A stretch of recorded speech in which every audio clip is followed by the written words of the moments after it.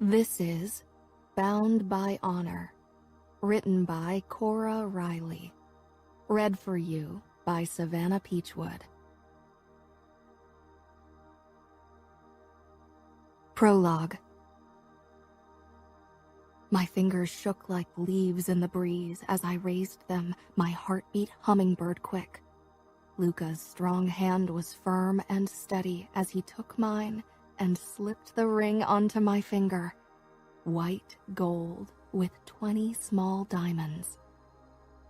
What was meant as a sign of love and devotion for other couples was nothing but a testament of his ownership of me. A daily reminder of the golden cage I'd be trapped in for the rest of my life. Until death do us part wasn't an empty promise, as with so many other couples that entered the holy bond of marriage. There was no way out of this union for me. I was Luca's until the bitter end. The last few words of the oath men swore when they were inducted into the mafia could just as well have been the closing of my wedding vow. I enter alive, and I will have to get out dead. I should have run when I still had the chance. Now, as hundreds of faces from the Chicago and New York familias stared back at us, flight was no longer an option, nor was divorce. Death was the only acceptable end to a marriage in our world. Even if I still managed to escape Luca's watchful eyes and those of his henchmen, my breach of our agreement would mean war. Nothing my father could say would prevent Luca's familia from exercising vengeance for making them lose face. My feelings didn't matter. Never had. I'd grown up in a world where no choices were given, especially to women. This wedding wasn't about love or trust or choice. It was about duty and honor, about doing what was expected, a bond to ensure peace. I wasn't an idiot. I knew what else this was about: money and power. Both were dwindling since the Russian mob, the Bratva, and other crime organizations had been trying to expand their influence into our territories. The Italian familias across the U.S. needed to lay their feuds to rest and work together to beat down their enemies. I should be honored to marry the oldest son of the New York familia. That's what my father and every other male relative had tried to tell me since my betrothal to Luca. I knew that, and it wasn't as if I hadn't had time to prepare for this exact moment. Yet fear still corseted my body in a relentless grip. "You may kiss the bride," the priest said. I raised my head. Every pair of eyes in the pavilion scrutinized me, waiting for a flicker of weakness. Father would be furious if I let my terror show, and Luca's familia would use it against us. But I had grown up in a world where a perfect mask was the only protection afforded to women, and had no trouble forcing my face into a placid expression. Nobody would know how much I wanted to escape. Nobody but Luca. I couldn't hide from him, no matter how much I tried. My body wouldn't stop shaking. As my gaze met Luca's cold gray eyes, I could tell that he knew. How often had he instilled fear in others? Recognizing it was probably second nature to him. He bent down to bridge the 10 inches he towered over me. There was no sign of hesitation, fear, or doubt on his face. My lips trembled against his mouth as his eyes bored into me. Their message was clear. You are mine. Chapter 1. 3 years earlier. I was curled up on the chaise lounge in our library, reading, when a knock sounded.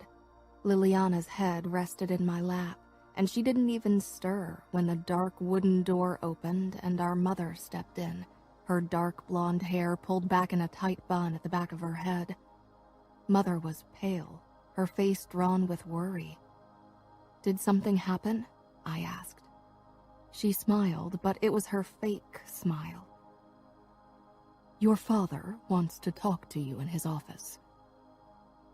I carefully moved out from under Lily's head and put it down on the chaise. She drew her legs up against her body. She was small for an 11-year-old, but I wasn't exactly tall either at 5'4". None of the women in our family were. Mother avoided my eyes as I walked toward her. Am I in trouble? I didn't know what I could have done wrong. Usually Lily and I were the obedient ones. Gianna was the one who always broke the rules and got punished. "Hurry, don't let your father wait," Mother said simply. My stomach was in knots when I arrived in front of Father's office. After a moment to stifle my nerves, I knocked. "Come in." I entered, forcing my face to remain carefully guarded. Father sat behind his mahogany desk in a wide black leather armchair. Behind him rose the mahogany shelves, filled with books that Father had never read, but they hid a secret entrance to the basement and a corridor leading off the premises. He looked up from a pile of sheets, gray hair slicked back. "Sit." I sank down on one of the chairs across from his desk and folded my hands in my lap, trying not to gnaw on my lower lip. Father hated that. I waited for him to start talking. He had a strange expression on his face as he scrutinized me. "The Bratva and the Triad are trying to claim our territories. They are getting bolder by the day. We're luckier than the Las Vegas familia, who also has to deal with the Mexicans.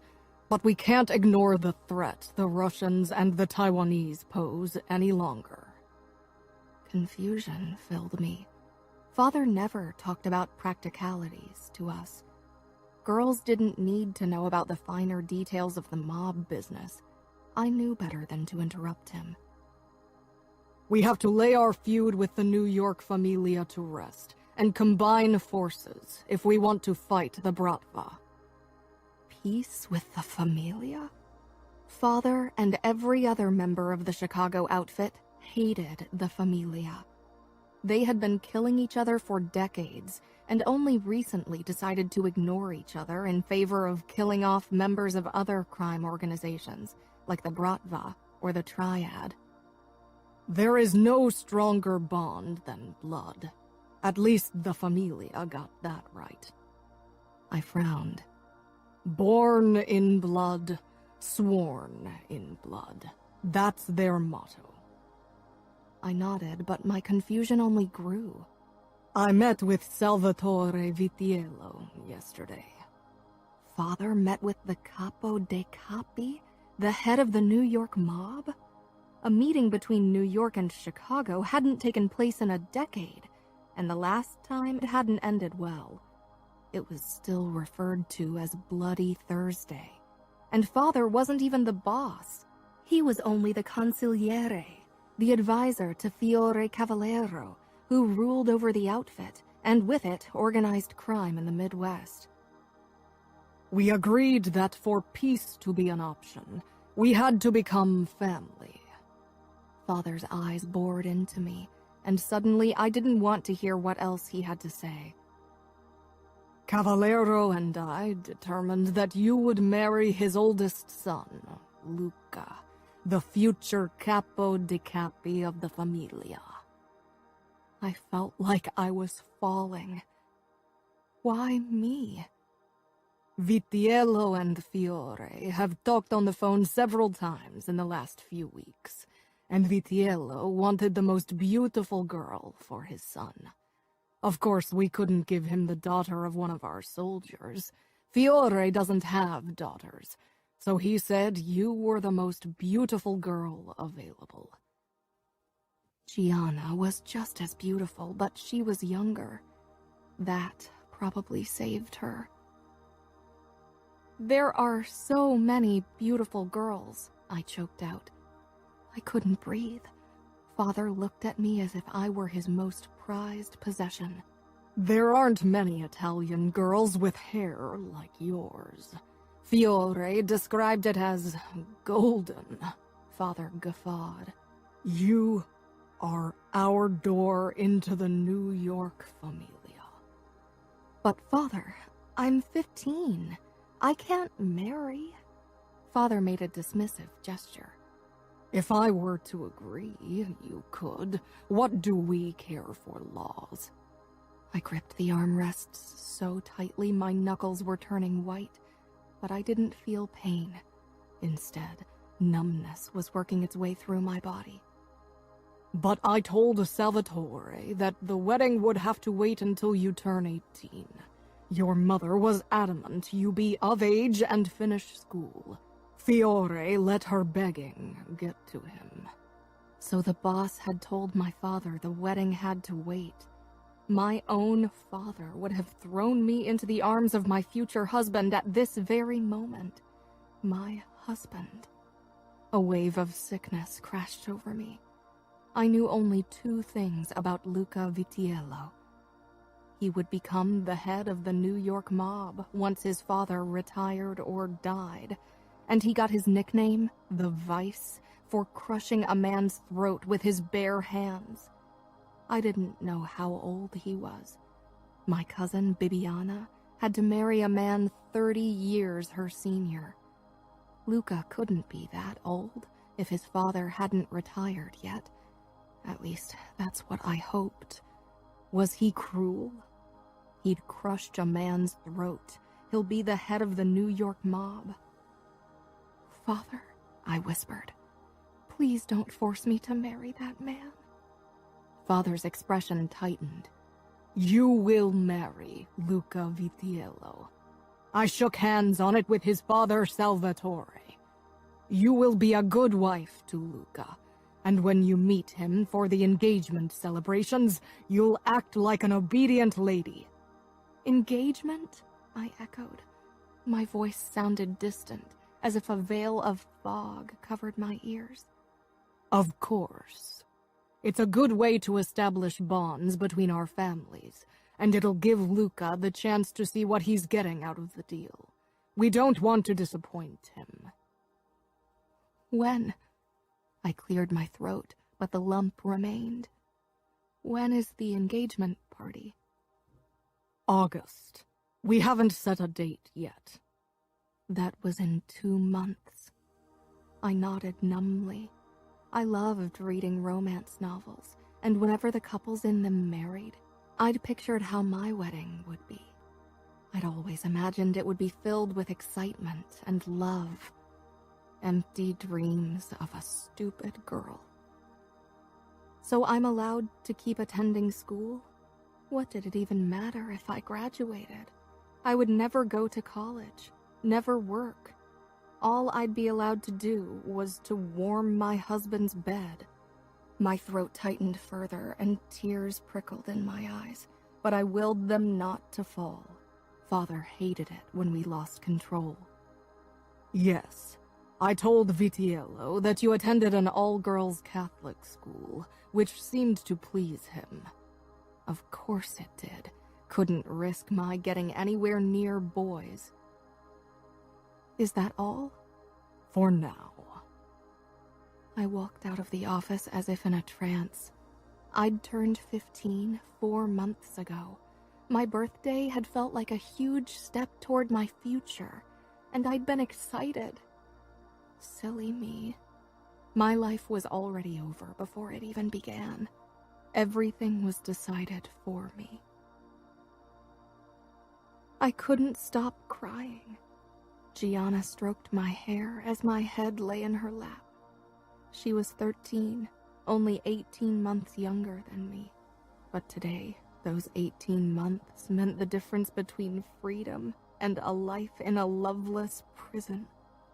I tried very hard not to resent her for it. It wasn't her fault. You could try to talk to Father again. Maybe he'll change his mind, Gianna said in a soft voice. He won't. Maybe Mama will be able to convince him.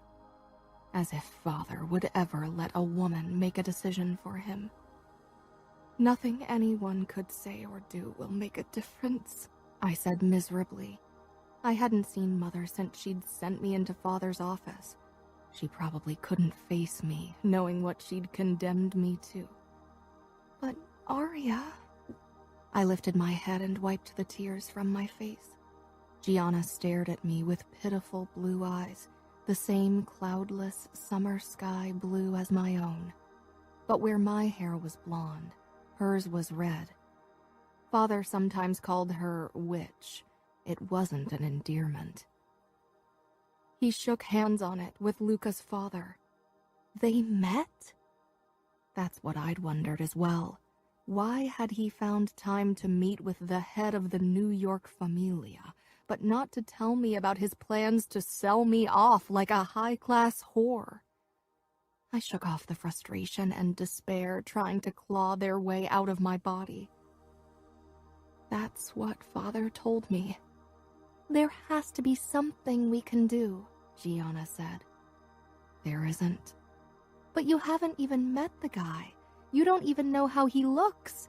He could be ugly, fat, and old.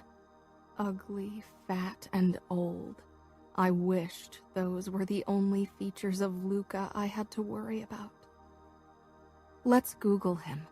There have to be photos of him on the internet. Gianna jumped up and took my laptop from my desk. Then she sat down beside me, our sides pressed against each other. We found several photos and articles about Luca. He had the coldest gray eyes I'd ever seen. I could imagine only too well how those eyes looked down at his victims before he put a bullet in their heads. He's taller than everyone, Gianna said in amazement. He was. In all the photos, he was several inches taller than whoever stood beside him, and he was muscled. That probably explained why some people called him the Bull behind his back.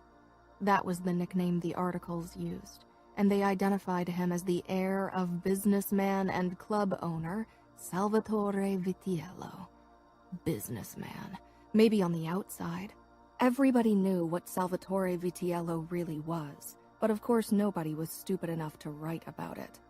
He's with a new girl in every photo. I stared down at the emotionless face of my future husband. The newspaper called him the most sought-after bachelor in New York, heir to hundreds of millions of dollars. Heir to an imperium of death and blood. That was what it should say.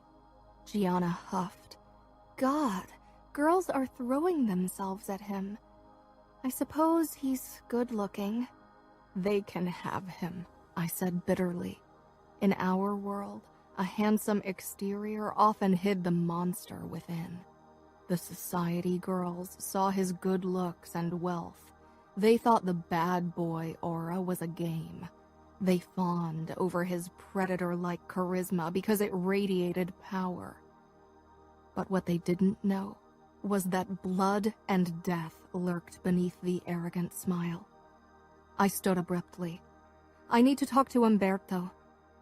Umberto was almost 50 and my father's loyal soldier. He was also Gianna's and my bodyguard. He knew everything about everyone. Mother called him a scandal monger. But if anyone knew more about Luca, it was Umberto. He became a made man at 11, Umberto said, sharpening his knife on a grinder as he did every day. The smell of tomato and oregano filled the kitchen, but it didn't give me a sense of comfort as it usually did. At 11? I asked, trying to keep my voice even. Most people didn't become fully initiated members of the mafia until they were 16. Because of his father? Umberto grinned, revealing a gold incisor, and paused in his movements. You think he got it easy because he's the boss's son? He killed his first man at 11. That's why it was decided to initiate him early. Gianna gasped. He's a monster. Umberto shrugged. He's what he needs to be. Ruling over New York, you can't be a pussy. He gave an apologetic smile. A wuss. What happened? I wasn't sure I really wanted to know. If Luca had killed his first man at 11, then how many more had he killed in the 9 years since? Umberto shook his shaved head and scratched the long scar that ran from his temple down to his chin. He was thin and didn't look like much, but Mother told me few were faster with a knife than him. I'd never seen him fight. Can't say. I'm not that familiar with New York. I watched our cook as she prepared dinner, trying to focus on something that wasn't my churning stomach and my overwhelming fear. Umberto scanned my face. He's a good catch. He'll be the most powerful man on the East Coast soon enough.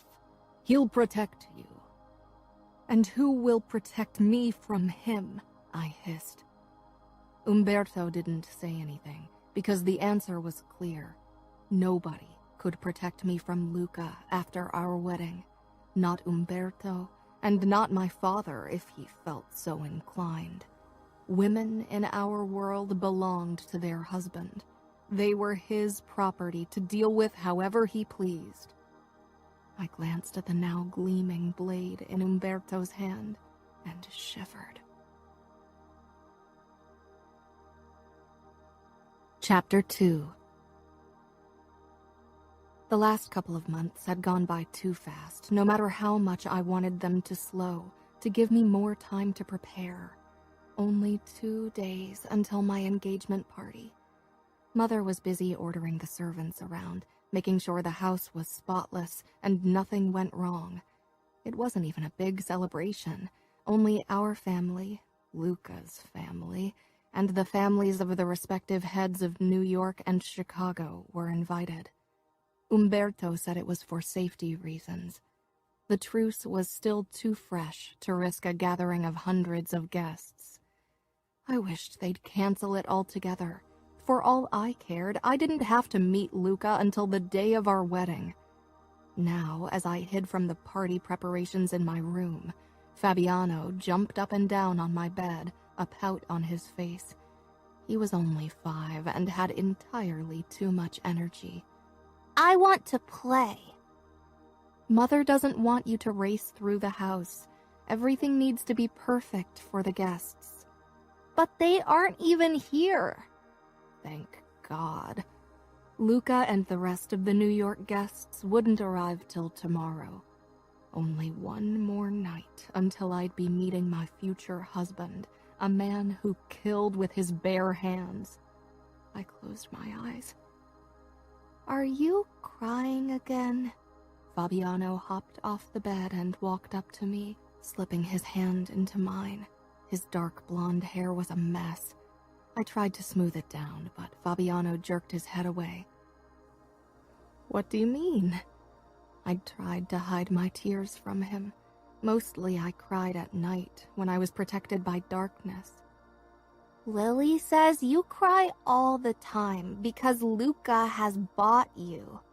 I froze. I'd have to tell Liliana to stop saying such things. It would only get me in trouble. He didn't buy me. Liar, liar. Same difference, Gianna said from the doorway, startling me. Shh, what if Father hears us? Gianna shrugged. He knows that I hate how he sold you like a cow. Gianna, I warned, nodding toward Fabiano. He peered up at me. I don't want you to leave, he whispered. I'm not leaving for a long time, Fabi. He seemed satisfied with my answer, and the worry disappeared from his face and was replaced by his up-to-no-good expression.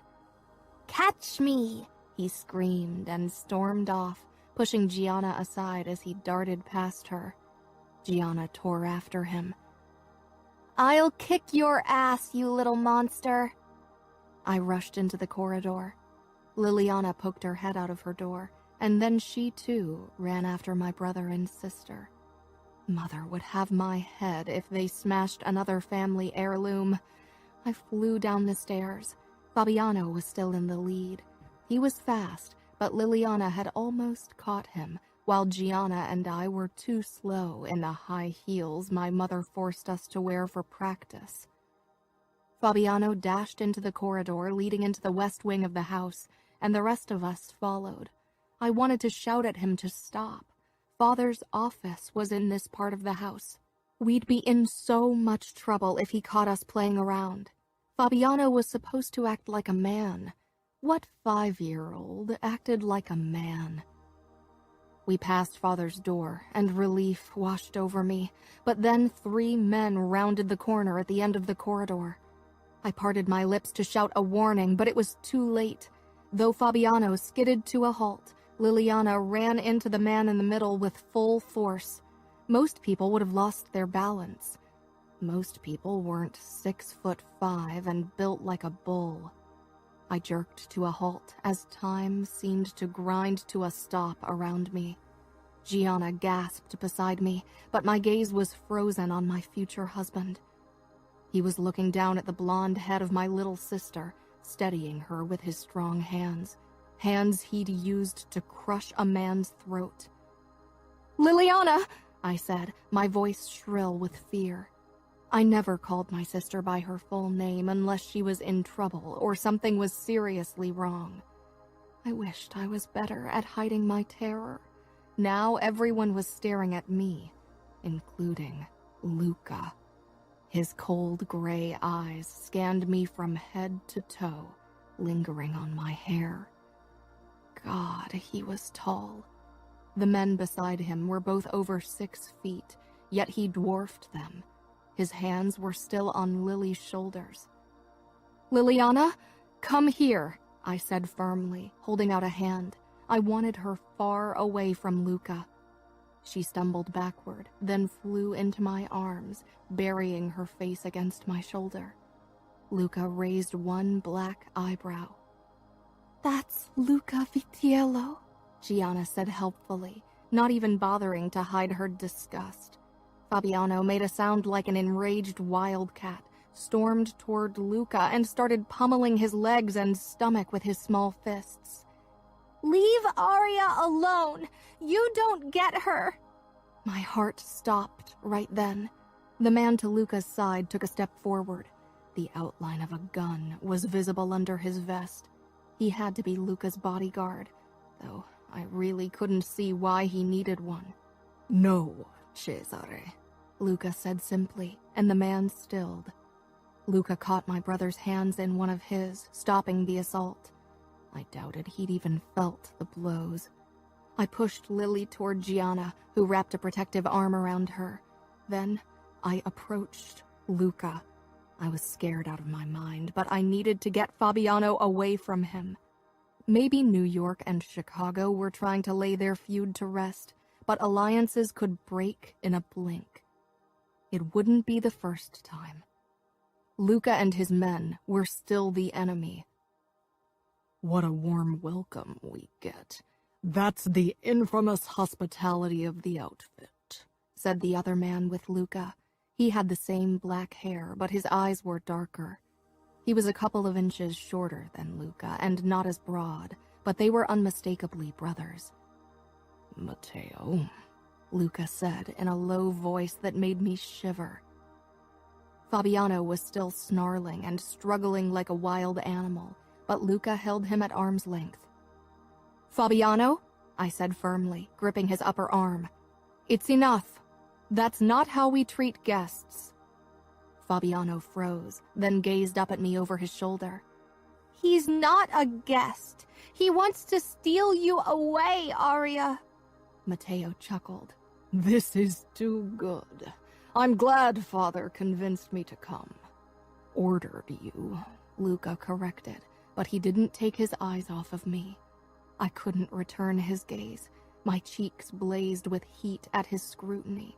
My father and his bodyguards made sure that Gianna, Lily, and I weren't around men very often, and the ones he let near us were either relatives or ancient. Luca was neither family nor old. He was only 5 years older than me, but he looked like a man and made me feel like a small girl in comparison. Luca let go of Fabiano and I pulled him toward me, his back against my legs. I folded my hands over his small, heaving chest. He didn't stop glaring at Luca. I wished I had his courage, but he was a boy, an heir to my father's title. He wouldn't be forced to obey anyone except for the boss. He could afford courage. "I'm sorry," I said, even if the words tasted foul. "My brother didn't mean to be disrespectful." "I did!" Fabiano shouted. I covered his mouth with my palm, and he squirmed in my hold, but I didn't let him go. "Don't apologize," Gianna said sharply, ignoring the warning look I shot her. "It's not our fault that he and his bodyguards take up so much room in the corridor. At least Fabiano speaks the truth. Everyone else thinks they need to blow sugar up his ass because he's going to be capo." "Gianna!" My voice was like a whip. She snapped her lips shut, staring at me with wide eyes. "Take Lily and Fabiano to their rooms. Now!" "But..." She glanced behind me. I was glad I couldn't see Luca's expression. "Now!" She grabbed Fabiano's hand and dragged him and Lily away. I didn't think my first encounter with my future husband could possibly have gone any worse. Bracing myself, I faced him and his men. I expected to be greeted by fury, but I found a smirk on Luca's face instead. My cheeks were burning with embarrassment, and now that I was alone with the three men, nerves twisted my stomach. Mother would freak out if she found out I wasn't dressed up for my first meeting with Luca. I was wearing one of my favorite maxi dresses with sleeves that reached my elbows, and I was silently glad for the protection all the fabric offered me. I folded my arms in front of my body, unsure of what to do. "I apologize for my sister and brother. They are..." I struggled for a word other than rude. "Protective of you," Luca said simply. His voice was even, deep, emotionless. "This is my brother Matteo." Matteo's lips were pulled into a wide grin. I was glad he didn't try to take my hand. I didn't think I could have kept my composure if either of them had moved any closer. "And this is my right hand, Cesare." Cesare gave me the briefest nod before he returned to his task of scanning the corridor. What was he waiting for? We didn't have assassins stashed in secret trapdoors. I focused on Luca's chin and hoped it appeared as if I was actually looking at his eyes. I took a step back. I should go to my siblings. Luca had a knowing expression on his face, but I didn't care if he saw how uncomfortable, how scared he made me. Not waiting for him to excuse me, he wasn't my husband nor my fiancé yet. I turned and quickly walked off, proud that I hadn't given in to the urge to run. Mother tugged at the dress Father had chosen for the occasion. For the meat show, as Gianna called it. No matter how much Mother tugged, though, the dress didn't get any longer. I stared at myself in the mirror uncertainly. I'd never worn anything this revealing. The black dress clung to my butt and waist and ended at my upper thighs. The top was a glittery golden bustier with black tulle straps. "I can't wear this, Mother." Mother met my gaze in the mirror. Her blonde hair was pinned up. It was a few shades darker than mine. She was wearing a floor-length, elegant dress. I wished I was allowed something that modest. "You look like a woman," she whispered. I cringed. "I look like a hooker. Hookers can't afford a dress like that." Father's mistress had clothes that cost more than some people spent on a car. Mother put her hands on my waist. "You have a wasp waist, and the dress makes your legs look very long. I'm sure Luca will appreciate it." I stared down at my cleavage. I had small breasts. Even the push-up effect of the bustier couldn't change that. I was a 15-year-old dressed up to look like a woman. Here. Mother handed me 5-inch black heels. Maybe I'd reach Luca's chin when I wore them. I slipped into them. Mother forced her fake smile onto her face and smoothed down my long hair. Hold your head high. Fiore Cavallero called you the most beautiful woman of Chicago. Show Luca and his entourage that you are more beautiful than any women in New York, too. After all, Luca knows almost all of them. The way she said it, I was sure she'd read the articles about Luca's conquests as well. Or maybe Father had told her something. Mother, I said hesitantly, but she stepped back. Now go.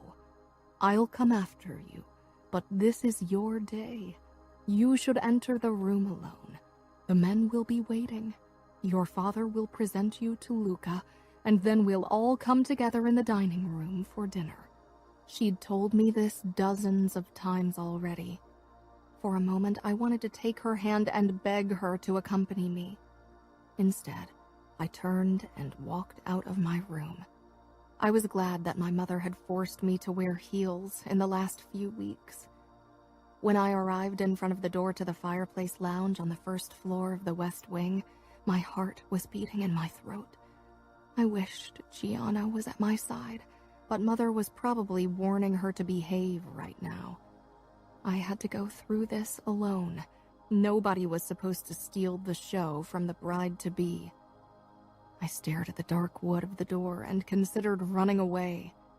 Male laughter rang out behind it. My father and the boss. A room filled with the most powerful and dangerous men in the country, and I was supposed to go in. A lamb, alone with wolves. I shook my head. I needed to stop thinking like that. I'd made them wait too long already. I gripped the handle and pressed down. I slipped in, not yet looking at anyone as I closed the door. Gathering my courage, I faced the room. Conversation died. Was I supposed to say something? I shivered and hoped they couldn't see it.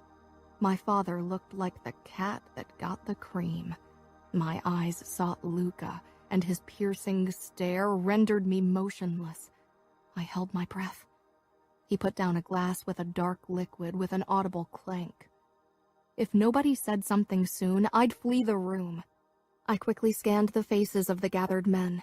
From New York, there were Matteo, Luca, and Salvatore Vitiello, and 2 bodyguards, Cesare and a young man I didn't know. From the Chicago outfit, there were my father, Fiore Cavallero, and his son, the future head, Dante Cavallero, as well as Umberto and my cousin, Raffaele, whom I hated with the fiery passion of 1,000 suns. And off to the side stood poor Fabiano, who had to wear a black suit like everyone else. I could see that he wanted to run toward me to seek solace, but he knew what Father would say to that. Father finally moved toward me, put a hand on my back, and led me toward the gathered men like a lamb toward slaughter. The only man who looked positively bored out of his mind was Dante Cavallero. He had eyes only for his scotch. Our family had attended the funeral of his wife 2 months ago, a widower in his 30s. I would have felt pity for him if he didn't scare me senseless, almost as much as Luca scared me. Of course, Father steered me straight toward my future husband with a challenging expression, as if he expected Luca to fall on his knees from awe. Going from his expression, Luca might as well have been staring at a rock.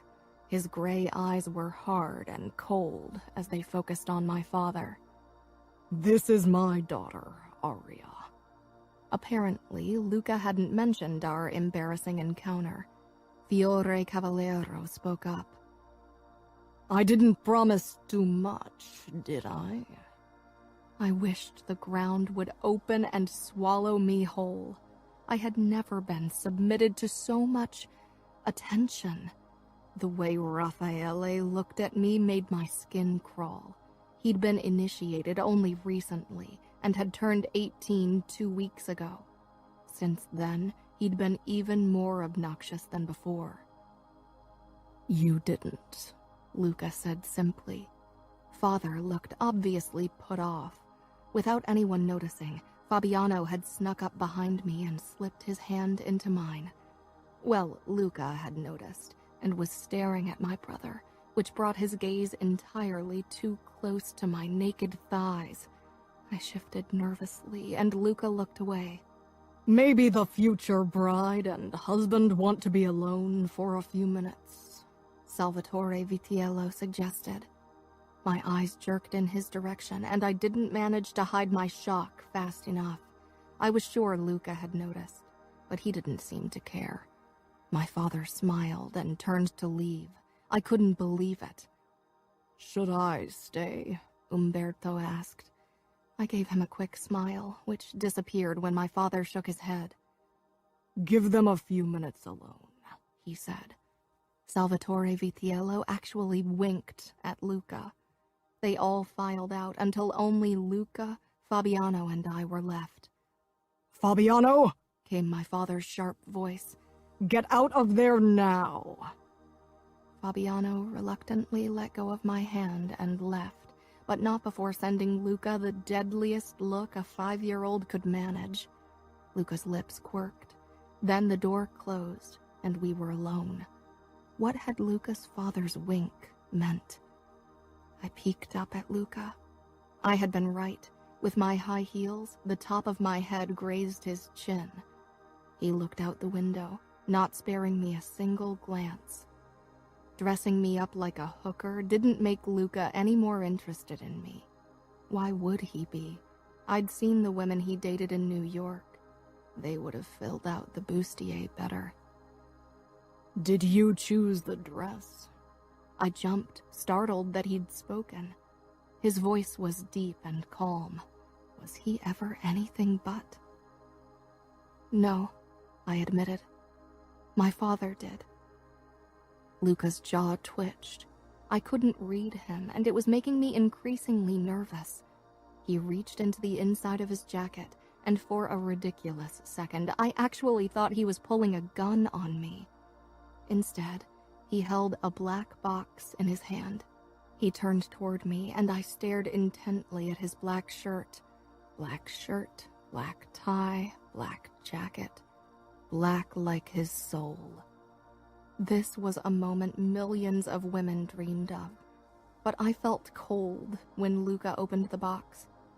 Inside sat a white gold ring with a big diamond in the center, sandwiched between two marginally smaller diamonds. I didn't move. Luca held out his hand when the awkwardness between us reached its peak. I flushed and extended my hand. I flinched when his skin brushed mine. He slipped the engagement ring on my finger, then released me. "Thank you." I felt obligated to say the words and even look up into his face, which was impassive, though the same couldn't be said for his eyes. They looked angry. Had I done something wrong? He held out his arm, and I linked mine through it, letting him lead me out of the lounge and toward the dining room. We didn't speak. Maybe Luca was disappointed enough with me that he'd cancel the arrangement, but he wouldn't have put the ring on my finger if that were the case. When we stepped into the dining room, the women of my family had joined the men. The Vitiellos hadn't brought female company, maybe because they didn't trust my father and the Cavalleros enough to risk bringing women into our house. I couldn't blame them. I wouldn't trust my father or the boss either. Luca dropped his arm, and I quickly joined my mother and sisters, who pretended to admire my ring. Gianna gave me a look. What had our mother threatened her with to keep her silent? I could tell that Gianna had a scathing comment on the tip of her tongue. I shook my head at her, and she rolled her eyes. Dinner was a blur. The men discussed business, while we women remained quiet. My eyes kept drifting toward the ring on my finger. It felt too heavy, too tight, entirely too much. Luca had marked me as his possession. After dinner, the men moved on to the lounge to drink and smoke and discuss whatever else needed to be discussed. I returned to my room, but couldn't fall asleep. Eventually, I put a bathrobe over my pajamas, slipped out of my room, and crept downstairs. In a fit of craziness, I took the passage that led to the secret door behind the wall in the lounge. My grandfather thought it was necessary to have secret escapes in the office and the fireplace lounge, because that's where the men of the family usually held their meetings. I wondered what he thought would happen to the women after the men had all fled through the secret passage. I found Gianna with her eyes pressed against the peephole of the disguised door. Of course, she was already there.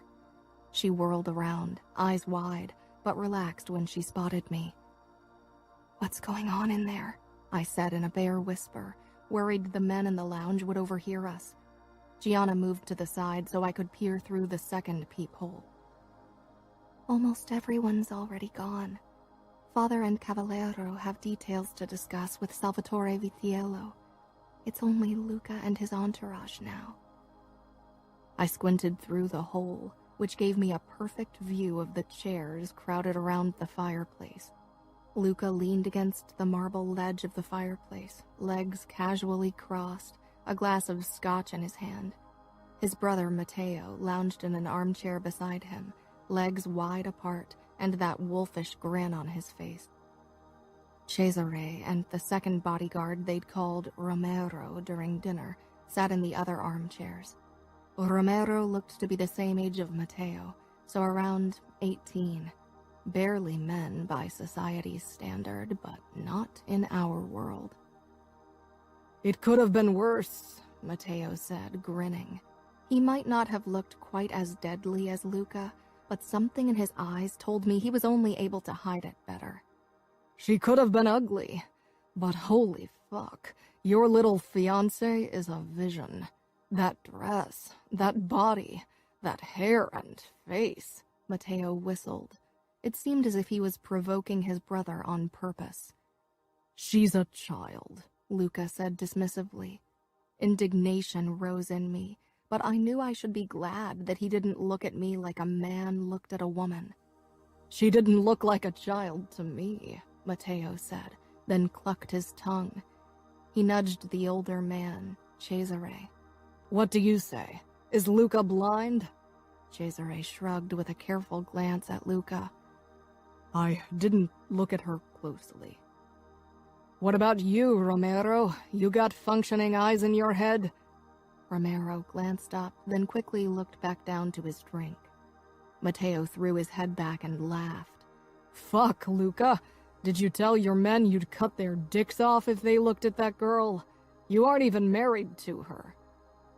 "She's mine," Luca said quietly, sending a chill down my back with his voice, not to mention his eyes. He looked at Matteo, who shook his head. "For the next 3 years, you'll be in New York and she will be here. You can't always keep an eye on her. Or do you intend to threaten every man in the outfit? You can't cut off all of their dicks. Maybe Scuderi knows of a few eunuchs who can keep watch over her." "I'll do what I have to," Luca said, swirling the drink in his glass. "Cesare, find the 2 idiots who are supposed to guard Aria." The way my name rolled off his tongue made me shiver. I didn't even know I had 2 guards now. Umberto had always protected me and my sisters. Cesare left immediately and returned 10 minutes later with Umberto and Raffaele, both looking butthurt that they'd been summoned like dogs by someone from New York. Father was a step behind them. "What's the meaning of this?" Father asked. "I want to have a word with the men you chose to protect what's mine." Gianna huffed beside me, but I pinched her. Nobody could know we were listening in on this conversation. Father would throw a fit if we revealed the position of his secret door. "They are good soldiers, both of them. Raffaele is Aria's cousin, and Umberto has worked for me for almost 2 decades. I'd like to decide for myself if I trust them, Luca said. I held my breath. That was as close to an insult as he could get without actually speaking against my father openly. Father's lips thinned, but he gave a curt nod. He remained in the room. Luca stepped up to Umberto. I hear you are good with the knife. The best, Father interjected. A muscle in Luca's jaw twitched. Not as good as your brother, as rumor has it, Umberto said with a nod toward Matteo, who flashed him a sharp grin. But better than any other man in our territory, Umberto admitted eventually. Are you married? Umberto nodded. For 21 years. That's a long time, Matteo said. Arya must look awfully delicious in comparison to your old wife. I stifled a gasp. Umberto's hand twitched an inch toward the holster around his waist. Everyone saw it. Father watched like a hawk, but didn't interfere. Umberto cleared his throat. I've known Arya since her birth. She is a child. She won't be a child for much longer, Luca said. She will always be a child in my eyes, and I'm faithful to my wife. Umberto glared at Matteo. If you insult my wife again, I'll ask your father for permission to challenge you in a knife fight to defend her honor, and I'll kill you. This would end badly. Matteo inclined his head. You could try. He bared his white teeth. But you would not succeed. Luca crossed his arms, then gave a nod.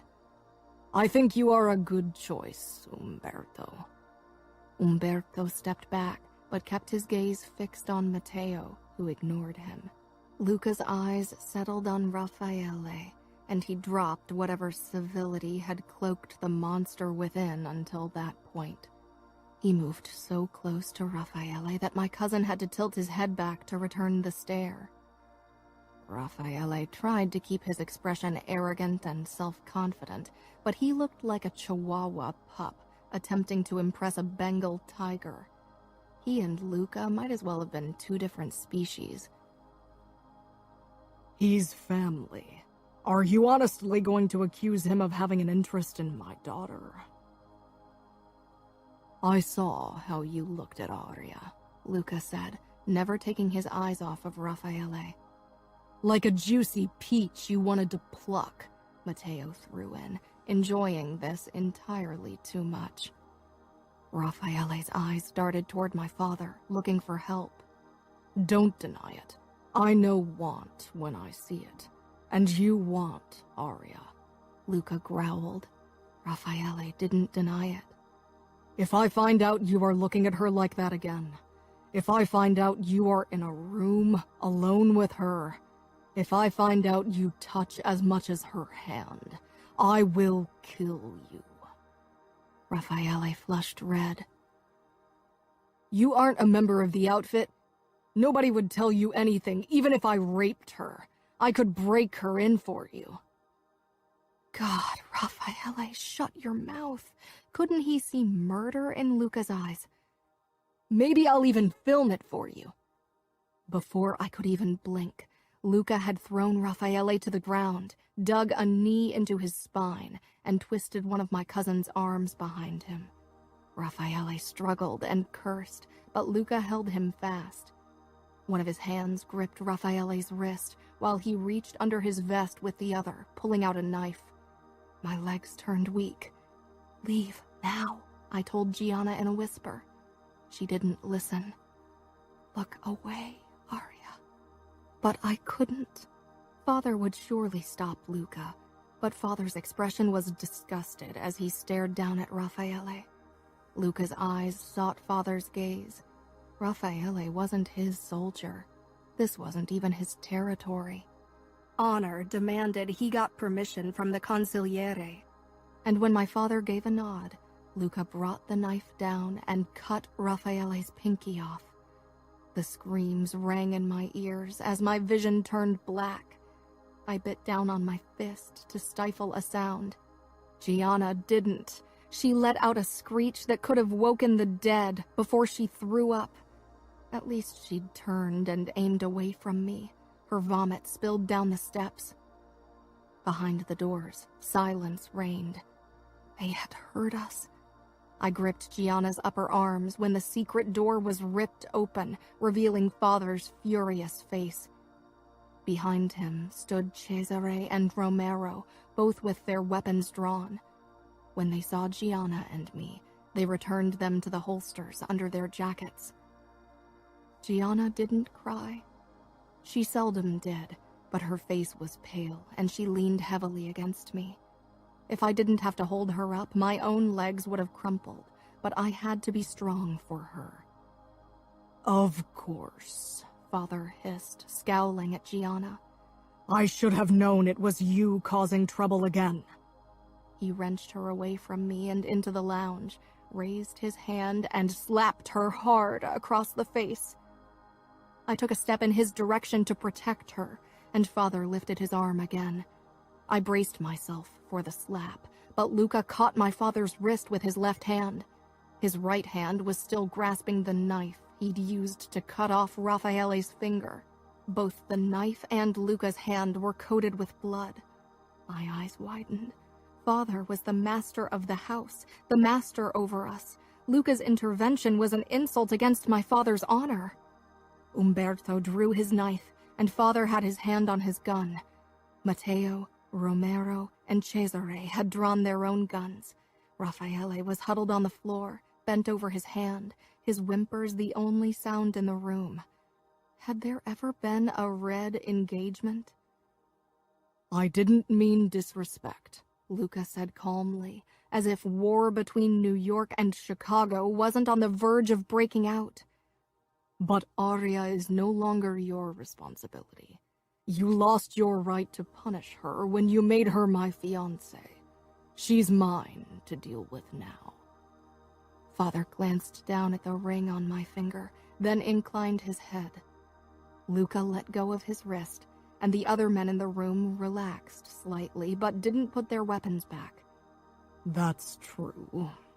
He stepped back and gestured at me. Then would you like the honor of beating some sense into her? Luca's hard gaze settled on me, and I stopped breathing. She didn't disobey me. Father's lips thinned. You are right. But as I see it, Aria will be living under my roof until the wedding. And since honor forbids me to raise my hand against her, I'll have to find another way to make her obey me. He glowered at Gianna and hit her a second time. For every one of your wrongdoings, Aria, your sister will accept the punishment in your stead. I pressed my lips together, tears prickling in my eyes. I wouldn't look at either man again until I could find a way to hide my hatred from them. Umberto, take Gianna and Aria to their rooms, and make sure they stay there. Umberto sheathed his knife and gestured at us to follow him. I stepped past my father, dragging Gianna with me, her head bowed. She stiffened as we stepped over the blood on the hardwood floor and the cut-off finger lying abandoned in it. My eyes darted to Raffaele, who was clutching his wound to still the bleeding. His hands, shirt, and pants were covered with blood. Gianna retched as if she was going to throw up again. "No," I said firmly. "Look at me." She drew her eyes away from the blood and met my gaze. There were tears in her eyes, and a cut on her lower lip was dripping blood on her chin and her nightgown. My hand on hers tightened. "I'm here for you." Our locked eyes seemed her only anchor as Umberto led us out of the room. Women, my father said in a scoffing tone. They can't even bear the sight of a bit of blood. I could practically feel Luca's eyes boring into my back before the door closed. Gianna wiped her bleeding lip as we hurried after Umberto through the corridor and up the stairs. "I hate him," she muttered. "I hate them all." "Shh." I didn't want her to talk like that in front of Umberto. He cared for us, but he was my father's soldier through and through. He stopped me when I wanted to follow Gianna into her room. I didn't want her to be alone tonight, and I didn't want to be alone either. You heard what your father said. I glared at Umberto. I need to help Gianna with her lip. Umberto shook his head. It's nothing. You two in a room together always bodes trouble. Do you think it's wise to irk your father anymore tonight? Umberto closed Gianna's door and gently pushed me in the direction of my room next to hers. I stepped in, then turned to him. A room full of grown men watches a man beat a helpless girl. That's the famous courage of made men. Your future husband stopped your father. From hitting me, not Gianna. Umberto smiled like I was a stupid child. Luca might rule over New York, but this is Chicago, and your father is consigliere. You admire Luca, I said incredulously. You watched him cut off Raffaele's finger, and you admire him. Your cousin is lucky the vice didn't cut off something else. Luca did what every man would have done. Maybe every man in our world. Umberto patted my head like I was an adorable kitten. Go to sleep. Will you be guarding my door all night to make sure I don't sneak out again? I challenged him. Better get used to it. Now that Luca's put a ring on your finger, he'll make sure you're always guarded. I slammed the door shut. Guarded. Even from afar, Luca would be controlling me. I'd thought my life would go on as it used to until the wedding, but how could it when everyone knew what the ring on my finger meant? Raffaele's pinky was a signal, a warning. Luca had made his claim on me and would enforce it in cold blood. I didn't extinguish the lights that night, worried the darkness would bring back images of blood and cut off limbs. They came anyway. Chapter 3. My breath clouded as it left my lips. Even my thick coat couldn't protect me from Chicago's winter. Snow crunched under my boots as I followed Mother along the pavement toward the brick building, which harbored the most luxurious wedding store in the Midwest. Umberto trailed closely behind, my constant shadow.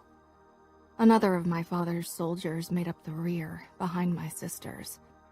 Revolving brass doors led us into the brightly lit store, and the owner and her 2 assistants immediately greeted us. "Happy birthday, Ms. Scuderi," she said in her lilting voice. I forced a smile. My 18th birthday was supposed to be a day for celebration. Instead, it only meant I was another step closer to marrying Luca. I hadn't seen him since that night he'd cut off Raffaele's finger.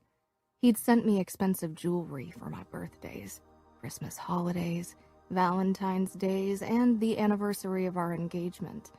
But that was the extent of our contact in the last 30 months. I'd seen photos of him with other women on the internet, but even that would stop today when our engagement would be leaked to the press. At least in public, he wouldn't flaunt his whores anymore. I didn't kid myself into thinking he wasn't still sleeping with them, and I didn't care. As long as he had other women to screw, he'd hopefully not think about me in that way. "Only 6 months until your wedding, if I'm correctly informed," the shop owner piped. She was the only person who looked excited. No surprise, really. She would make a lot of money today. The wedding that marked the final union of the Chicago and the New York Mafia was supposed to be a splendid affair.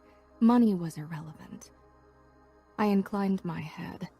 166 days until I had to exchange one golden cage for another. Gianna gave me a look that made it clear what she thought of the matter, but she kept her mouth shut.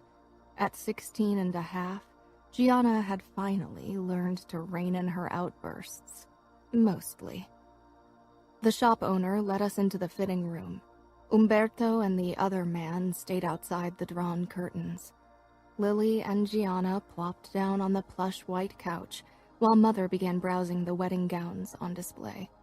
I stood in the middle of the room. The sight of all the white tulle, silk, gossamer, and brocade, and my knowledge of what it stood for, corded up my throat. I'd be a married woman soon. Quotes about love decorated the walls of the fitting room. They felt like a taunt, considering the harsh reality that was my life. What was love but a silly dream?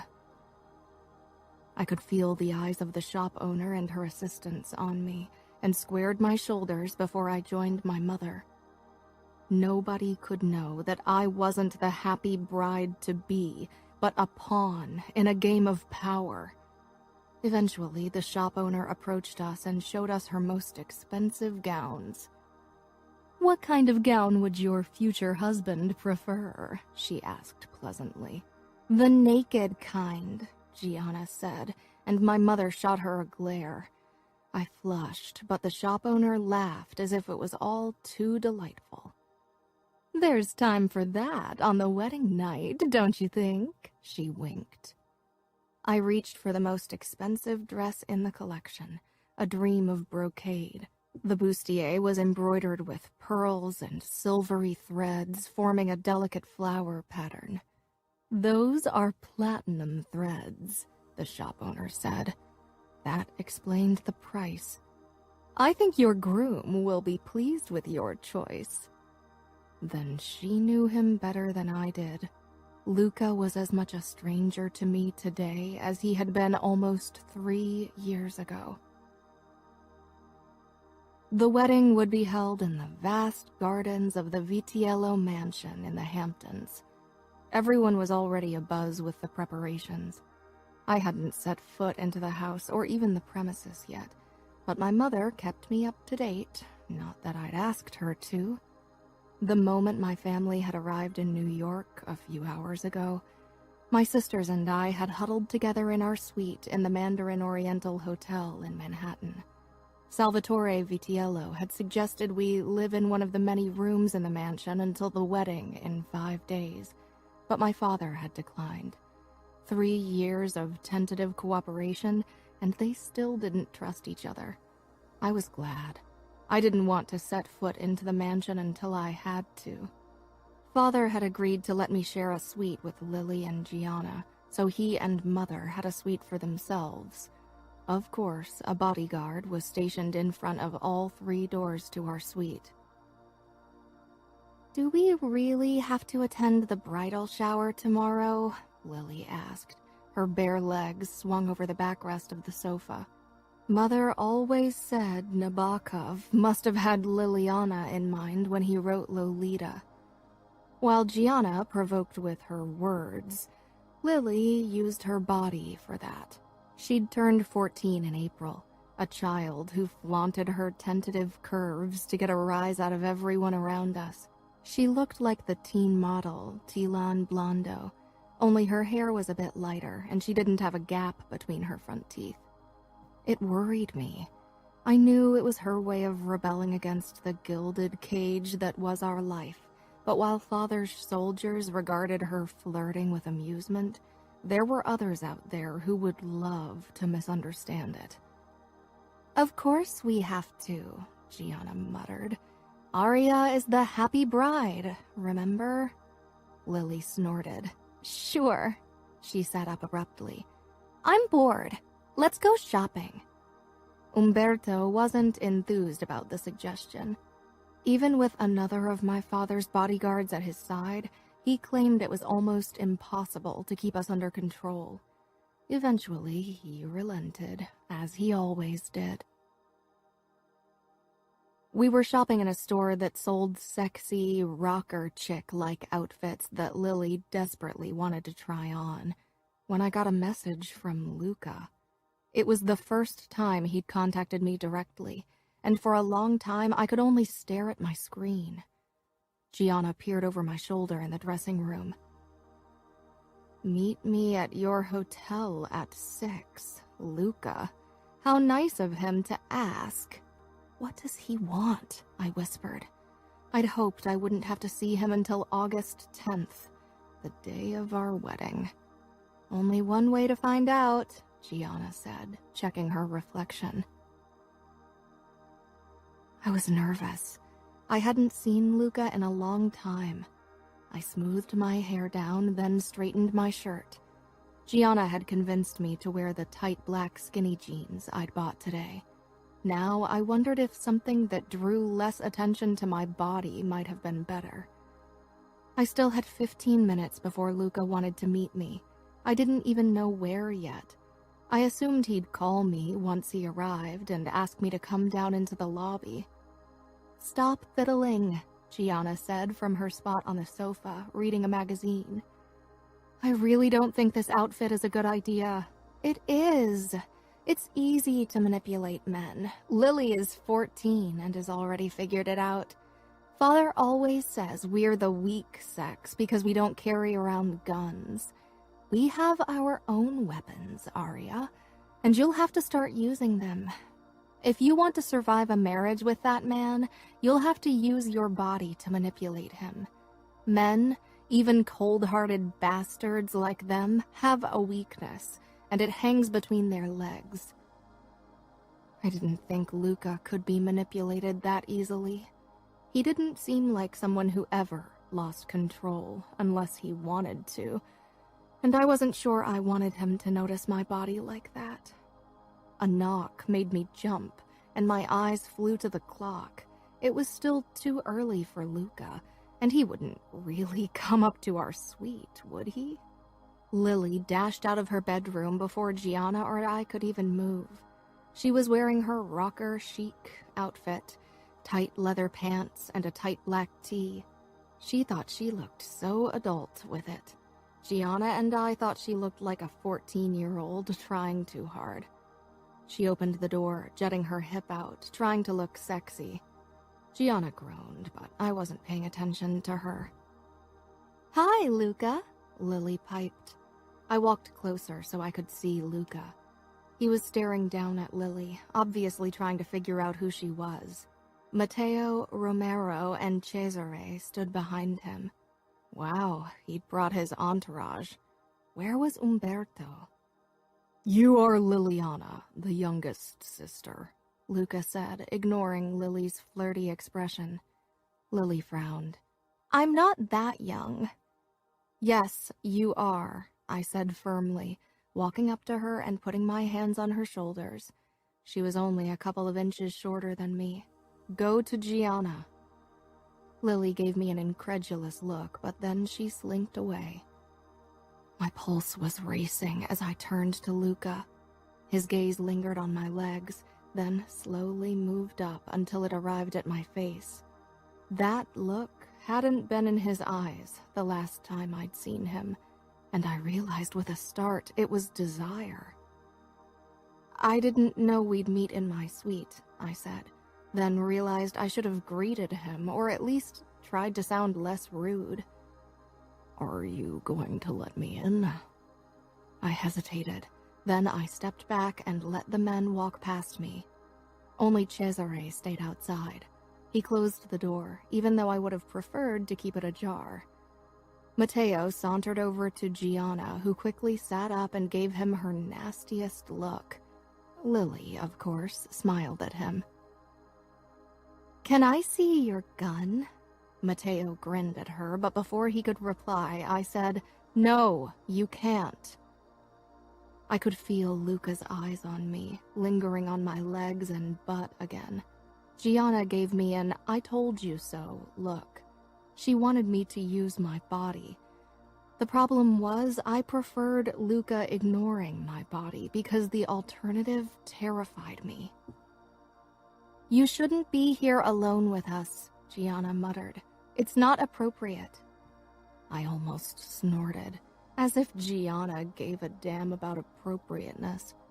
Luca narrowed his eyes. "Where is Umberto? Shouldn't he be guarding this door?" "He's probably on a toilet or cigarette break," I said, shrugging. Does it happen often that he leaves you without protection? Oh, all the time, Gianna said mockingly.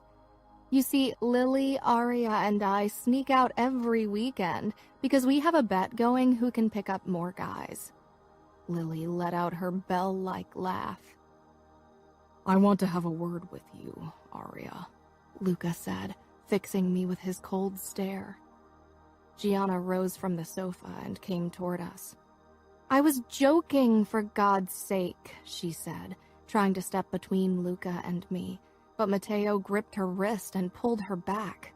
Lily watched everything with wide eyes, and Romero stood against the door, pretending this didn't concern him.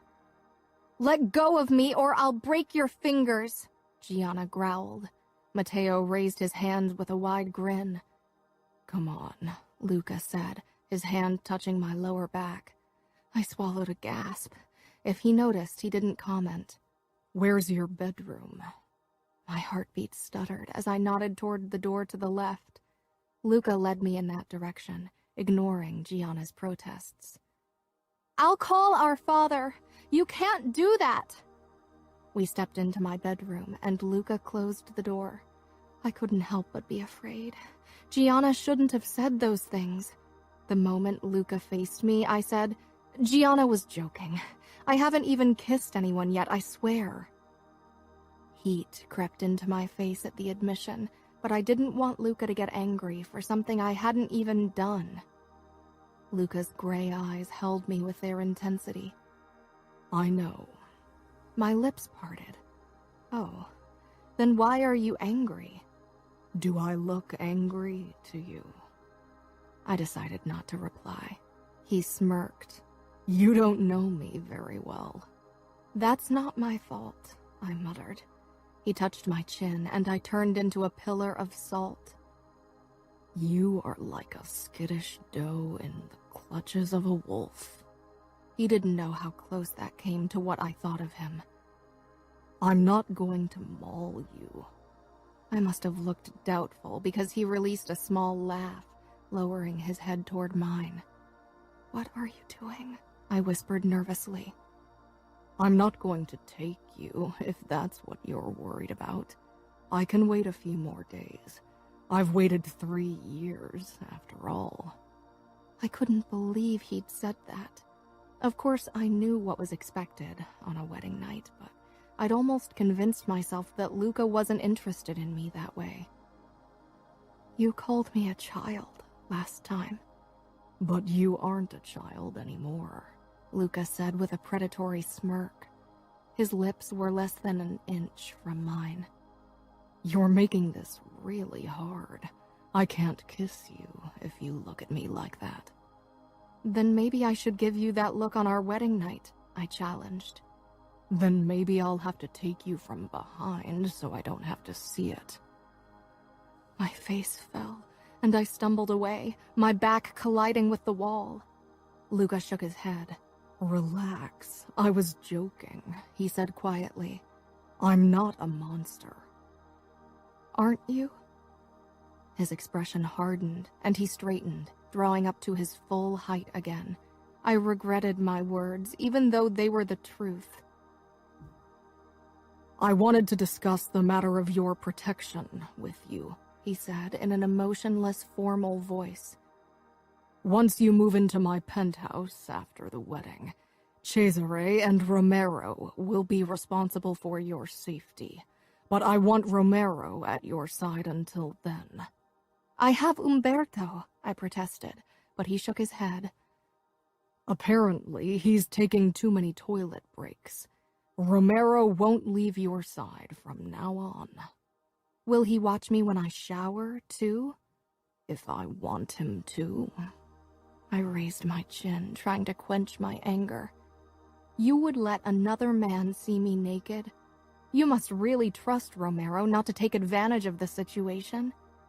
Luca's eyes blazed. Romero is loyal. He leaned close. Don't worry. I'll be the only man to ever see you naked. I can't wait. His eyes traveled over my body. I crossed my arms over my chest and averted my eyes. What about Lily? She and Gianna share this suite with me. You saw how Lily can be. She will flirt with Romero. She will do anything to get a rise out of him. She doesn't realize what she could get herself into. I need to know that she's safe. Romero won't touch your sister. Liliana is playing around. She's a little girl. Romero likes his women of age and willing. And you don't? I almost asked, but swallowed the words and nodded instead. My eyes darted toward my bed. This was a horrible reminder of what would happen soon. There's something else. Are you taking the pill? The blood drained from my face as I stared at him. Of course not. Luca scrutinized me with unsettling calm. Your mother could have made you start it in preparation for the wedding. I was pretty sure I was going to have a nervous breakdown any moment. My mother would never do that. She won't even talk to me about these things. Luca raised an eyebrow. But you do know what happens between a man and a woman on their wedding night. He was mocking me, the bastard. I do know what happens between normal couples. In our case, I think the word you're looking for is rape. Luca's eyes flashed with emotion. I want you to start taking the pill. He handed me a small packet. It was birth control. Don't I need to see a doctor before I start taking birth control? We have a doctor who's been working for the Familia for decades. This is from him. You need to start taking the pill immediately. It takes 48 hours for them to start working. I couldn't believe him. He seemed really eager to sleep with me. My stomach tightened. And what if I don't? Luca shrugged. Then I'll use a condom. Either way, on our wedding night, you are mine. He opened the door and gestured for me to move. As if in a trance, I walked into the living area of the suite. I hadn't meant to make him angry, but now it was too late. It probably wasn't the last time anyway. Umberto stood beside Gianna and Lily, looking annoyed. He frowned at Luca. What are you doing here?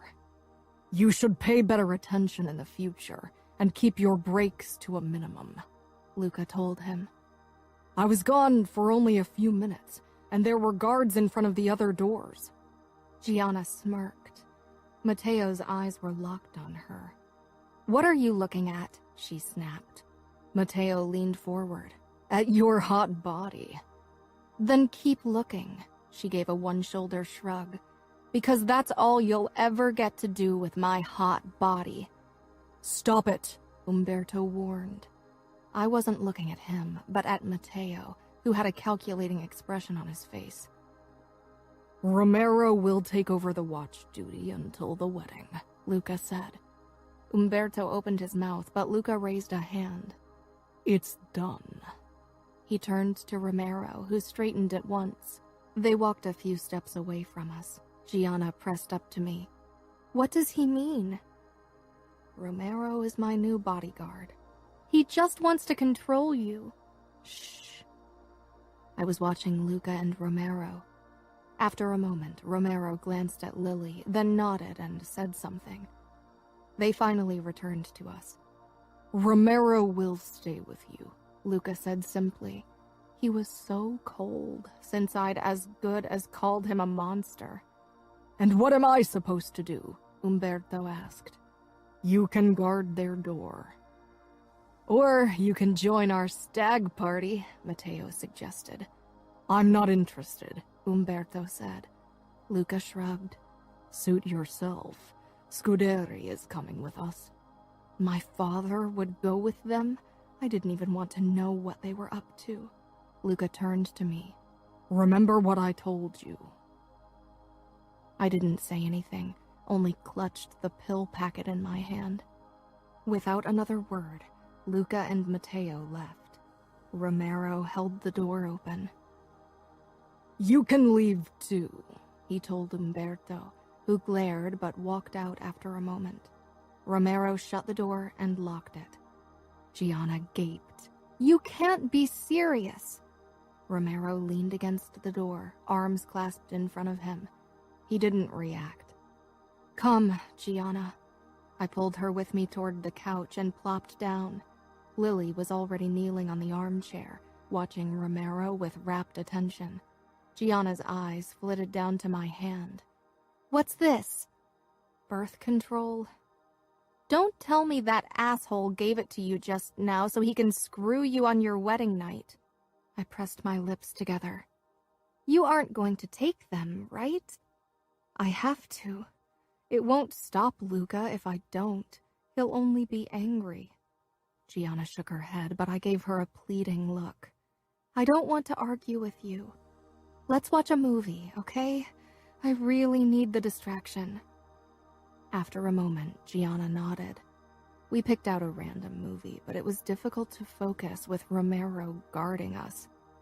Are you going to stand there all night? I asked eventually. You're making me nervous. Can't you sit down at least?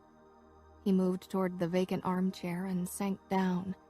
He shrugged off his jacket, revealing a white shirt and a holster holding 2 guns and a long knife. Wow, Lily breathed. She stood and walked over to him. He kept his attention on the door. She stepped in his way, and he had no choice but to look up at her. She smiled, then quickly slipped into his lap, and he tensed. I leaped off the sofa and wrenched her off him. Lily, what's the matter with you? You can't act like that. One day a man is going to take advantage of you. Many men had trouble understanding that provocative clothes and actions didn't mean a woman was asking for it. Romero straightened in the chair. He won't hurt me. Luca forbade him, right?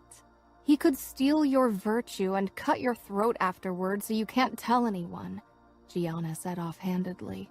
I shot her a glare. Lily's eyes grew wide. I wouldn't, Romero said, startling us with his voice. You shouldn't have said that, Gianna muttered. Now she's going to fawn over you. Lily, go to bed, I ordered, and she did under loud protest. I'm sorry, I said. She doesn't know what she's doing. Romero nodded. Don't worry, I have a sister her age. How old are you? 20? And how long have you been working for Luca? Gianna turned off the TV to focus on her interrogation. I settled against the backrest. 4 years, but I've been a made man for 6 years. You must be good if Luca chose you to protect Aria. Romero shrugged. Knowing how to handle myself in a fight isn't the main reason. Luca knows I'm loyal. Meaning you won't paw at Aria. I rolled my eyes at Gianna. Romero probably regretted ever leaving his spot at the door. Luca knows he can trust me with what's his. Gianna's lips thinned. Wrong thing to say. So if Aria came out of her room naked tonight, and you got a hard-on because you can't really help it, Luca wouldn't cut off your dick? Romero was obviously taken aback. He stared at me as if he actually worried I would do that. Ignore her. I won't. Where are Luca and the other men going for stag night? Romero didn't reply. Probably a strip club, and afterward one of the whorehouses the Familia has going, Gianna muttered. Why is it that men can whore around while we have to save our virginity for the wedding night? And why can Luca fuck whoever he wants while Aria can't even kiss a guy? I didn't make the rules, Romero said simply. But you make sure that we don't break them. You aren't our protector. You are our warden. Have you ever considered that I'm protecting guys who don't know who Aria is? He asked. I frowned. Luca would kill anyone who dared to touch you. Of course, you could go out, flirt with a guy, and move on, because you wouldn't be the one Luca would gut. Luca isn't my fiancé, Gianna said. Your father would kill any man that got near you, because he wouldn't want anyone to spoil his most prized possessions. For the first time, I realized the fact that I'd been given to Luca didn't mean Gianna wouldn't be forced to marry someone else. I felt suddenly very tired. I'm going to bed. I lay awake most of the night, thinking of ways to get out of the wedding, but the only option would be to run. And while Gianna would definitely come with me, what about Liliana? I couldn't keep them both safe. And what about Fabiano? What about my mother? I couldn't leave everything behind. This was my life. I didn't know anything else. Maybe I was a coward, though marrying a man like Luca probably required more courage than running away. Chapter 4. The living room of the suite was decorated for the bridal shower. I'd hoped to be spared that tradition, but my mother had insisted it would be an affront to the women of Luca's family if they couldn't meet me before the wedding. I smoothed out the green cocktail dress. It was a color that was supposed to bring good luck. I knew my interpretation of what would be good luck at this point differed widely from Luca's and my father's opinions. Lily wasn't allowed to attend the bridal shower since she was deemed too young, but Gianna had argued her way into staying, though I worried that there might be another reason behind Mother's agreement. Gianna had turned 17 a few days ago. That meant she was almost old enough to be married off as well. I pushed the thought aside. I could hear Mother and Gianna arguing in the bedroom about what Gianna was supposed to wear when a knock sounded at the suite door. It was a bit early. The guests weren't supposed to arrive for another 10 minutes. I opened the door. Valentina stood in front of me, Umberto behind her. She was my cousin, but 5 years older than me. Her mother and my mother were sisters. She smiled apologetically. I know I'm early. It's okay, I said, stepping back so she could walk in. Umberto sat back on the chair outside my door. I really liked Valentina, so I didn't mind spending some time alone with her. She was tall and graceful, with dark brown, almost black hair, and eyes that were the darkest green imaginable. She wore a black dress with a pencil skirt that reached her knees. Her husband, Antonio, had died 6 months ago, and my wedding would be the first time that she'd wear something other than black. Sometimes widows, especially older women, were expected to wear mourning attire for a year after their husband's death, but Valentina was only 23, Luca's age. I caught myself wishing her husband had died sooner so she could have married Luca, and then I felt horrible. I shouldn't be thinking like that. Romero hovered beside the window. Could you please wait outside? A bridal shower is no place for a man. He tilted his head, then walked out without another word. Your husband sent you his own bodyguard? Valentina asked. He isn't my husband yet. No, you're right. You look sad, she said with a knowing expression as she sank down on the sofa. Champagne, soft drinks, and an array of finger food were set up on a table behind it. I swallowed. So do you. And I felt immediately stupid for saying something like that. My father wants me to remarry, she said, twisting her wedding band. My eyes widened. So soon? Not right away. Apparently he's already talking to someone. I couldn't believe it. Can't you say no? You were already married. But it was a childless marriage, and I'm too young to stay alone. I had to move back in with my family. My father insisted on it to protect me. We both knew that code. Women always needed protection from the outside world, especially if they were of a marriageable age. I'm sorry, I said. It is what it is. You know that as well as I do. I laughed bitterly. Yeah. I saw your future husband when I visited the Vitiello mansion with my parents yesterday. He's imposing. Terrifying. I added quietly. Valentina's expression softened, but our conversation was cut short when Mother and Gianna came out of the bedroom, and soon after that more guests arrived. The gifts were everything from lingerie and jewelry to certificates for a day at a luxury spa in New York. The lingerie was the worst, though, and when I opened the gift from Luca's stepmother, Nina, I had trouble keeping a straight face. I lifted the barely there white nightgown and smiled tightly. The entire middle was see-through, and it was so short it wouldn't even cover much of my legs. Beneath it, in the gift box, was an even smaller piece of clothing, white lace panties that would reveal most of my butt and were held together by a bow in the back. A chorus of appreciative murmurs came from the women around me.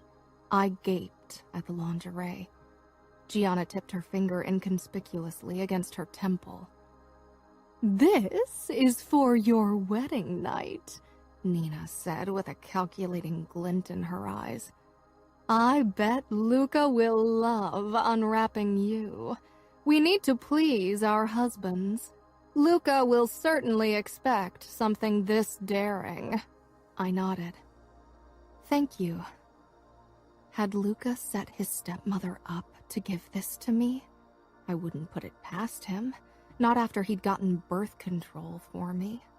My stomach twisted with worry, and it only got worse when the women started talking about their wedding nights. I was so embarrassed when it was time for the presentation of the sheets, Luca's cousin Cosima stage whispered. The presentation of the sheets? I asked. Nina's smile was patronizing when she said, "Didn't your mother explain it to you?" I glanced at my mother, who pressed her lips together, 2 red blotches appearing on her cheeks. "It's a Sicilian tradition that the familia has proudly upheld for generations," Nina explained, eyes fixed on my face. "After the wedding night, the women of the groom's family come to the bridal pair to collect the sheets they spent the night on. Then those sheets are presented to the fathers of the bride and the groom, and whoever else wants to see proof that the marriage has been consummated and that the bride was pure." Cosima giggled. "It's also called the tradition of the bloody sheets for that reason." My face was frozen. "That's a barbaric tradition," Gianna hissed. "Mother, you can't allow it." "It's not up to me," Mother said. "That's right. We won't abandon our traditions." Nina turned to me. "And from what I know, you've been well protected from male attention, so there's nothing for you to fear. The sheets will prove your honor." Gianna's lips curled, but all I could think about was that this tradition meant I definitely had to sleep with Luca.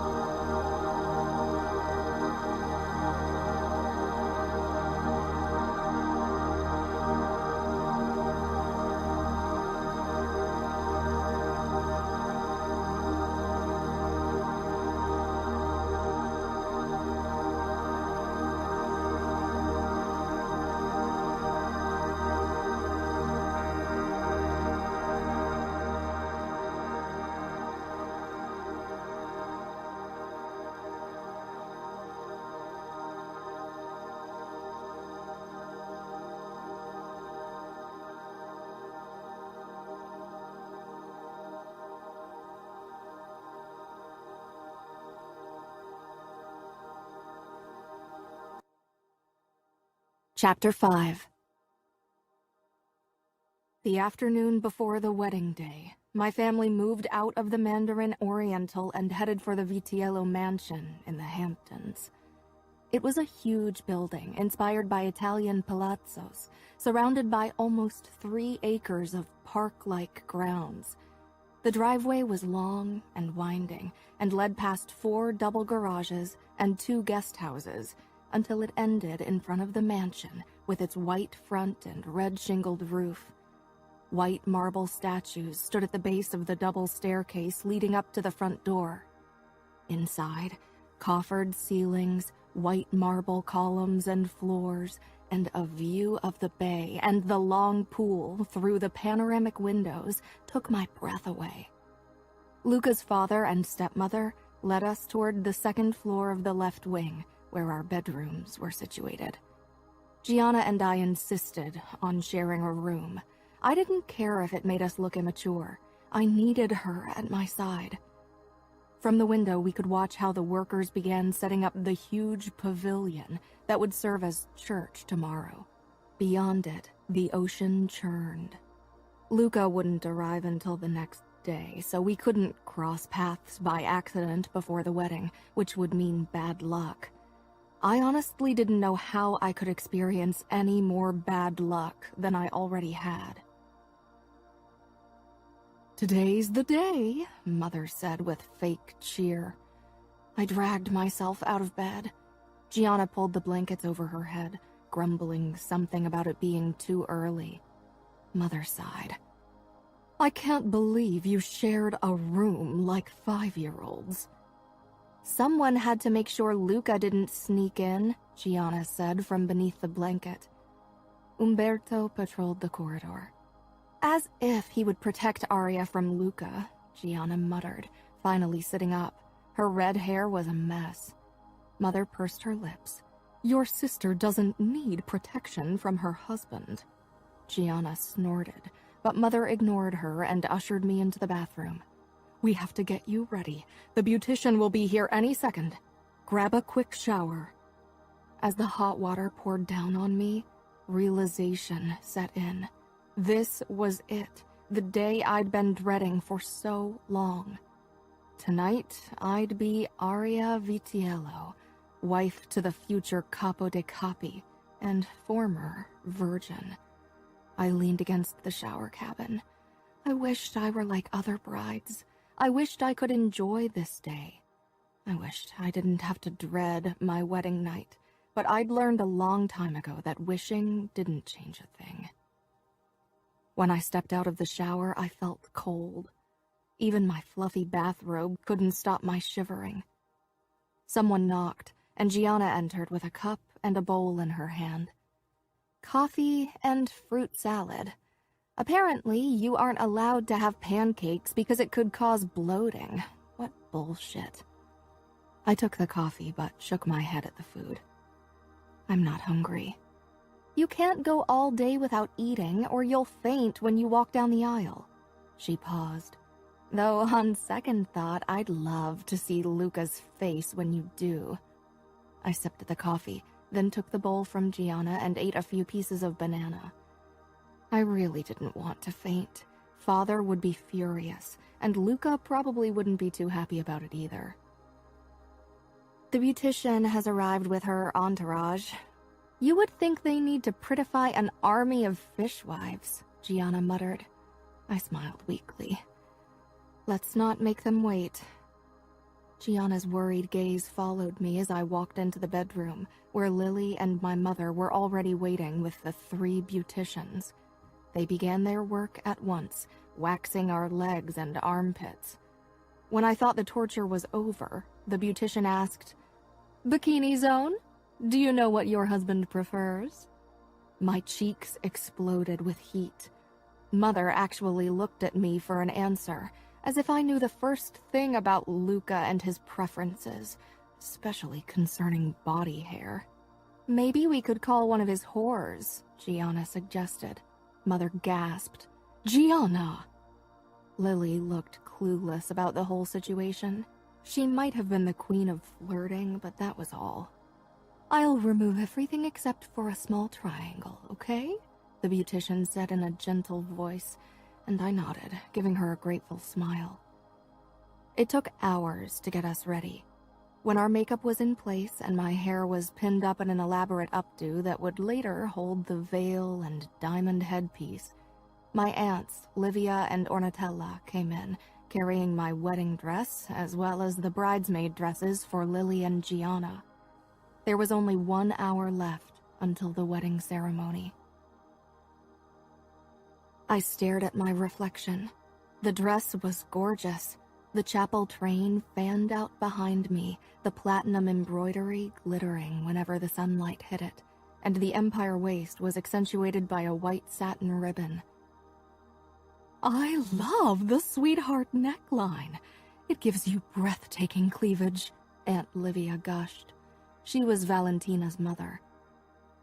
Luca will surely appreciate it, Aunt Ornatella said.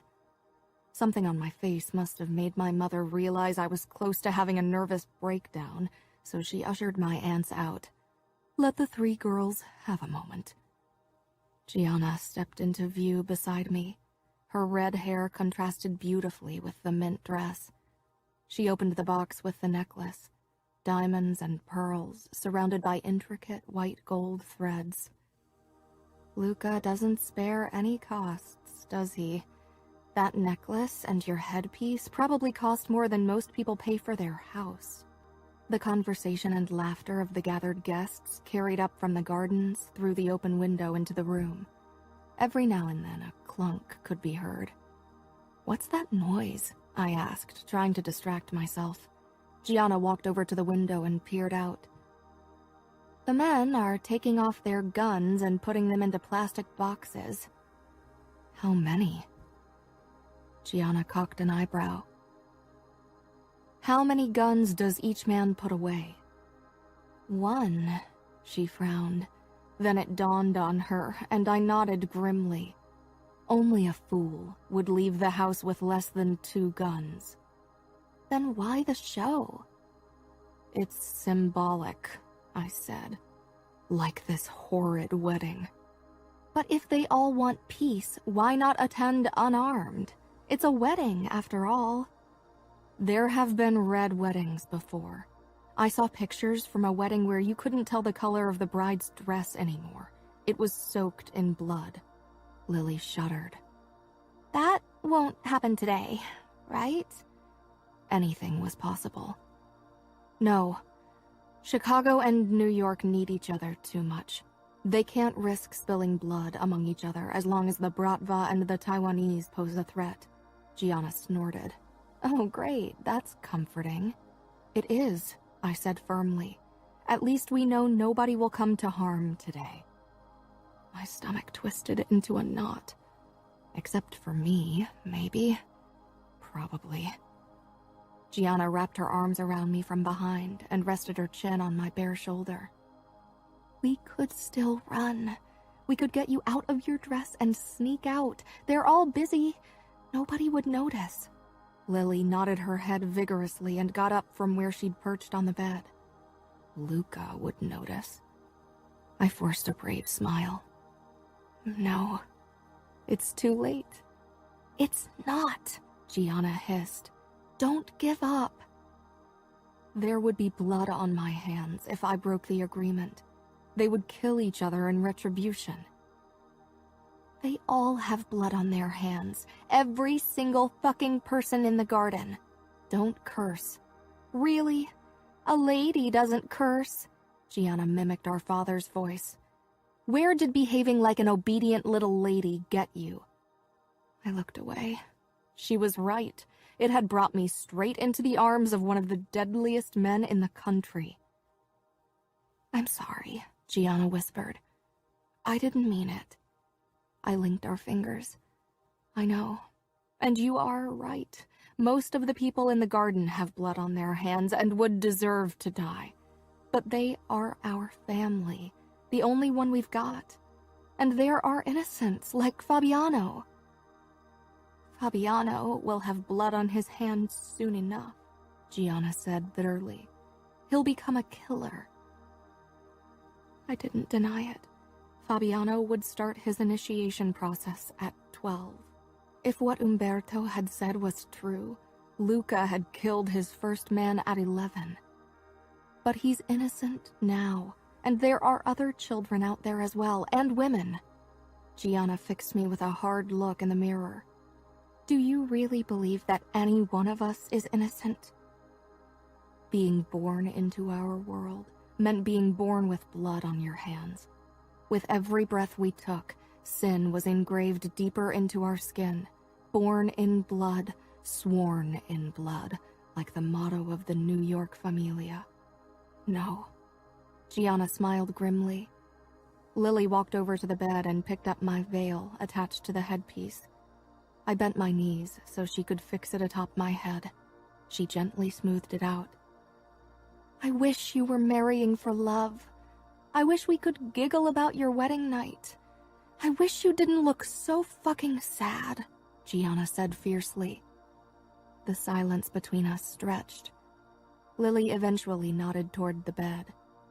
Is this where you'll sleep tonight? My throat tightened. No. Luca and I will spend the night in the master bedroom. I didn't think I'd get much, if any, sleep. A knock sounded, and I squared my shoulders, putting on my outside face. Bibiana and Valentina stepped in, followed by Mother. Wow, Aria, you are gorgeous. Your hair looks like spun gold, Valentina said. She was already wearing her bridesmaid dress, and the mint color looked gorgeous with her dark hair. Technically, only unmarried women were allowed to be bridesmaids, but my uncle had insisted we make an exemption for Valentina. He was really keen to find a new husband for her. Bibiana wore a floor-length maroon dress with long sleeves, despite the summer heat. It was probably meant to hide how thin she'd gotten. I forced a smile. Mother took Lily's arm. Come on, Liliana. Your cousins need to talk to your sister. She led Lily out of the room, then looked back at Gianna, who sat cross-legged on the sofa. Gianna? Gianna ignored her. I'm staying. I won't leave Aria alone. Mother knew better than to argue with my sister when she was in a mood, and so she closed the door. What are you supposed to talk to me about? Your wedding night, Valentina said with an apologetic smile. Bibiana made a face which reminded me how young she was, only 22. I couldn't believe they'd chosen to send those two to talk to me about my wedding night. Bibiana's face spoke of her unhappiness. Since her wedding to a man almost 30 years her senior, she'd been fading away. Was that meant to soothe my fears? And Valentina had lost her husband 6 months ago in an altercation with the Russians. How could they expect her to talk about wedded bliss? I smoothed my dress nervously. Gianna shook her head. Who sent you anyway, Luca? Your mother, Bibiana said. She wants to make sure you know what's expected of you. Expected of her? Gianna hissed. What about what Aria wants? It is what it is, Bibiana said bitterly. Tonight, Luca will expect to claim his rights. At least he's good-looking and young. Pity for her kindled in me, but at the same time my own anxiety made it hard to console her. She was right. Luca was good-looking. I couldn't deny it, but that didn't change the fact that I was terrified of being intimate with him. He didn't strike me as a man who was gentle in bed. My stomach lurched again. Valentina cleared her throat. Luca will know what to do. You just lie on your back and give him what he wants, Bibiana added. Don't try to fight him. That will only make it worse. We all stared at her and she looked away. Valentina touched my shoulder. We're not doing a good job of consoling you. Sorry. I'm sure it'll be all right. Gianna snorted. Maybe Mother should have invited one of the women Luca's fucked to the wedding. They could have told you what to expect. Grace is here, Bibiana said. Then she turned red and stammered, I mean, that's only a rumor. She looked toward Valentina for help. One of Luca's old girlfriends is here, I whispered. Bibiana cringed. I thought you knew. And she wasn't really his girlfriend, more like a plaything. Luca's been with many women. She snapped her mouth shut. I was fighting for control. I couldn't let people see how weak I was. Why did I even care if Luca's whore was at the wedding? Okay, Gianna said, getting up. Who the fuck is Grace, and why the fuck is she invited to this wedding? Grace Parker. She's the daughter of a New York senator who's on the payroll of the mafia, Valentina explained. They had to invite his family. Tears blurred my vision, and Gianna rushed toward me. Oh, don't cry, Arya. It's not worth it. Luca's an asshole. You knew that. You can't let his actions get to you. Valentina handed me a Kleenex. You'll ruin your makeup. I blinked a few times until I had a grip on my emotions. I'm sorry. I'm just being emotional. I think it's best if you leave now, Gianna said sharply, not even looking at Bibiana and Valentina. There was rustling, and then the door opened and closed. Gianna wrapped her arms around me. If he hurts you, I'll kill him. I swear it. I'll take one of those fucking guns and put a hole into his head. I leaned against her. He survived the Bratva and the Triad, and he's the most feared fighter in the New York familia, Gianna. He'd kill you first. Gianna shrugged. I'd do it for you. I pulled back. You're still my little sister. I should protect you. We will protect each other, she whispered. Our bond is stronger than their stupid oaths and the omerta and their blood vows. I don't want to leave you. I hate that I have to move to New York. Gianna swallowed. I'll visit often. Father will be glad to be rid of me. There was a knock, and Mother walked in. It's time. She scanned our faces, but didn't comment. Gianna took a step back, eyes burning into me. Then she turned and walked out. Mother's eyes zoomed in on the white lace garter on my vanity. Do you need help putting it on? I shook my head and slid it up until it came to rest on my upper thigh. Later tonight, Luca would remove it with his mouth and throw it into the group of gathered bachelors. I smoothed down my wedding dress. Come, Mother said. Everyone's waiting. She handed me my bouquet, a beautiful arrangement of white roses, mother-of-pearl roses, and pink ranunculus. We walked in silence through the empty house, my heels clacking on the marble floors. My heart pounded in my chest as we stepped through the glass sliding door onto the veranda overlooking the backyard and the beach. The front of the garden was occupied by the huge white pavilion where the wedding ceremony would be held, but behind the pavilion, dozens of tables had been set up for the following feast. Voices carried over to me from inside the pavilion where the guests were waiting for my arrival. A path of red rose petals led from the veranda toward the entrance. I followed Mother into the small room between the outside and the main part of the pavilion. Father was waiting and straightened when we entered. Mother gave him the briefest nod before slipping into the makeshift chapel. His smile was earnest when he offered me his arm. You look beautiful, he said quietly. Luca won't know what hit him. I ducked my head. Thanks, Father. Be a good wife, Arya. Luca is powerful, and once he takes his father's place, his word will be law. Make me proud. Make the outfit proud. I nodded, my throat too tight for words. The music started to play, a string quartet and a piano. Father lowered my veil. I was glad for the extra layer of protection, no matter how thin. Maybe it would hide my expression from afar. Father led me toward the entrance and gave a low command. The fabric was pulled apart, revealing the long aisle and the many hundred guests to either side of it. My eyes were drawn to the end of the aisle where Luca stood, tall and imposing in his charcoal suit and vest with the silver tie and the white shirt. His groomsmen were dressed in vests and dress pants of a lighter gray and wore no jackets and bow ties instead of ties. Fabiano was one of them, only 8 and much shorter than the men.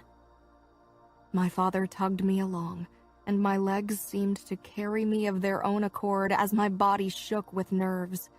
I tried not to look at Luca, and instead watched Gianna and Liliana from the corner of my eye. They were the first 2 bridesmaids, and seeing them gave me the strength to hold my head high and not bolt outside. White rose petals covered my path and were squashed under my shoes, kind of symbolic in itself, though I was sure it wasn't meant to be. The walk down the aisle took forever, and yet it was over too soon.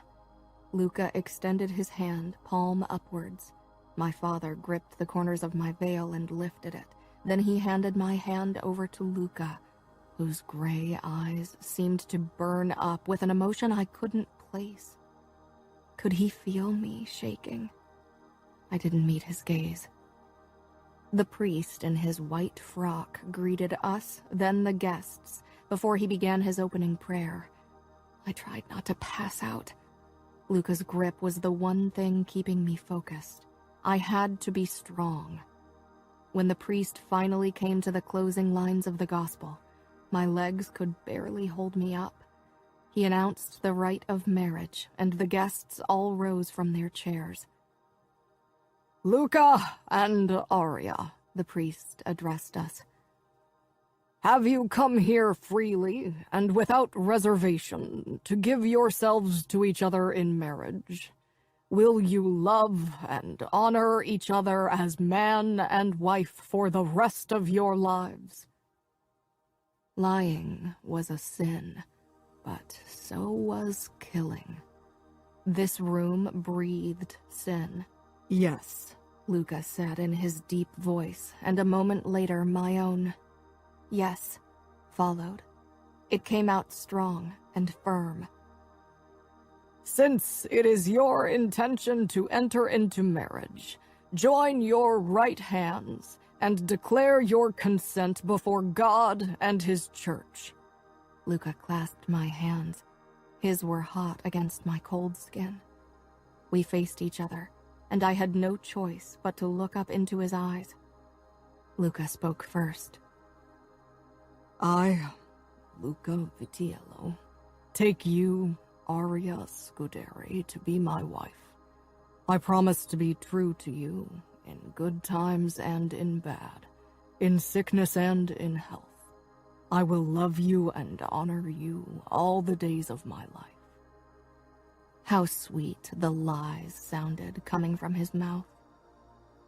I recited the words expected of me, and the priest blessed our rings. Luca picked up my ring off the red cushion. My fingers shook like leaves in the breeze as I raised them, my heartbeat hummingbird quick. Luca's strong hand was firm and steady as he took mine. Arya, take this ring as a sign of my love and fidelity. In the name of the Father, and of the Son, and of the Holy Spirit. He slipped the ring onto my finger, white gold with 20 small diamonds.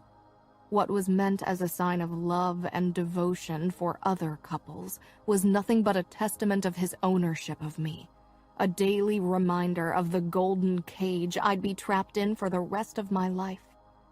Until death do us part wasn't an empty promise, as with so many other couples that entered the holy bond of marriage. There was no way out of this union for me. I was Luca's until the bitter end. The last few words of the oath men swore when they were inducted into the Mafia could just as well have been the closing of my wedding vow. I enter alive, and I will leave dead. It was my turn to say the words and slip the ring onto Luca's finger. For a moment, I wasn't sure if I could manage it. The tremor rocking my body was so strong that Luca had to steady my hand and help me. I hoped nobody had noticed, but as usual, Matteo's keen eyes rested on my fingers. He and Luca were close. They'd probably laugh about my fear for a long time.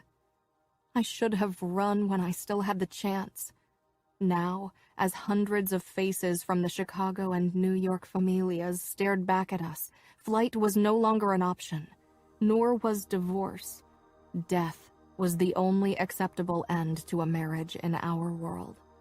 Even if I still managed to escape Luca's watchful eyes and those of his henchmen, my breach of our agreement would mean war.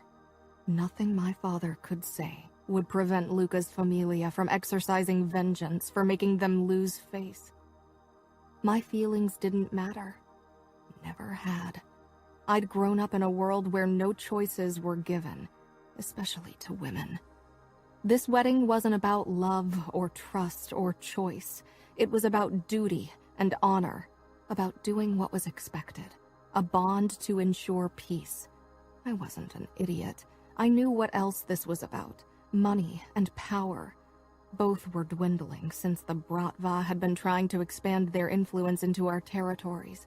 The Italian familias across the U.S. needed to lay their feuds to rest and work together to beat down their enemies. I should be honored to marry the oldest son of the New York familia. That's what my father and every other male relative had tried to tell me since my betrothal to Luca. I knew that, and it wasn't as if I hadn't had time to prepare for this exact moment. And yet, fear corseted my body in a relentless grip. "You may kiss the bride," the priest said. I raised my head. Every pair of eyes in the pavilion scrutinized me, waiting for a flicker of weakness.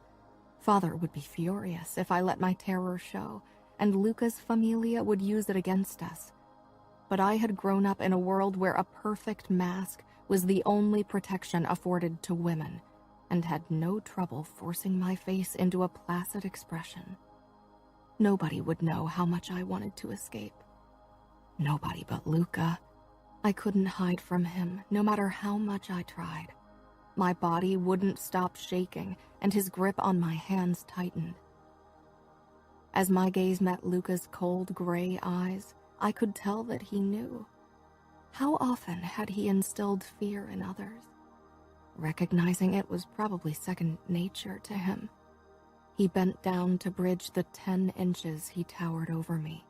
There was no sign of hesitation, fear, or doubt on his face. My lips trembled against his mouth. My first kiss, if it could even be called that. His eyes bored into me. Even as he pulled back, their message was clear. You are mine. Not quite, but I would be tonight. A shudder passed through me, and Luca's eyes narrowed briefly, before his face broke into a tight smile as we faced the applauding guests. He could change his expression in a heartbeat. I had to learn to do so as well if I wanted to stand any chance in this marriage. Luca and I walked down the aisle past the standing and clapping guests and left the pavilion. Outside, dozens of waiters offered glasses of champagne and small plates with canopies. It was now our turn to accept the blessings and congratulations of every guest before we could move on to the tables and sit down for dinner. Luca took 2 glasses of champagne and handed one to me. Then he grabbed my hand again, and it didn't appear as if he had any intention of letting go anytime soon. He bent down, lips brushing my ear, and whispered, "Smile. You are the happy bride, remember?" I stiffened, but I forced my brightest smile onto my face as the first guests piled out of the pavilion and lined up to talk to us. My legs began to hurt as we'd made it through half of our guests. The words directed at us were always the same. Praise for me on my beauty, and congrats to Luca for having such a beautiful wife, as if that was an achievement. always followed by not-so-hidden hints about the wedding night. I wasn't sure if my face remained as bright through all of them. Luca kept glancing at me, as if to make sure I kept up the charade. Bibiana and her husband were next. He was small, fat, and bald. When he kissed my hand, I had to stop myself from shuddering. After a few mandatory words of congratulations, Bibiana gripped my arms and pulled me toward her body to whisper in my ear, "Make him be good to you. Make him love you if you can. It's the only way to get through this." She let go of me, and her husband wrapped his arm around her waist, meaty hand on her hip. And then they were gone. "What did she say?" Luca asked. "Nothing," I said quickly, glad for the next well-wishers who prevented Luca from asking more questions. I nodded and smiled, but my mind whirred around what Bibiana had said. I wasn't sure if anyone could make Luca do anything he didn't want to do. Could I make him want to be good to me? Could I make him want to love me? Was he even capable of such an emotion? I risked a glance up at him as he talked to a soldier of the New York mob. He was smiling. Feeling my eyes on him, he turned, and for a moment our gazes locked. There was darkness and a burning possessiveness in his eyes that sent a shiver of fear down my back. I doubted there was a flicker of gentleness or love in his black heart. "Congrats, Luca," a high female voice said. Luca and I turned toward it, and something in his demeanor shifted ever so slightly. "Grace," Luca said with a nod. My eyes froze on the woman, even though her father, Senator Parker, had started talking to me. She was beautiful in an artificial way, with a too narrow nose, full lips, and cleavage that made my moderate chest look like child's play. I didn't think any of it was natural. Or maybe my jealousy was talking. I dismissed the thought as quickly as it had come. With a look in my direction, she leaned up and said something to Luca. His face remained a passive mask. Finally, she turned to me and actually pulled me into a hug. I had to force myself not to stiffen. "I should warn you. Luca's a beast in the bedroom and hung like one, too. It'll hurt when he takes you, and he won't care. He doesn't care about you or your silly emotions. He will fuck you like an animal. He will fuck you bloody," she murmured. Then she stepped back and followed after her parents. I could feel the color drain from my face. Luca reached for my hand, and I flinched, but he clasped it anyway. I steeled myself and ignored him. I couldn't face him now, not after what that woman had just said. I didn't care that it was required to invite her and her parents. Luca should have kept them away. I could tell Luca grew frustrated with my continued refusal to meet his gaze as we spoke to the last few guests. When we walked toward the tables that had been set up under a roof of garlands attached to wooden beams, he said, "You can't ignore me forever, Arya. We are married now." I ignored that as well. I was hanging on to my composure with desperate abandon, and still I could feel it slipping through my fingers like sand. I could not, I would not, break into tears at my own wedding, especially since nobody would mistake them for tears of happiness. Before we could take our seats, a chorus of Baccio Baccio broke out among our guests. I'd forgotten about that tradition. Whenever the guests shouted the words, we'd have to kiss until they were satisfied. Luca pulled me against his rock-hard chest and pressed another kiss to my lips. I tried in vain not to be as stiff as a porcelain doll, to no avail. Luca released me, and finally we were allowed to sit down. Gianna took a seat beside me, then leaned over to whisper in my ear, "I'm glad he didn't shove his tongue down your throat. I don't think I could get any food down if I had to witness that." I was glad, too. I was already tense enough. If Luca actually tried to deepen a kiss in front of hundreds of guests, I might lose it altogether. Matteo sat beside Luca and said something to him that made both of them laugh. I didn't even want to know what kind of lewd joke that might have been. The rest of the seats at our table belonged to my parents, Fabiano and Lily, and Luca's father and stepmother, as well as Fiore Cavallero, his wife, and their son Dante. I knew I should be starving. The only thing I'd eaten all day was the few pieces of banana in the morning, but my stomach seemed content to live on fear alone.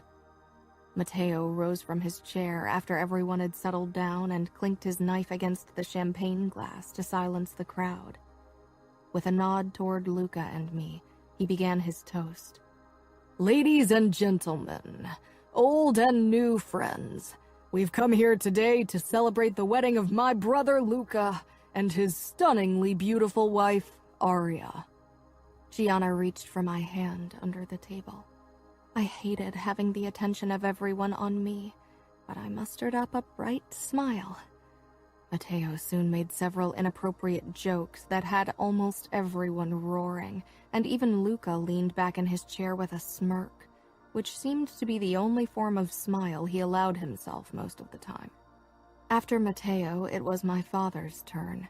He praised the great collaboration of the New York mob and the Chicago outfit, making it sound as if this was a business merger and not a wedding feast. Of course, he also dropped a few hints that it was a wife's duty to obey and please her husband.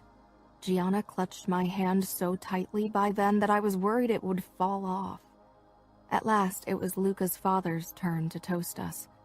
Salvatore Vitiello wasn't quite as impressive, but whenever his eyes settled on me, I had to stifle a shiver.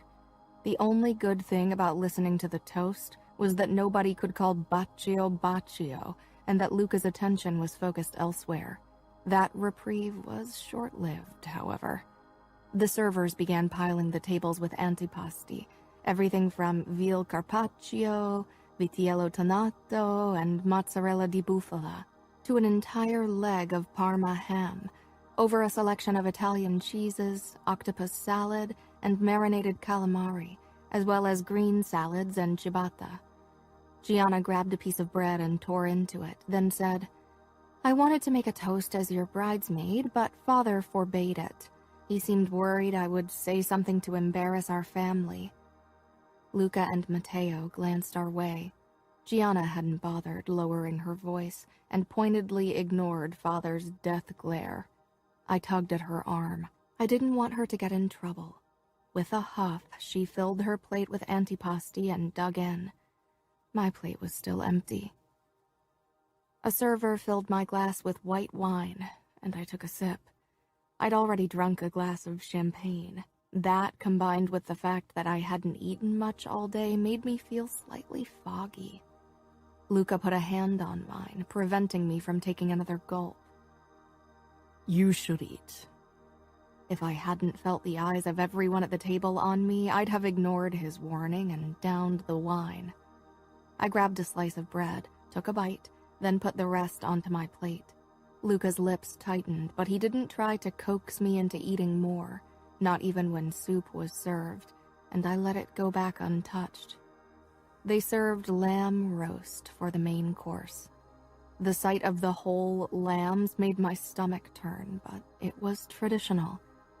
The cook rolled a rotisserie table toward us, since we had to be served first. Luca, as the husband, got the first slice, and before I could decline, he told the cook to give me a slice as well.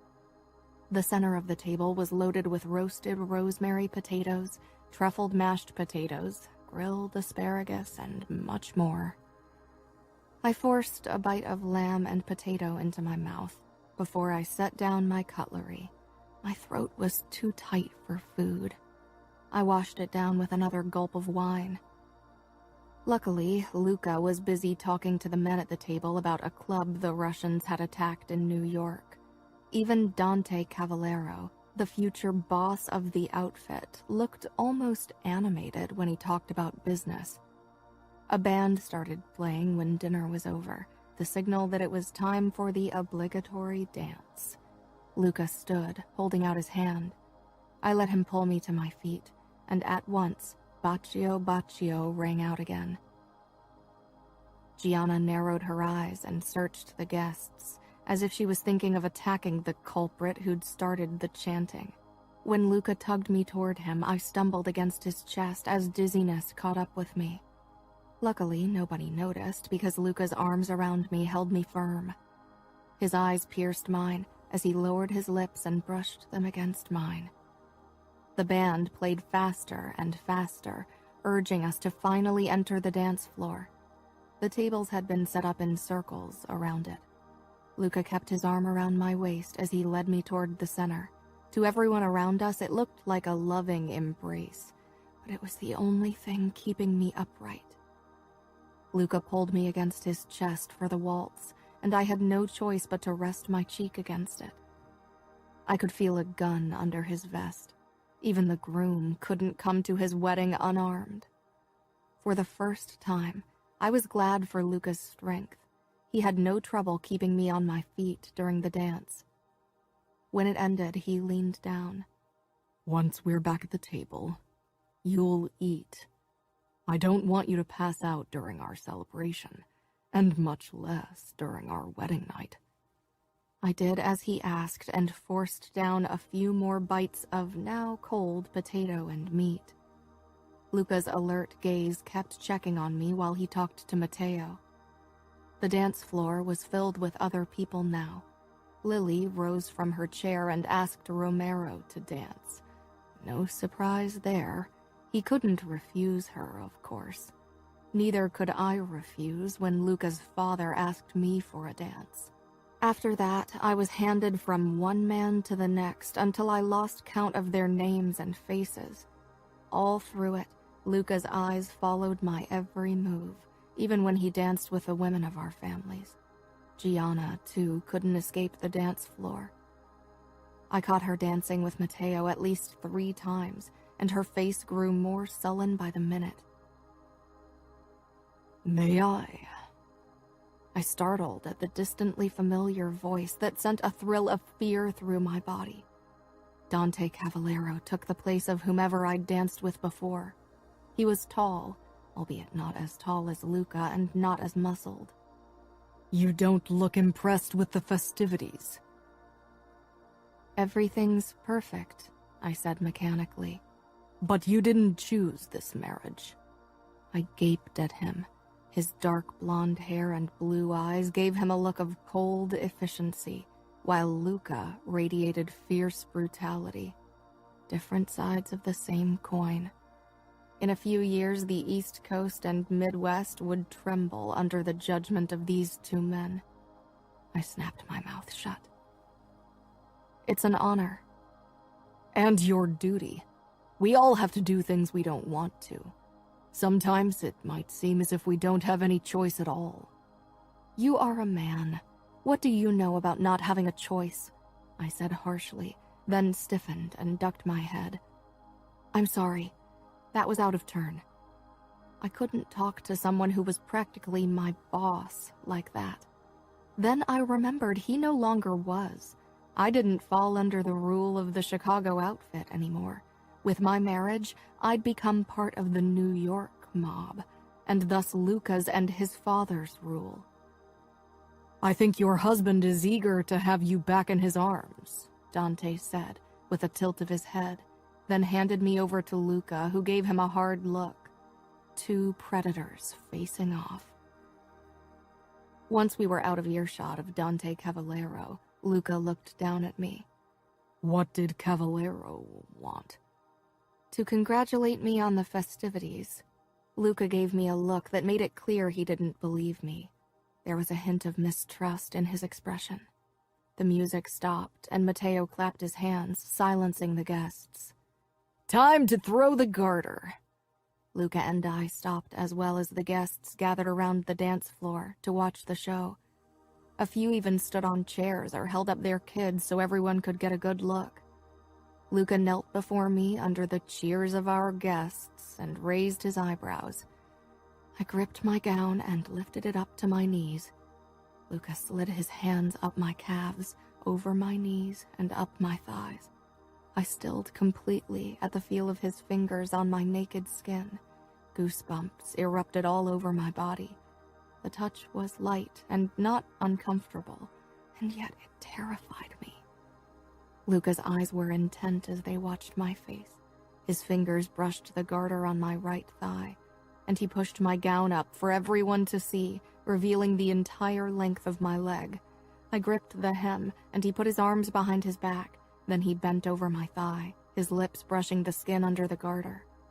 I sucked in a deep breath, but tried to keep my face in happy bride mode. Luca closed his teeth around the edge of the garter and pulled it down my leg until it landed in a heap at my white high heels. I raised my foot so Luca could pick the piece of lace up. He straightened and presented the garter to the applauding crowd. I forced a smile and clapped as well. The only person who wasn't smiling was Gianna. "Bachelors," Luca called in his deep voice. "Gather around. Maybe you'll be the lucky one to marry next." Even the youngest boys stepped forward, Fabiano among them. He was scowling. Mother had probably forced him to participate. I winked at him, and he poked out his tongue. I couldn't help but laugh, the first genuine gesture I'd managed during the wedding feast. Luca's eyes darted toward me, a strange expression on his face. I quickly looked away. Luca raised his arm, the garter in his fist, before he thrust it into the cluster of waiting men. Matteo snatched it out of the air with an impressive lunge. "Any willing outfit ladies out there that want to further the bond between our families?" He boomed, wiggling his eyebrows.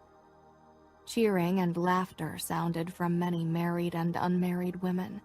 Of course, Lily was among them, jumping up and down with a bright smile. Everything was a game for her. I didn't want Matteo's eyes on her. I didn't even want her name in his mind when he thought of marriage. As was tradition, he had to pick an unmarried woman to dance with. Luca stepped close to me, his arms sneaking around my waist in casual possessiveness. I flinched at the unexpected contact, and Luca's body became rigid. Matteo extended his hand toward Lily, who looked close to exploding from excitement over being chosen. My chest tightened. I knew it was a joke right now. Nobody took a 14-year-old girl seriously. As Luca and I waltzed over the dance floor, I kept an eye on Lily and Matteo. His hand was high on her back, his expression teasing. He didn't look like a man who'd set his eyes on his future wife. "If my brother married your sister, you'd have family in New York," Luca said. "I won't let him have Lily." The words were fierce. How could I be tough when it came to protecting my sister, but not when it was about me? "It's not Lily he wants." My eyes flew to Gianna, who stood with her arms wrapped around her chest, eyes like a hawk as they followed us. Father wouldn't give away another of his daughters to New York. If he wanted to strengthen the position of our family in the Chicago outfit, he needed to make sure he had enough family around him. After the waltz was over, a faster beat began, and the dance floor was once again flooded with guests. Luca started dancing with my mother, and I used the moment to slip away. I needed a few moments to myself, or I'd lose it. I lifted my gown off the ground and hurried to the edge of the garden where the grass met the bay, before I walked down the few steps to the dock where a yacht was lying in wait. To my right, a long beach stretched out. The ocean was black under the night sky, and the breeze tugged at my dress and ripped strands from my updo. I stepped out of my high heels and jumped off the dock, my feet landing in the cool sand. Closing my eyes, I listened to the sound of the waves. The wooden boards creaked, and I tensed before glancing over my shoulder and spotting Gianna. She shook off her own shoes and joined me on the beach, wrapping an arm around me.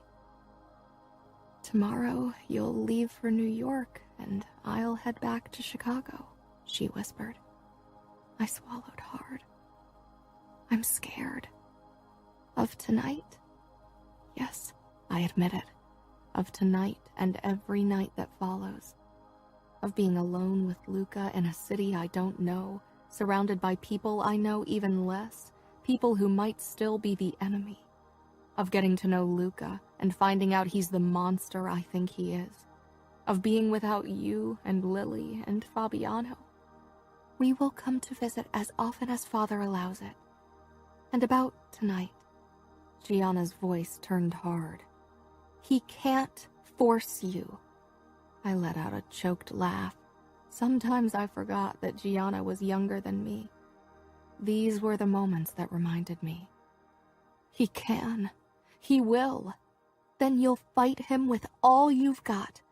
Gianna, I said in a whisper. Luca is going to be capo di capi. He's a born fighter. He'll laugh at me if I try to resist. Or my refusal will make him angry, and then he'll really want to hurt me. I paused. Bibiana told me I should give him what he wants, that I should try to make him be good to me, try to make him love me. Stupid Bibiana, what does she know? Gianna glared at me. Look at her, the way she cowers in front of that fat fool, how she lets him touch her with his sausage fingers. I'd rather die than lie under a man like that. Do you think I can make Luca love me? Gianna shook her head. Maybe you can make him respect you. I don't think men like him have a heart to be capable of love. Even the most cold-hearted bastards have a heart. Well, then it's as black as tar. Don't waste your time on love, Arya. You won't find it in our world. She was right, of course, but I couldn't help hoping. Promise me you'll be strong. Promise me you won't let him treat you like a whore. You are his wife. Is there a difference? Yeah, whores at least get to sleep with other men and don't have to live in a golden cage. They are better off. I snorted. You are impossible. Gianna shrugged. It made you smile. She turned and her expression darkened. Luca sent his lapdog. Maybe he was worried you'd run. I followed her gaze to find Romero standing at the crest of the small hill, overlooking the bay and the dock. We should have taken that yacht and run away, Gianna said. Where could I run? He'd follow me to the end of the world. I glanced at the elegant golden watch around my wrist. I didn't know Luca, but I knew men of his kind. They were possessive. Once you belonged to them, there was no escaping. We should go back. The wedding cake will be presented soon. We put our shoes back on and walked back toward the noise. I ignored Romero, but Gianna scowled at him. Does Luca need you for everything? Or can he at least take a piss on his own? Luca is the groom and needs to attend to the guests, Romero said simply, but of course it was a reprimand in my direction. Luca's eyes settled on me the moment I returned to the festivities. Many guests were already drunk, and some had moved up to where the pool was and were taking a swim fully clothed.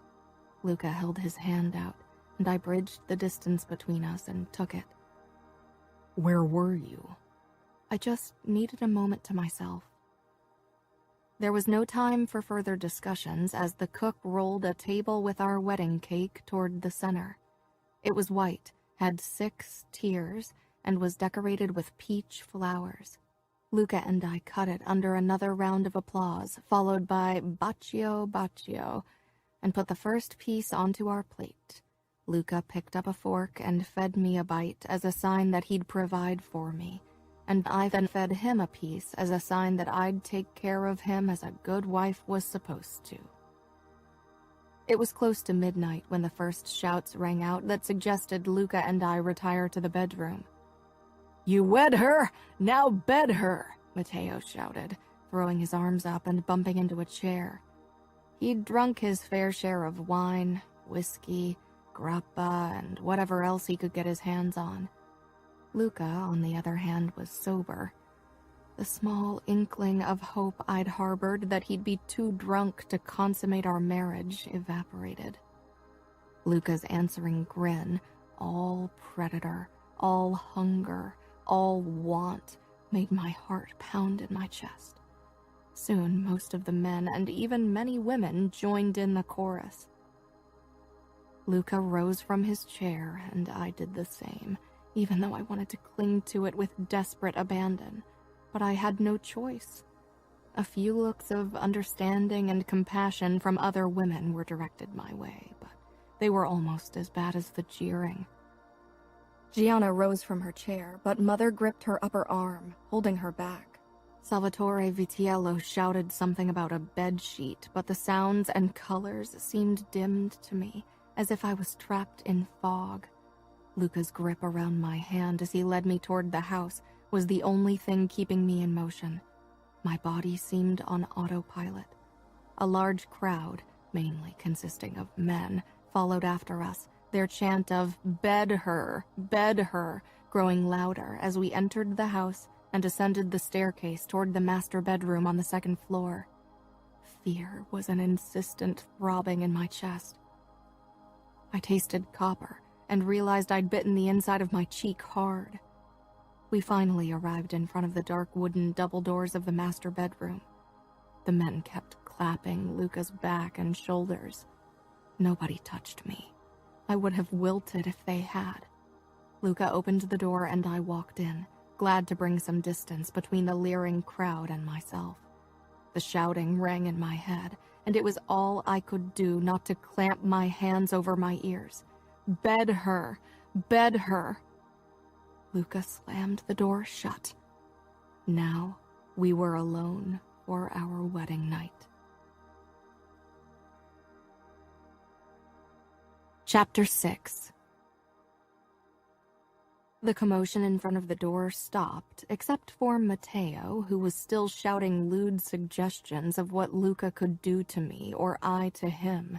"Shut up, Matteo, and go find a whore to fuck," Luca growled. Silence reigned outside. My eyes wandered toward the king-sized bed in the center of the room, and terror gripped me. Luca had his own whore to fuck tonight, and until the end of days, the price for my body hadn't been paid in money, but it might as well have been. I wrapped my arms around my middle, trying to quench my panic. Luca turned around to face me with a predatory glint in his eyes. My legs turned weak. Maybe if I fainted, I'd be spared, and even if he didn't care if I was conscious and took me anyway, at least I wouldn't remember anything. He thrust his jacket over the armchair next to the window, the muscles in his forearms flexing. He was muscle and strength and power, and I might as well have been made from glass. One wrong touch and I would shatter. Luca took his time admiring me. Wherever his eyes touched my body, they branded me as his possession. The word mine edged into my skin over and over again. "When my father told me I was to marry you, he said you were the most beautiful woman the Chicago outfit had to offer, even more beautiful than the women in New York." To offer, as if I was a piece of meat. I dug my teeth into my tongue. I didn't believe him. He stalked up to me and grabbed my waist. I swallowed the gasp and forced myself to be still as I stared at his chest. Why did he have to be so tall? He leaned down until his mouth was less than an inch from my throat. But he told the truth. You are the most beautiful woman I've ever seen, and tonight you are mine. His hot lips touched my skin. Could he feel the terror pounding in my veins? His hands on my waist tightened. Tears pressed against my eyeballs, but I forced them back. I wouldn't cry, but Grace's words slammed into my brain.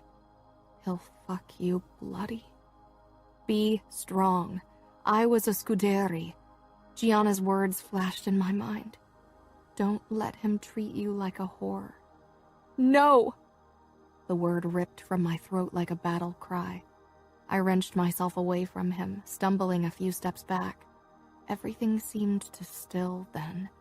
What had I just done? Luca's expression was stunned, then it hardened. No. What? I snapped. Have you never heard the word no before? Shut up, Arya. For God's sake, shut up. Oh, I hear it often. The guy whose throat I crushed. He said it over and over and over again until he couldn't say it anymore. I took a step back, bristling. So you're going to crush my throat too? I was like a cornered dog, biting and snapping, but my opponent was a wolf, a very big and dangerous wolf. A cold smile twisted his lips. No, that would defy the purpose of our marriage, don't you think? I shuddered. Of course it would. He couldn't kill me. At least not if he wanted to maintain peace between Chicago and New York. That didn't mean he couldn't beat or force himself on me. I don't think my father would be happy if you hurt me. The look in his eyes made me take another step back. Is that a threat? I averted my eyes from his. My father might risk war over my death, not because he loved me, but to keep face. But definitely not over a few bruises or rape. For my father, it wouldn't even be rape. Luca was my husband, and my body was his to take whenever he wanted. No, I said softly. I hated myself for being submissive, like a bitch bowing to her alpha, almost as much as I hated him for making me do it. But you deny me what's mine? I glared. Damn being submissive. Damn my father for selling me off like cattle, and damn Luca for accepting the offer. I can't deny you something that you don't have the right to take in the first place. My body doesn't belong to you. It's mine. He will kill me. The thought shot through my mind a second before Luca drew himself up before me. 6'5" was scarily tall. I saw his hand move in my peripheral vision and flinched in anticipation of the blow, my eyes slamming shut. Nothing happened. The only sound was Luca's harsh breathing and the pounding of my pulse in my ears. I risked a peek up at him. Luca was staring at me, his eyes like a stormy summer sky. I could take what I want, he said, but the viciousness was gone from his voice. There was no use denying it. He was much stronger than me, and even if I screamed, nobody would come to my aid. Many men in my and Luca's family would probably even hold me down to make it easier for him. Not that Luca would have any trouble restraining me. You could, I admitted, and I would hate you for it until the end of my days. He smirked. Do you think I care about that? This isn't a marriage of love, and you already hate me. I can see it in your eyes. He was right on both counts. This wasn't about love, and I hated him already. But hearing him say it crushed the last bit of foolish hope I had. I didn't say anything. He gestured at the squeaky clean sheets of the bed. You heard what my father said about our tradition? My blood turned ice cold. I had, but until now I'd put it out of my mind. My courage had been for nothing. I stepped up to the bed and stared down at the sheets, my eyes boring into the spot where the proof of my lost virginity would have to be. Tomorrow morning, the women of Luca's family would knock at our door and take the sheets to present to Luca's and my father, so they could inspect the proof of our consummated marriage. It was a sick tradition, but it wasn't one I could evade. The fight drained out of me. I could hear Luca coming up behind me. He grasped my shoulders, and I closed my eyes. I wouldn't make a sound, but my fight not to cry was a losing battle. The first tears already clung to my lashes, then dripped onto my skin and burned a trail down my cheeks and chin. Luca slid his hands over my collarbones, then down to the edge of my dress. My lips quivered, and I could feel a tear dropping from my chin. Luca's hands tensed against my body. For a moment, neither of us moved. He turned me to face him and pushed my chin up. His cold gray eyes scanned my face. My cheeks were wet with silent tears, but I made no sound, only returned his gaze. He dropped his hands, jerked back with a string of Italian curses, and then he drove his fist into the wall. I gasped and jumped back, pressing my lips together as I watched Luca's back. He was facing the wall, shoulders heaving. I quickly wiped the tears off my face. "You've done it. You've made him really angry." My eyes darted toward the door. Maybe I could reach it before Luca. Maybe I could even get outside before he caught up with me, but I'd never make it off the premises. He turned around and removed his vest, revealing a black knife and gun holster. His fingers closed around the handle of the knife, his knuckles already turning red from the impact with the wall, and he pulled it out. The blade was curved like a claw, short, sharp, and deadly. It was black like the handle, so it couldn't easily be seen in the dark. A carew knife for close combat. Who knew Fabiano's obsession with knives would ever be of use to me? Now I could at least identify the knife that would cut me open. Hysteric laughter wanted to fight its way out of my throat, but I swallowed it. Luca stared intently at the blade. Was he trying to decide which part of me to slice open first? Beg him? But I knew it wouldn't save me. People probably begged him all the time, and from what I heard, it never saved them. Luca didn't show mercy. He would become the next capo dei capi in New York, and he would rule with cold brutality. Luca came toward me, and I flinched. A dark smile curled his lips. He pressed the sharp tip of the knife into the soft skin below the crook of his arm, drawing blood. My lips parted in surprise. He put the knife down on the small table between the two armchairs, grabbed a glass and held his wound over it, then watched his blood drip down without a flicker of emotion before finally disappearing in the adjoining bathroom. I heard water running, and then he returned into the bedroom. The mix of water and blood in the glass had a light red color. He approached the bed, dipped his fingers into the liquid, and then smeared it onto the center of the sheet.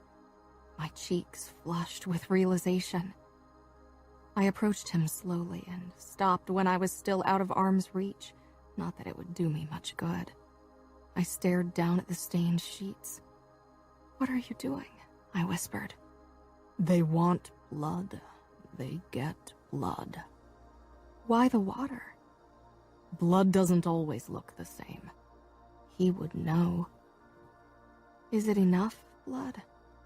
"Did you expect a bloodbath?" He gave me a sardonic smile. "It's sex, not a knife fight." "He will fuck you bloody." The words were burnt into my brain, but I didn't repeat them. Just how many virgins have you taken to know about this, and how many of them came willingly into your bed? The words lay on the tip of my tongue, but I wasn't suicidal. "Won't they know that it's your blood?" "No." He walked back over to the table and poured scotch into the glass with the remaining water and blood. His eyes held mine as he downed it in one gulp. I couldn't help but wrinkle my nose in disgust. Was he trying to intimidate me? Drinking blood really wasn't necessary for that. I'd been terrified of him before I'd ever met him. I'd probably still be terrified of him when I bowed my head over his open casket. "What about a DNA test?" He laughed. It wasn't exactly a joyful sound. "They will take me by my word. Nobody will doubt that I've taken your virginity the moment we were alone. They won't, because I am who I am."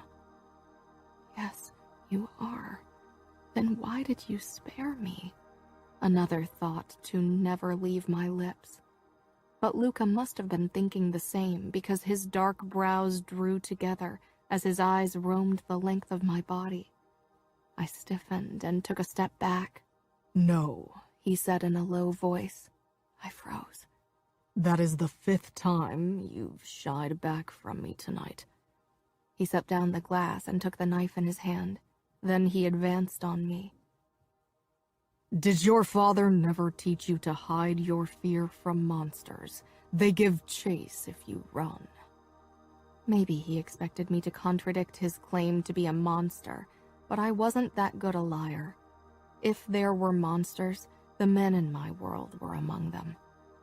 When he arrived in front of me, I had to tilt my head back to look him in the face.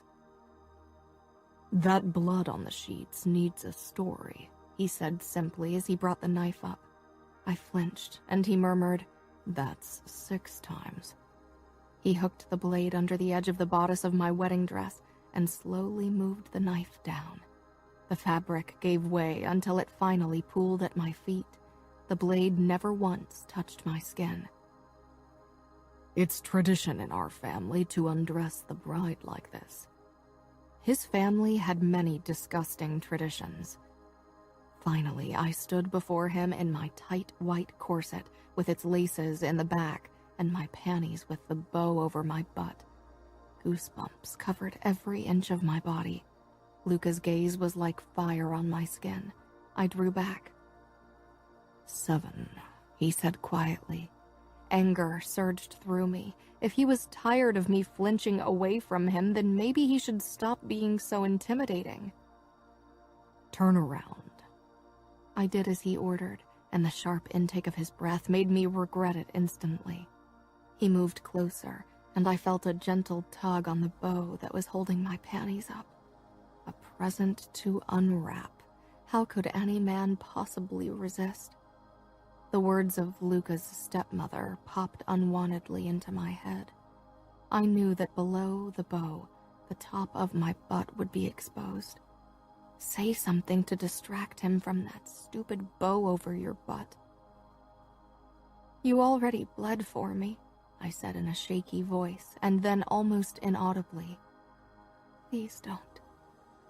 My father would be ashamed of my open display of weakness.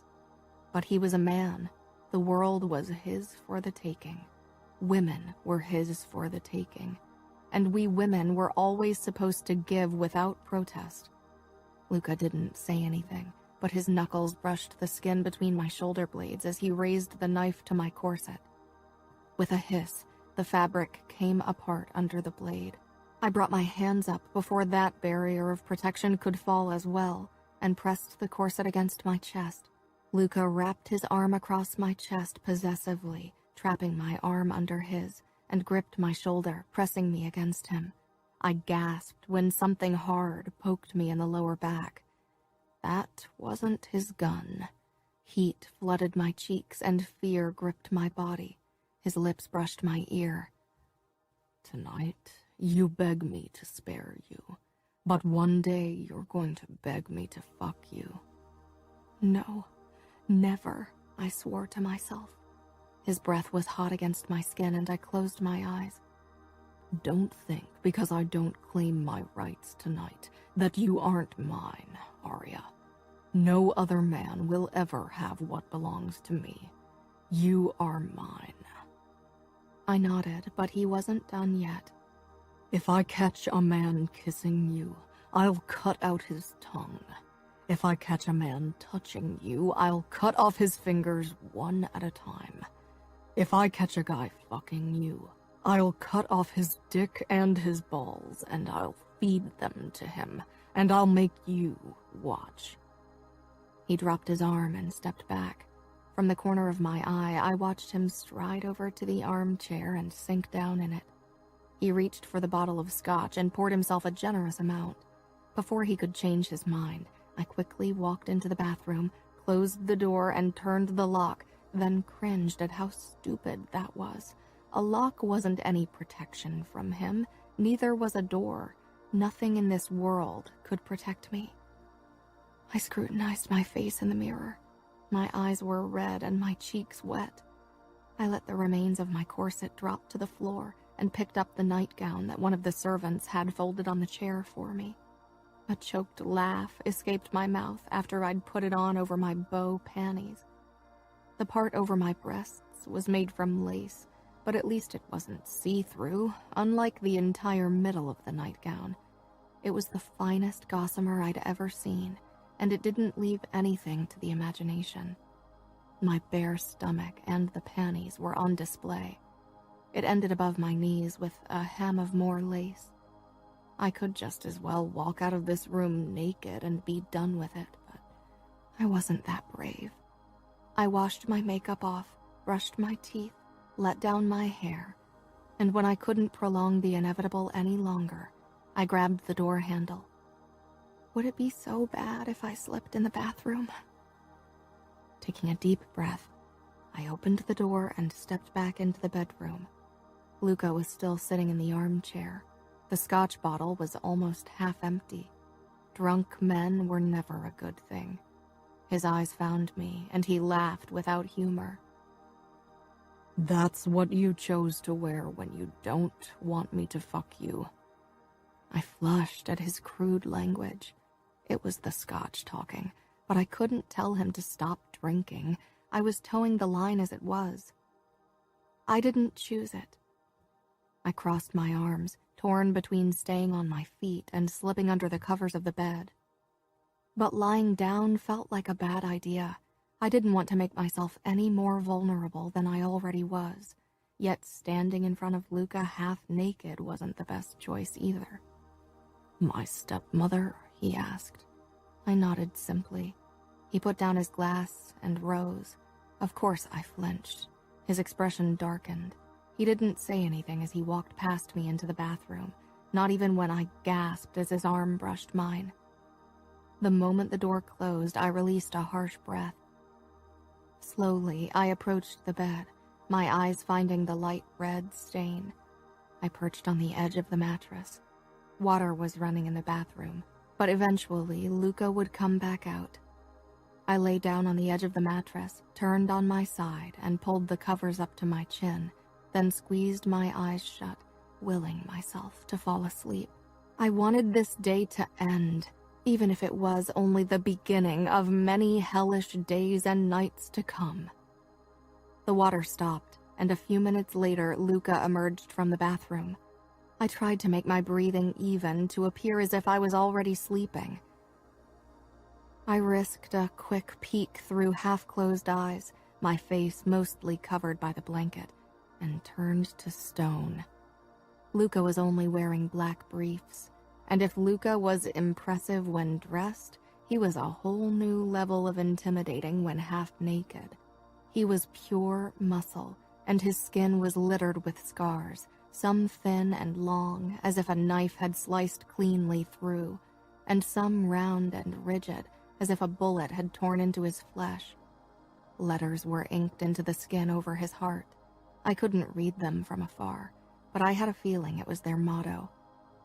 Born in blood, sworn in blood. I enter alive and I leave dead. He walked over to the main light switch and turned it off, bathing us in darkness.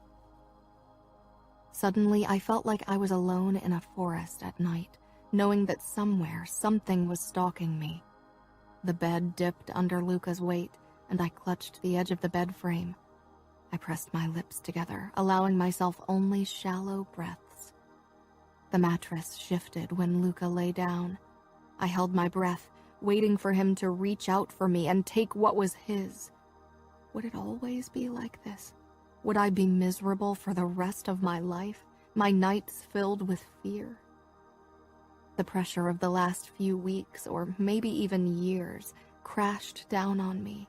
Helplessness, fear, and anger washed over me. Hatred for my father filled me up, but even worse was the hot knife of disappointment and sadness. He'd given me to a man he didn't know anything about, except for his reputation as a skilled killer. He'd offered me to the enemy to do with as he pleased. The man who should have protected me from harm had shoved me into the arms of a monster for the sole purpose of securing power. Hot tears spilled out of my eyes, but the weight on my chest didn't lift. It grew heavier and heavier until I couldn't hold it in anymore, and a gasped sob burst out of me. Get yourself under control, Arya. I tried to fight it, but another choked sob slipped past my lips. Will you cry all night? came Luca's cold voice out of the blackness. Of course, he wasn't asleep yet. For a man in his position, it was best to always keep an eye open. I buried my face into the pillow, but now that the floodgates had opened, I couldn't close them again. I can't see how you could possibly have cried any worse if I'd taken you. Maybe I should fuck you to give you a real reason to cry. I pulled my legs up against my chest, making myself as small as possible. I knew I needed to stop. I hadn't been beaten, or worse, but I couldn't get a grip on my emotions. Luca moved, and a soft light flooded the room. He'd turned on the lamp on his nightstand. I waited. I knew he was watching me, but I kept my face pressed against the pillow. Maybe he'd leave the room if he got fed up with the noise. He touched my arm, and I jerked so violently that I would have fallen off the bed if Luca hadn't pulled me toward him. That's enough, he said in a low voice. That voice. I stilled immediately and let him roll me onto my back.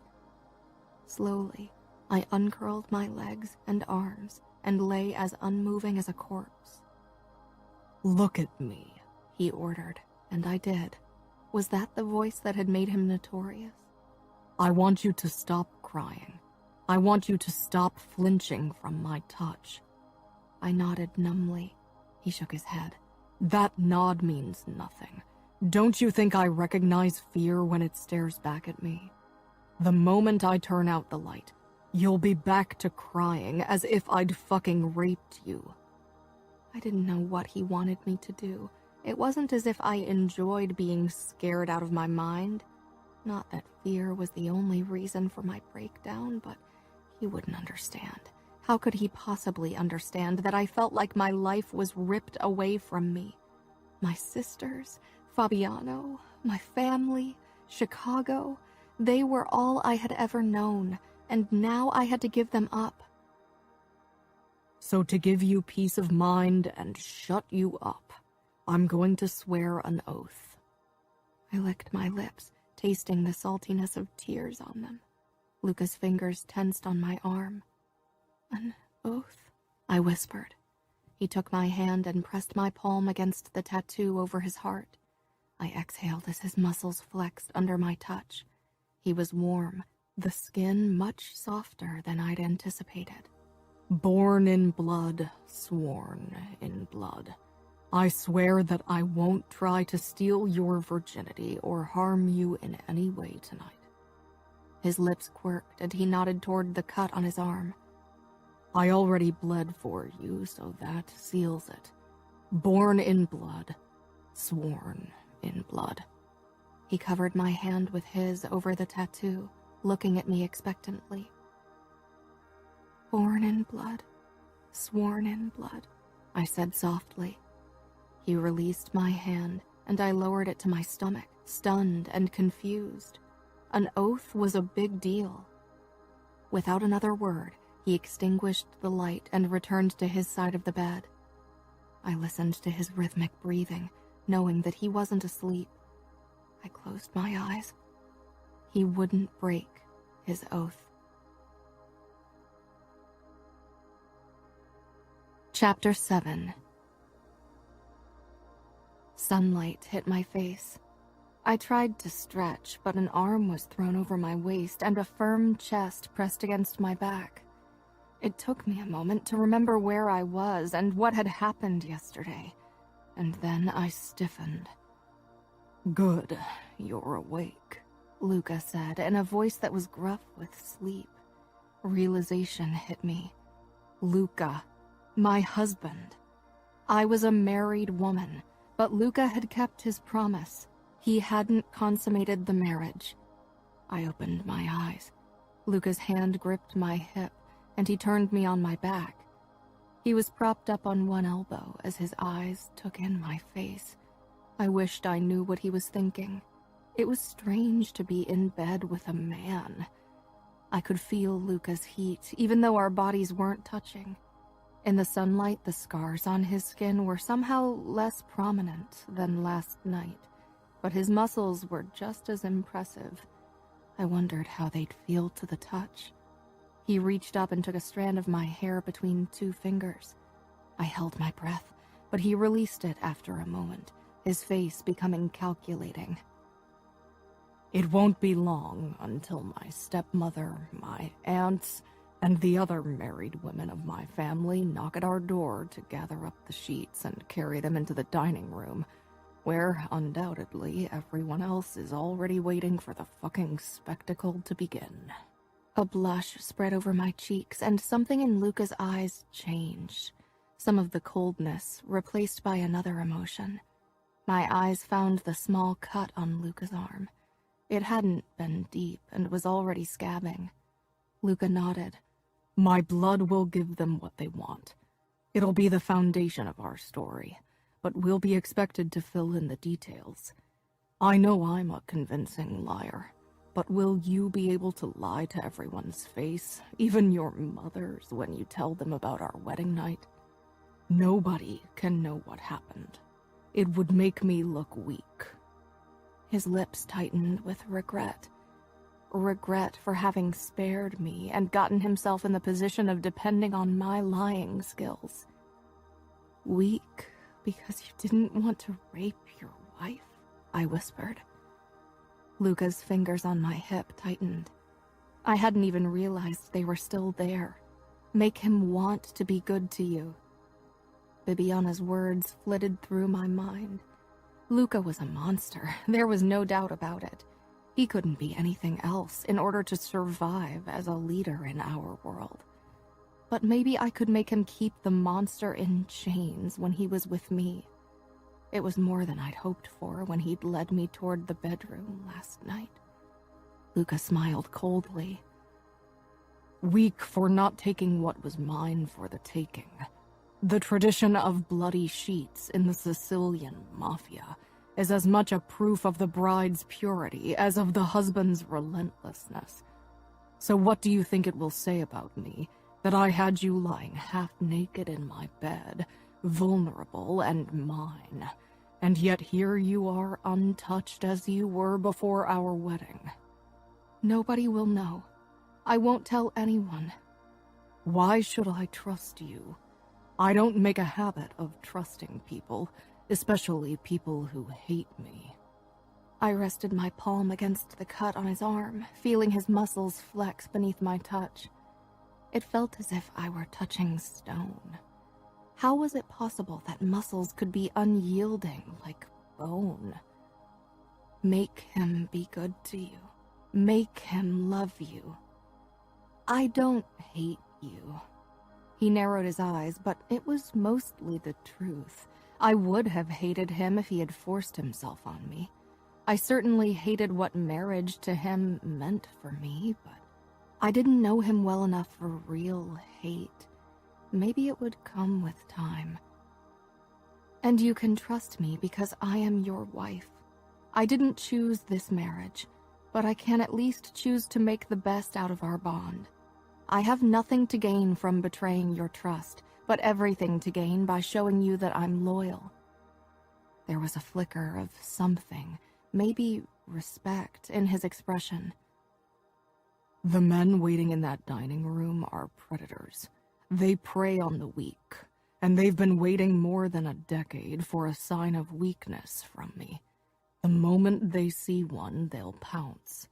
But your father... If my father thinks I'm too weak to control the familia, he'll gladly let them tear me apart. What kind of life was it to have to be strong all the time, even around your closest family?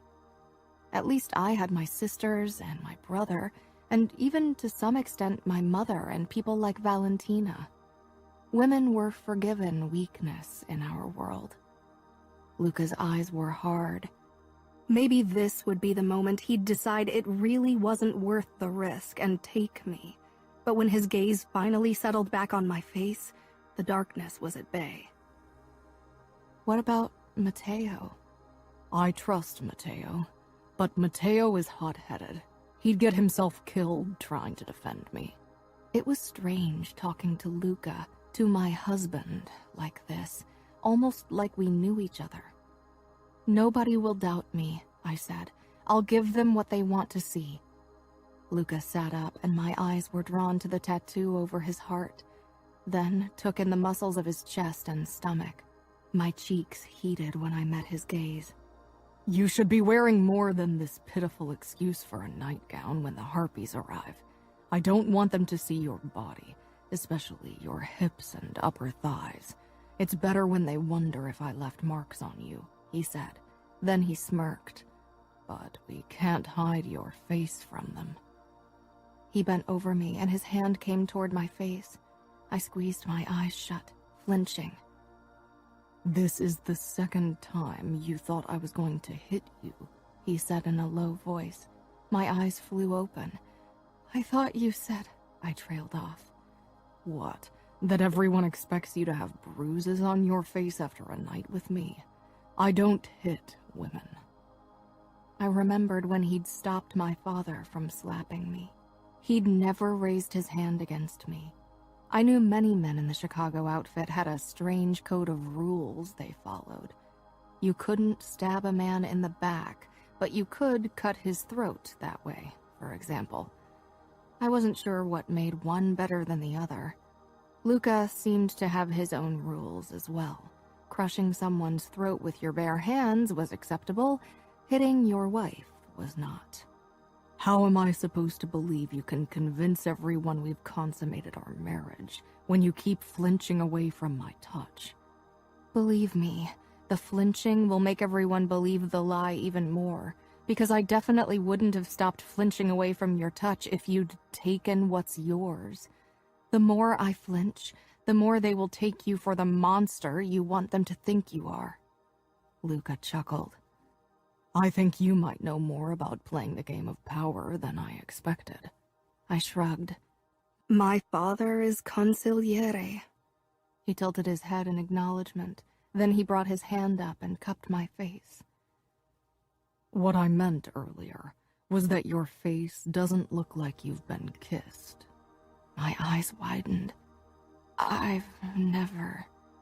But of course he knew that already. His lips collided with mine, and my palms came up against his chest, but I didn't push him away. His tongue teased my lips, demanding entrance. I gave in and hesitantly touched my tongue to his. I wasn't sure what to do and looked at Luca wide-eyed, but he took the lead as his tongue and lips ravished my mouth. It was strange allowing that sort of intimacy, but it wasn't unpleasant. I lost track of time as he kissed me, demanding and possessive, his hand warm against my cheek. His stubble rubbed against my lips and skin, but the friction made me tingle instead of bothering me. I could feel the restrained strength as his body pressed against me. Eventually, he pulled back, eyes dark with desire. I shivered, not only from fear. Insistent knocking sounded, and Luca swung his legs out of bed and stood. I sucked in a breath at the sight of the bulge in his briefs. He smirked. A man is supposed to have a boner when he wakes up beside his bride, don't you think? They want a show, they'll get a show. He nodded toward the bathroom. Now go and grab a bathrobe. I quickly leaped out of the bed with its stained bedsheet and hurried into the bathroom, where I grabbed the long white satin bathrobe and put it over my nightgown before I picked up the remnants of my corset that I'd dropped last night. When I stepped back into the bedroom, I watched Luca putting his gun and knife holster on over his naked chest, donning another knife strap with a longer hunting knife onto his forearm, covering the small cut, and repositioning his stiffness so it was even more obvious. My cheeks hot, I moved further into the room and threw the corset down beside my ruined wedding dress. Luca was a magnificent sight with his tall frame, muscles, and holster, not to mention the bulge in his pants. A hint of curiosity filled me. How did he look without the underwear? I leaned against the wall beside the window and wrapped an arm around myself, suddenly worried that someone would realize Luca hadn't slept with me. These were all married women. Would they see something wasn't right? I braced myself when he opened the door wide, standing before the gathered women in all his half-naked glory. There were gasps, giggles, and even a few muttered Italian words, which might have been prayers or curses. They were spoken too fast and quiet for me to hear. I had to stifle a snort. "We've come to collect the sheets," Luca's stepmother said in what was barely hidden glee. Luca stepped back, opening the door wider. At once, several women stepped in, their eyes darting to the bed and the stain, then to me. I knew my face was red, even though it wasn't my blood on the sheets. How could these women jump at the chance to see proof of my taken virginity? Didn't they have any compassion?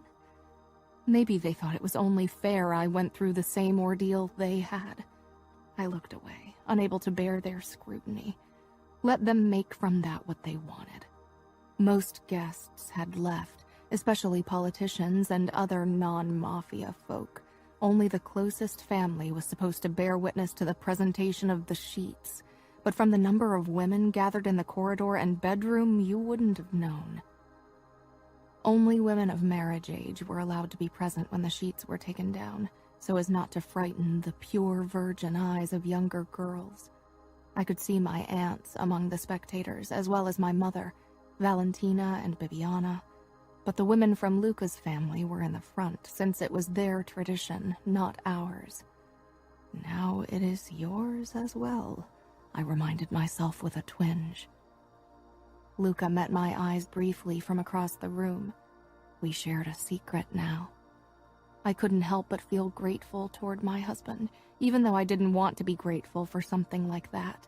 But in our world, you had to be thankful for the smallest kindness, especially from a man like Luca, especially when he didn't have to be kind. Luca's stepmother Nina and his cousin Cosima began stripping the bed. "Luca," Nina said with feigned indignation, "did nobody tell you to be gentle to your virgin bride?" That actually got her a few embarrassed giggles, and I lowered my eyes, even though I wanted to scowl at her. Luca did a fine job of that. Then he flashed her a wolfish smile that raised the hairs on my neck. "You are married to my father. Does he strike you as a man who teaches his sons to be gentle to anyone?" Her lips thinned, but she didn't stop smiling. I could feel everyone's eyes on me and squirmed under the attention. When I risked a peek toward my family, I saw shock and pity on many of their faces. "Let me through," came Gianna's panicked voice. My head shot up. She was fighting her way through the gathered women and avoided Mother, who tried to stop her. Gianna wasn't even supposed to be here. But when did Gianna ever do what she was supposed to do? She shoved a very thin woman out of her way and staggered into the bedroom. Her face flashed with disgust when she spotted the sheets Luca's stepmother was holding up and spreading over Cosima's outstretched arms. Her eyes found my face, lingering on my swollen lips, disheveled hair, and my arms, which were still wrapped around my middle. I wished there was a way to let her know I was fine, that it wasn't as it looked, but I couldn't with all those women around us. She turned to Luca, who at least didn't have a boner anymore. The look in her eyes would have sent most people running. Luca raised his eyebrows with a smirk. She took a step in his direction. "Gianna," I said quietly, "will you help me get dressed?" I let my arms fall to my sides and walked toward the bathroom, trying to wince now and then as if I was sore and hoping I wasn't overdoing it. I'd never seen a bride or anyone else after they'd supposedly lost their virginity. The moment the door closed behind Gianna and me, she threw her arms around me. "I hate him! I hate them all! I want to kill him!" "He didn't do anything," I murmured. Gianna pulled back, and I put my finger to my lips. Confusion filled her face. "What do you mean?" "He didn't force me." "Just because you didn't fight him doesn't mean it wasn't rape." I covered her mouth with my hand. "I'm still a virgin." Gianna stepped back, so my hand dropped from her lips. "But the blood," she whispered. "He cut himself." She stared at me in disbelief. Do you have Stockholm Syndrome? I rolled my eyes. Shh, I'm telling the truth. Then why the show? Because nobody can know. Nobody. Not even Mother or Lily. You can't tell anyone, Gianna. Gianna frowned. Why would he do that? I don't know. Maybe he doesn't like to hurt me. That man would kill a baby fawn if it looked at him the wrong way. You don't know him. Neither do you. She shook her head. Don't tell me you trust him now. Just because he didn't fuck you last night doesn't mean he won't do it soon. Maybe he prefers to do it in his penthouse with a view over New York. You are his wife, and any man with a working dick would want to get in your pants. Father really wasted all of his lady comments on you, I said with a smile. Gianna kept glaring. Gianna, I knew when I married Luca that I would have to sleep with him eventually, and I accepted that. But I'm glad that I get the chance to at least get to know him a bit better first. Though I wasn't sure I'd like the parts of him I'd get to know. But his kisses hadn't been unpleasant at all. My skin still warmed when I thought of it, and Luca definitely was nice to look at.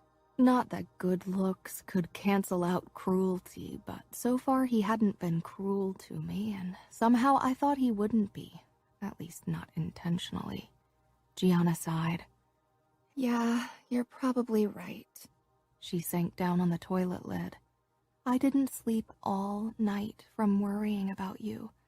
Couldn't you have sent me a text saying Luca didn't pop your cherry? I began undressing. Sure, and then Father or Umberto would check your mobile and see it, and I'd be doomed. Gianna's eyes scanned me from head to toe as I stepped into the shower, probably still looking for a sign that Luca had manhandled me. You still have to act as if you hate Luca when you see him later, or people will get suspicious, I told her.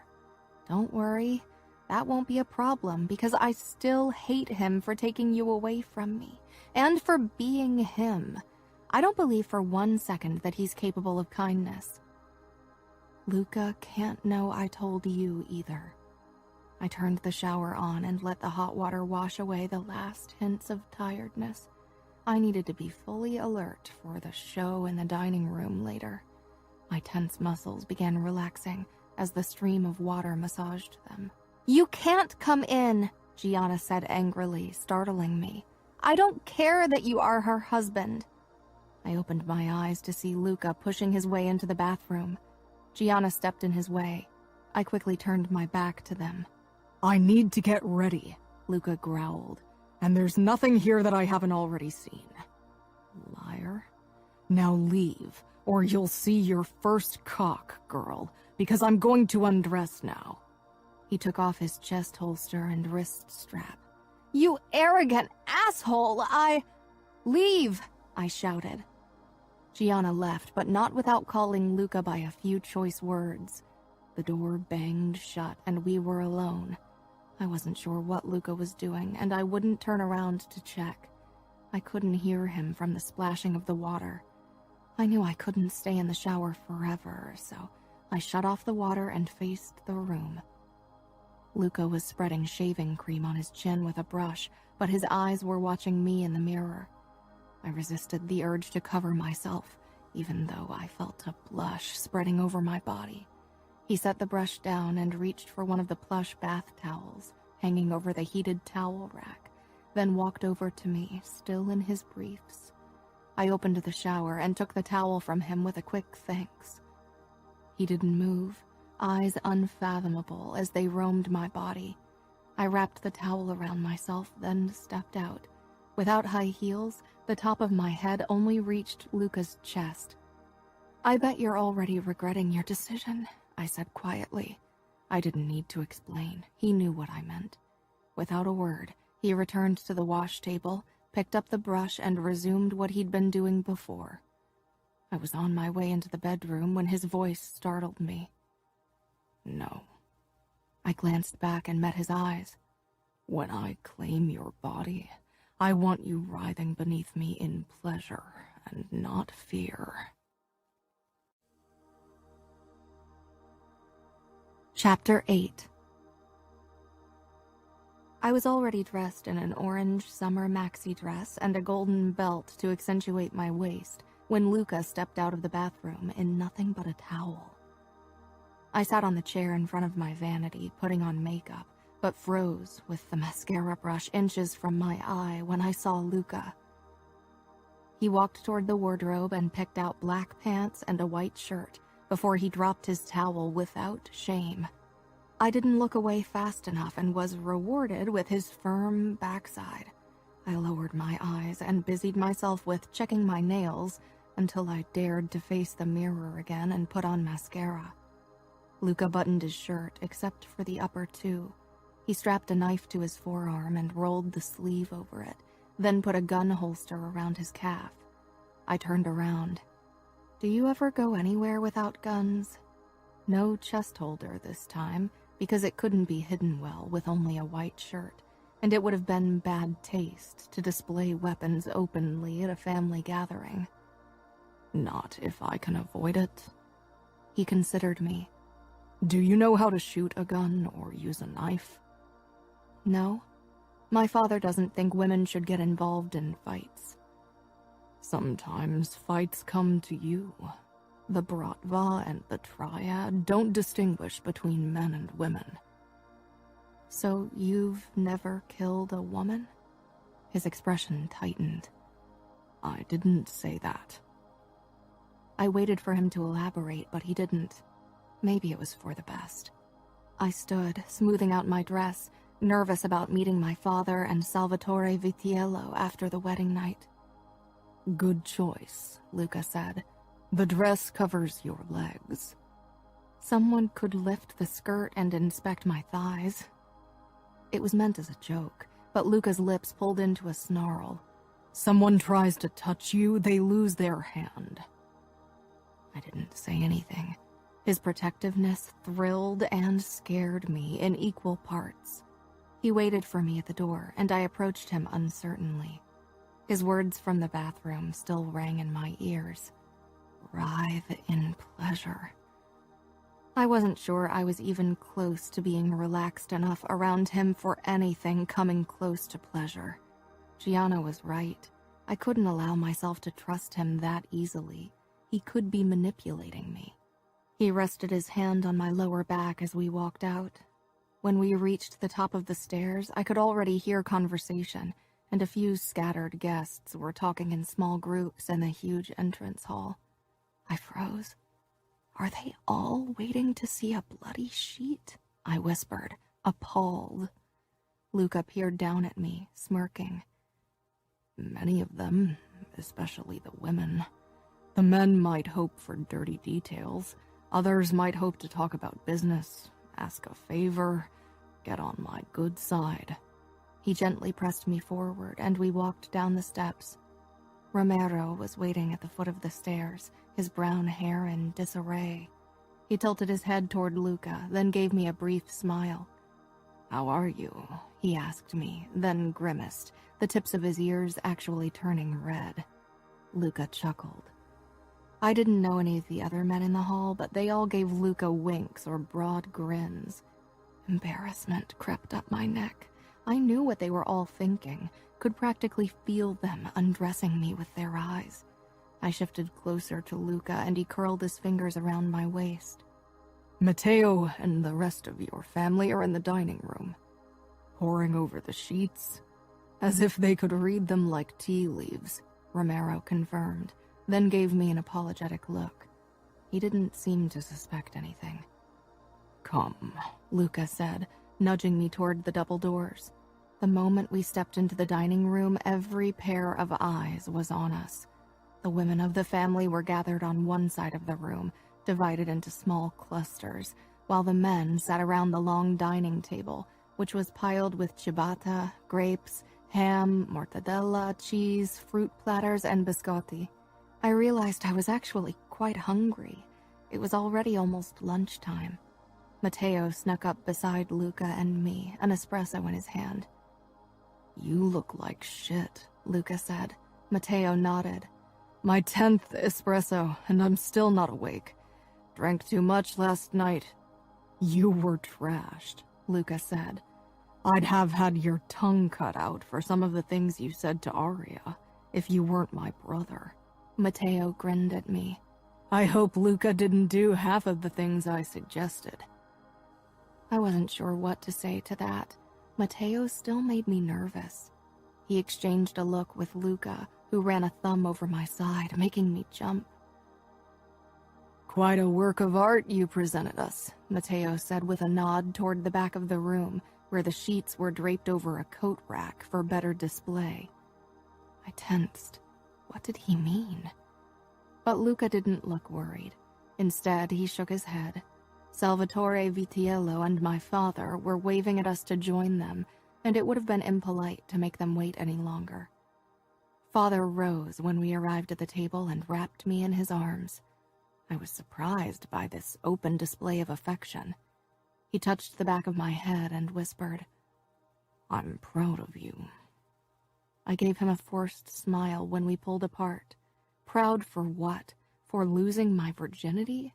For spreading my legs? Salvatore put a hand on my and Luca's shoulders and gave us a smile. I hope we can expect small Vitiellos soon. I managed not to let my shock show. Hadn't Luca mentioned that I was on birth control? I want to enjoy Arya alone for a long while, and with the Bratva closing in, I wouldn't want to have children to worry over, Luca said tightly. There was no word to describe how relieved I was about Luca's words. I really wasn't ready for children. I'd already had enough changes thrown my way without the added bonus of a baby. His father nodded. Yes, of course. Understandable. After that, they launched into a conversation about the Bratva, and it became pretty clear I was dismissed. I slipped out of Luca's grasp and walked toward the women. Gianna met me halfway. "Disgusting," she muttered with a scowl toward the sheets. "I know." I looked around but couldn't see Fabiano or Lily. "Where are—" "Upstairs in their room with Umberto. Mother didn't want them to be there for the reveal of the sheets." She leaned in conspiratorially. "I'm so glad you're finally here. Those women have been sharing their bloody sheet stories for hours. What the fuck is wrong with the New York familia? If I hear one more word about it, I'm going to give them a real bloodbath." "Now that I'm here, I doubt they'll be talking about anything but the bloody sheets over there," I muttered. It turned out I was right. Almost every woman felt the need to hug me and offer me words of advice that only made me nervous. It'll get better. Sometimes it takes a bit for a woman to be comfortable, and the best, believe me, it took me years to enjoy it. Valentina didn't say anything. She wrapped her arms around me, just touched her palm to my cheek and smiled before stepping back to make room for another woman. Mother kept her distance. I wasn't sure why. She stood with her hands clasped in front of her, disapproval written across her face. I was glad she wasn't sharing stories of her wedding night with Father. I stepped toward her and she pulled me into a tight hug. Like my father, she wasn't an overly affectionate person, but I was glad for her closeness. "I wish I could have protected you from all this," she whispered before pulling back. There was a flicker of guilt on her face. I nodded. I didn't blame her. What could she have done? Father wouldn't have let her talk him out of the agreement. "Luca can't stop watching you. You must have left quite an impression on him," Luca's stepmother said teasingly. I turned to her and smiled politely. Luca probably just wanted to make sure I didn't give away our secret by accident. From the corner of my eye, I saw the door at the back open and Lily slink in, followed by Fabiano. They'd probably used Umberto's toilet break to get away. Gianna made a face when our brother stopped in front of the sheets. I excused myself and walked over to them with Gianna at my heels. Mother was wrapped up in overly polite conversation with Luca's stepmother. "What are you doing here, you little monster?" Gianna asked, grasping Fabiano's shoulders. "Why's there blood on the sheets?" he half shouted. "Has someone been killed?" Gianna burst into laughter, while Lily looked honestly distressed by the sight of the sheets. I supposed it burst her bubble of fairy tale princes and lovemaking under the stars. The men at the table behind us also started laughing, and Fabiano's face scrunched up in anger. Although he was only 8, he had a temper. I hoped he'd calm down soon, or he'd get in trouble once he was initiated. Gianna ruffled his hair. "Are you going to New York with Luca?" Fabiano asked suddenly. I bit my lip. "Yeah." "But I want you to come home with us." I blinked, trying to hide my anguish over hearing him say that. "I know." Lily tore her eyes away from the sheets for a moment. "Won't you go on a honeymoon?" "Not right now. The Russians and the Taiwanese are giving Luca trouble." Fabiano nodded as if he understood, and maybe he did. With every year that passed, he'd learn more of the dark world we lived in. "Stop staring at the sheets," Gianna said in a low voice, but Lily seemed too caught up in the sight. Her face scrunched up. "I think I'm going to be sick." I wrapped an arm around her shoulder and steered her outside. She shook in my grip. "Hold it back," I ordered, as we half ran out of the room, everyone's eyes following us. We stumbled into the hall. "Where's the bathroom?" This mansion had too many rooms. Romero motioned us to the end of the hall and opened a door, then closed it when we were inside.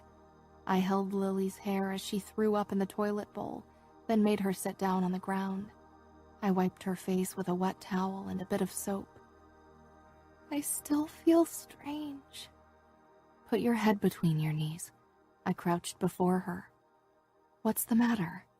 She gave a small shrug. "I'll get you some tea." I straightened.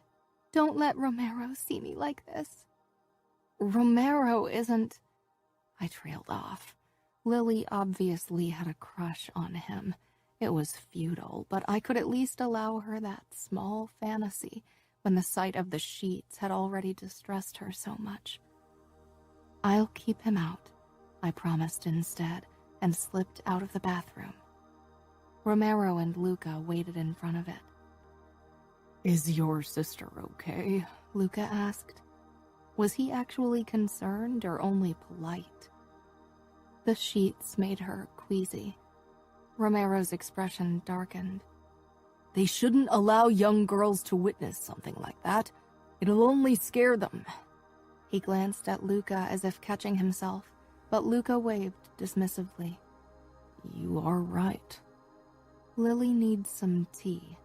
"I can get it for her and stay with her so you can return to your guests," Romero suggested. I smiled. "That's nice, but Lily doesn't want you to see her." Romero frowned.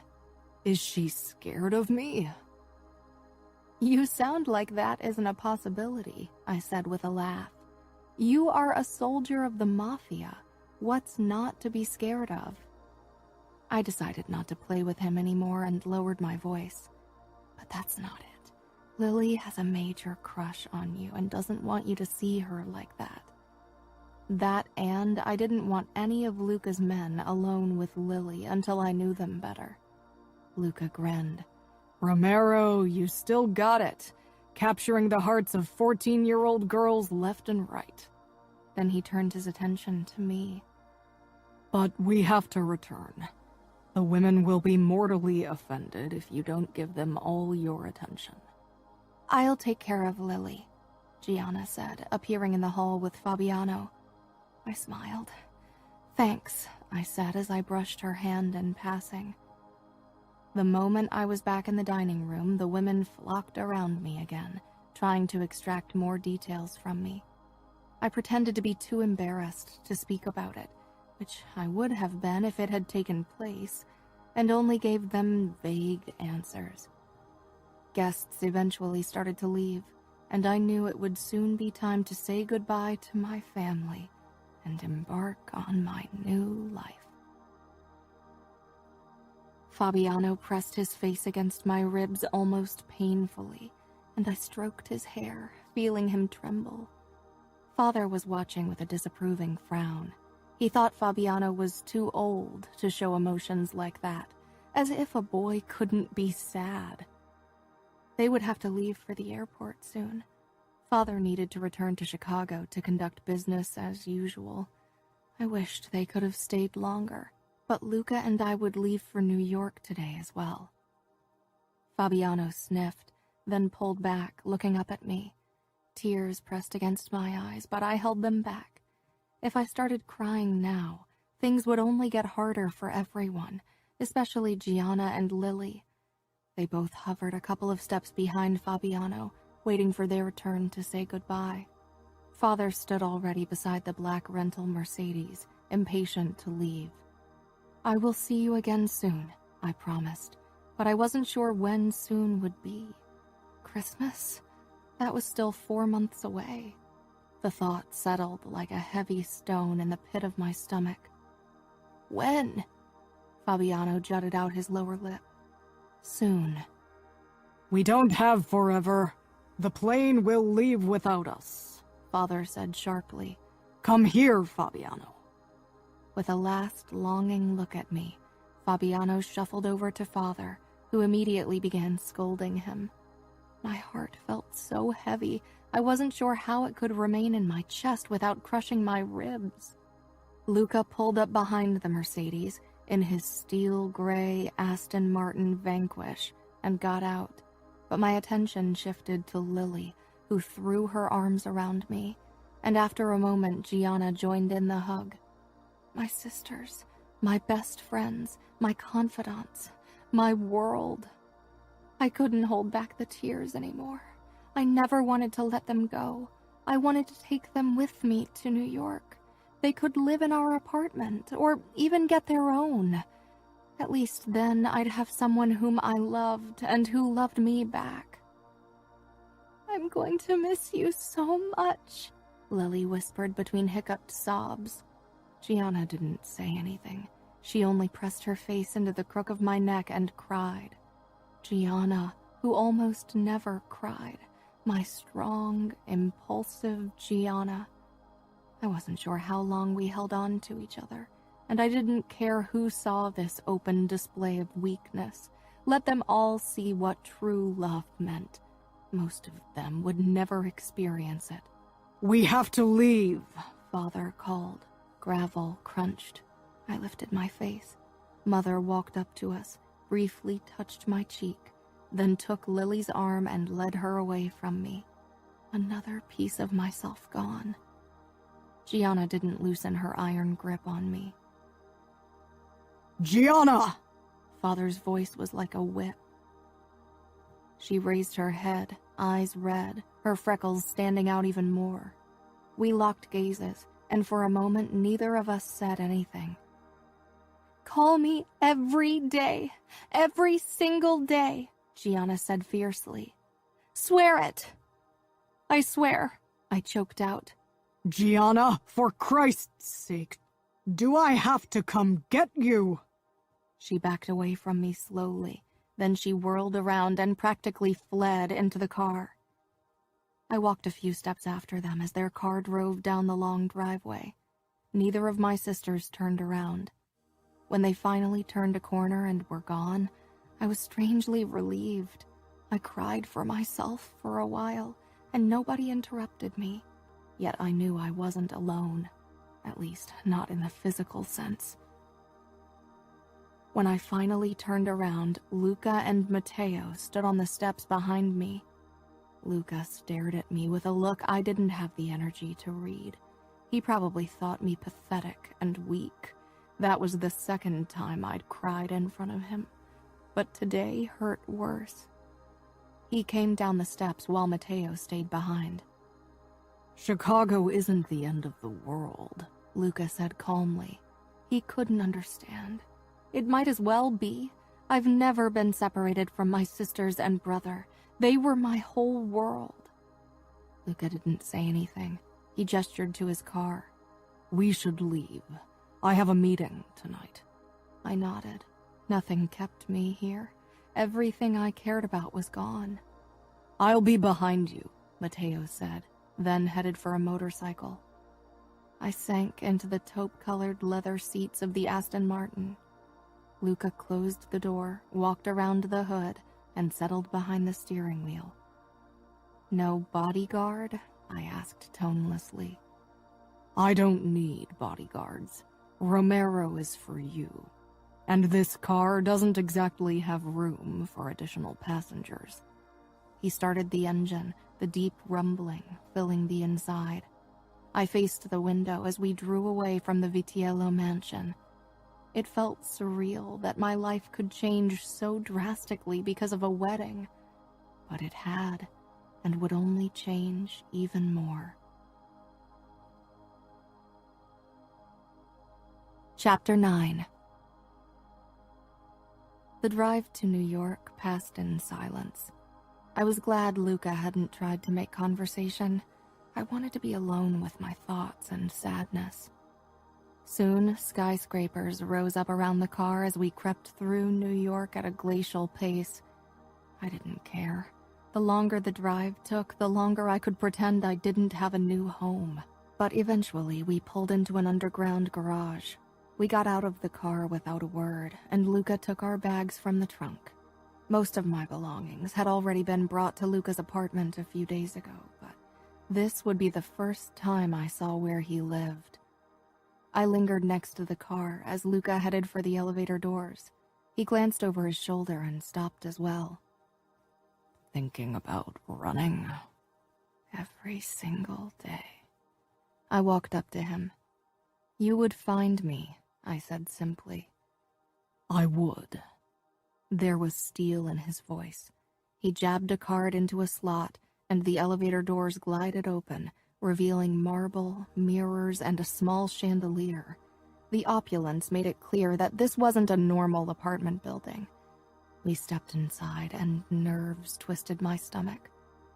I'd been alone with Luca last night and during the ride here, but the thought of being alone in his penthouse was somehow worse. This was his kingdom. Who was I kidding? Pretty much all of New York was his empire. He leaned against the mirrored wall and watched me as the elevator began its ascent. I wished he'd say something, anything, really. It would distract me from the panic rising up my throat. My eyes flitted to the screen showing which floor we were on. We were already on floor 20 and hadn't stopped yet. The elevator is private. It leads only to the last 2 floors of the building. My penthouse is at the top, and Mateo has his apartment on the floor below. Can he come into our penthouse whenever he wants? Luca scanned my face.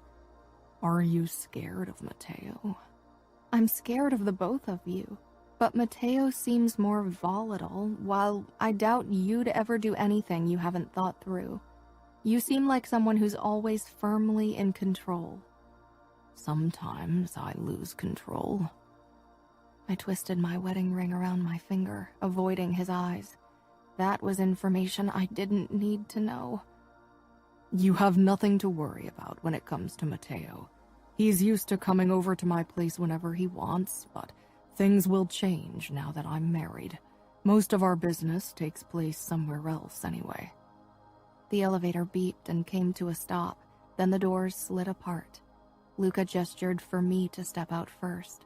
I did, and immediately found myself in a huge living space with sleek white sofas, dark hardwood floors, a modern glass and metal fireplace, black sideboards and tables, as well as avant-garde chandeliers.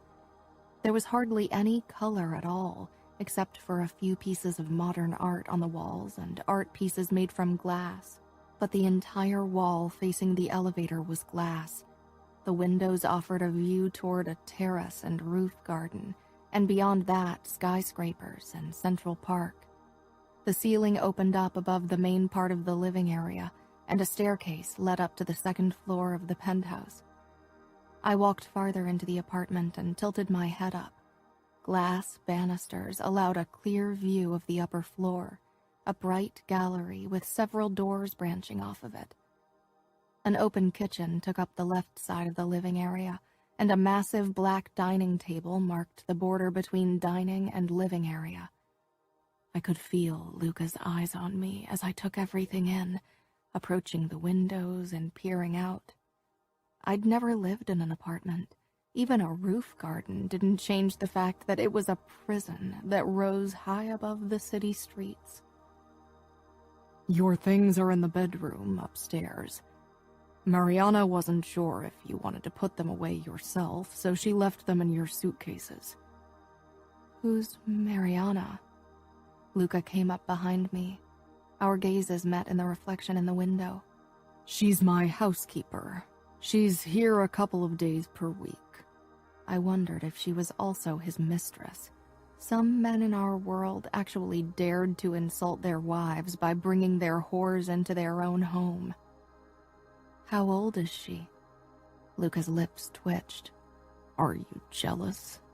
He rested his hands on my hips, and I tensed. He didn't pull away, but I could see anger crossing his face. But I also noted that he didn't answer my question. I stepped out of his hold and headed for a glass door leading out onto the roof garden. I turned to Luca. Can I go outside?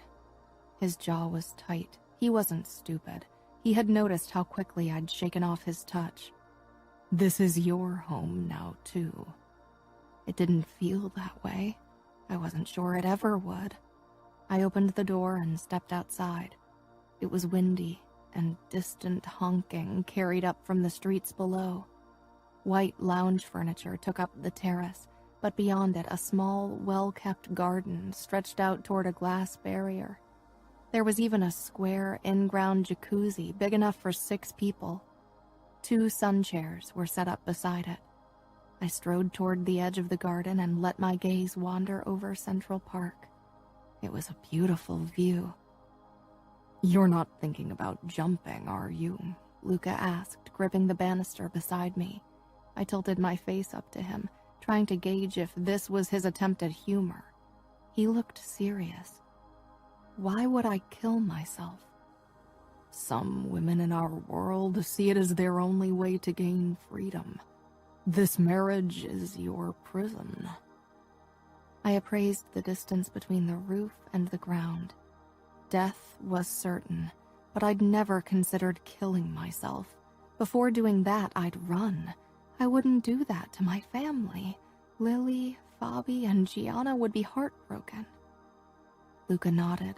I couldn't read his expression, and it was driving me crazy. Let's go back inside, he said, putting a hand on my lower back and steering me into the apartment. He closed the door, then turned back to me. I have a meeting in 30 minutes, but I'll be back in a few hours. I want to take you to my favorite restaurant for dinner. Oh, I said, surprised. Like a date? The corners of Luca's mouth twitched, but he didn't smile. You could call it that. We haven't been on a real date yet. He wrapped an arm around my middle and pulled me against him. I froze, and the lightness disappeared from his eyes. When will you stop being afraid of me? You don't want me to be afraid of you? I'd always thought it would make his life easier if I was terrified of him. Would make it easier to keep me in check. Luca's dark brows drew together. You are my wife. We'll spend our lives together. I don't want a cowering woman at my side. That really surprised me. Mother loved Father, but she also feared him. Are there people out there who don't fear you? A few, he said before lowering his head and pressing his lips against mine. He kissed me without hurry until I relaxed under his touch and parted my lips for him. I raised my arm and hesitantly touched the back of his neck, my fingers brushing his hair. My other hand pressed against his chest, enjoying the feel of his muscles. He pulled away. I have half a mind to cancel this fucking meeting. He rubbed his thumb over my lips. But there's still more than enough time for this later. He glanced at his watch. I really need to go now. Romero will be here when I'm gone. Take your time to look around and make yourself comfortable." With that, he headed for the door and left. For a moment, I stared at the door, wondering if anyone would stop me if I walked out of this building. Instead, I moved toward the staircase and walked up to the second floor. Only one of the white doors was ajar, and I pushed it open. The master bedroom opened up before me. As with the living area, an entire wall was made up of windows overlooking New York. The king-sized bed was facing them. I wondered how it would be to watch the sunrise from bed. The wall behind the bed was upholstered with black fabric. At the end of the room, a doorway led into a walk-in closet, and to its right I could see a freestanding bathtub through the glass wall separating the bedroom from the bathroom. I walked toward it. Even from the bathtub, you could watch the city. Despite the glass wall, the wash basins and the shower weren't visible from the bedroom, and the toilet was in its own small room. "Arya?" I gasped. My heart pounded in my chest as I slowly followed the voice and found Romero on the gallery carrying my bags. "I didn't mean to startle you," he said when he saw my face. I nodded. "Where do you want me to put your bags?" I'd forgotten Luca had dropped them on the sofa. "I don't know. Maybe the walk-in closet?" He strode past me and set the bags down on a bench in the closet. My 3 suitcases, as well as 2 moving boxes, were beside it. "Do you know if I need to dress up for tonight? Luca said he wants to take me to his favorite restaurant, but he didn't tell me if it has a dress code." Romero smiled. "No, definitely no dress code." "Why? Is it a KFC?" I'd actually never eaten at a KFC. Father and Mother would have never taken us to a place like that. Gianna, Lily, and I had once convinced Umberto to take us to a McDonald's, but that was the extent of my experience with fast food joints. "Not really. I think Luca wants to surprise you." I doubted that. "Maybe I should unpack then." I gestured at my suitcases. Romero kept a careful distance from me. He was nice, but professional. "Do you need help?" I really didn't want Romero to touch my underwear. No, I'd prefer to be alone. Compassion filled Romero's face before he turned and left. I waited until I was certain that he was back downstairs before I opened the first box. On top was a photo of me with Gianna, Lily, and Fabi. I cried for the 3rd time in less than 24 hours. I'd seen them only this morning, so how could I already feel so alone? When Luca came home almost 5 hours later, I'd changed into a skirt and a flimsy, sleeveless blouse.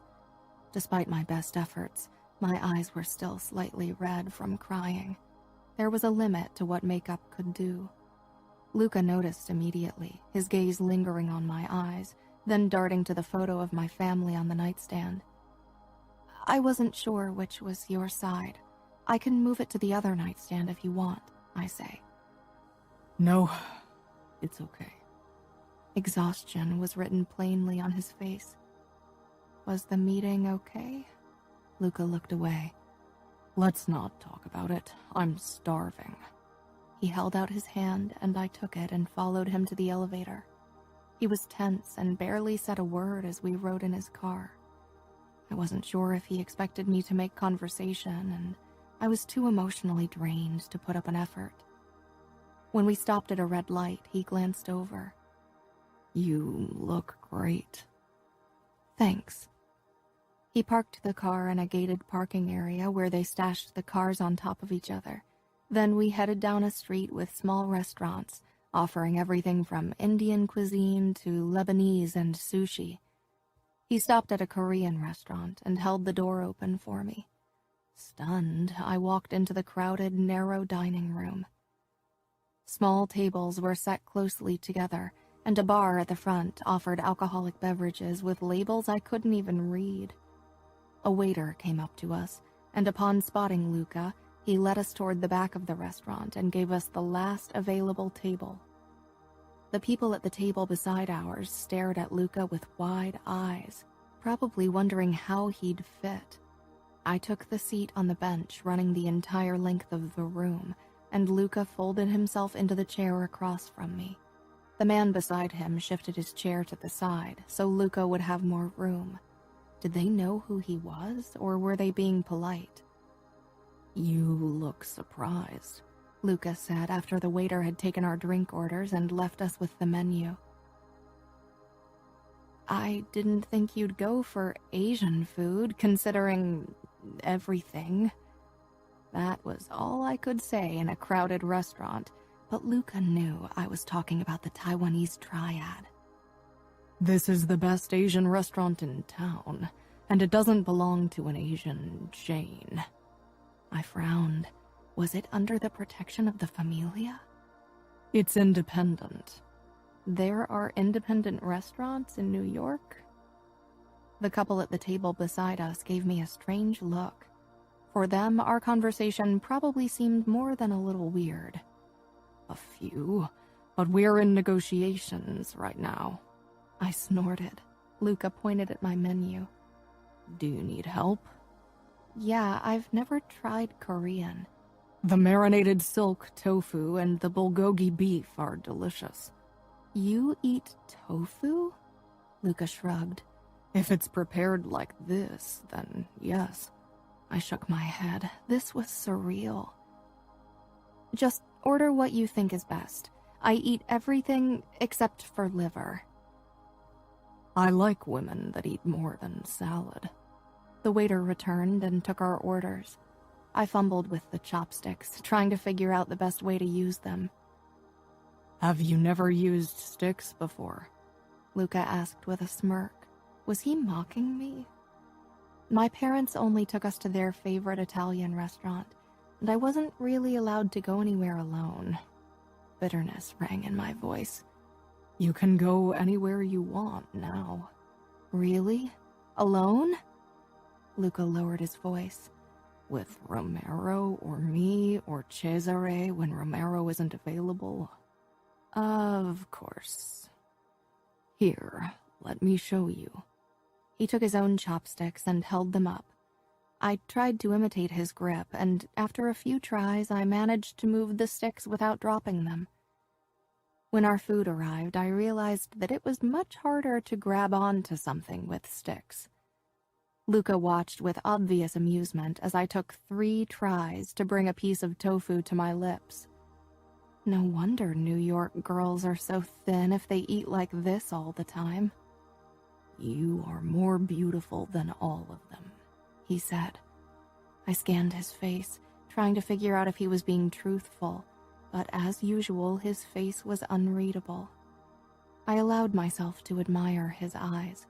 They were unusual, with their darker ring around the gray. They weren't exactly cold right now, but I remembered them being that way.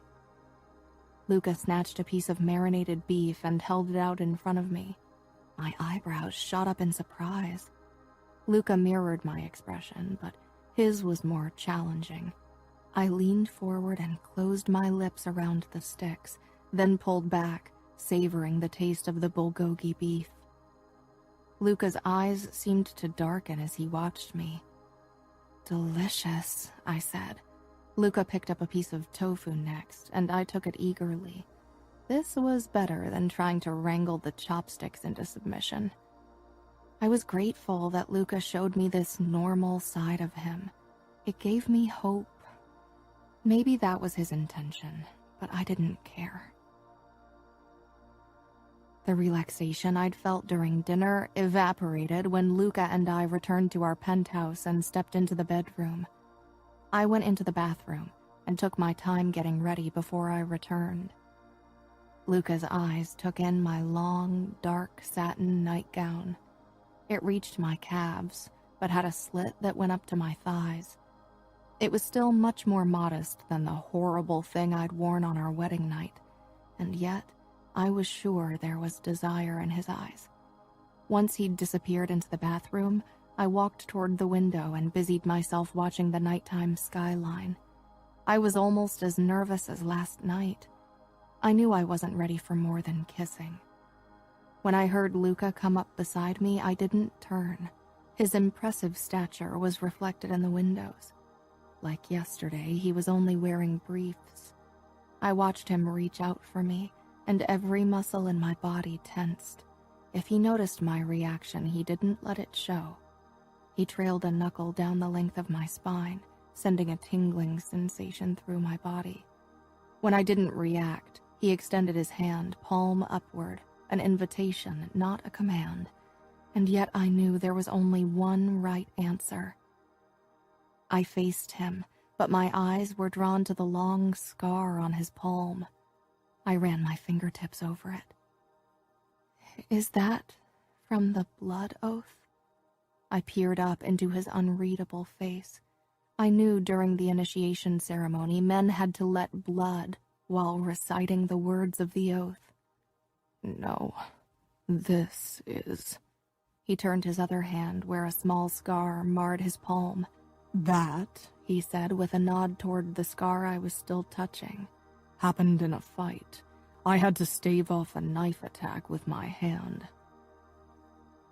I wanted to ask him about the first time he killed a man, but he curled his fingers around my wrist and led me toward the bed. My throat became too tight for words when he sat on the mattress and pulled me between his legs. I tried to relax into his kiss, and when he made no move to take things further, I actually felt the tension slip away and began to enjoy his experienced mouth. But then he lay back and pulled me onto the bed with him. His kisses became more forceful, and I could feel his erection pressed up against my thigh. Still, I didn't pull back. I could do this. I knew it was coming. His hand cupped my breast, and I stiffened despite my best intentions not to.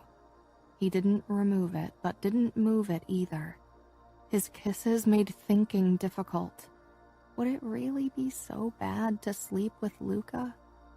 He drew back a couple of inches and trailed kisses toward my ear. "I've never wanted to fuck a woman as much as I want to fuck you right now." I froze. His words made me feel cheap.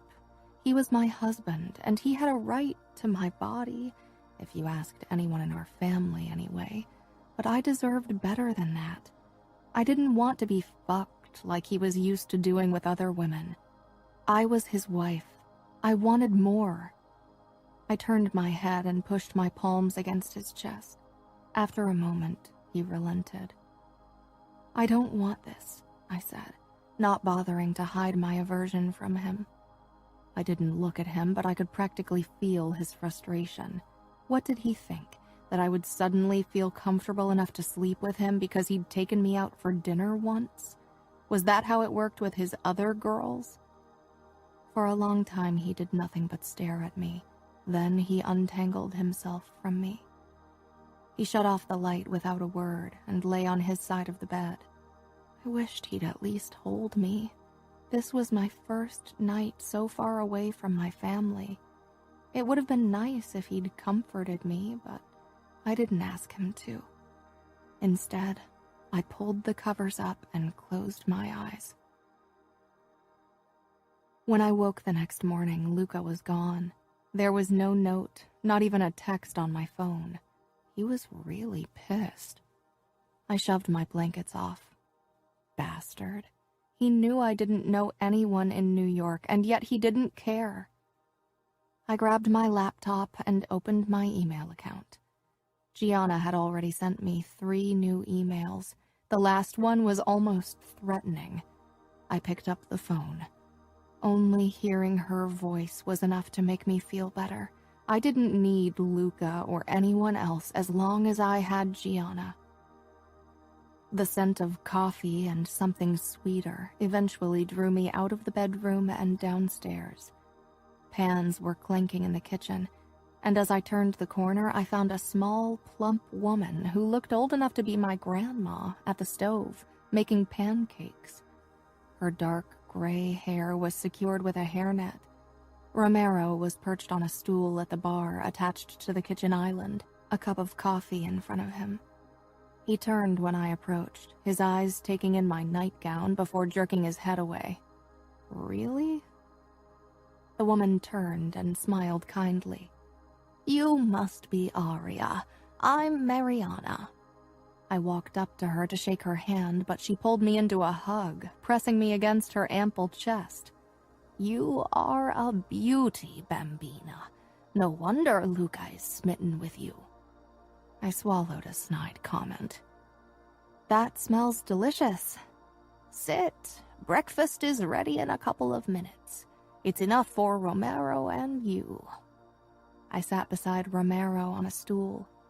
He was still pointedly looking the other direction. What's your problem? I'm not naked, I said when I couldn't take it anymore. Mariana laughed.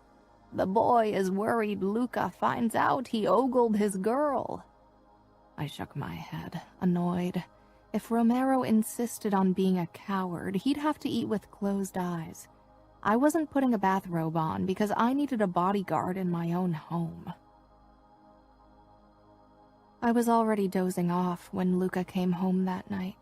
While he'd spent his day outside doing God knows what, I was a prisoner in this stupid penthouse.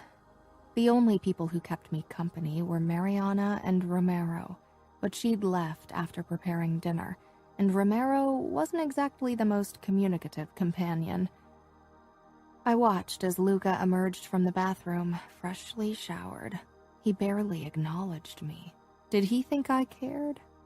When he lay down beside me and extinguished the lights, I said into the darkness, Can I walk through the city tomorrow?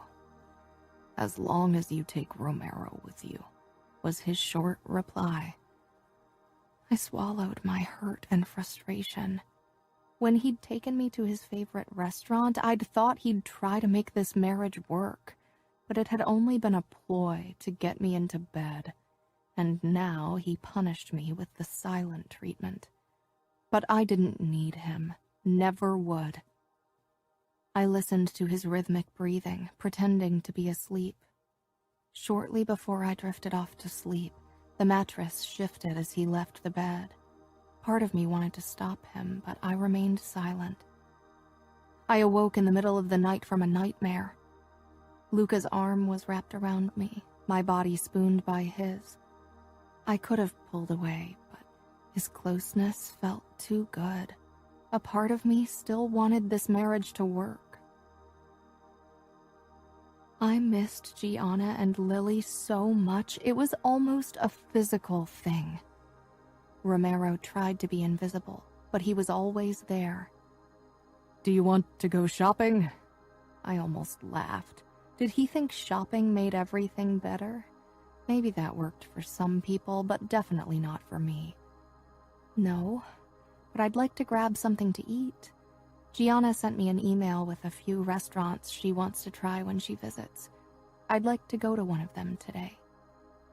Romero looked uncertain for an instant, and I exploded. I asked Luca for permission a couple of nights ago, so you don't have to worry. I'm allowed to leave this prison. He frowned.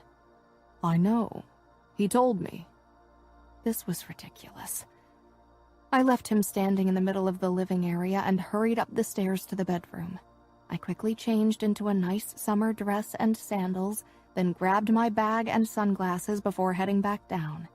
Romero hadn't moved from his spot. Why couldn't he pretend he was something other than my bodyguard? Let's go, I ordered. If he wanted to act like my bodyguard, I'd treat him that way. Romero pulled a jacket over his shirt to hide his holster, then pushed the elevator button. We didn't talk during the ride down. This was actually the first time I saw the lobby of the apartment building.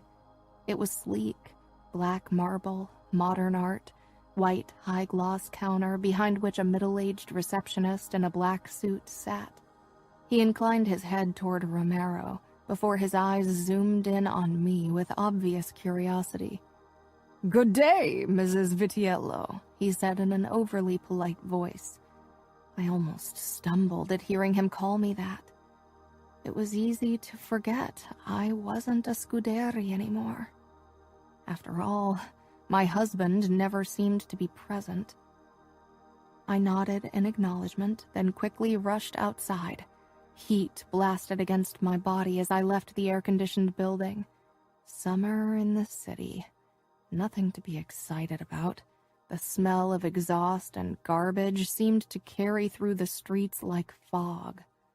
Romero was a step behind me, and I wondered how he could bear the heat in his outfit. "I think we need to take a taxi," I said, as I stepped toward the curb. Romero shook his head, but I'd already raised my arm, and a taxi swerved to the side and stopped beside me. Romero hung a few steps back, his alert gaze on my back. It was driving me crazy. People were giving us strange looks. "Can you please walk beside me?" I asked, as we walked down Greenwich Street where the restaurant was. "I don't want people to think you're guarding me." He was probably still pissed that I'd made him take a taxi instead of the black BMW that screamed mafia from afar. "I'm guarding you." I stopped until he fell into step beside me. The outside of the restaurant was surrounded by wildflowers growing in terracotta pots, and the inside reminded me of British pubs I'd read about. It seemed as if every single waiter was tattooed, and the tables were set so closely together you could have eaten from your neighbor's plate. I could see why Gianna would love it. Romero's lips twisted in obvious disapproval. It was probably a bodyguard's nightmare. "Do you have a reservation?" a tall woman with a septum piercing asked. "No." Romero narrowed his eyes as if he couldn't believe someone was actually asking something like that. I loved it. Here I was only Aria. "But it's just the two of us, and we won't take long," I said politely. The woman looked between Romero and me, then smiled. "You have 1 hour. You are a cute couple." She turned to lead us toward our table, which was why she didn't see Romero's expression. "Why didn't you correct her?" he asked quietly. "Why should I?" "Because we aren't a couple. You are Luca's." "I am, and I'm not." Romero didn't argue again, but I could tell it made him uncomfortable to act like we were anything but bodyguard and his boss's wife. I ate a salad with the most delicious dressing and enjoyed watching the people around us, while Romero ate a burger and monitored our surroundings. I couldn't wait to take Gianna here. Sadness filled me at the thought. I had never been so lonely in my life. Only 2 days into my new life, and I really didn't know how to survive the many thousands of days that would follow. "So Luca will be home late again tonight?" "I suppose," Romero said evasively. After we'd eaten, I forced Romero to stroll through the neighborhood of the restaurant for a bit longer. But eventually I got frustrated with his stiff posture and obvious discomfort, and agreed to return to the apartment. When the taxi pulled up in front of the apartment building, Romero paid the driver and I slipped out of the car. As I approached the glass front, I noticed one of Luca's cousins sitting inside the lobby. What was she doing here? We hadn't spoken more than a few sentences to each other at the wedding, and I hadn't gotten the impression that she was interested in friendship. Confused, I stepped into the lobby. Cozima's eyes snapped to me, and she walked up to me without hesitation. To my surprise, she hugged me, then she pressed something into my hand. "Here, don't let Romero or anyone else see it. Now smile." I did, stunned. I could feel a folded piece of paper and what felt like a key in my palm. I quickly stashed them in my purse when Romero appeared beside me. "What are you doing here, Cosima?" There was a hint of suspicion in his voice. She flashed her teeth at him. "I wanted to see how Aria was doing, and asked her if we could meet for lunch soon. But now I need to go. I have a hair appointment.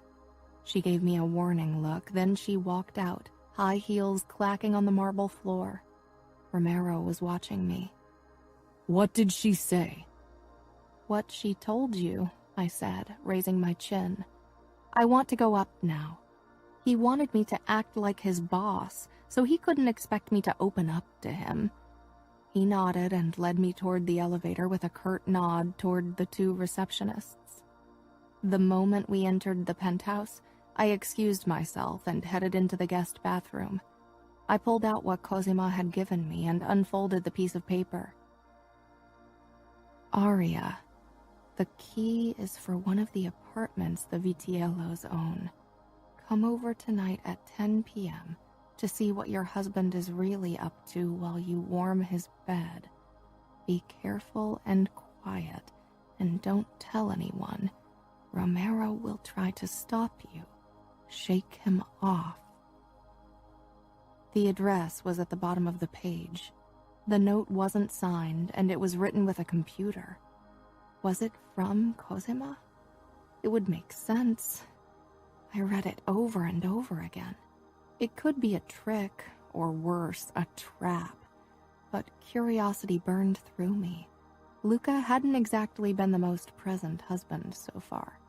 The only problem was how to get to the apartment and how to get rid of Romero. He never left my side. I convinced Romero to take me out to dinner at a restaurant that, according to Google Maps, was only a 5-minute walk from the address Cosima had given me. When Romero used the guest bathroom in our apartment, I used the moment to take a small gun Luca kept in one of the top drawers in the walk-in closet. I'd noticed it when I'd unpacked my suitcases and folded my clothes into drawers. I hid it in the side pocket of my bag. Even though I didn't have much experience with guns, I knew how to handle them in theory. Better safe than sorry. It was 9:15. Romero and I had just finished our starter when I stood to head for the bathroom. Romero pushed back his chair and was about to stand as well. I glared. You won't follow me to the bathroom. Do you think I'll get lost on the way? People will be staring. Nobody knows who I am here. I'm safe. Romero sank back down. The bathroom was past a corner, closer to the door than our table. I slipped out of the restaurant, took flats from my purse and put them on. Then I hurried toward the address.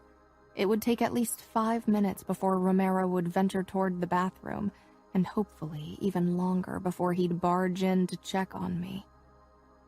When I arrived in front of the brownstone building, I hesitated. It didn't have a reception, only a narrow corridor and a steep staircase. Then I took a deep breath and entered. The key said the apartment was on the 3rd floor. I took the elevator, hidden in a dark corner behind the stairs. During the ride up, doubt overcame me. Maybe I shouldn't have listened to the letter. The elevator came to a halt and the door rattled open. My eyes darted to the button that would take me back to the ground floor. But instead, I stepped out and found the apartment door. It wasn't completely shut. My heart fluttered with fear. This seemed like a really bad idea, but curiosity was stronger than worry. I pushed the door open and peered in. The living room was dark and empty, but light was coming from somewhere else. I rested my hand on the gun in my purse, then crept further in, but froze when I heard a woman cry out. Yes, harder. Dread settled in me as I followed the voice. I had heard it before. The light was spilling out of an open door. I stopped in front of it, hesitating. I could still turn around and pretend I'd never received the letter. Another moan drifted out of the room and I peeked inside. Heat rushed up my face, then seemed to drain out of my body completely. Grace Parker was on her knees and forearms on the bed, while Luca fucked her from behind. The slaps of his body hitting her ass filled the silence. only occasionally disrupted by her encouraging cries and moans. Luca's eyes were closed as his fingers dug into her hips and he rammed into her over and over again. Grace turned her head to meet my eyes and smiled triumphantly. Bile traveled up my throat. So this was what Luca had been up to the last 2 nights. For a crazy moment, I considered taking the gun out and throwing it at her head. I wouldn't shoot her, even if I wanted to. I wasn't a mobster. I wasn't Luca. My shoulders slumped, and I took a step back. I needed to get away. Luca's eyes shot open, hand reaching for a gun on the bed beside him, but then he found me. He jerked, then froze. "What's the matter, Luca?" Grace asked, wiggling her ass against him. He was still buried inside her. Luca and I stared at each other, and I could feel tears gathering in my eyes. I whirled around and ran. I needed to get away, just away. The moment I stepped out of the elevator on the first floor, I began shaking, but I didn't stop. I rushed outside, almost bumping into Romero, who must have followed my phone's GPS. He stumbled back, looked at my face, then at the building, and his eyes widened. He knew. Everyone seemed to know except for stupid me. I stormed away, running faster than I'd ever run in my life. When I crossed the street toward the underground station, I caught a glimpse of Luca in an unbuttoned shirt and pants, staggering out of the door. Romero was already chasing me, but I was fast. Years of working out on the treadmill finally paid off. I practically flew down the steps, fumbling for the Metro card my sisters and I had purchased before the wedding, after we'd forced Umberto to show us the subway. I managed to squeeze into the already closing doors of a subway wagon. I wasn't even sure where it was going, but as I saw Luca and Romero heading for the tracks, all that mattered was that it was taking me away from the triumphant smile Grace had given me, from the sound of Luca's body pounding her ass, from his betrayal. On our wedding night, I'd told Luca I didn't hate him. I wished he'd ask me again tonight. I sank down on a free seat, but I was still shaking. Where was I going? I couldn't run away. Luca was probably already sending every soldier at his disposal after me. I let out a choked laugh and got a few strange looks from other passengers. What did they know? They were free. I grabbed my mobile and called Gianna. She answered at the second ring. "Aria?" I caught Luca in bed with Grace. More people looked my way. What did it even matter? They didn't know who I was. The wedding announcements in the newspaper had never included a photo of me. I really didn't need any more attention. "Holy fuck." Yeah. I got out at the next station as I began telling the whole story to Gianna. I quickly moved away from the subway because that would be the place they'd look first. Eventually, I landed in a loud and dark place where burgers and beer were sold. I ordered a Coke and a burger, though I had no intention of eating or drinking. "Where are you now?" Gianna asked. Somewhere, I don't even know. In a restaurant, sort of. "Be careful." I didn't say anything. "Are you crying?" I was. Again, I stayed silent. "Don't. Not when I'm not around to console you and kick Luca's fucking ass. I knew he was an asshole. Fucking bastard. You haven't slept with him yet, right?" "No, I haven't. That's probably why he's off cheating on me." "Don't you dare blame yourself, Aria. Any decent man would have kept his dick in his pants or used his hand." The burger and Coke arrived, and I thanked the waitress, who lingered beside my table for a couple of seconds, her gaze focusing on my tears. I gave her a smile, and she finally took the hint and left. "What will you do now? Are you thinking of coming back home?" "Do you really think Father will let me leave Luca because he cheated on me? Father has had a mistress for years." Nor would Luca allow it.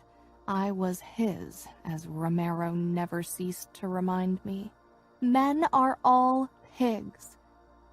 I can't forget the look Grace gave me. She looked like she'd won. She wanted you to see it. She wanted to humiliate you. Gianna fell silent. You are the wife of the future capo de capi. If someone humiliates you, they are practically insulting Luca. Well, he was busy helping her insult me. Gianna snorted. I hope his dick falls off. I'm not holding my breath. I bet Romero's getting his ass kicked for letting you slip away. Serves him right. I almost felt sorry for Romero, but then I reminded myself that he'd known about Grace all along. It had been written all over his face. God, how many people knew? Were they all laughing about me behind my back? Are you talking to Arya? I could hear Lily's excited voice in the background. That's none of your business. Get out of my room, you little snoop. I want to talk to her. She's my sister, too. Not now. This is private. There was shouting, then the bang of a door, followed by fists hammering against wood. My heart swelled with warmth, and I smiled. This had been my life not too long ago. Now I only had a cheating husband to return to. So what now? Gianna asked eventually.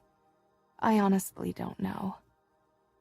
I paid and left the restaurant, returning to roaming the streets. It was dark, but they were still crowded with people on their way home from dinner or heading to a club or bar. You can't let him treat you like that. You must fight back. I don't know if fighting Luca is something I want to do. What can he do to you? You aren't his enemy or his soldier, and he said he didn't beat women, nor would he force himself on you. What's left? Lock you in your room without dinner? I sighed. Maybe you should cheat on him.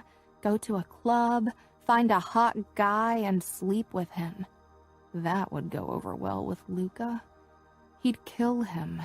I don't want blood on my hands. Then do something else. I don't care as long as you pay Luca back for what he's doing to you. He'll probably just keep cheating on you. Fight back. But Gianna was the fighter. I preferred subtle tactics. I should get rid of this phone now. I need more time to think and don't want Luca to track me down. Call me as soon as you can, no matter the time. If I don't hear from you tomorrow morning, I don't care who I have to take down to fly to New York. Okay, love you. Before Gianna could say any more, I turned my phone off, disabled it, and threw it into a dustbin before walking the streets aimlessly. It was past midnight and I was getting tired. The only thing that kept me going was the image of Luca going crazy because he couldn't find me. He hated not being in control, and now I'd slipped away from him. I wished I could see it. I bought a coffee and wrapped my fingers around the warm paper cup as I leaned against the facade of the diner and let my eyes wander over the thinning number of passers-by. Every time a couple walked past me, holding hands, kissing and laughing and being in love, my chest tightened. My eyes burnt from exhaustion and my earlier crying. I was so tired. I hailed a taxi and let it take me to our apartment building. As I stepped into the lobby, the receptionist immediately picked up the phone. Good dog, I wanted to say.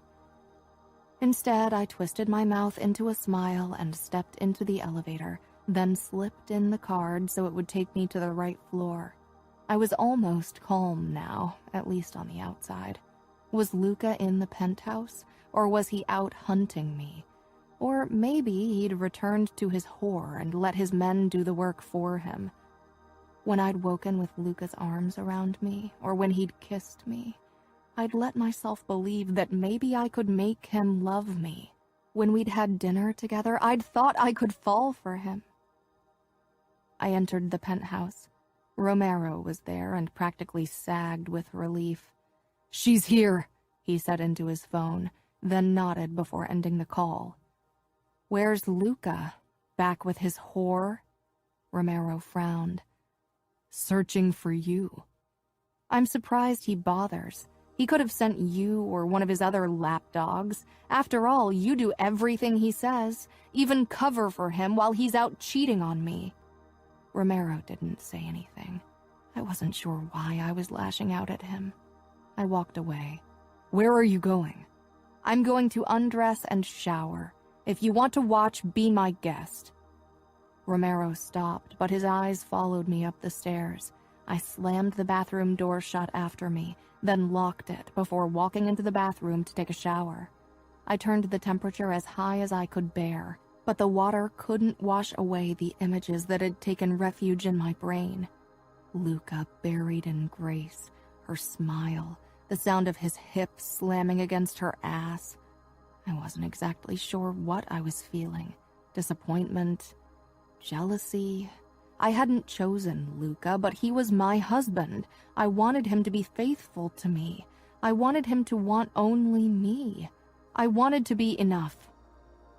There was banging at the bedroom door when I got out of the shower. I wrapped a towel around myself and slowly walked out of the bathroom into the bedroom. Arya, let me in. There was anger in his voice. He was angry? I dropped the towel and slipped a silk nightgown over my body. I'm going to kick in the door if you don't let me in. I'd like to see you do it. Maybe you'll dislocate a shoulder. Arya, open the fucking door. I was too tired to keep playing with him. I wanted this day to be over. I wanted sleep to magically take away my memory. I unlocked the door, then turned and walked back to the bed. The door flew open, banging against the wall, and Luca stormed in.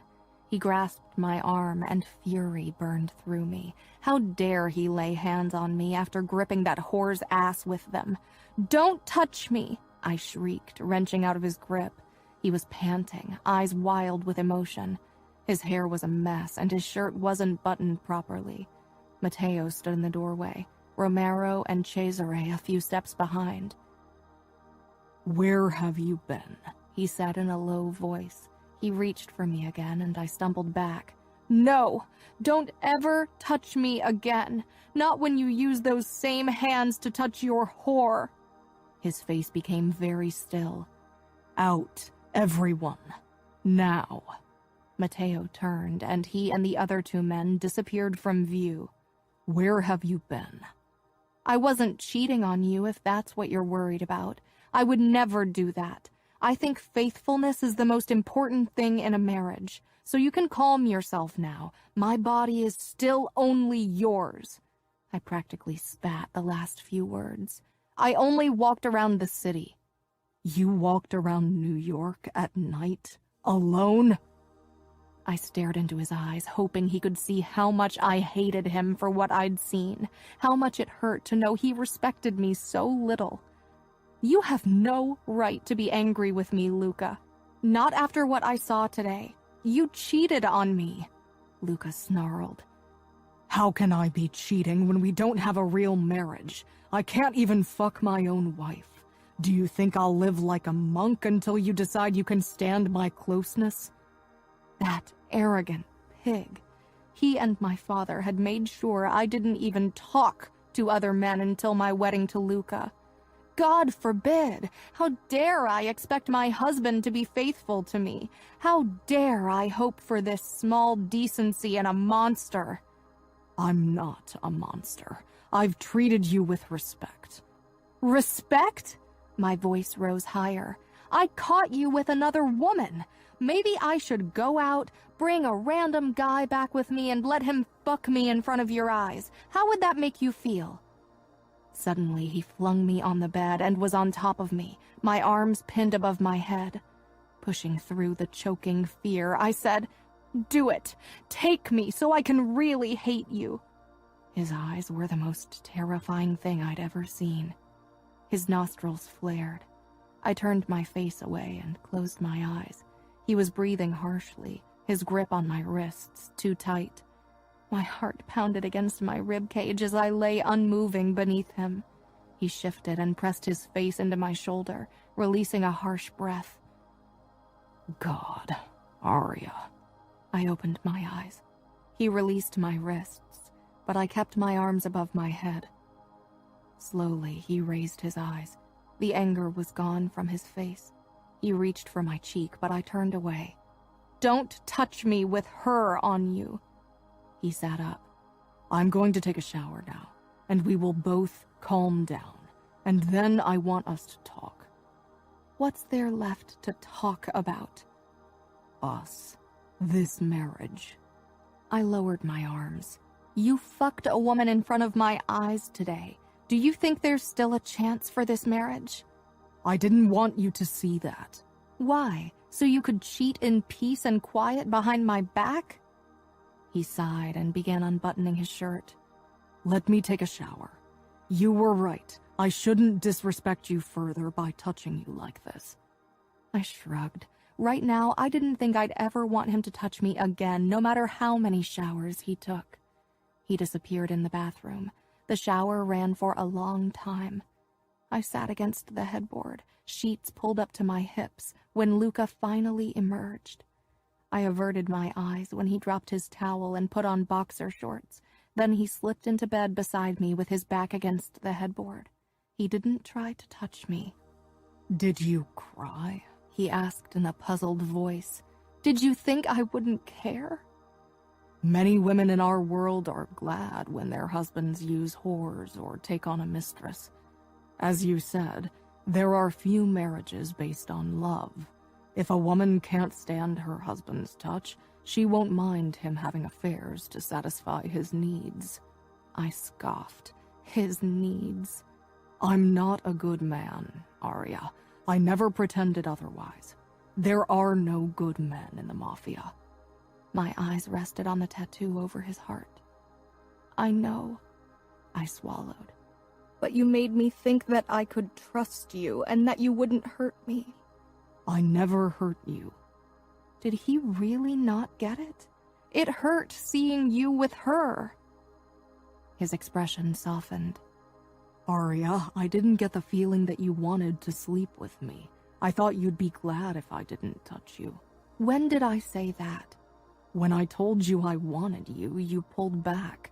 You looked disgusted. We were kissing, and you said you wanted to fuck me more than any other women. Of course I pulled back. I'm not some whore you can use when you feel like it.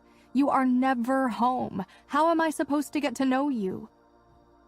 He looked frustrated. Mafia men seemed even more clueless than normal ones. What did you think? I've never done anything. You are the only man I've kissed. You knew that when we married. You and my father made sure it was the case. And despite that, you expect me to go from never having kissed a guy to spreading my legs for you. I wanted to take it slow. I wanted to get to know you so I could relax. I wanted to kiss you and do other things first before we slept together. Realization finally settled on his features. Then he smirked. Other things? What kinds of other things? I glared. I wasn't in the mood for jokes. This is useless. No, don't. He turned my face back to him, then dropped his hand. He'd learned his lesson. I get it. For men, the first time isn't a big deal, or at least it wasn't for the men I know. When was your first time? I was 13, and my father thought it was time for me to become a real man, since I'd already been initiated. You can't be a virgin and a killer, that's what he said. Luca smiled coldly. He paid 2 noble prostitutes to spend a weekend with me and teach me everything they knew. That's horrible. Yeah, I suppose it is, Luca said quietly. But I was a 13-year-old teenage boy who wanted to prove himself. I was the youngest member in the New York familia. I didn't want the older men to think of me as a boy. And I felt like a big deal when the weekend was over. I doubt the prostitutes were overly impressed with my performance, but they pretended that I was the best lover they'd ever had. My father probably paid them extra for it. It took me a bit to figure out that not all women like it if you come all over their face when they give you a blowjob. I wrinkled my nose, and Luca let out a laugh. Yeah, he murmured, then reached for a strand of my hair and let it glide over his fingers. I wasn't sure why he always did that. I was really worried tonight. Worried that I'd let someone have what's yours. No, he said firmly. I know you are loyal. Things with the Bratva are escalating. If they got their hands on you. He shook his head. They didn't. They won't. I shifted away from his hand that had moved on from my hair to my throat. I didn't want his touch. He sighed. You're going to make this really difficult, aren't you? I stared. I'm sorry for what you saw today. But not sorry for what you did. He looked exasperated. I rarely say I'm sorry. When I say it, I mean it. Maybe you should say it more often. He took a deep breath. There's no way out of this marriage for you nor for me. Do you really want to be miserable? He was right. There was no way out. And even if there was, what would be the point? My father would marry me off to the next man. Maybe a man like Bibiana's husband. And no matter how much I wanted to deny it, I could imagine developing feelings for the Luca I saw in the restaurant. It wouldn't have hurt so much seeing him with that woman if I didn't. When he'd touched my hair or kissed me or wrapped his arms around me during the night, I'd felt myself wanting to fall in love with him. I wished I could hate him with all my heart. If Gianna had been in my stead, she would rather have gone through life hating her husband and being miserable than ever giving him and our father the satisfaction of coming to care for him. No, I said, but I can't pretend I never saw you with her. I don't expect you to, but let's just pretend our marriage begins today. A clean start. It's not that easy. What about her? Tonight wasn't the first time you were with her. Do you love her? My voice trembled as I said it. Luca noticed, of course. He looked at me as if I was a puzzle he couldn't figure out. Love? No, I don't have feelings for Grace. Then why do you keep seeing her? The truth. Because she knows how to suck a cock, and because she's a good fuck. Truthful enough. I flushed. Luca brushed a finger over my cheeks. I love how you blush whenever I say something dirty. I can't wait to see your blush when I do something dirty to you. Why couldn't he stop touching me? If you really want to make this marriage work, if you ever want the chance to do something dirty to me, then you'll have to stop seeing other women. Maybe other wives don't care, but I won't have you touching me as long as there is anyone else. Luca nodded. I promise I'll touch only you from now on. I considered him. Grace won't like it. Who gives a fuck what she thinks? Won't her father give you trouble? We pay for his campaigns, and he has a son following in his footsteps who needs our money soon as well. What does he care about a daughter who isn't good for anything but shopping and eventually marrying a rich man? The same could be said for me and every other woman in our world. Sons could follow in their father's footsteps. They could become members of the mafia. I still remembered how much father had celebrated when he'd found out his fourth child was finally a son. She probably hoped you'd be that man. We don't marry outsiders. Never. She knew that, and it wasn't like she was the only woman I fucked. I gave him a look. You said it yourself. You have your needs. So how can you tell me you won't cheat on me again soon if you get tired of waiting for me to sleep with you?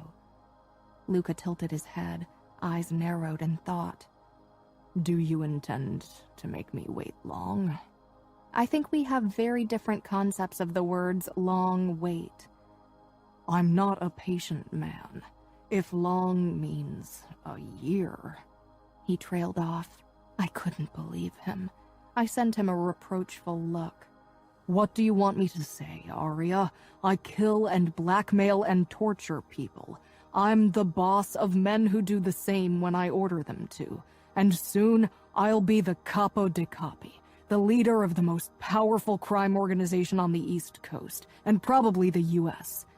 You thought I'd take you against your will on our wedding night, and now you're angry because I don't want to wait months to sleep with you. I closed my eyes. I'm tired. It's late. It was so late, it was actually early. No, Luca said, touching my waist. I want to understand. I'm your husband. You aren't like other girls who can choose the man they're going to lose it to. Are you scared I'm going to be rough with you because of what you saw today? I won't be. I told you I want you to writhe beneath me in pleasure, and while that probably won't happen the first time I take you, I'll make you come as often as you want with my tongue and my fingers until you can come when I'm inside you. I don't mind going slow, but what do you want to wait for? I watched him through half-lidded eyes. For something that will never happen, that you'll want to make love to me and not take me like I'm your possession. Part of me didn't want to settle for less. The other part knew I had to. Love is something girls hope for when they don't know better, something women long for when they lie awake at night, and something they'll only ever get from their children. Men don't have time for such notions. That's what my father always said. I won't make you wait for months, I said instead of what I really wanted to say. And then I finally fell asleep.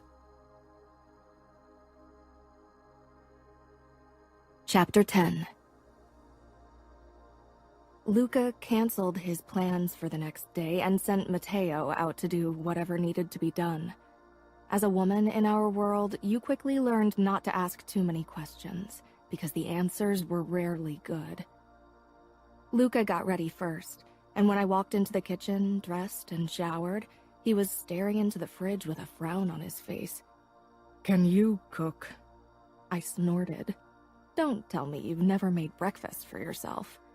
I usually grab something on my way to work, except on the days when Mariana is here and prepares something for me. His eyes scanned my body. I'd chosen shorts, a tank top, and sandals, since it was supposed to get really hot today. I love your legs. I shook my head, then walked toward him to peek into the fridge. He didn't step back, and our arms brushed. This time, I managed not to flinch. His touch wasn't uncomfortable, and when he didn't startle me, I could actually imagine enjoying it. The fridge was well stocked. The problem was I'd never cooked either, but I wouldn't mention that to Luca. I grabbed the egg carton and red peppers and set them down on the kitchen counter. It couldn't be that hard to prepare an omelet. I'd watched our cook a few times in the past. Luca leaned against the kitchen island and crossed his arms as I grabbed a pan from the cupboard and turned on the stove. I glanced over my shoulder at him.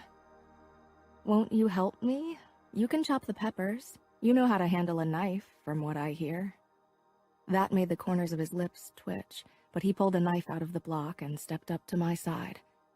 The top of my head came only up to his chest with my flat sandals. I had to admit, I kind of liked it. I handed him the pepper and pointed toward a wooden cutting board, because I got the feeling Luca would have started chopping right on the expensive black granite countertops. We worked in silence, but Luca kept sneaking glances at me. I put a bit of butter into the pan, then seasoned the beaten eggs. I wasn't sure if I needed to add milk or cream, but decided against it. I poured the eggs into the sizzling pan. Luca pointed his knife at the chopped peppers. "What happens to these?" "Shit," I whispered. "The peppers should have gone in first." "Have you ever cooked?" I ignored him and chucked the peppers into the pan with the eggs. I'd turned the stove to maximum heat, and soon the hint of a burning smell reached my nose. I quickly grabbed a spatula and tried to flip the omelet over, but it stuck to the pan. Luca was watching me with a smirk. Why don't you make coffee for us? I snapped as I scraped the half-burnt eggs from the bottom of the pan. When I thought the eggs were safe to eat, I spooned them onto 2 plates. They didn't really look all that tasty. Luca's brows rose when I put a plate down in front of him. He sank down on the bar stool, and I hopped onto the one beside him. I watched him as he picked up the fork and speared a piece of egg, then brought it to his lips. He swallowed, but it was obvious he wasn't too impressed. I took a bite as well and almost spat it back out. The eggs were too dry and too salty. I dropped my fork and gulped down half of my coffee, not even caring that it was hot and black. Oh my God, that's disgusting! There was a hint of amusement in Luca's face. The more relaxed expression made him look so much more approachable. Maybe we should go out for breakfast. I glowered at my coffee. How hard can it be to make an omelet? Luca let out what might have been a laugh. Then his eyes flitted back down to my bare legs, which were almost touching his. He put his hand down on my knee, and I froze with my cup against my lips. He didn't do anything, just lightly traced his thumb back and forth over my skin. What would you like to do today? I pondered that, even if his hand was very distracting. I was alternating between wanting to shove it off my knee and ask him to keep caressing me. The morning after our wedding night, you asked me if I knew how to fight. So maybe you can teach me how to use a knife or a gun, and maybe some self-defense. Surprise crossed Luca's face.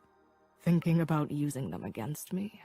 I huffed, as if I could ever beat you in a fair fight. I don't fight fair. Of course he didn't. So will you teach me? I want to teach you a lot of things. His fingers tightened on my knee. Luca, I said quietly, I'm serious. I know I have Romero and you, but I want to be able to defend myself if something happens. You said it yourself. The Bratva won't care that I'm a woman. That got him. He nodded. Okay. We have a gym where we work out and do fight training. We could go there. I smiled, excited about getting out of the penthouse and doing something useful. I'll grab my workout clothes. I hopped off the stool and ran upstairs. I snatched up my mobile from my nightstand and sent Gianna a short text to let her know I was okay. Knowing her and dreading the flood of questions she'd be firing at me, I didn't take my phone with me as I headed back downstairs. 30 minutes later, we parked in front of a shabby building after having grabbed muffins for breakfast. I was bursting with excitement, and I was glad to have something to distract myself from what had happened yesterday. Luca and I got out of the car, and he carried our bags as we headed through a rusty steel door.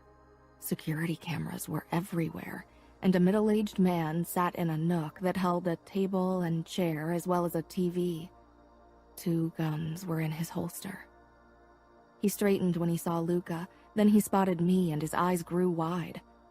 My wife, Luca said with a hint of warning, and the man's gaze jerked away from me.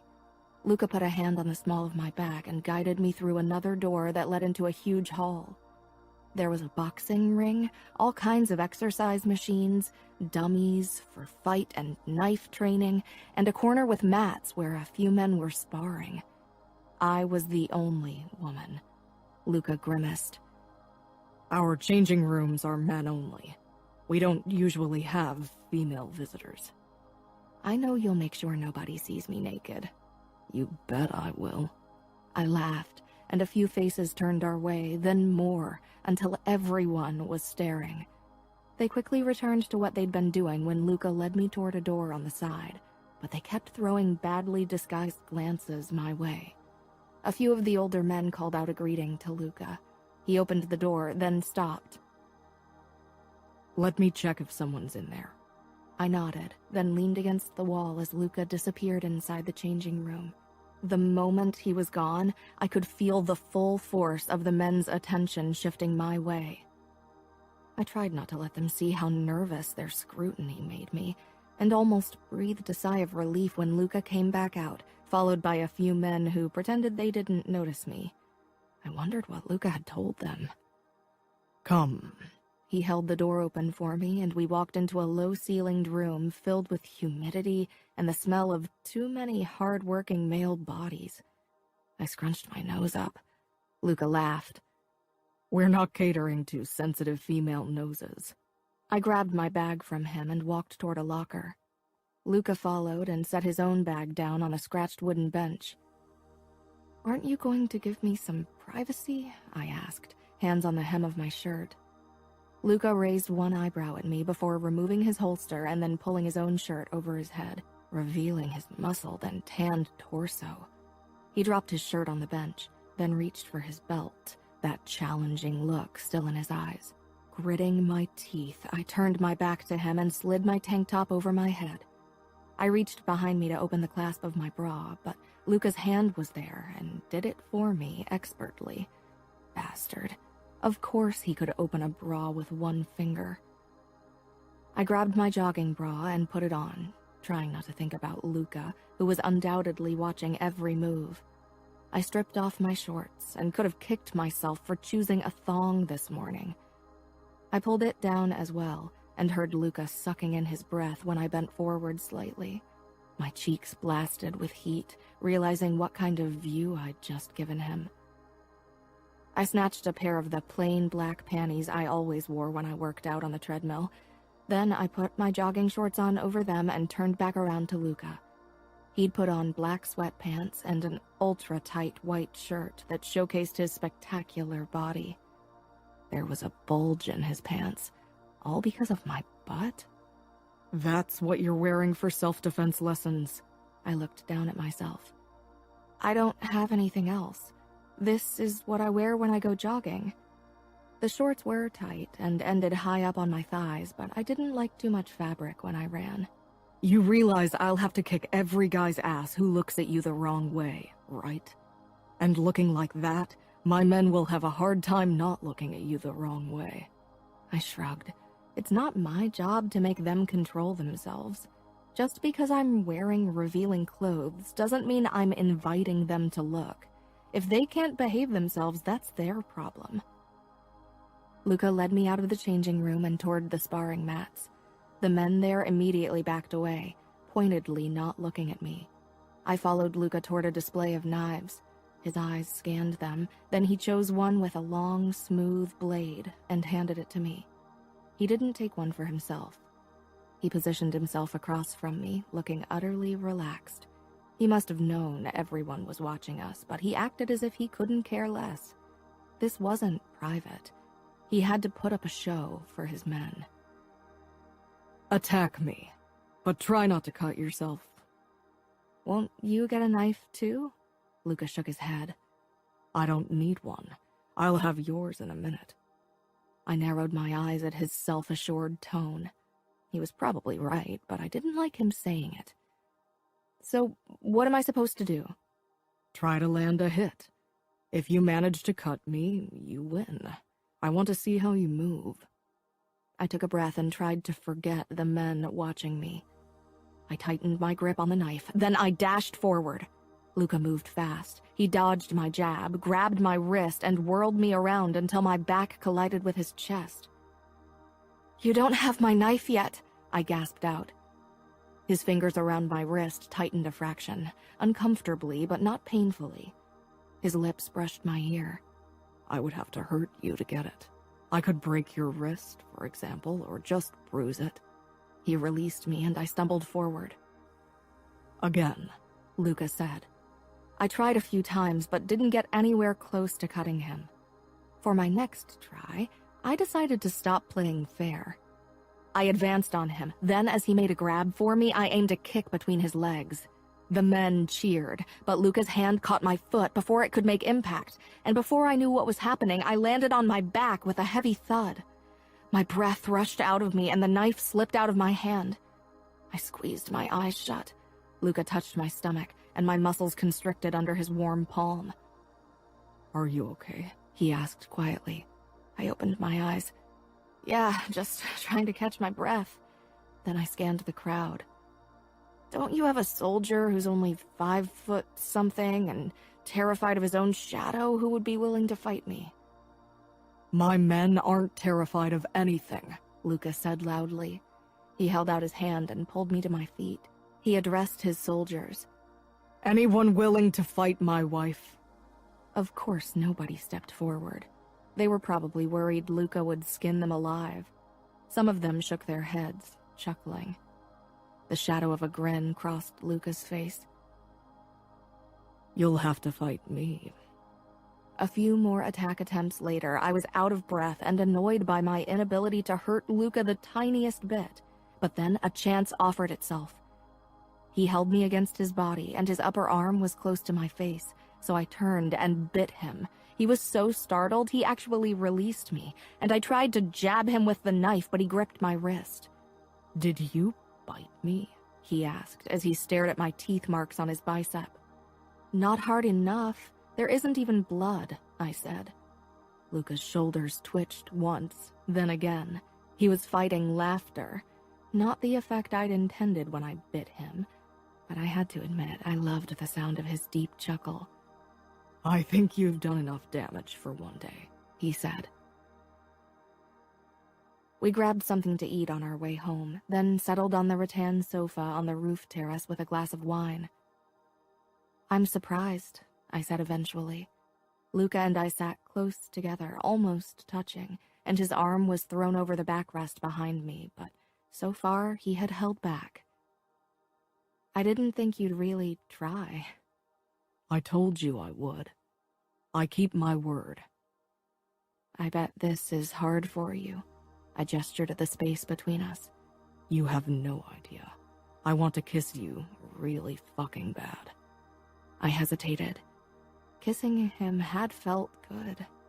Luca set the glass down, then he moved a bit closer and touched my waist.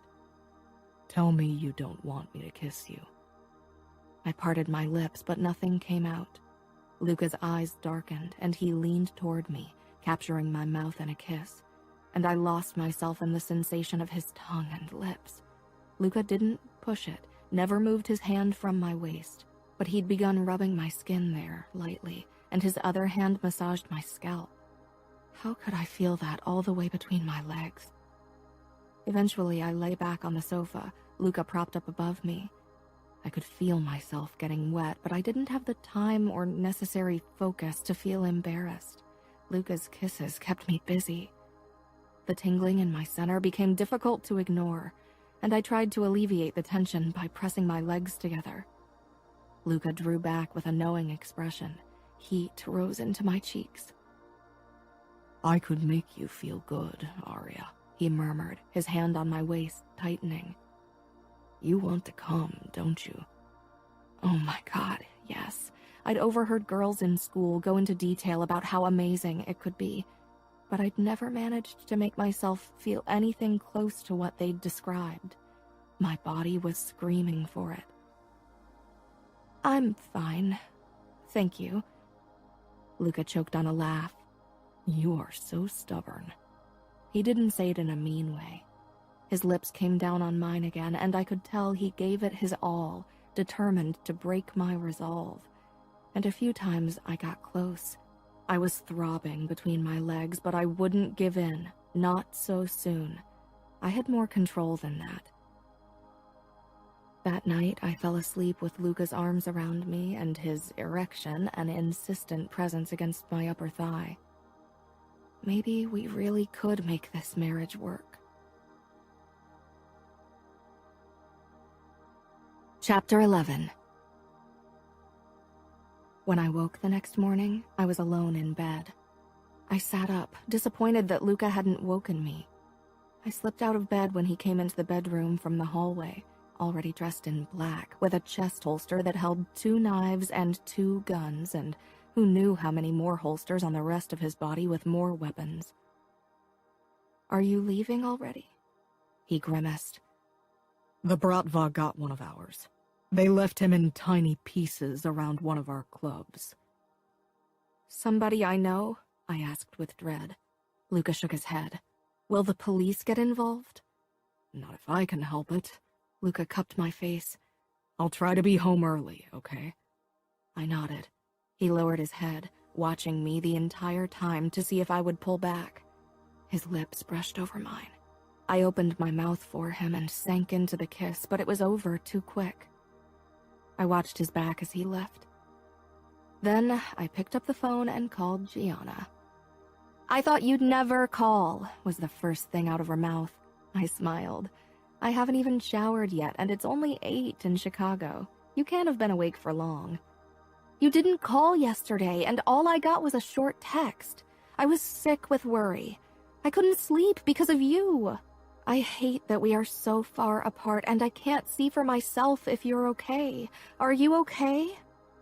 "Yes, I am." I told her about my conversation with Luca and how we'd spent yesterday together.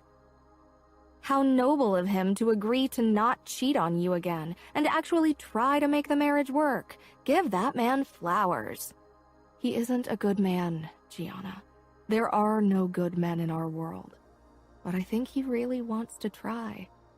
And I want it too." "Why don't you ask him if I can come visit for a few days? I don't have school for another 2 weeks, and I'm bored out of my mind without you. We could spend a couple of days at the beach in the Hamptons and go shopping in Manhattan." "What about Father? Did you ask him?" "He told me to ask you and Luca." "I will ask him. I don't think he'll mind. It's not like he's home very often at the moment. Most days I'm alone with Romero." "Why don't you ask Luca if you can go to college? You've got perfect grades. You would have no trouble getting into Columbia." "What for? I won't ever be allowed to work. It's too dangerous." "You could help Luca with his clubs. You could be his secretary or whatever. You'll go crazy if you stay in that penthouse all the time." "Don't worry, I'll be fine," I said, even though I really wasn't sure. Gianna had a point. "I will talk to Luca about your visit. Now, I really need to take a shower and grab something to eat. Call me as soon as possible. I need to book a flight." I smiled. "I will. Stay out of trouble." "You too."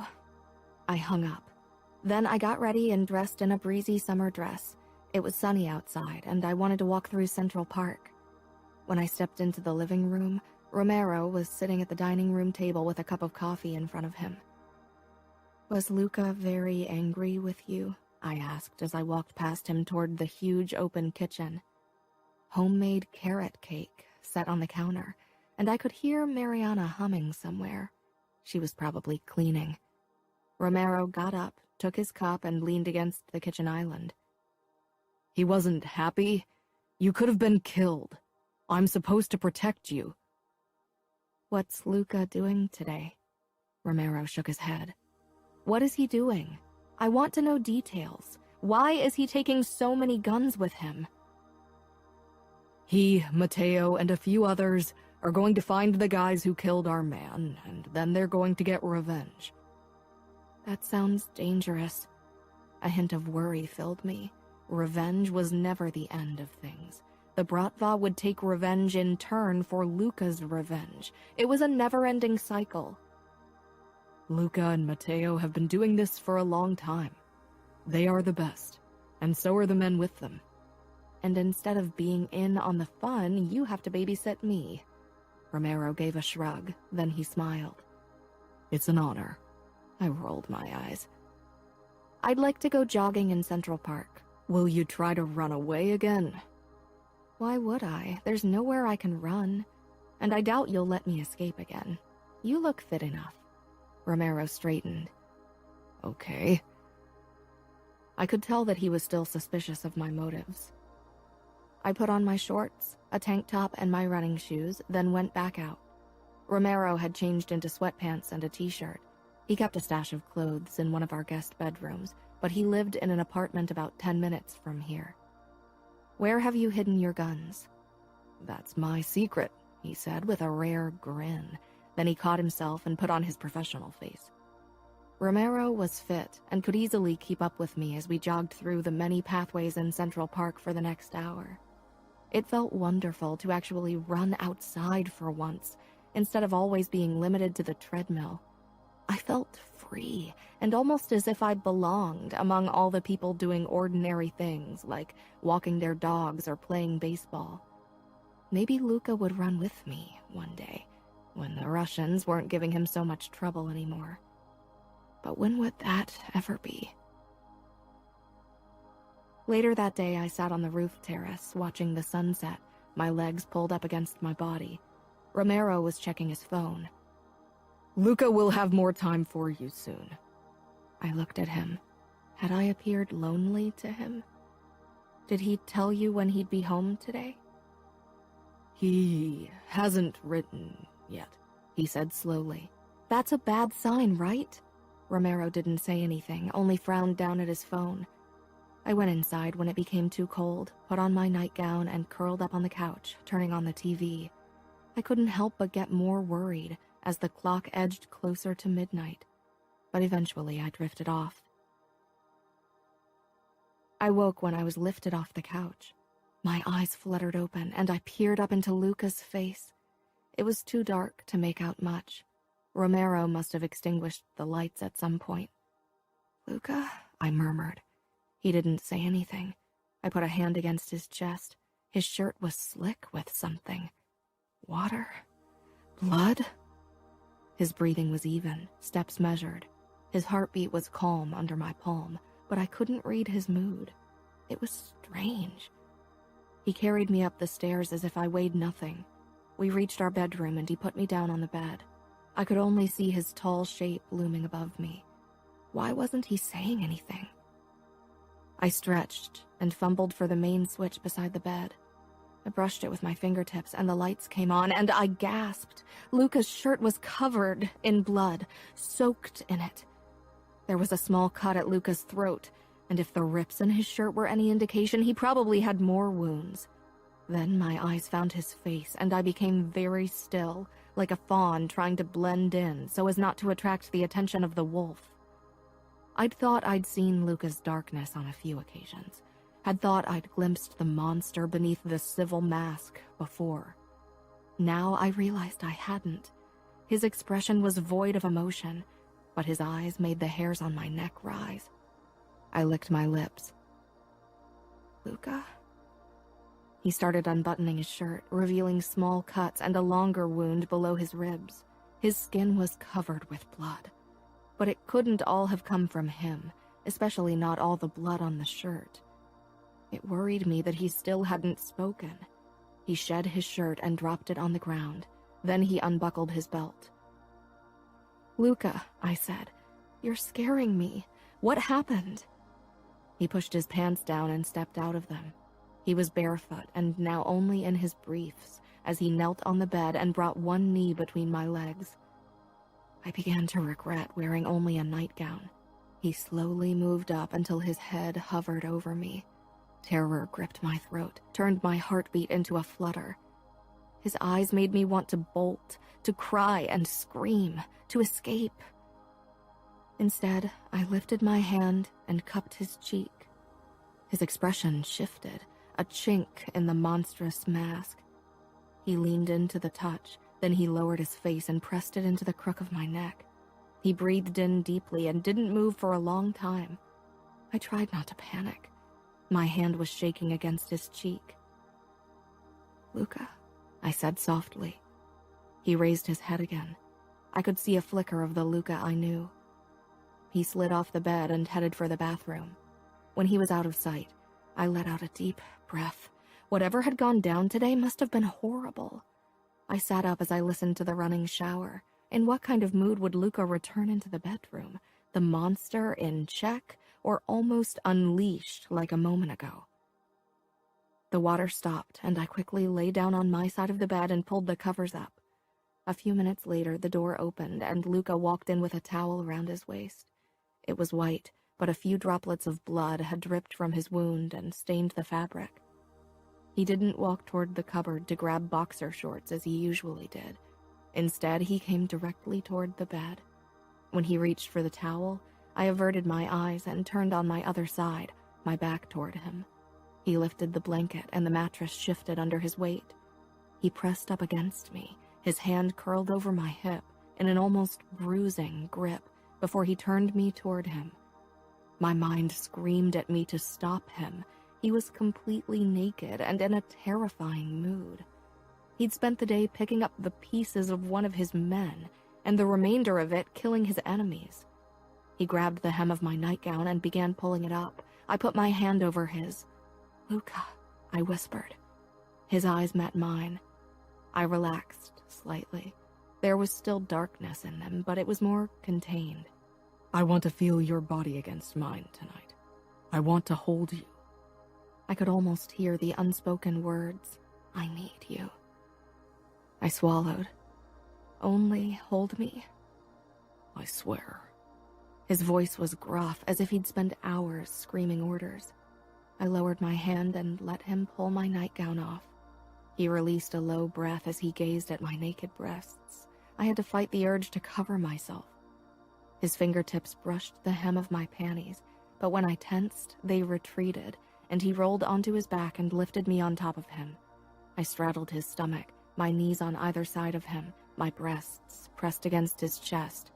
I tried to keep my weight off him because I didn't want to hurt his wounds, but he wrapped one arm around my back and pressed me tightly against him. His other hand touched my butt, making me jump. He began moving his thumb across my lower back and ass, and I relaxed slowly. The entire time his eyes were boring into mine, and with every passing moment another tiny piece of the darkness dissipated. "Doesn't your cut need stitches?" He bent forward and kissed me sweetly. "Tomorrow." He kept stroking my backside and kissing me slowly, as if he wanted to savor every moment. I was completely overwhelmed, but it felt good. I loved that he was suddenly so gentle. If he was like that when he took my virginity, then maybe it wouldn't be so bad.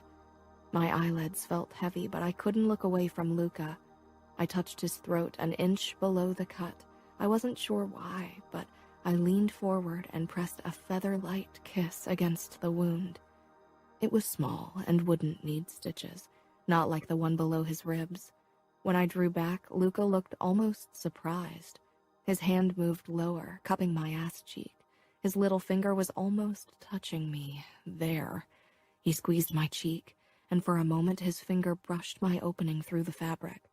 I sucked in a breath, shocked by the jolt the small touch had sent through me. Heat gathered between my legs, and I could feel myself getting wet. I squirmed in embarrassment, not wanting Luca to realize that a bare brush and his stroking of my butt had caused such a reaction. Maybe I wasn't experienced, but I'd been imagining certain things, had caressed myself on many nights. It wasn't that I was frigid. Luca's body turned me on. Maybe I wanted love, but my body wanted something else. The feeling of Luca's strong chest and muscled stomach under me, his gentle kisses, his soft touch, they made me want something more, even if my mind told me it was a bad idea. Luca's eyes narrowed a fraction as he studied me, like I was a difficult equation he wanted to figure out.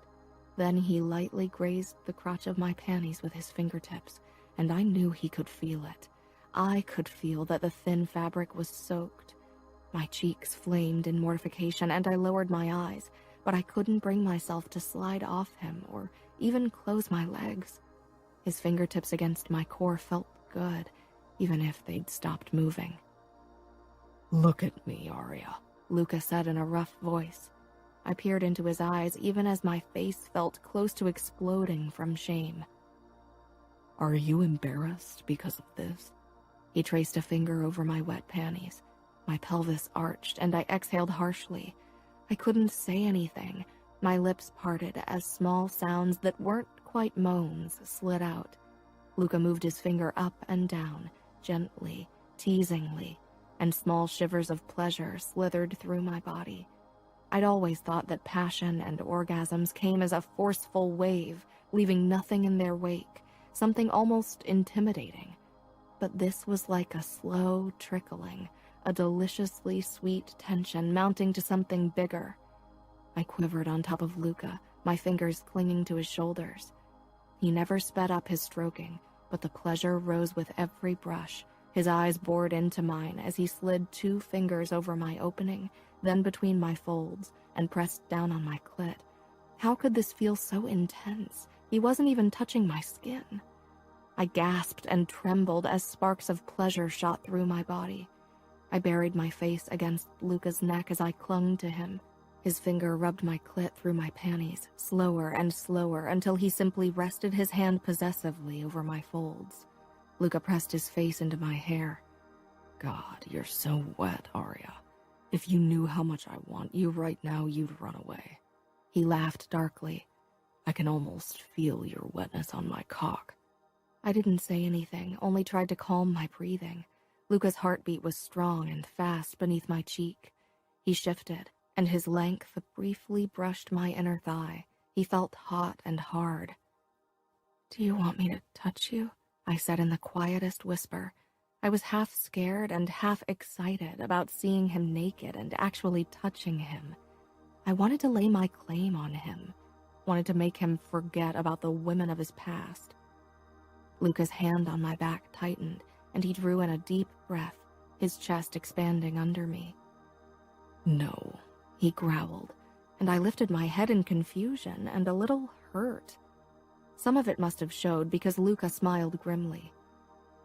I'm not quite myself yet, Arya. There's too much darkness on the surface, too much blood and anger. Today was bad. He shook his head. When I came home today and found you lying on the sofa, so innocent and vulnerable and mine. Something flickered in his eyes, some of the darkness he'd mentioned. I'm glad you don't know the thoughts that ran through my head then. You are my wife, and I swore to protect you, if necessary, even from myself. You think you'd lose control? I whispered. I know it. Maybe you underestimate yourself. I trailed my fingers over his shoulders. I wasn't sure if I was trying to convince him or myself. He had scared me, there was no denying it, but he had snapped out of it. Maybe you trust me too much. He ran a finger over my spine, sending a new wave of tingling toward my core. When I lay you down on the bed like a sacrificial lamb, you should have run. Someone once told me not to run from monsters because they give chase. The ghost of a smile crossed his face. Next time you run. Or if you can't, you ram your knee into my balls. He wasn't joking. If I'd done that today, you would have lost control. The only reason you didn't was because I treated you like my husband, not a monster. He traced my lips with his thumb, then brushed my cheek. You are far too beautiful and innocent to be married to someone like me, but I'm too much of a selfish bastard to ever let you go. You are mine, forever. I know, I said, then lowered my cheek back to his chest. Luca extinguished the lights, and I fell asleep listening to his heartbeat. I knew a normal person would have run from Luca, but I'd grown up among predators. Decent, normal guys with jobs that didn't involve breaking laws were a foreign species to me. And deep down, a primal part of me couldn't imagine being with someone who wasn't an alpha like Luca. It thrilled me to know that a man like him could be gentle with me. It thrilled me that he was mine and I was his.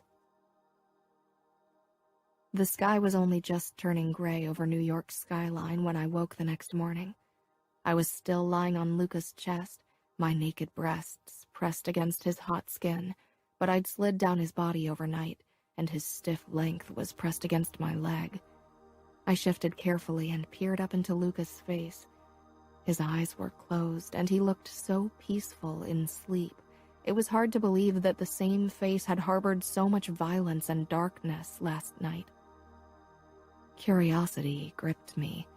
I'd never seen a naked erection, but I was worried about waking Luca. After what he'd said, I really didn't want to risk him losing control. I tried to peek over my shoulder at Luca's boner, but with the way we were positioned, I'd have to break my neck to see it. Suddenly, a buzzing came from the nightstand, and Luca sat up so fast I squeaked. He took me with him, one arm steadying me around the waist, the other reaching for his mobile.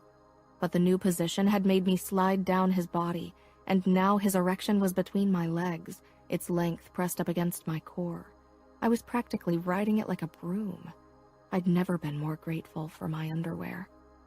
I stiffened, and so did Luca, the mobile already pressed against his ear. I tried to maneuver into a less problematic position, but that only made his cock rub against me. He groaned, and I froze. Luca's eyes dilated as his fingers on my waist tightened. "I'm fine, Mateo," he rasped. "I'm fucking fine. No, I can handle this. I don't need to see the doc. Now let me sleep." Luca hung up, put the phone back on the nightstand, and stared at me. I was so stiff he could have used me as an ironing board. He sank back slowly, with all the control only lots of sit-ups could give you. I remained in a sitting position, straddling his hips, but quickly draped one arm in front of my breasts. Now that he was lying down, his erection was no longer touching me. Gathering my courage, I swung my leg over his hips, accidentally brushing Luca's boner. "Fuck," Luca growled, jerking beneath me. I had to stifle a smile. I knelt beside him, my arms still covering my breasts, and then I allowed myself to look. Wow, I had nothing to compare him to, but I couldn't imagine he could be any bigger. He was long and thick and circumcised. Gianna had won her stupid bet. "You're going to be the death of me, Arya," Luca said in a low voice. I turned, embarrassed. I'd been staring. There was hunger on Luca's face when I met his eyes. One of his hands rested on his stomach, while the other was thrown over his head. His abs were taut with tension. Actually, every inch of his body seemed that way. Suddenly, I was overcome with shyness. Why had I thought it was a good idea to take a look at him? I risked another peek. "If you keep looking at my cock with that stunned expression, I'm going to combust." I'm sorry if my expression bothers you, but this is new for me. I've never seen a naked man. Every first I'll experience will be with you, so... Luca sat up. His voice dropped an octave. "It doesn't bother me. It's fucking hot, and I'll enjoy every first you'll share with me." He stroked my cheek. "You don't even realize how much you turn me on." With him sitting, our faces were close, and Luca pulled me in for a kiss. I pressed my palm against his shoulder, then slowly ran it down his chest to his stomach. Luca paused the kiss. "Last night, you asked me if I wanted you to touch me." "Yeah," I said, my breath catching.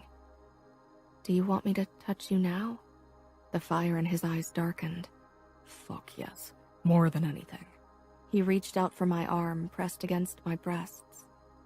"Let me see you." He curled his fingers around my wrist, but didn't pull. I hesitated. He'd seen them yesterday, but now I felt more exposed. Slowly, I eased my arm down. I sat very still as Luca's eyes roamed over me. I know they're not big. "You're fucking beautiful, Arya." I didn't know what to say. "Do you want to touch me now?" He said in a low voice. I nodded and licked my lips.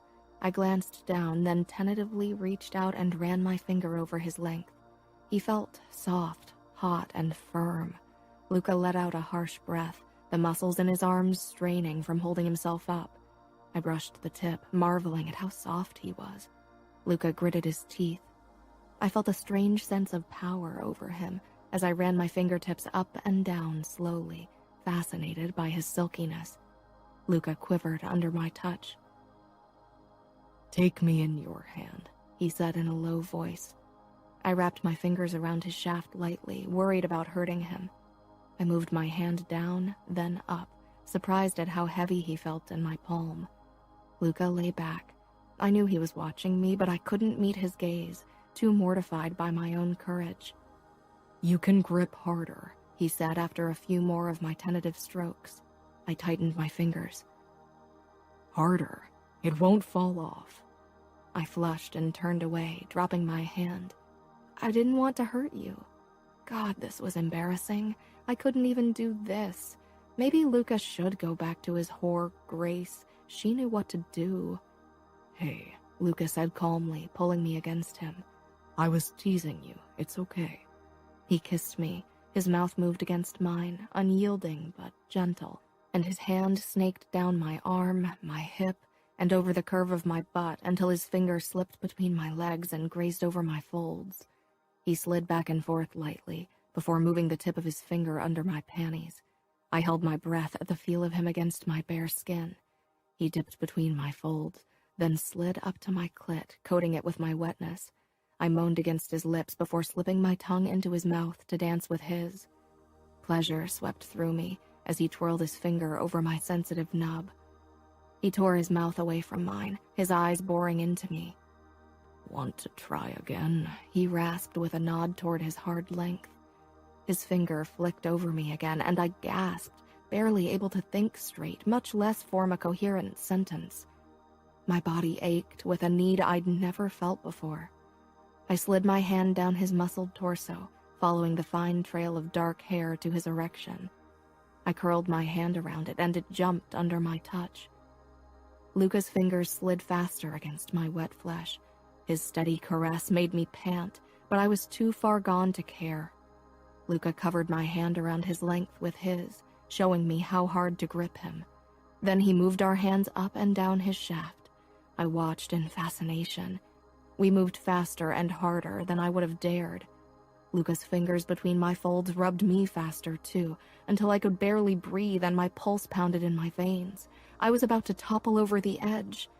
"Luca," I gasped, and he flicked my clit, sending me spiraling out of control.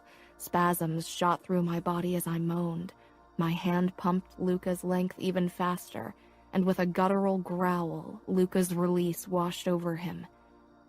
I shivered against him as I watched him come over our hands and his stomach. My nipples were hard and rubbed against his chest, sending ripples of pleasure through me. His erection, still throbbing in my palm, softened slowly. Luca pulled his fingers out from beneath my panties and rested them on my butt. I closed my eyes, listening to the thundering of his heart. Luca kissed the top of my head, startling me with the loving gesture. My heart burst with new hope. Gradually, our breathing slowed. Luca reached out for a tissue box on the nightstand and handed me a tissue before wiping himself clean. I felt self-conscious as I cleaned his sperm from my hand. I couldn't believe I'd touched him like that. I was still sensitive between my legs, and yet I wanted to feel his fingers again. Was it wrong that I enjoyed Luca's touch so much? He was my husband, but still, my mother had always treated sex like something only men desired. Women simply did their duty. Luca rubbed my arm, and I decided not to think about it too much. I'd do what felt right. I released a small breath, but then my eyes focused on the cut below Luca's ribs. Blood was trickling from it. I sat up. "You're bleeding." I'd forgotten all about it. "Does it hurt?" Luca looked utterly relaxed. He cast his gaze down to his wound. "Not much. It's nothing. I'm used to it." I touched the skin below the cut. "It needs stitches. What if it gets infected?" "Maybe you'll get lucky and become a young widow." I glared. "That's not funny. Not after what we'd just done. I felt closer to him than ever, and my father would only find me a new husband anyway." "If it bothers you so much, why don't you grab the first aid kit from the bathroom and bring it to me?" I jumped out of bed and rushed into the bathroom. "Where is it?" "In the drawer below the sink." There wasn't only one first aid kit. There were about 24 of them. I picked one and returned to the bedroom, but before I joined Luca in bed, I grabbed my nightgown from the ground and put it on. Luca sat against the headboard, still gloriously naked. I concentrated on his torso, embarrassed by his unabashed nudity. Luca stroked my cheek when I settled next to him. "Still too shy to look at me after what happened." He tugged at the hem of my nightgown. "I liked you better without it." I pursed my lips. "What do you want me to do?" I set the first aid kit between us and opened it. "Many things," Luca murmured. I rolled my eyes. "With your cut." "There are disinfectant wipes. Clean my wound and I'll prepare the needle." I ripped open one of the packets. The overpowering smell of disinfectant clogged my nose. I pulled the wipe out, unfolded it, and dabbed it against the cut. Luca twitched, but didn't make a sound. "Does it burn?"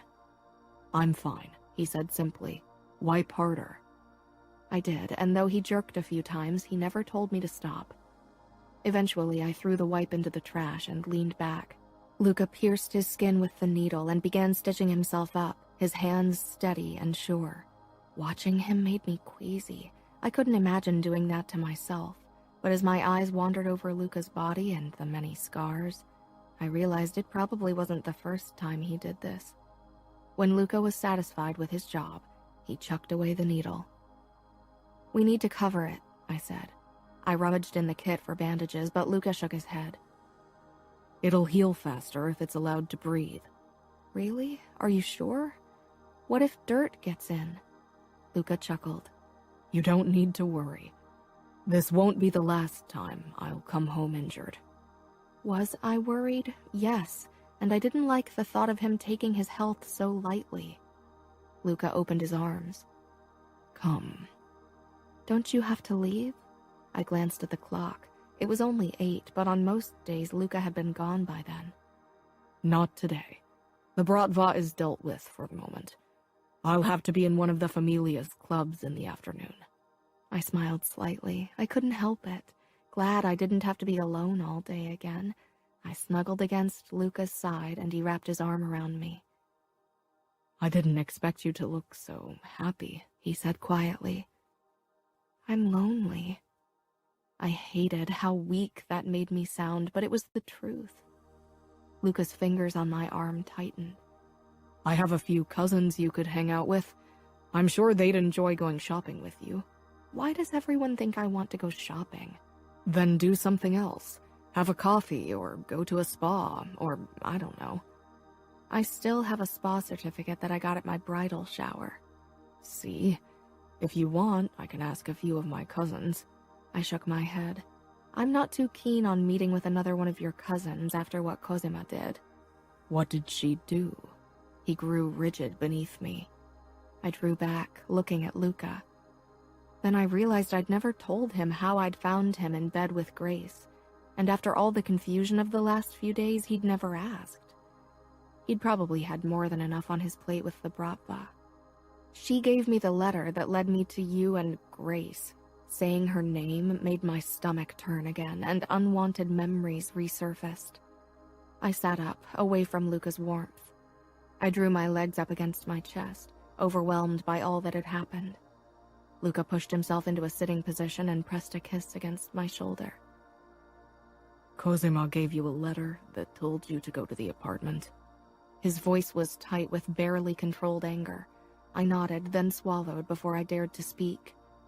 "And a key. It's still in my bag." "That fucking bitch," he growled. "Who?" "Both of them. Grace and Cosima. They're friends.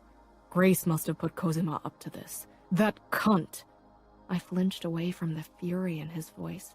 He let out a harsh breath and sneaked an arm around my waist, pulling me against his chest and burying his face in my hair.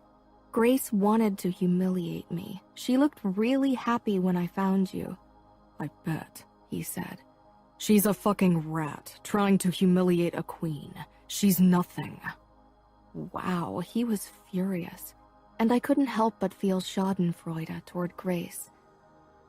"How did she react when you told her that you couldn't see her anymore?" He was silent. I tensed. "You promised you wouldn't see her or other women again." My voice shook, and I tried to pull away from him, but he held me fast. Had he lied to me?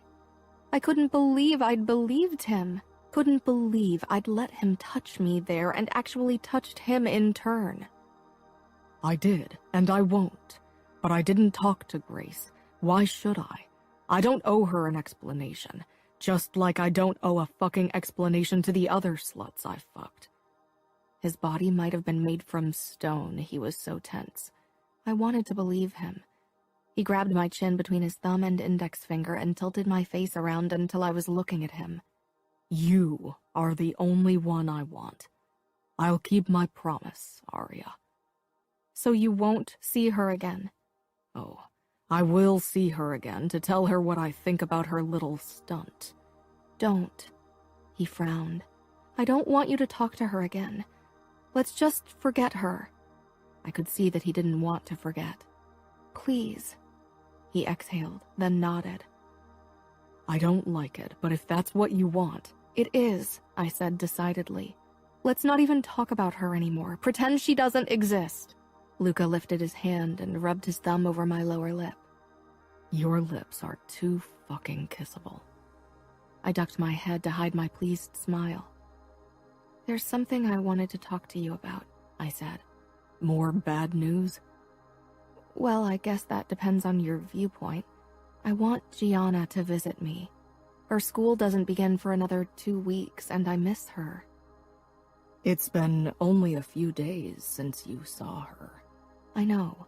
Where would she stay? I don't know, maybe in our guest room? We had 3 of them on the lower floor of the penthouse. Your sister is a major pain in the ass. I gave him a pleading look. How about a deal? He said in a husky voice. Nerves fluttered in my stomach. A deal? Don't look so nervous. Luca smiled sardonically. I'm not going to ask you to sleep with me so you can see your sister. I'm not that big of an asshole. No, I teased, and he slammed his lips against me in a kiss that sent lightning sensations all the way down to my toes. No, he said against my lips. But I'd like to explore your body. I raised my eyebrows. What do you mean? Tonight, I'll try to be home early from the meeting at the club, and I want us to soak in the jacuzzi for a bit, and then I want you to lie back and let me touch you and kiss you wherever I want. He licked my ear. You'll love it. I parted my lips in surprise. This was moving way faster than I'd thought it would, than I thought it should. Luca must have seen the uncertainty in my expression, because he slipped his hand between my legs and pressed the heel of his palm against my clit over the fabric of my panties. I bucked and let a moan slip out before I could stop myself. God, this was ridiculous. This was what happened when you were forced to live abstinent for so long. You like this, Arya. I know you do. Admit it. He pressed harder, and I jerked against him. Yes, I gasped out. He moved his palm slowly over me, sending spikes of pleasure through my body. Don't stop. I won't, he said, nibbling my throat. So will you let me have my way with you tonight? I won't do anything you don't want. I wasn't even sure what I wanted right now, except for Luca not to stop what he was doing with his hand. I would have promised him anything in that moment. Yes, he increased the pressure on my clit and suckled at my throat, then flicked his tongue over my collarbone, and I exploded. Luca kissed me below my chin before pulling back with a smirk. Once I came down from my high, I needed to figure out a way to balance the power between us. He wanted me more than I wanted him. I was sure about it. I needed to take advantage of it. I rested my forehead against his shoulder. So can I call Gianna and tell her to buy plane tickets? Luca chuckled. Sure, but remember our deal. His phone buzzed on the nightstand. He picked it up. For fuck's sake, Matteo, what now? I pulled back. Luca got up and began pacing the bedroom, completely naked. We've got his back. I won't let another fucking restaurant go to the Russians. Yeah, I'll be ready in 30 minutes. He flung his phone on the nightstand. I'll have to talk to the owner of a restaurant chain. Okay, I said, trying to hide my disappointment. Call your sister and tell her she can come. And I'll be back in time for dinner, okay? I have a few takeout menus in the kitchen. Order whatever you want. He leaned down and kissed me. Let Romero take you to a museum or something like that. 15 minutes later, he was gone, and I was left with my doubts. How could I have agreed to his deal?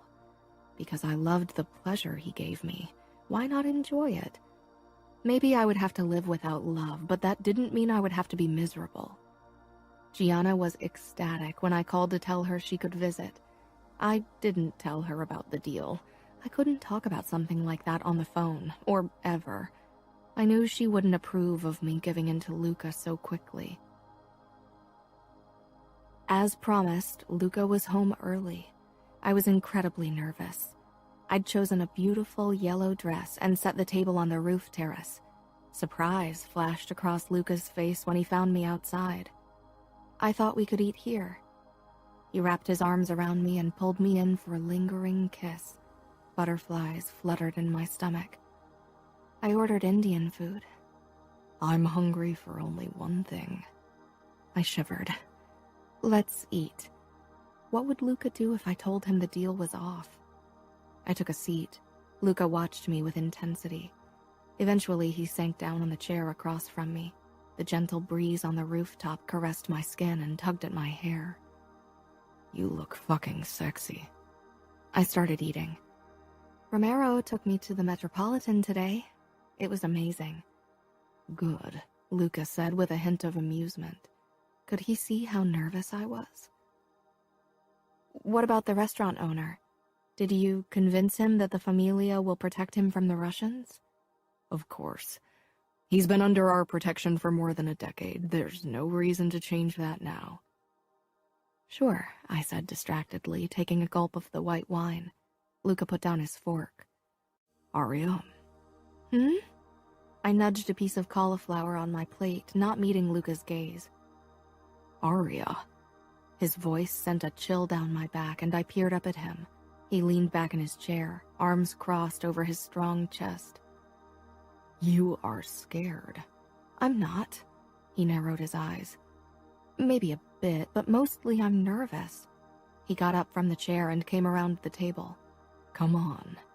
He held out his hand. After a brief moment of hesitation, I took it and let him pull me to my feet. Let's get into the jacuzzi, okay? That'll relax you. I doubted being in a hot tub with him in only swimwear would make me less nervous. I didn't know what to expect, and that terrified me. Why don't you grab your bikini and I'll set up the jacuzzi? I nodded and went back inside. I picked my favorite white bikini with pink dots. I pulled my hair into a ponytail, then stared at myself in the bathroom mirror. I wasn't sure why this made me so nervous. This morning, Luca's touch had set my skin aflame. He'd promised not to do anything I didn't want. I took a deep breath and walked into the bedroom.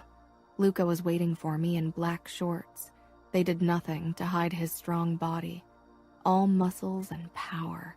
His eyes traveled over me, then he slipped a hand over my hip. You are perfect, he said in a low voice.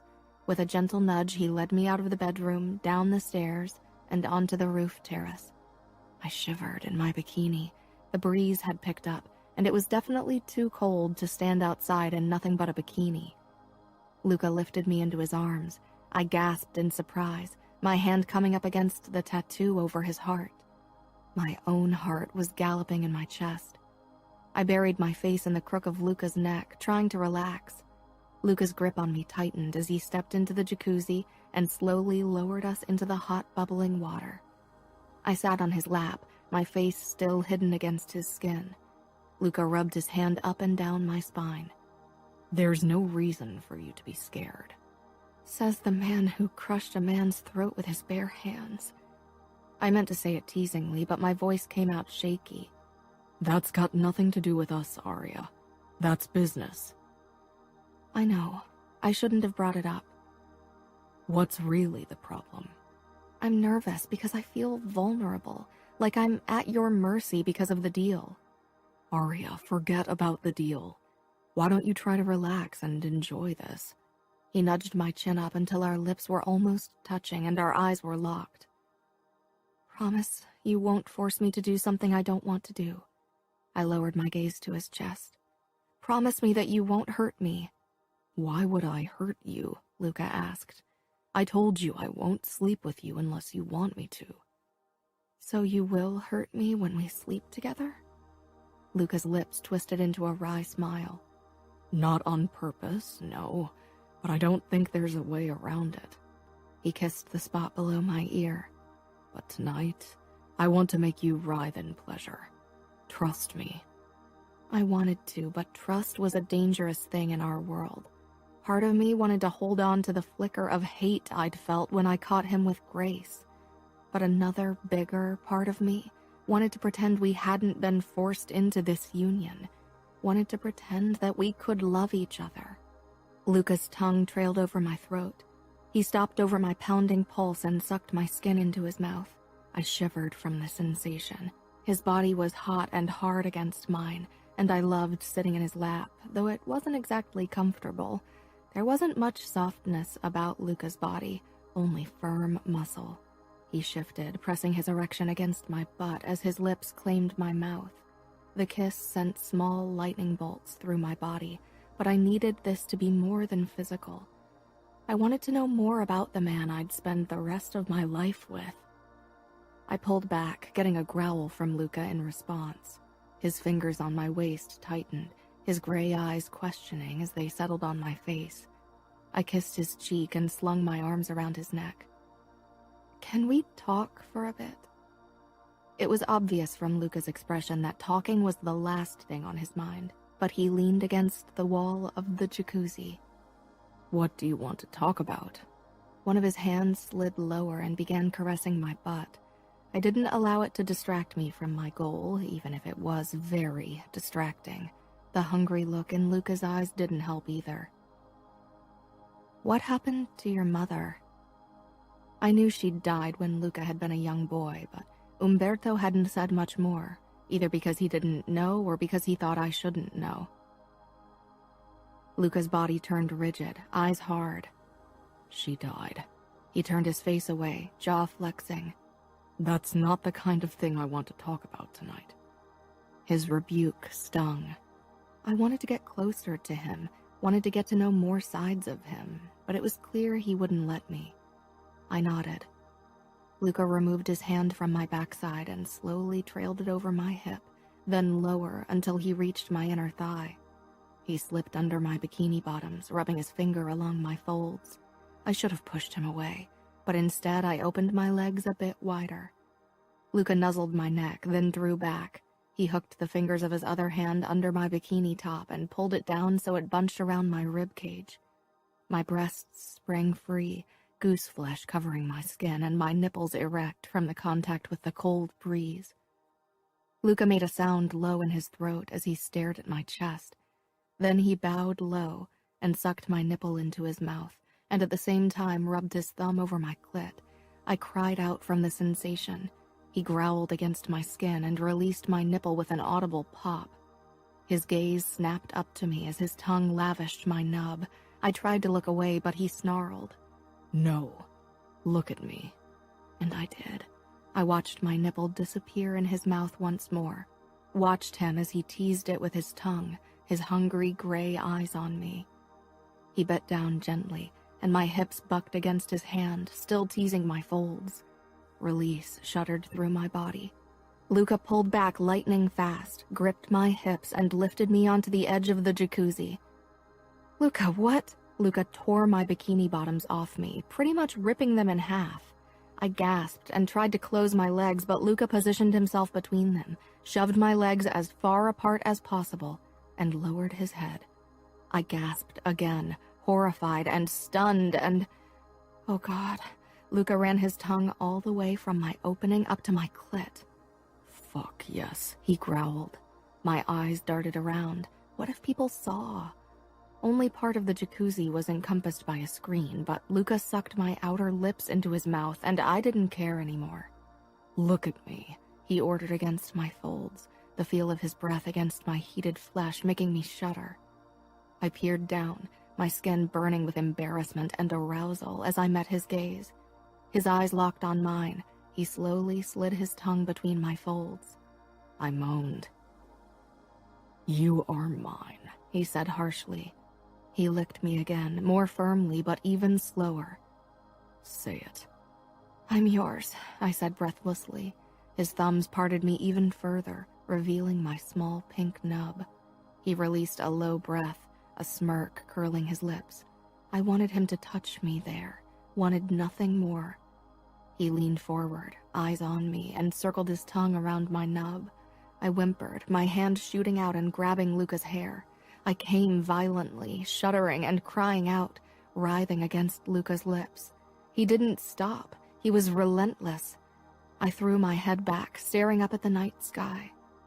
Luca didn't tell me to look at him this time, but I could hear everything he was doing, how he sucked and licked, how he hummed with approval, how he blew against my heated flesh, then licked again. My entire body was aflame, shaking. I couldn't take much more, but Luca pushed his tongue into me and I came, my muscles clenching around him. I squeezed my eyes shut, my back arching off the cold marble. I was so wet. How could anyone be so wet? The sounds of Luca lapping at me were so wrong, but they aroused me like nothing ever had. Luca pulled his tongue out as the last spikes of my orgasm wrecked me. Before I knew what was happening, I felt his finger against my opening, and he slid it almost all the way in. The intrusion was foreign and unexpected. I jerked and gasped from the pain. My body became rigid as I tried to catch my breath. I'd never even used tampons because they were too uncomfortable and because my mother worried I might accidentally rupture my hymen. Fuck, you're so fucking tight, Arya. I flattened my palms against the jacuzzi rim, trying to relax. Water sloshed as Luca moved out of the water to lean over me, his finger still in me. I bit my lip but didn't look at him. Hey, he said in a rough voice. I met his gaze. I should have entered more slowly, but you were so wet. I nodded but didn't say anything. I couldn't get over the feeling of his finger inside me. It didn't move, but it was there, filling me. Luca kissed my lips. His eyes were darker than I'd ever seen them, and filled with so much want and hunger that it scared and aroused me at the same time. Does it hurt? He rasped. I shifted my hips slightly, trying to find words for the sensation. It's uncomfortable and it burns a bit, I flushed. Luca licked my lips, then sucked the lower lip into his mouth. I know I'm an asshole for saying it, but the thought of my cock inside your tight pussy makes me so hard. My eyes widened, but he shook his head. Don't look so terrified. I told you I wouldn't try it tonight. You also told me you wouldn't hurt me. The words were meant more to provoke him than because I was really mad at him. I was slowly getting used to his finger in me, and what he'd done before that had been paradise. I already wanted his lips and tongue back on me. Something in Luca's expression shifted, but I couldn't read the emotion. I didn't think it would, Arya, he said softly. You were so wet and willing. I thought my finger would go in without trouble. I wanted to finger you for your fourth orgasm. I shivered, and a small spike of pleasure built in my core again. I almost wanted Luca to move his finger now. Did it hurt because you took my... Heat rushed into my cheeks, and something flashed in Luca's eyes. Your virginity? No, Principessa. I'm not that deep in, and I want to claim that part of you with my cock, not my finger. Principessa. Warmth settled in my chest. Slowly, he pulled his finger out, my muscles clenching around him and sending a strange prickling through my core. He traced the same finger over my lip and dipped it into my mouth. I circled it with my tongue without even knowing why. Luca groaned. He jerked his finger out and shoved his tongue between my lips. I pressed myself against his chest, my tongue battling with his. Let's go inside. I want to lick you again. I exhaled. Will you let me put my finger into you again? This time I'll go really slow. Yes, I said. He leaped out of the jacuzzi and helped me to my feet. Then he lifted me into his arms, my legs wrapping around his waist as he carried me inside. He lowered me to my feet in front of our bed and disappeared into the bathroom, only to return with a towel. He helped me out of my bikini top, wrapped the towel around me, and started to gently rub me dry. I closed my eyes, enjoying the feel of it. I couldn't believe I'd let Luca do what he'd done. I couldn't believe I wanted him to do it again. Everything was overwhelming. I knew it was too fast, but as Luca had said, what was I waiting for? He was my husband. Are you cold? My eyes peeled open. Luca dropped the towel, leaving me naked. His hands slid up and down my arms. My entire body was covered in goosebumps. A bit. Luca made me lie down on the bed before he straightened and slid down his shorts. His erection sprang free, hard and long, and suddenly anxiety gripped me. He'd put his finger into me. Maybe now he wanted to take the next step.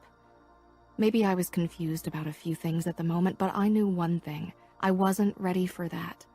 I still barely knew the man in front of me, and sleeping with him, letting him into me like that was too much, too intimate. Maybe this evening had been his way of manipulating me. Nobody got that far in the mafia without being a master in manipulation. I pressed my legs together and scrambled back. Luca paused, one knee already on the bed. Aria. His fingers curled around my calf, and I jerked back and pulled my legs against my chest. He sighed. What now? He sat beside me, his length almost brushing my leg. Say something. This is too fast, I said quietly. Because I got naked. You've seen my cock before. You even jerked me off. My face burned. I think you're trying to manipulate me. If I gave you the chance, you'd go all the way today. You bet I would, but I can't see what manipulation has to do with it, he said with a hint of anger in his voice. I want you. I never lied to you about that. I'm going to take whatever you are willing to give, and you were willing in the jacuzzi. Not about the finger, I snapped, suddenly getting angry too. Maybe you'll try the same with sex. I knew it sounded ridiculous. Luca actually laughed. He leaned very close. That won't work. My cock won't slide in that easily, believe me, and it will hurt a lot more. I flinched, remembering what Grace had said at our wedding. He'll fuck you bloody. Luca released a harsh breath. I shouldn't have said that. I didn't mean to scare you. I watched him over my legs. He ran his knuckles lightly down my side. The hard set of his lips loosened. Tell me that you enjoyed what I did to you on the roof. Luca murmured. There was a hint of need in his voice, maybe even vulnerability. Yes, I said breathlessly. He leaned closer, his lips on my ear. What did you enjoy the most? My tongue fucking you? Or when I ran my tongue all the way over your pussy? Or when I sucked your clit? Oh God, I was getting wet again. Luca's deep voice vibrated through my body. I don't know. Maybe I need to show you again. Luca pushed against my ankles, pressing them against me until there was enough room for his hand to slip between them and my upper thighs. He cupped me with his palm. I was about to lie down to make it easier for him, but he shook his head. No, he rasped. Stay like that. His fingers began to move against my folds, teasing, circling, rubbing. I rested my chin on my knees, breathing heavily. Luca kissed my ear and wrapped an arm around my shoulder, pulling me against his side. It was strange, sitting up with my legs pressed against my chest as he touched me, but it felt incredibly good. Luca's erection rubbed against my outer thigh, his breathing hot against my ear. Relax, he said in a low voice. There was a gentle pressure against my opening. I peered down between my legs. Luca teased me with his little finger. He dipped the tip in, then circled my opening before entering me again, sliding a bit deeper every time he did. Look at me. I did, caught up in the intensity of his gray eyes. You are so wet and soft and tight. You can't imagine how fucking good this feels. His length slid along my outer thigh again, his lips pressed against mine, his tongue demanding entrance. His finger slipped into me, this time all the way. It was only his little finger, but I was thrilled. He began moving it inside me, and I gasped into his mouth, jerking my hips, needing more. He pumped in and out slowly, his thumb rubbing my clit. I could feel pleasure building again, and I moved my pelvis in sync with his finger. He pulled his hand away, eliciting a sound of protest from me. Luca laughed, a deep rumbling in his chest. He knelt in front of me and pushed my legs apart, then he looked up at me. He traced his index finger over my folds, then rubbed my opening with it, never looking away from my face. He pushed the tip in. My muscles clenched, and I released a low breath. It didn't hurt, and I relaxed. Slowly, he started sliding in and out, moving a bit deeper every time, like he'd done with his little finger. His mouth closed over my clit. I whimpered, my legs falling wider apart. My pleasure was mounting scarily fast as Luca worked me with his finger and lips. With a cry, I tumbled over, my legs shaking, hips bucking. My fingers clutched the blanket as I shattered into pieces. Luca removed his finger, kissed my belly button, then lay down beside me, his erection red and glistening. I reached out, spreading the droplet of liquid that had trickled out all over his tip. Luca growled, his abs flexing. "I want your mouth on me," he said in a low voice. I froze, my hand on him stilling. It seemed only fair after what he'd just done, but I had no clue how to actually go down on him. Blowjob was a pretty confusing name, because I knew I wasn't supposed to blow on his erection, but sadly I wasn't exactly sure what to do. And what if I didn't like it? I remembered his words about Grace, that she knew how to suck a cock. Not that I wanted to be anything like Grace. I had no intention of becoming Luca's whore, but I didn't want to fail completely either. I was overthinking this. "Is this because you don't want to, or because you don't know how?" Luca asked calmly, but I could tell he had trouble keeping the tension out of his voice. He'd given me several orgasms. He was probably bursting. "You can jerk me off like last time," he said when I stayed silent. His hand brushed a strand of blonde hair away from my face, his gray eyes questioning. "No, I think I want to do it." "You think?" Amusement tinged Luca's voice. "But..." "What if I don't like it?" Luca shrugged, but it was obvious from his expression that he didn't like the idea. "Then you don't. I won't force you." I nodded and brought my face a bit closer to his erection, which hadn't softened at all during our conversation. Luca tensed in anticipation, his fingertips against my scalp twitching. Embarrassed, I admitted, "I don't know what to do." His erection jerked in response. I couldn't help but laugh, and Luca grinned his predator grin. "You like to torture me with your innocence, don't you?" I blew against his tip, making him groan. "I don't think that's why it's called a blowjob, right?" He actually laughed a real laugh, and the sound filled my stomach with butterflies. "You're going to be the death of me, Principessa." "Don't laugh," I said with a smile. "I don't want to do something wrong." "Do you want me to tell you what to do?" Excitement blazed in his eyes. I nodded. "Okay," he said hoarsely. "Close your lips around the tip, and be careful with your teeth. I don't mind it a bit rougher, but don't chew on it." I snorted, then nerves made me go quiet. Luca's fingers slipped through my hair until they came to rest on the back of my head. He didn't push me, but from the way he tensed, I could tell he wanted to. I took the tip into my mouth. He was thick, and I had to be careful not to graze him with my teeth. His tip was slightly salty, but not in a bad way. "Now swirl your tongue around it. Yes, just like that." He watched me, his jaw clenched. "Take a bit more of me into your mouth and move your head up and down. Now suck as you move. Yes, fuck." His hips bucked when I was as far as I could take him, driving his erection even further inside. I gagged and pulled back, coughing. He stroked my hair. "Fuck, sorry." He rubbed his thumb over my lips. "I'll try to stay still." Instead of taking him back into my mouth, I licked him from his base to the tip. He groaned. "Is that okay?" I whispered before doing it again. "Fuck yes." I took my time licking every inch of him, but especially his tip. I loved the feel of it against my tongue. "This feels really fucking good, but I really want to come." I glanced up uncertainly. I could come when he stroked and licked me gently. Did he need it rougher? Would he need it rough during sex, too? Grace's stupid words jumped into my head again, but I pushed them aside. I wouldn't let that whore ruin this for me. "What do you need me to do?" I whispered. Suck me harder and keep looking at me with your fucking beautiful eyes. I fixed my gaze on him and took him into my mouth until he hit the back of my throat, then bobbed my head up and down fast and hard, my lips tight around him. Luca moaned, his hips rocking lightly. His eyes burnt into me, his teeth gritted.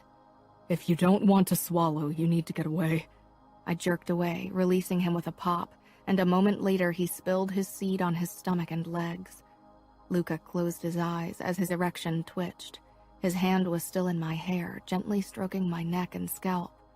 Slowly, he eased it down, but I gripped his hand and pressed my cheek into it, needing his closeness after what we'd done. His eyes flew open with an unreadable look in them. His thumb brushed my cheekbone gently. We stayed like that for a couple of heartbeats. Then Luca sat up, taking in the mess on his upper thighs and abs. I need a fucking shower. Luca reached for a tissue and cleaned off the sperm before swinging his legs out and standing. I nodded, strangely disappointed that he'd slip out of bed so quickly. I felt suddenly self-conscious about what I'd done. Luca held out his hand. Come on, I don't want to shower alone. I scrambled off the bed, put my hand in his and followed him into the bathroom. As the hot water poured down on us, Luca began lathering my body with soap, and I closed my eyes, enjoying the feel of his hands on me. He pressed up to my back, one arm circling my stomach. So was it okay for you? He asked quietly. He was probably worried I wouldn't go down on him again if it wasn't. Yeah. He kissed my throat. He did that a lot. It felt so gentle, loving, and intimate, but I knew it wasn't meant like that. I'm glad, because I really enjoy being in your mouth. I flushed with embarrassment and a strange sense of accomplishment. Ridiculous. Are you angry that I didn't, swallow? I bet the women you've been with so far always did. No, I'm not angry. I won't lie, I'd love to come in your mouth, but if you don't want that, it's okay. We stepped out of the shower and dried off before we crawled back into bed. I rested my head on Luca's chest. He turned off the lights, bathing us in darkness. He lightly stroked my hip, and the touch and his warmth made me feel safe enough to ask a question that had been bothering me for years. When your father told you to marry me, what was your reaction? I murmured. Luca's fingers on my hips paused. I'd expected it. I knew I'd have to marry for tactical reasons.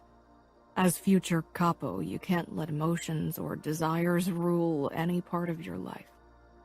I was glad for the darkness so Luca couldn't see my face. He sounded so detached and emotionless. His touches and kisses made me want to believe that maybe he was starting to care for me, but now I wasn't so sure anymore. And what about you? He asked. I was terrified. You were only 15. Of course you were terrified. I was still terrified on the day of our marriage. I'm still not entirely sure you don't terrify me. Luca was silent a moment, as if he didn't know how to react to my admission. I told you, you have no reason to fear me. I'll protect and take care of you. I'll give you anything you want and need. Except for one thing. Love. But the familia always comes first, I said lightly.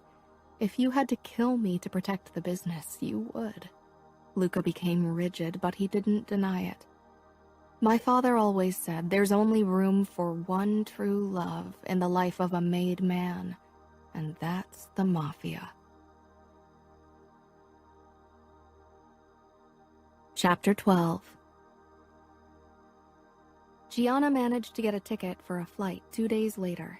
I was brimming with excitement that day. It hadn't been long since I'd last seen her, but it felt like an eternity.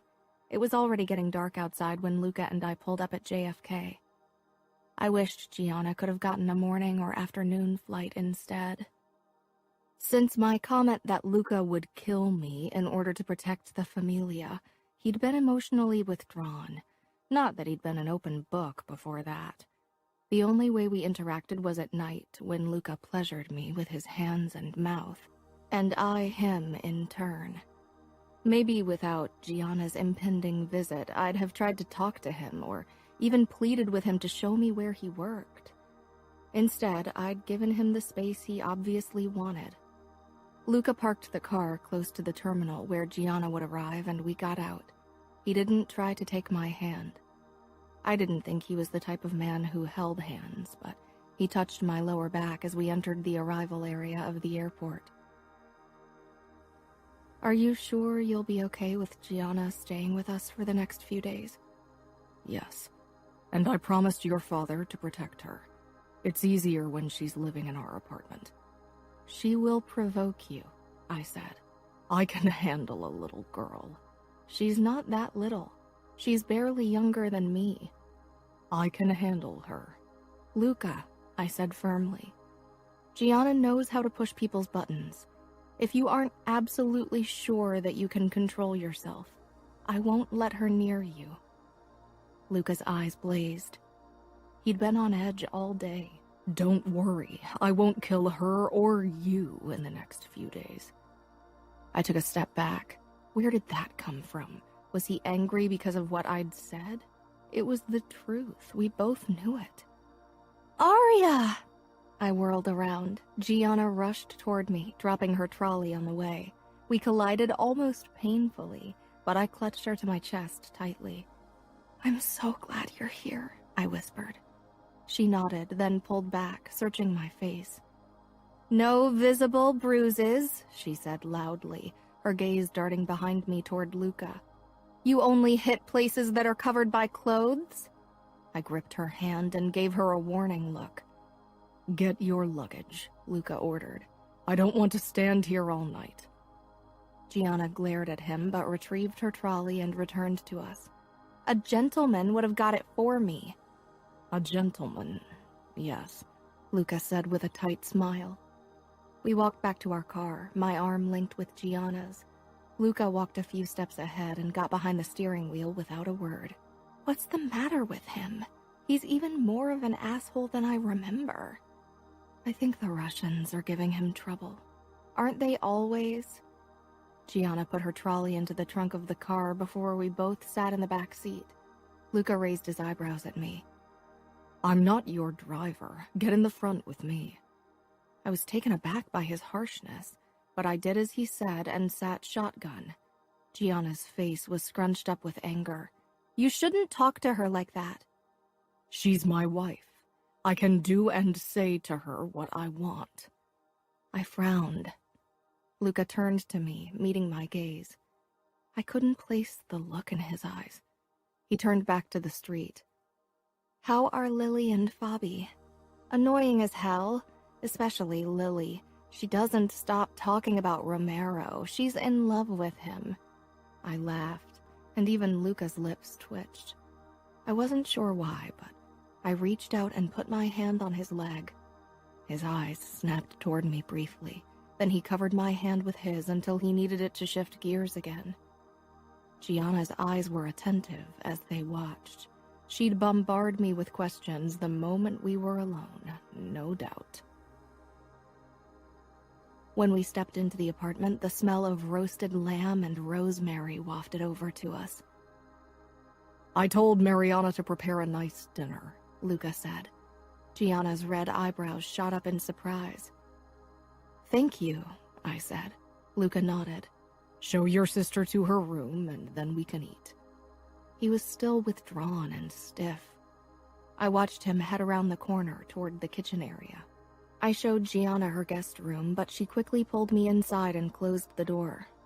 "Are you okay?" "Yes, I told you on the phone. I'm fine. I prefer to hear you say it when I can see your face. I'm not lying to you, Gianna." She gripped my hand. "Did he force you to sleep with him?" "No, he didn't. And I haven't." Her eyes widened. "But something happened between the two of you. I want details." I pulled away.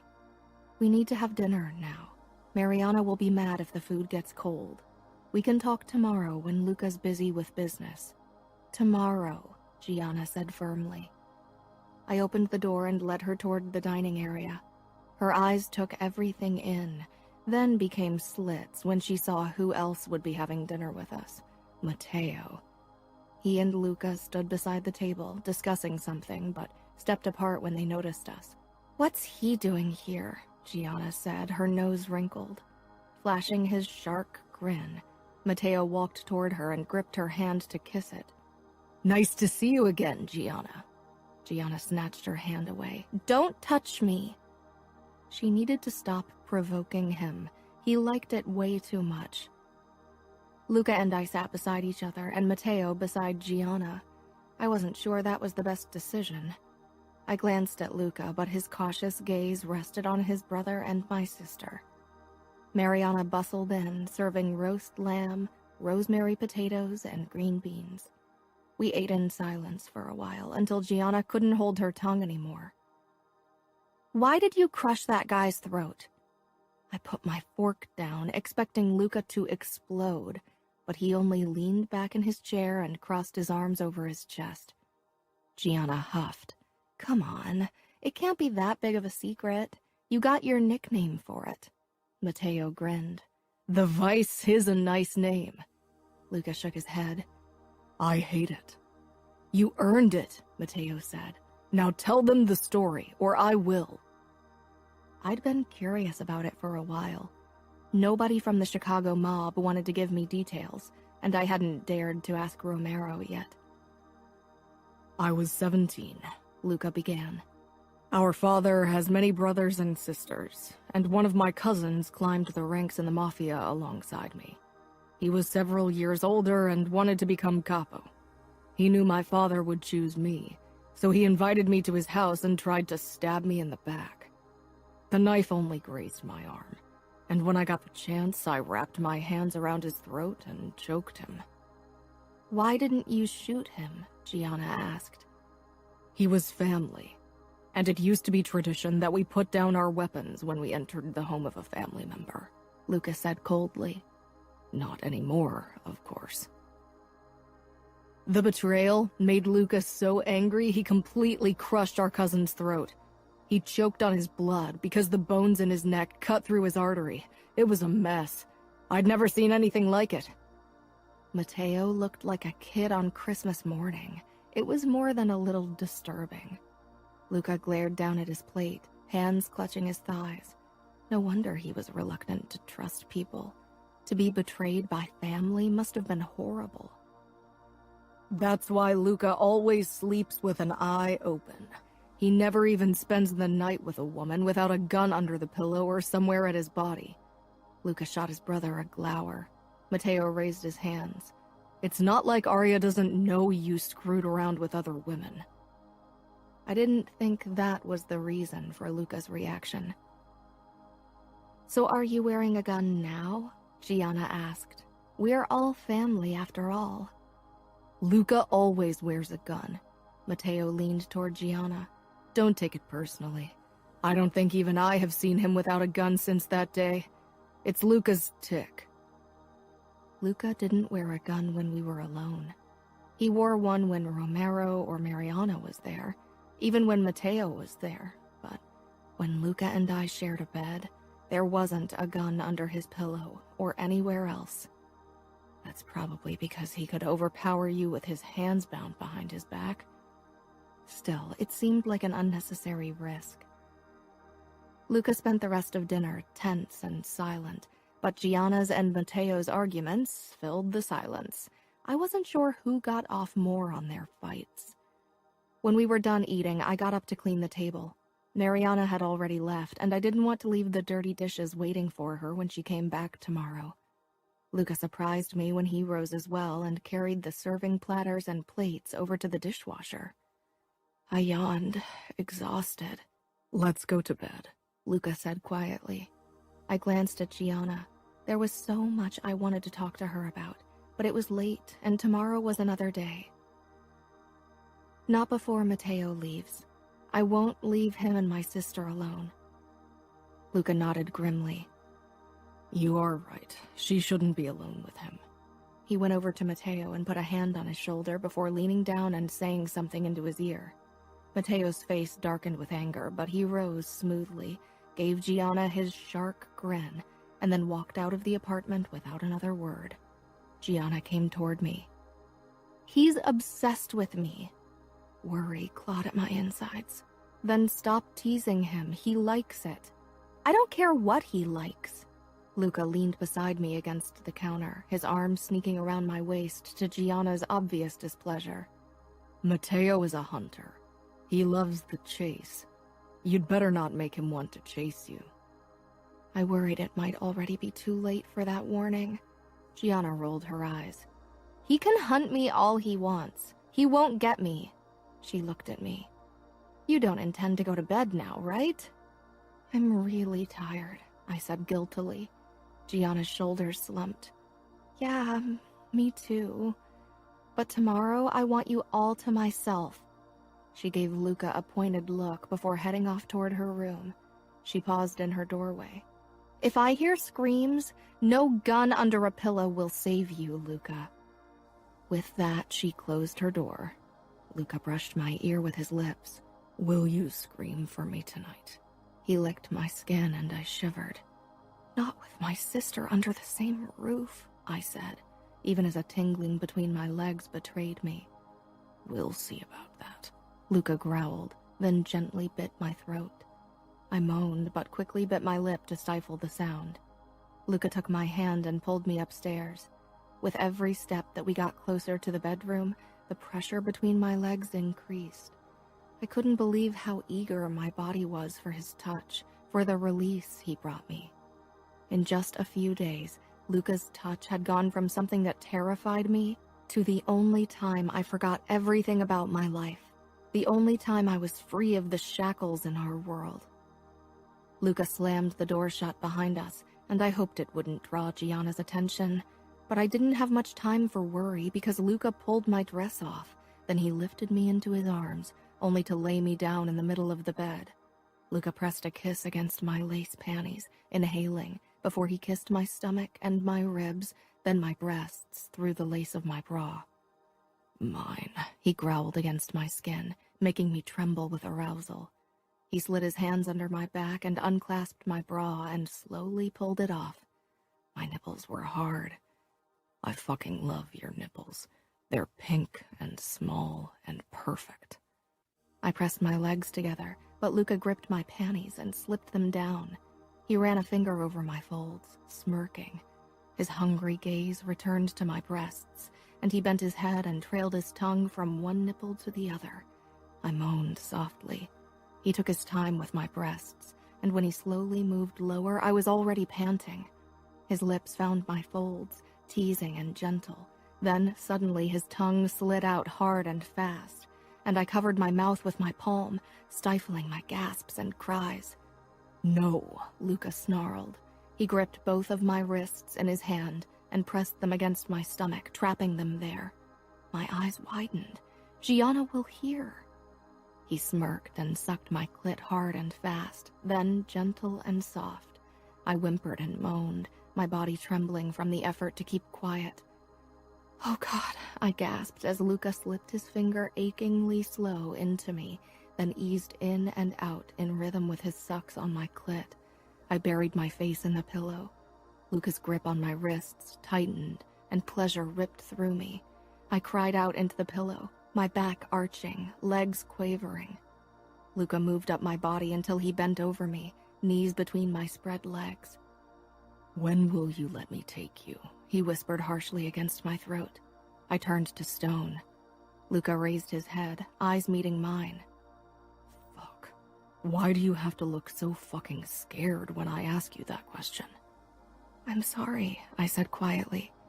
"I just need more time." Luca nodded, but there was a deep need in his eyes that seemed to grow every day. I ran my hands over his chest, feeling his gun holster beneath the shirt. He sat back, and I leaned forward, beginning to unbutton his shirt, revealing his toned torso and the black holster with his gun and knife. Luca took off his shirt, and I opened the holster, helping him out of it. He thrust it to the ground. Mateo's words came back to me, and I ran my hands over Luca's naked chest. I pressed a kiss against Luca's tattoo, then against the healing wound over his ribs. I brushed Luca's nipples with my fingertips, and he groaned in response. He quickly slipped out of his pants. I lowered my lips to his erection, but paused an inch from his tip. "If you're not quiet, I'll stop." Luca's eyes flashed. He put his hand on my head. "Maybe I won't allow you to stop. Maybe I'll bite." Luca chuckled.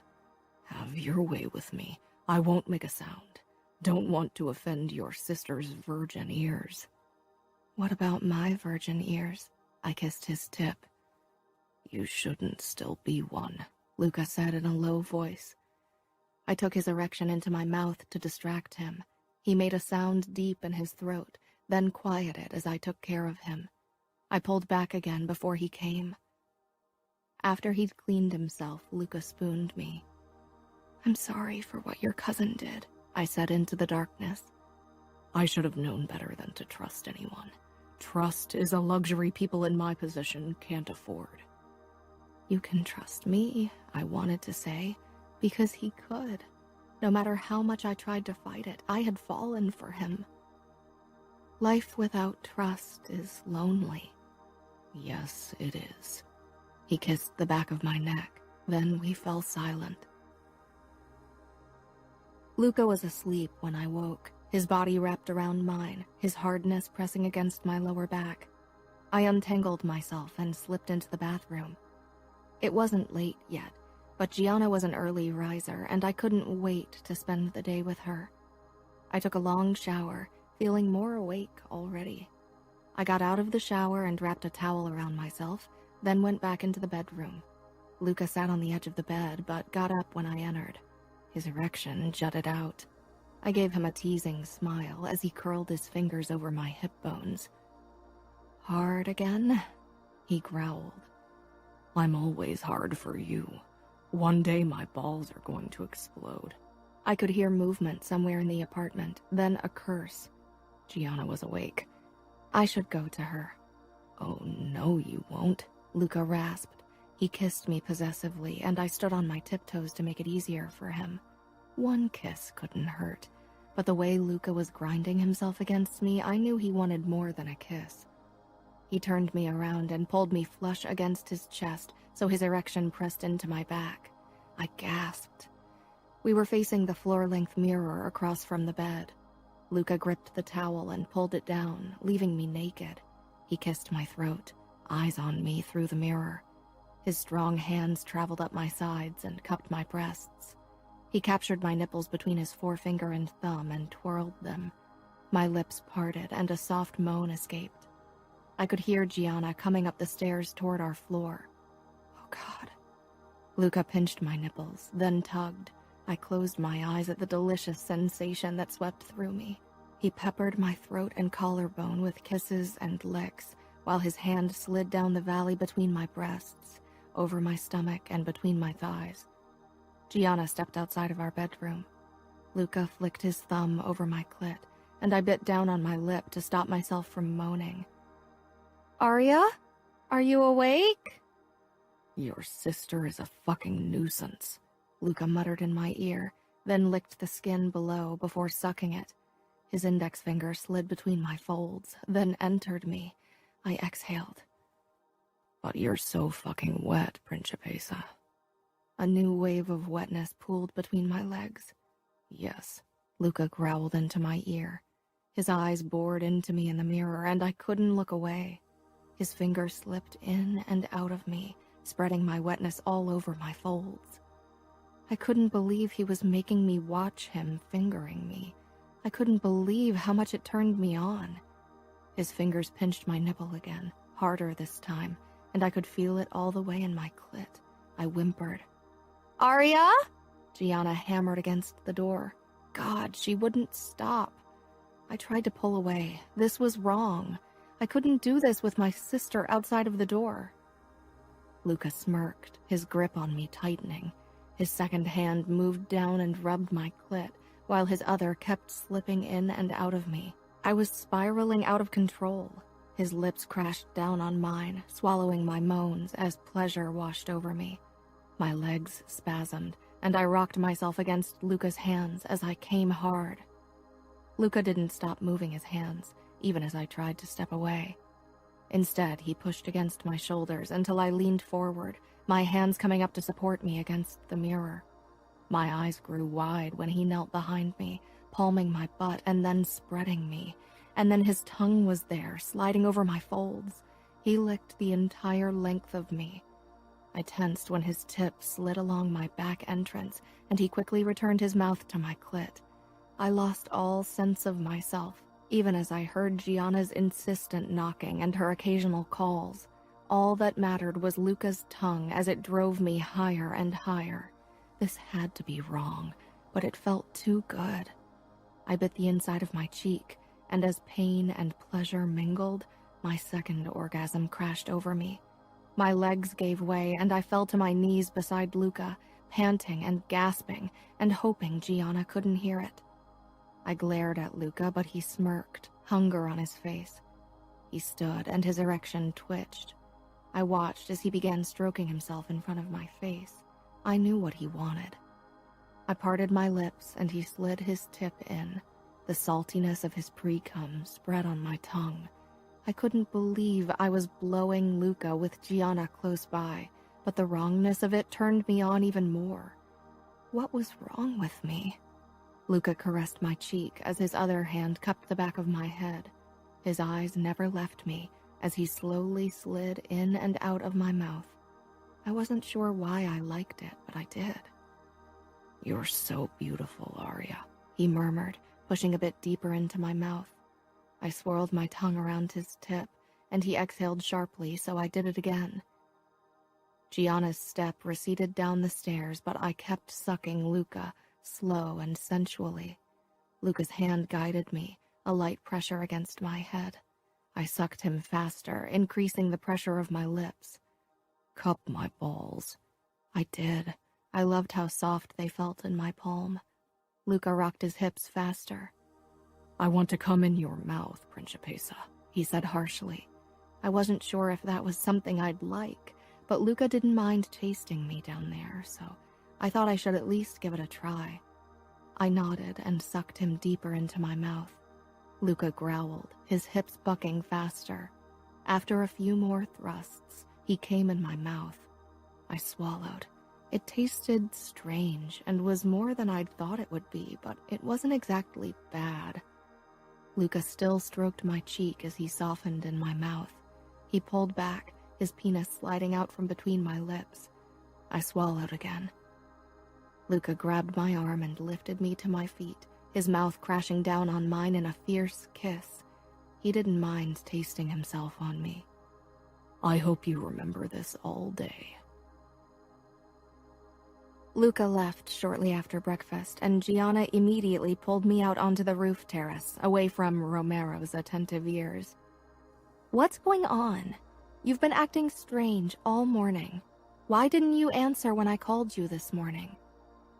I looked away, a blush spreading on my cheeks. Gianna's eyes shot open. "What did he do?" "He went down on me," I admitted.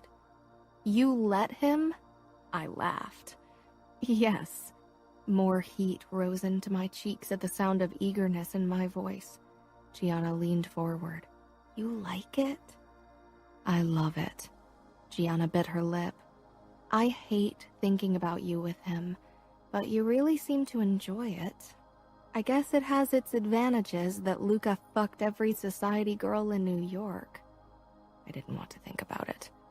"So, how does it feel?" "As if I'm shattering. It's overwhelming and amazing, and I don't know how to describe it."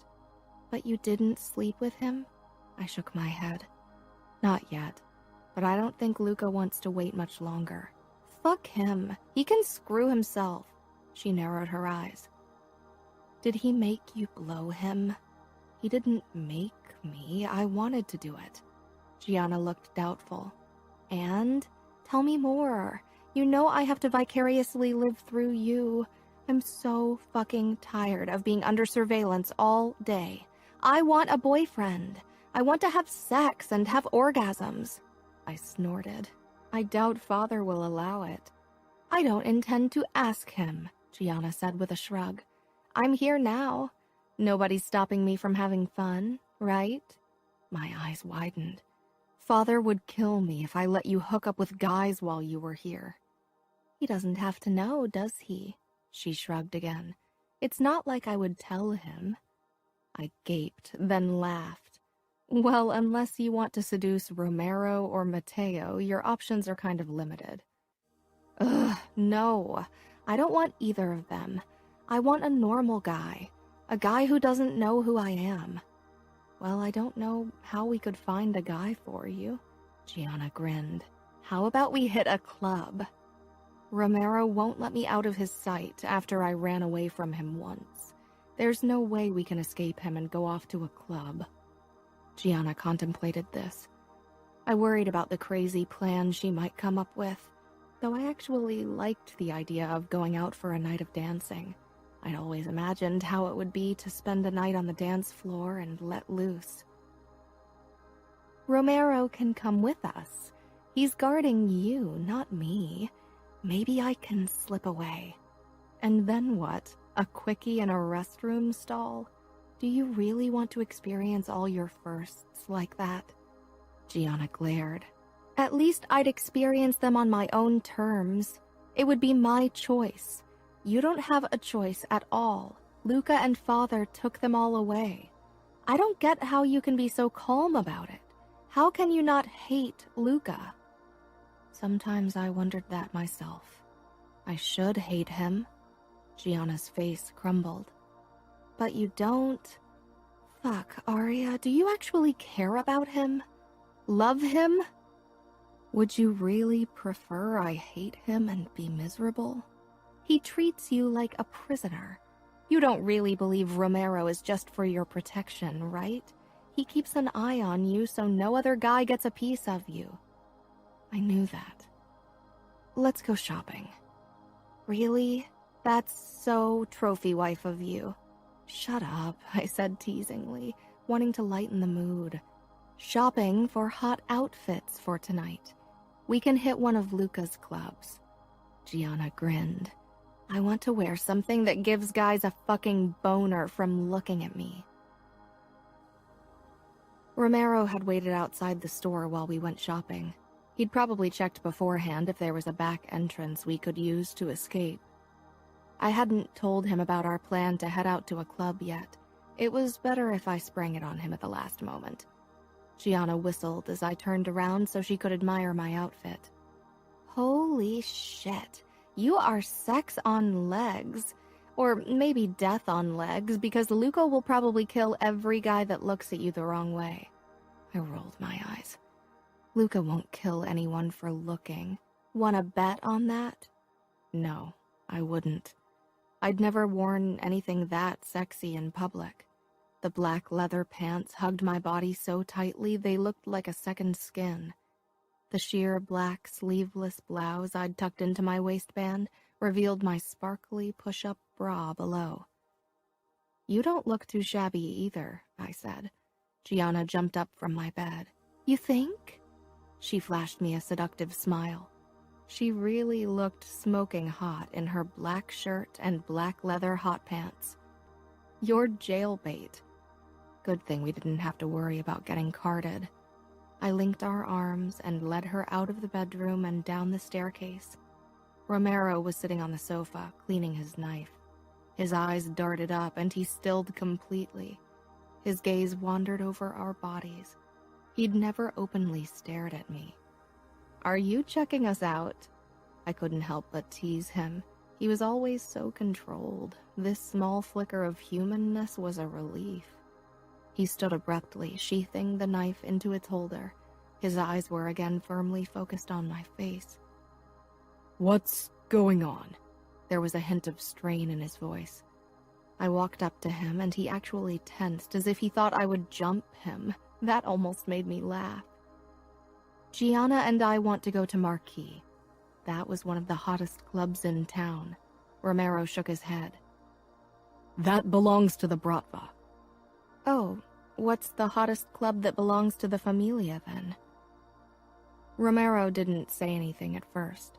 He reached into his pocket and pulled out his phone, probably to call Luca. Something snapped in me then.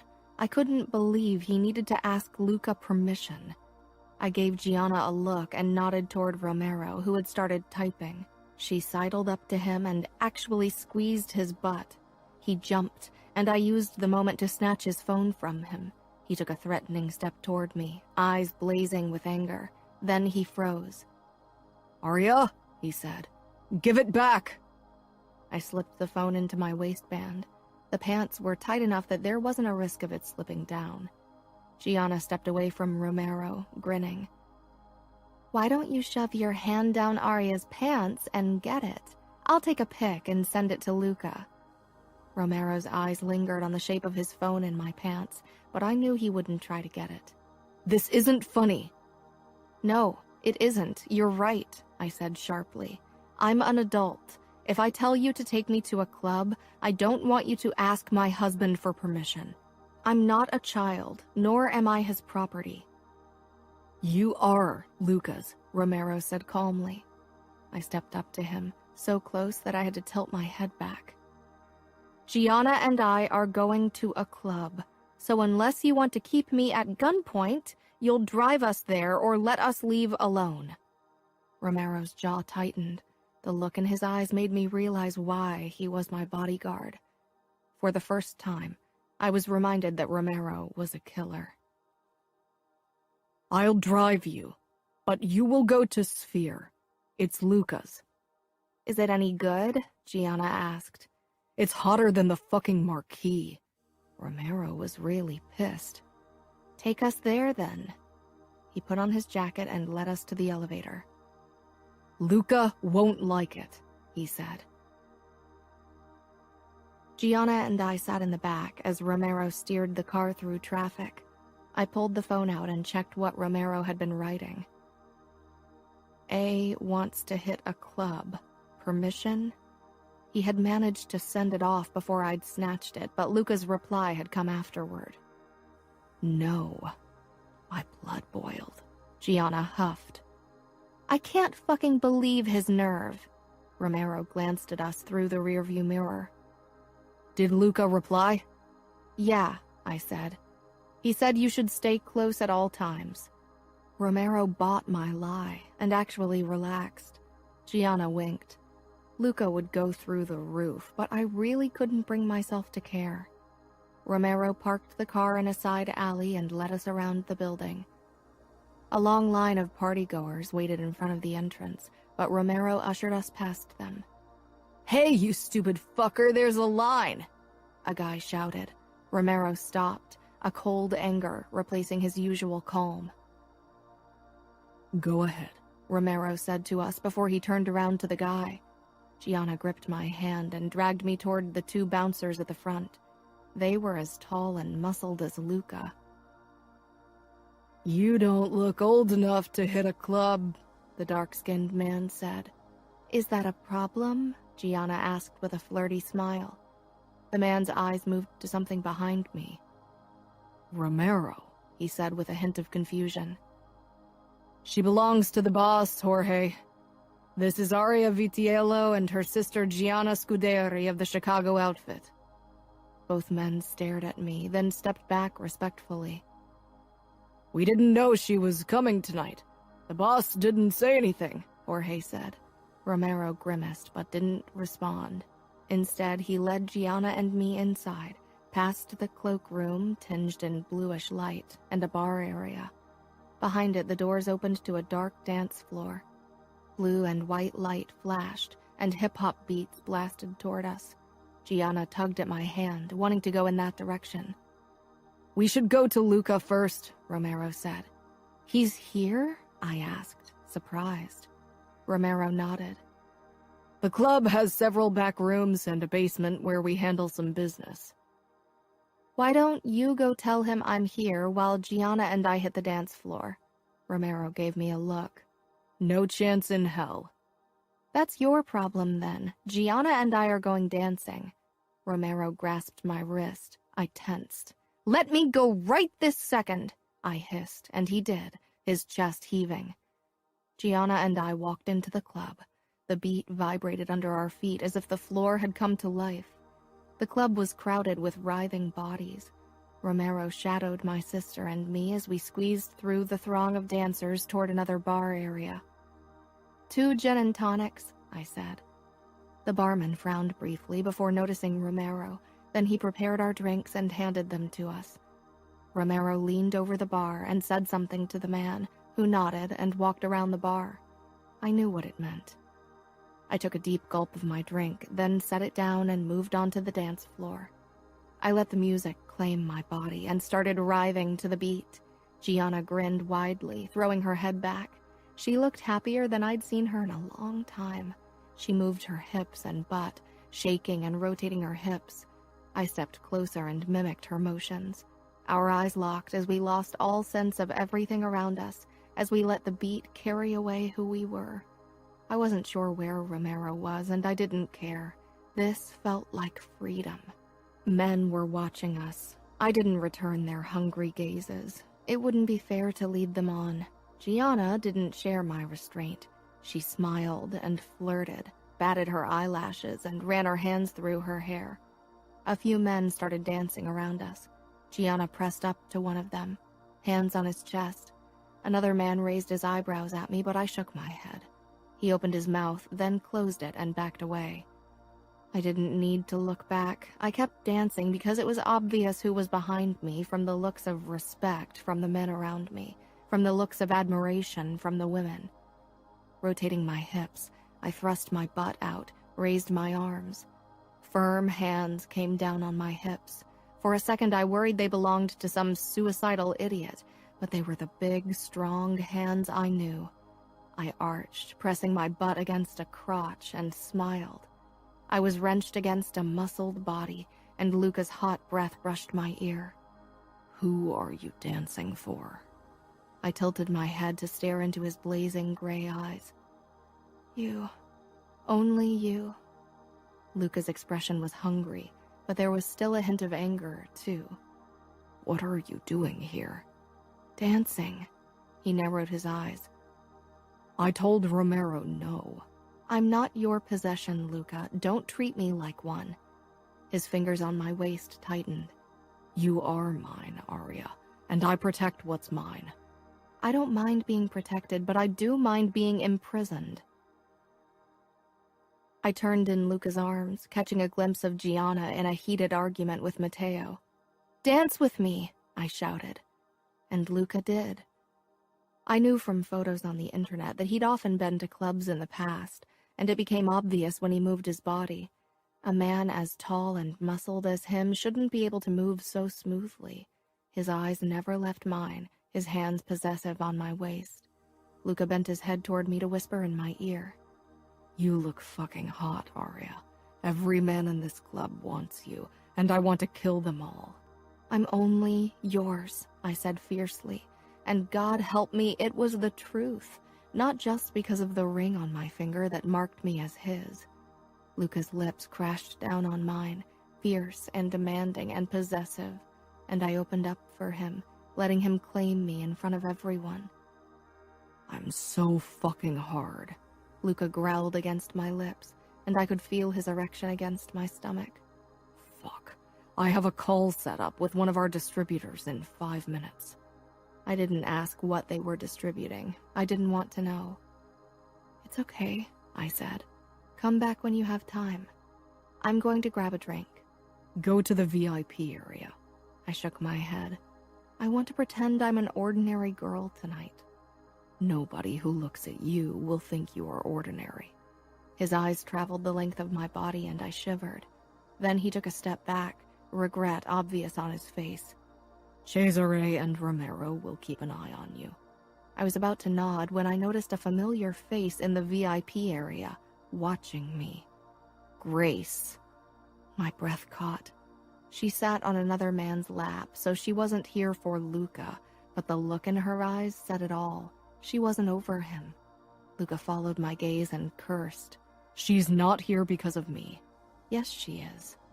"I can't throw her out. She comes here all the time to party. I haven't seen her since that night. I usually stay in the back." I nodded, a lump forming in my throat. Luca took my chin between his thumb and index finger, forcing me to meet his eyes. "There's only you, Arya." He glanced at his watch, then pulled back. "I really need to go now. I'll be back as soon as I can." He turned and strode through the crowd that parted for him. Matteo followed after him, and Gianna stepped up beside me. "That asshole!" "Who?" I said distractedly. Grace had disappeared from the VIP area. "Matteo! The guy has the nerve to tell me not to dance with other men. What is he, my owner? Fuck him." She paused. "Are you okay?" "Yeah," I whispered. "Let's go to the bar." Romero and Cesare fell into step behind us, but I turned around to them, feeling on edge. "Can you watch us from afar? You're driving me crazy." Without a word, they separated and took positions in corners of the club. I released a breath and settled on a bar stool.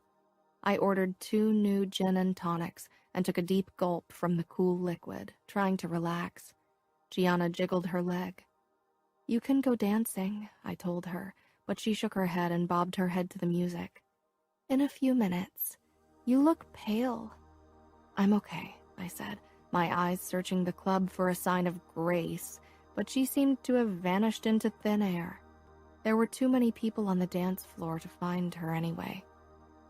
"I really need to go to the restroom," Gianna said after a while. Her gin and tonic was almost gone. "I need to sit for a few more minutes." Gianna gave me a worried look, but then she slipped away, and Cesare followed at a safe distance. I put my head in my palm, taking a deep breath. An arm bumped against mine, startling me. I drew back as a man with long blonde hair leaned against the counter beside me. He reached past me for a straw. His jacket brushed my breast, and I leaned even further back, glancing away, uncomfortable with the look he was giving me. "What's your name?" he shouted. I tried to ignore him. Something about him was seriously giving me the creeps. I took a sip from my drink and tried to pretend I was busy searching for someone. The man kept leering at me with an ugly smile on his unshaven face. "Are you waiting for someone?" I turned away, really trying to ignore him and not make a big deal out of this. If I started freaking out, Romero would come over and make a scene. Maybe he was already on his way. My vision started to blur and my stomach gave a lurch. I took another sip from my drink, but it didn't help. I slid off the stool, but my legs were shaky and I felt dizzy. I grabbed the counter behind me. Suddenly, the man's mouth was at my ear, his stale cigarette breath on my face. "I'm going to fuck your tight ass. I'll make you scream, bitch." His grip on my arm was crushing as he tried to drag me away from the bar. My eyes found Romero, who was steering toward me, hand under his jacket where his gun and knife were. Impatient with our slow progress, my attacker wrapped an arm around me like a loving boyfriend, ready to help his drunk girlfriend out of the club. "I'll fuck you like an animal. I'll fuck you, bloody cunt," he rasped into my ear. I stared at him, my limbs heavy, my mouth filled with cotton. I'd heard those exact words not too long ago. I forced my lips into a smile. "You are a dead man." Confusion flickered across the man's face a second before it contorted in agony. He released me and my legs gave way, but Cesare caught me, his arm replacing that of the man. My eyes darted around for Gianna. She hovered beside Cesare, face drawn in worry. Romero was close behind my attacker, his knife buried in the man's upper thigh. "You will follow us. If you try to run, you'll die." "Take her drink," Cesare said to Gianna, "but don't drink." Cesare half carried me toward the back of the club and down a flight of stairs. He shouldered open a door and we walked into a sort of office. Matteo rose from his chair. "What's going on?" "Probably roofies," Romero said, giving the man he was holding a good shake. "I'll get Luca," Matteo said with a twisted smile. He walked through another door, and a moment later, Luca stalked into the room, as tall and impressive as ever. I hung in Cesare's grasp, my face half pressed against his chest. Luca's eyes narrowed, then flitted between me and my attacker. What happened? He snarled. Suddenly, he was in front of me, lifting me into his arms. My head lolled against his chest as I gazed up at him. He put me down on the couch. Gianna knelt beside me, gripping my hand. What's happening to her? She cried. Roofies, Romero said again. This sick fuck was trying to drag her outside. Luca drew himself up before my attacker. You put roofies in my wife's drink, Rick. Luca knew that man? Confusion flickered in my hazy mind. Wife? I didn't know she was yours. I didn't. I swear. The man's lower lip was trembling. Luca pushed away Romero's hand and curled his fingers around the handle of the knife still buried in Rick's leg. He twisted, and the man screamed. Romero held him upright by the arms. What did you plan to do to her once you had her outside? Nothing, the man cried. Nothing? So if my men hadn't stopped you, you would have just dropped her off at a hospital? Luca's voice was pleasant, calm, his face devoid of emotion. Gianna's grip on my hand was painful. I swallowed and cleared my throat. I'll fuck your tight ass, I whispered. Luca's head whirled around. Then he was at my side, his face so close to mine I could have kissed him. Maybe it was the roofies, but I really wanted to kiss him senseless in that moment. Wanted to rip his shirt off. Wanted to...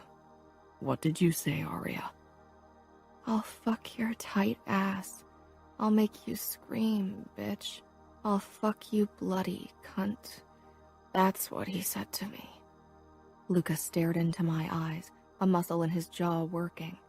Before he could move, Gianna had leaped to her feet and flew at Rick. She hit his face and kicked his groin, and struggled ferociously against Matteo's grip as he dragged her away from Rick. You will die, she screamed. Luca straightened, and she stopped moving. Let me go, she hissed. You promised to behave? Matteo asked with an amused smile. She nodded, her stare fixed on Rick. Matteo dropped his arms, and she straightened her clothes. They will make you bleed, she said coldly. And I hope they will rape your ugly ass with that broomstick over there. Gianna, I rasped. She came over to me and sank down on the edge of the couch, taking my hand again.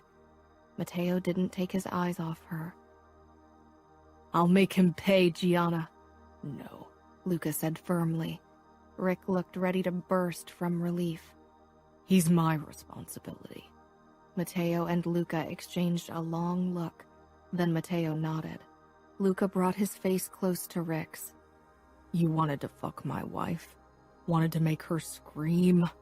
His voice tore through my growing dizziness and sent a shiver down my back.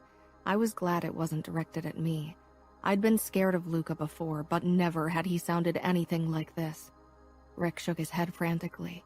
No, please. Luca wrapped his hand around Rick's throat and lifted him until he stood on his tiptoes and his face was turning red. Then he tossed him away, and Rick collided with the wall and crumpled to the floor.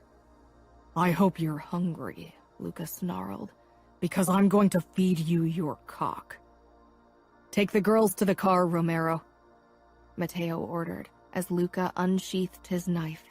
Romero lifted me into his arms and walked out the back door, Gianna close behind. Dizziness cloaked my brain, and I pressed my face into Romero's jacket. He stiffened. Gianna snorted. Do you think Luca will cut off your dick too because she leaned against you while she was sick? Luca is my boss, and Aria is his. Gianna muttered something under her breath, but I couldn't make out the words. Open the door for me, Romero said, and then I was lying on cool leather. Gianna lifted my head and put it in her lap. Her fingers untangled my hair, and she rested her forehead against mine. That guy gets what he deserves. I closed my eyes. I had condemned a man to his death with my words. My first murder. But what about the girls he would have attacked in the future? They were safe now. Your bodyguard doesn't even dare to wait in a car with us. Luca is a beast. Romero keeps watch, I whispered. Sure. I must have dozed off because suddenly the door was ripped open and Luca spoke. How is she? Holy fuck, Gianna said, voice shrill. You're covered in blood. I opened my eyes but had trouble focusing. Only my shirt, Luca said, annoyance clear in his voice. There was rustling. You have no shame, Gianna said. I'm taking off my shirt, not my fucking pants. Do you ever shut your mouth? Here, boss. Blurrily, I saw Luca putting on a new shirt. Burn that one and take care of everything, Romero. I'll drive. A hand brushed my cheek, and Luca's face hovered over me. Then he was gone, the door closed, and he slipped behind the driver's seat. The car started moving, and my stomach churned. Gianna leaned forward, her head between the seats. You are quite a hunk, you know that? If you weren't married to my sister and not such an asshole, I might consider giving you a go. Gianna, I groaned. When she was scared or nervous or angry, she never stopped talking, and the longer she talked, the more offensive she got. And around Luca, she was constantly angry. What, cat got your tongue? I hear you usually jump everything that doesn't have a dick, Gianna said. Luca still didn't say anything. I wished I could see his face to find out how close to exploding he was. He'd killed a man not long ago. Gianna should really shut up. Gianna sat back, but I knew she wasn't done yet. She wouldn't give up until she got a rise out of him. He pulled into the underground garage of our apartment building. We're here, Gianna whispered into my ear. I wished she would talk as reasonably to Luca as she did to me. The car door swung open and Luca hoisted me into his arms. He carried me toward the private elevator and stepped in. The bright halogen lights hurt my eyes, but I kept them open to watch Gianna and Luca in the mirror. She leaned beside him, and her expression didn't bode well. Have you ever had a threesome? Luca didn't move a muscle. He was looking down at me, but I kept my attention on the mirror, trying to send Gianna a silent message to close her mouth. How many women have you raped before my sister? Luca's head shot up, eyes burning as he stared at Gianna. I pressed my palm gently against his chest, and he glanced down at me. The tension remained. Can't you do something else with your mouth than yap? Gianna straightened. Like what? Give you a blowjob? Luca laughed. Girl, you've never even seen a dick. Just keep your lips shut. Gianna, I croaked in warning. At last, we arrived on the top floor, and Luca stepped out into our penthouse. He headed for the stairs to our bedroom when Gianna blocked his way. Where are you taking her? To bed, Luca said, trying to sidestep my sister, but she followed his movements. She's high on roofies. That's probably the chance you've been waiting for. I won't let her alone with you. Luca became very still, like a wolf on the verge of attacking. I'm going to say it only once, and you'd better obey. Get out of my way and go to bed. Or what? Gianna, please, I pleaded. She searched my face, then she nodded once and quickly kissed my cheek. Get better. Luca walked past her, carried me up the stairs and then into the master bedroom. The sickness that had been a distant pressure in my stomach turned into an insistent throbbing. I'm going to be sick. Luca carried me into the bathroom and held me over the toilet as I retched. When I was done, I said, I'm sorry. What for? He helped me stand, though the only thing keeping me upright was his steely grip on my waist. For throwing up. Luca shook his head and handed me a wet towel. My hands shook as I wiped my face with it. It's good that you got some of that shit out of your system. Fucking roofies. It's the only way for ugly fucks like Rick to get their dicks into a pussy. He led me back into the bedroom and toward the bed. Can you undress? Yeah. The moment he let go, I fell backward and landed on the mattress. Laughter bubbled out of me, then a new wave of dizziness hit me and I groaned. He leaned over me, his face slightly blurry. I'm going to get you out of your clothes. They stink of smoke and vomit. I wasn't sure why he was telling me. It wasn't as if he hadn't seen me naked before. He grabbed the hem of my shirt and pulled it over my head. I watched him as he unzipped my leather pants and slid them down my legs, his knuckles brushing my skin, leaving goosebumps in their wake. He unhooked my glittery bra and threw it to the ground before he straightened and stared down at me. He turned abruptly and disappeared from my view. Dots danced in and out of my vision, and I was on the brink of another laughing fit when Luca returned and helped me into one of his shirts. He was only in his briefs. He slid his arms under my knees and shoulder blades and moved me up until my head rested on the pillow. Then he got into bed beside me. You're impressive, you know, I babbled. Luca scanned my face, then pressed a palm against my forehead. I giggled and reached out, wanting to touch his tattoo, but misjudging the distance and brushing my fingertips across his abdomen, and then lower. He hissed, snatched my hand away, and pressed it against my stomach. Arya, you're drugged. Try to sleep. Maybe I don't want to sleep. I wriggled in his grip. Yes, you do. I yawned. Will you hold me? Luca didn't say anything, but he extinguished the lights and wrapped his arms around me from behind. You'd better lie on your side in case you feel sick again. Did you kill him? There was a pause. Yes.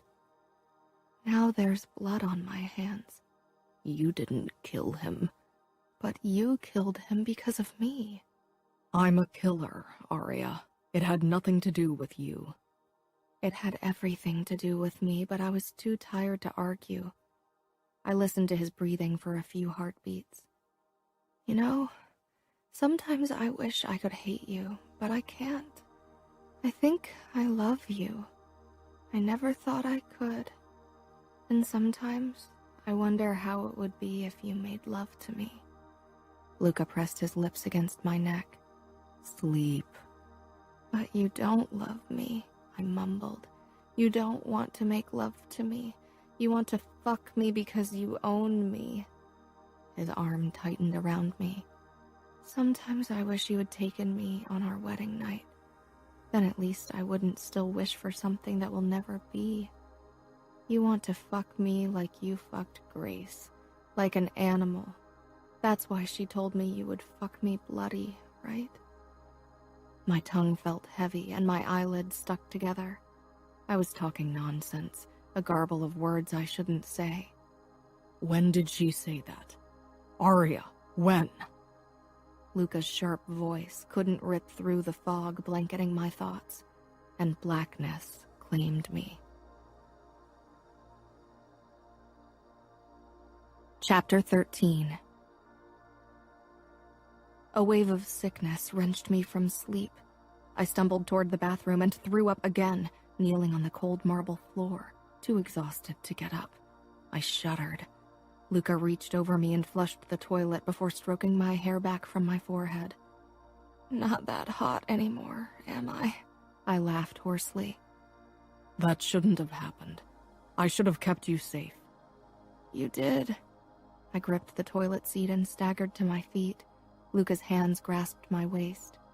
Maybe a bath will help. I think I'll drown if I lie in the bathtub now. Luca turned the water on in the tub while still holding me with one hand. The sky was turning gray over New York. We can take a bath together. I tried a teasing smile. You just want to grab a feel. I won't touch you while you're still vulnerable. A capo with morals? Luca's face was serious. I'm not capo yet. And I have morals. Not many, but a couple. I'm only teasing, I whispered as I leaned my forehead against his naked chest. He rubbed my back, and the motion sent a sweet tingling down into my core. I drew back and carefully walked over to the wash basin to brush my teeth and wash my face. Luca shut the water off when the tub was almost full. Then he helped me out of my panties and got out of his boxers before he lifted me into the tub.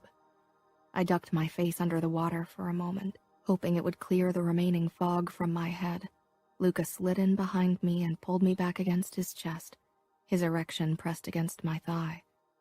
I turned so I was facing Luca, and his length slid between my legs and brushed my entrance. I stiffened. Luca would only have to push his hips upward to enter me. He groaned, gritted his teeth, then he reached between us and pushed his erection back so it rested against my thigh again, and pulled me flat on his torso. Some men would have taken advantage of the situation, I murmured. Luca's jaw clenched. I'm that kind of man, Arya. Don't kid yourself into believing I'm a good man. I'm neither noble nor a gentleman. I'm a cruel bastard. Not to me. I pressed my nose against the crook of his neck, breathing in his familiar musky scent. Luca kissed the top of my head. It's better if you hate me. There's less chance of you getting hurt that way. What had I told him last night when I was out of it? Had I told him I'd fallen in love with him? I couldn't remember. But I don't hate you. Luca kissed my head again. I wished he'd say something. I wished he'd say that he... You mentioned something Grace said to you. His voice was casual, but tension gripped his body. Something about fucking you bloody. Oh, yeah. She said you'd hurt me. Fuck me like an animal. Fuck me bloody when she talked to me during our wedding reception. Scared me out of my mind. Then I frowned. I think that guy last night almost said the same thing. Before I killed him, he said one of the women who bought dope from him told him you were a skank who needed to be taught a lesson. She gave him cash. I lifted my head. Do you think it was Grace? Luca's eyes were like a stormy sky. I'm sure it was her. The description fits, and who else would have an interest in attacking you? What are you going to do? I can't kill her, even if I want to cut her fucking throat. That would cause too much trouble with her father and brother. I'll have to talk to them, though. Tell them they need to put her on a fucking leash, or there won't be any more money from us. What if they refuse? They won't. Grace has been fucking things up for a long time. They'll probably ship her off to Europe or Asia for rehab or some shit like that. I kissed him, but the tension didn't leave Luca's body. I can't stop thinking about what would have happened if Romero and Cesare hadn't been there. If that fucker had gotten you out of the club. The thought of his dirty hands on you makes me want to kill him again. The thought that he might have... He shook his head. I knew his turmoil wasn't because Luca had emotions for me. He was possessive. He couldn't bear the thought that someone might have gotten his hands on me, that someone might have taken what Luca considered his. Resignation filled me. When Gianna leaves in a few days, you can have me, I whispered against his throat. Luca's hands stilled on my back. He didn't ask me if I was sure. I hadn't expected him to. Luca had said it himself. He wasn't a good man. Gianna and I had spent the last few days trying different cafes and restaurants, talking and laughing and shopping. But today, Gianna had to go back to Chicago. My arms around her were tight as we stood in the departure hall of JFK. Gianna needed to go through security soon, but I didn't want to let her go. Not only because I'd miss her terribly, but also because I was anxious about my promise to Luca. I braced myself and took a step back from Gianna. Visit again soon, okay? She nodded, her lips pressed together. You call me every day. Don't forget. I won't, I promised. She backed away slowly, then turned and headed for the line at security. I waited until she walked through and disappeared from view. Luca stood a few steps behind me. I rushed over to him and pressed my face against him. He stroked my back. I thought we could grab dinner and then have a relaxing evening. He sounded hungry and excited, but not for food. "Sounds good," I said with a small smile. Something shifted in Luca's face, but then it was gone. I hadn't eaten much. My stomach was already churning. I didn't want to take any risks. Luca pretended not to notice. He ate what I didn't. When we stepped back into our penthouse, I headed for the liquor cabinet, looking for some liquid courage, but Luca gripped my wrist and pulled me against him. "Don't." He lifted me into his arms and carried me upstairs into our bedroom. When he set me down on the edge of the bed, my eyes found his crotch. He was already hard. Nerves twisted my insides. He wanted me. I wouldn't deny him. Not tonight. Luca climbed on the bed, and I lay back, my palms flat against the blanket. His lips found mine, his tongue dipping in, and I relaxed under his skillful mouth. This was good, familiar, comforting. My leg muscles loosened. Luca ripped his mouth away from me and sucked my nipple into his mouth through the fabric of my dress. I cupped his head, letting his experienced ministrations carry away my fear. There was an urgency to his kisses and touches that I'd never felt before.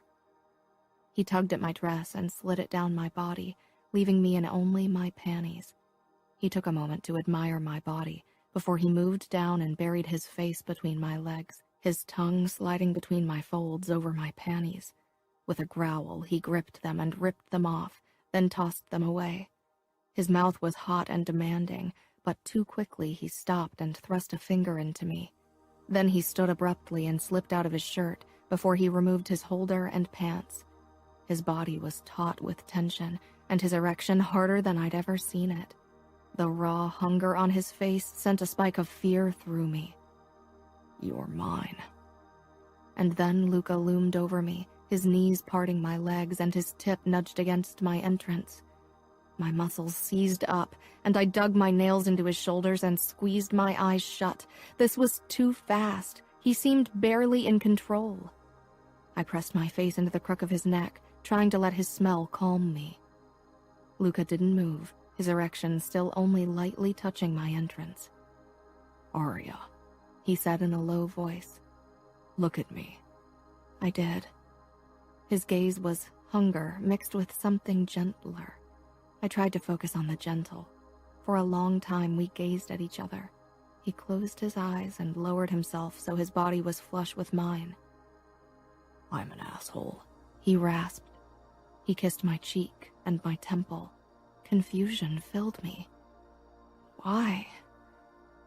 God, was that small voice mine? Luca was my husband, and I sounded as if I was terrified. I was terrified, but I should have hidden it better. "You are scared, and I almost lost control. I should know better. I should prepare you properly, and instead I almost shove my cock into you." I don't know what to say. I shifted, and Luca's erection rubbed over my entrance, making me gasp. Luca released a harsh breath, squeezing his eyes shut. When he opened them again, the hunger was contained. He slid down until his head hovered over my breasts, and his abs pressed against my folds. I exhaled at the friction, and Luca's muscles flexed. I could tell he was still on edge. "You are my wife," he said fiercely, as if to remind himself. Then his fingers closed around my nipples, and he tugged at them. I moaned, bucking my pelvis, making my core rub against Luca's abs again. "Stop squirming," Luca ordered, almost pleadingly. He tugged again, and this time I forced myself to stay still, but a moan escaped my lips. Luca's expression was one of concentration and restraint as he tugged and twisted, twirled and rubbed. I arched my back, practically pushing my breasts into his face, and he gladly took me up on my invitation and sucked my nipple into his mouth. I closed my eyes as he suckled one breast while his fingers pinched my other. He shifted and ghosted his fingers over my ribs, my hips, my sides, before his tongue followed the same trail. He bit the skin over my hip bones, then soothed the spot with his tongue. My entire body was on fire, desperate for release. His fingers began massaging my thighs, parting me further as he moved lower. He kissed my mound, then my inner thigh, before biting gently. I gasped and rocked my hips. He slid his hand under my butt and lifted me a few inches. Then he kissed my folds. I whimpered at the soft touch. He kissed me again, his lips moving against my folds. Then he pulled back. My eyes peeled open. He watched me. Then he kissed my opening, and I could feel wetness pool out of me. Luca's thumbs spread my lips for him, and he licked his tongue over my wetness. I shuddered and felt another trickle. Luca gently lapped at me, not once touching my clit. He sucked my folds, licked them, circled his tongue around my entrance, but never touched me where I needed him. "Luca, please." I bucked my hips again. "You want this?" Luca nudged my clit with his tongue, and I cried out, "Yes." "Soon," he growled and eased a finger into me, fucking me with it slowly as his tongue slid around my opening, coating me with his saliva. His tongue moved up, finally circling my clit. I relaxed with a moan. Luca took my clit into his mouth and suckled, bringing me closer and closer to the edge. "Tell me when you come," Luca said against my wet flesh. He fingered me faster and pressed his tongue against my clit. Luca pulled his finger out, then entered me again with 2 fingers. I gasped in discomfort, but my orgasm ripped through me, pain mingling with pleasure as my body tried to adapt to the fullness. Luca kissed my inner thigh, then groaned. "You're so fucking tight, Arya. Your muscles are squeezing the life out of my fingers." My pulse was slowing, and I glanced at Luca. He was watching me, 2 fingers buried in me.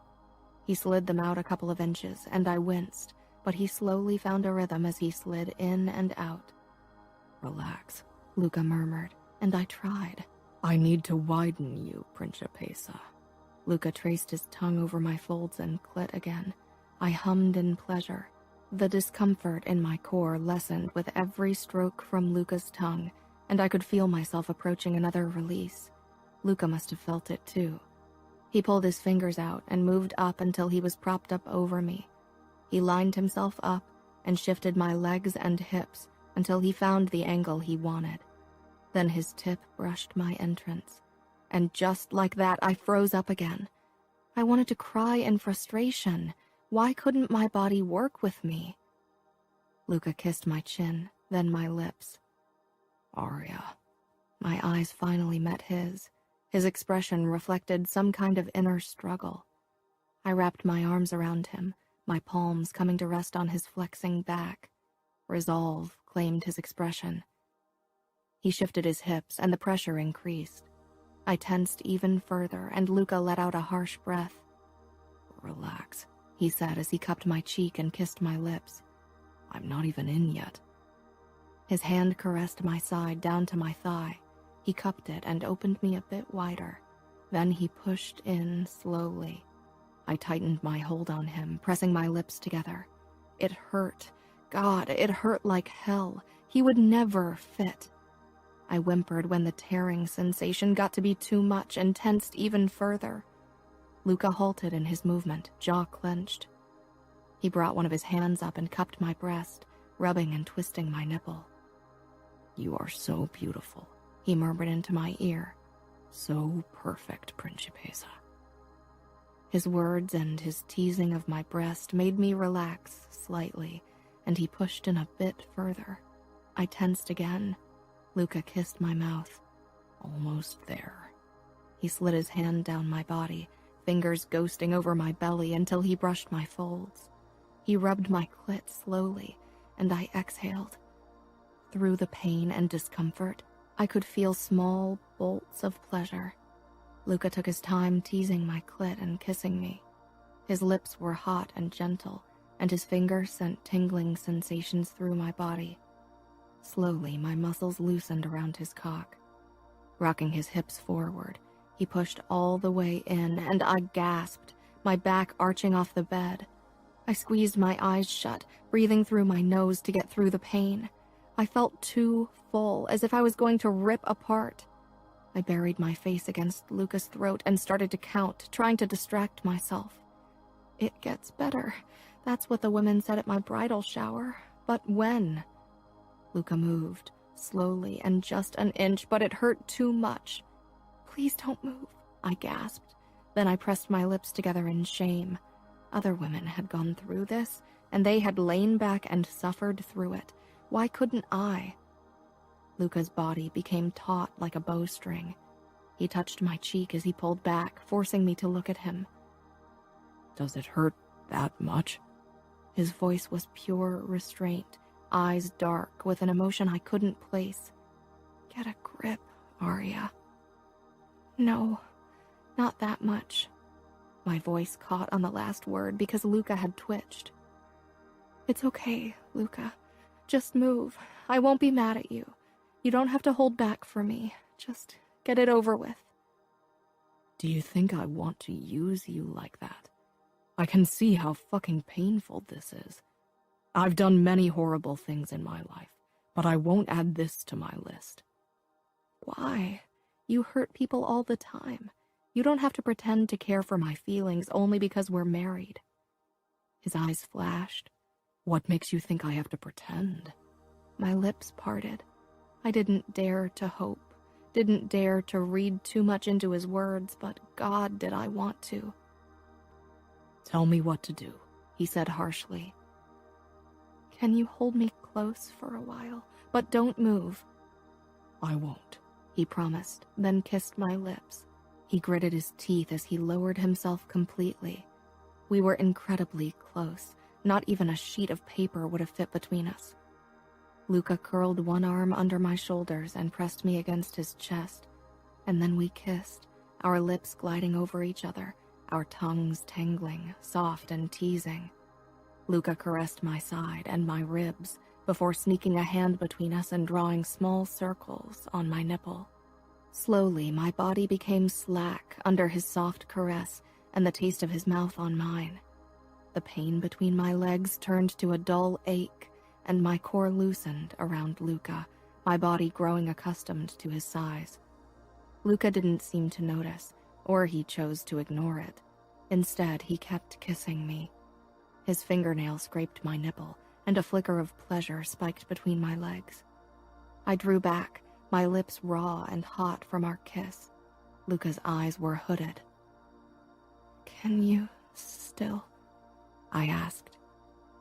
He shifted, and I could feel how hard he was. He hadn't softened at all. My eyes widened in surprise. I told you I'm not a good man. Even though I know you're hurting, I still have a boner because I'm inside you. Because you want me. I've never wanted anything more in my life, Luca admitted. Can we go slow? Of course, Principessa. Still holding me close, he withdrew a few inches, watching my face. The look of concern on his face released a knot in my chest. I exhaled. It still hurt, but not nearly as much as before, and behind the pain was the hint of something better. Luca eased back into me and found a slow and gentle rhythm. I soaked in the feel of Luca's strong body pressed against me, the sharp lines of his face. His eyes never left my face. He didn't seem to mind the slow pace. The tension in his shoulders and neck was the only sign of how difficult this was for him. He changed the angle and a spark of pleasure shot through me. I gasped. Luca halted. Did that hurt? No, it felt good, I said with a shaky smile. Luca smiled and repeated the motion, sending another tingle through me. He lowered his lips to mine. I wasn't sure how long he kept up the slow rhythm, but I was getting sore and I knew I wouldn't come. I wasn't even close, despite the occasional flickers of pleasure. Dull pain still covered too much of it. I didn't know how to say what I needed to say. He must have seen something on my face because he said, "Are you okay?" I bit my lip. How long until you... Not long if I go a bit faster. He scanned my face and I nodded. He propped himself up on his elbows and thrust faster and a bit harder, and I pressed my lips together and buried my face against his shoulder, clutching his back. The pain was back, but I wanted Luca to come. Arya, Luca rasped. Keep going. Please, I want you to come. He growled and kept thrusting. His pants came faster. He thrust deeper than before, and I bit down on his shoulder to keep from whimpering in pain. Luca tensed with a groan. Then he shuddered, and I could feel him expand even further in me, filling me up until I was sure I'd come apart. He stopped moving, his lips against my throat. I could feel him softening in me, and I almost breathed a sigh of relief. I held on to Luca, relishing the feel of his quick heartbeat and the sound of his harsh breathing. Luca pulled out and lay down beside me, pulling me into his arms. He brushed back my hair from my sweaty face. I felt something trickling out of me and shifted uncomfortably. I'll get a washcloth. Luca got out of bed to head for the bathroom. Feeling cold without him, I stretched my legs but winced. I sat up and my eyes widened. There was blood smeared on my thighs and the bed mingled with Luca's semen. Luca knelt on the bed beside me. He must have cleaned himself because there wasn't any blood on him. There's much more blood than the fake scene you created during our wedding night. My voice was shaky. Luca nudged my legs apart and pressed the warm, wet washcloth against me. I sucked in a breath. Luca kissed my knee. You were a lot tighter than I thought, he said quietly. He pulled the washcloth away, and I flushed, but he discarded it on the floor without another glance before he pressed his hand against my abdomen. How bad is it? I put my head back on the pillow. Not that bad. How can I complain when you're covered in scars from knife and bullet wounds? We're not talking about me. I want to know how you feel, Arya. On a scale of 1 to 10, how much does it hurt? Now? 5? Luca tensed. He lowered himself beside me, curled an arm around me, and scanned my face. And during? I avoided his eyes.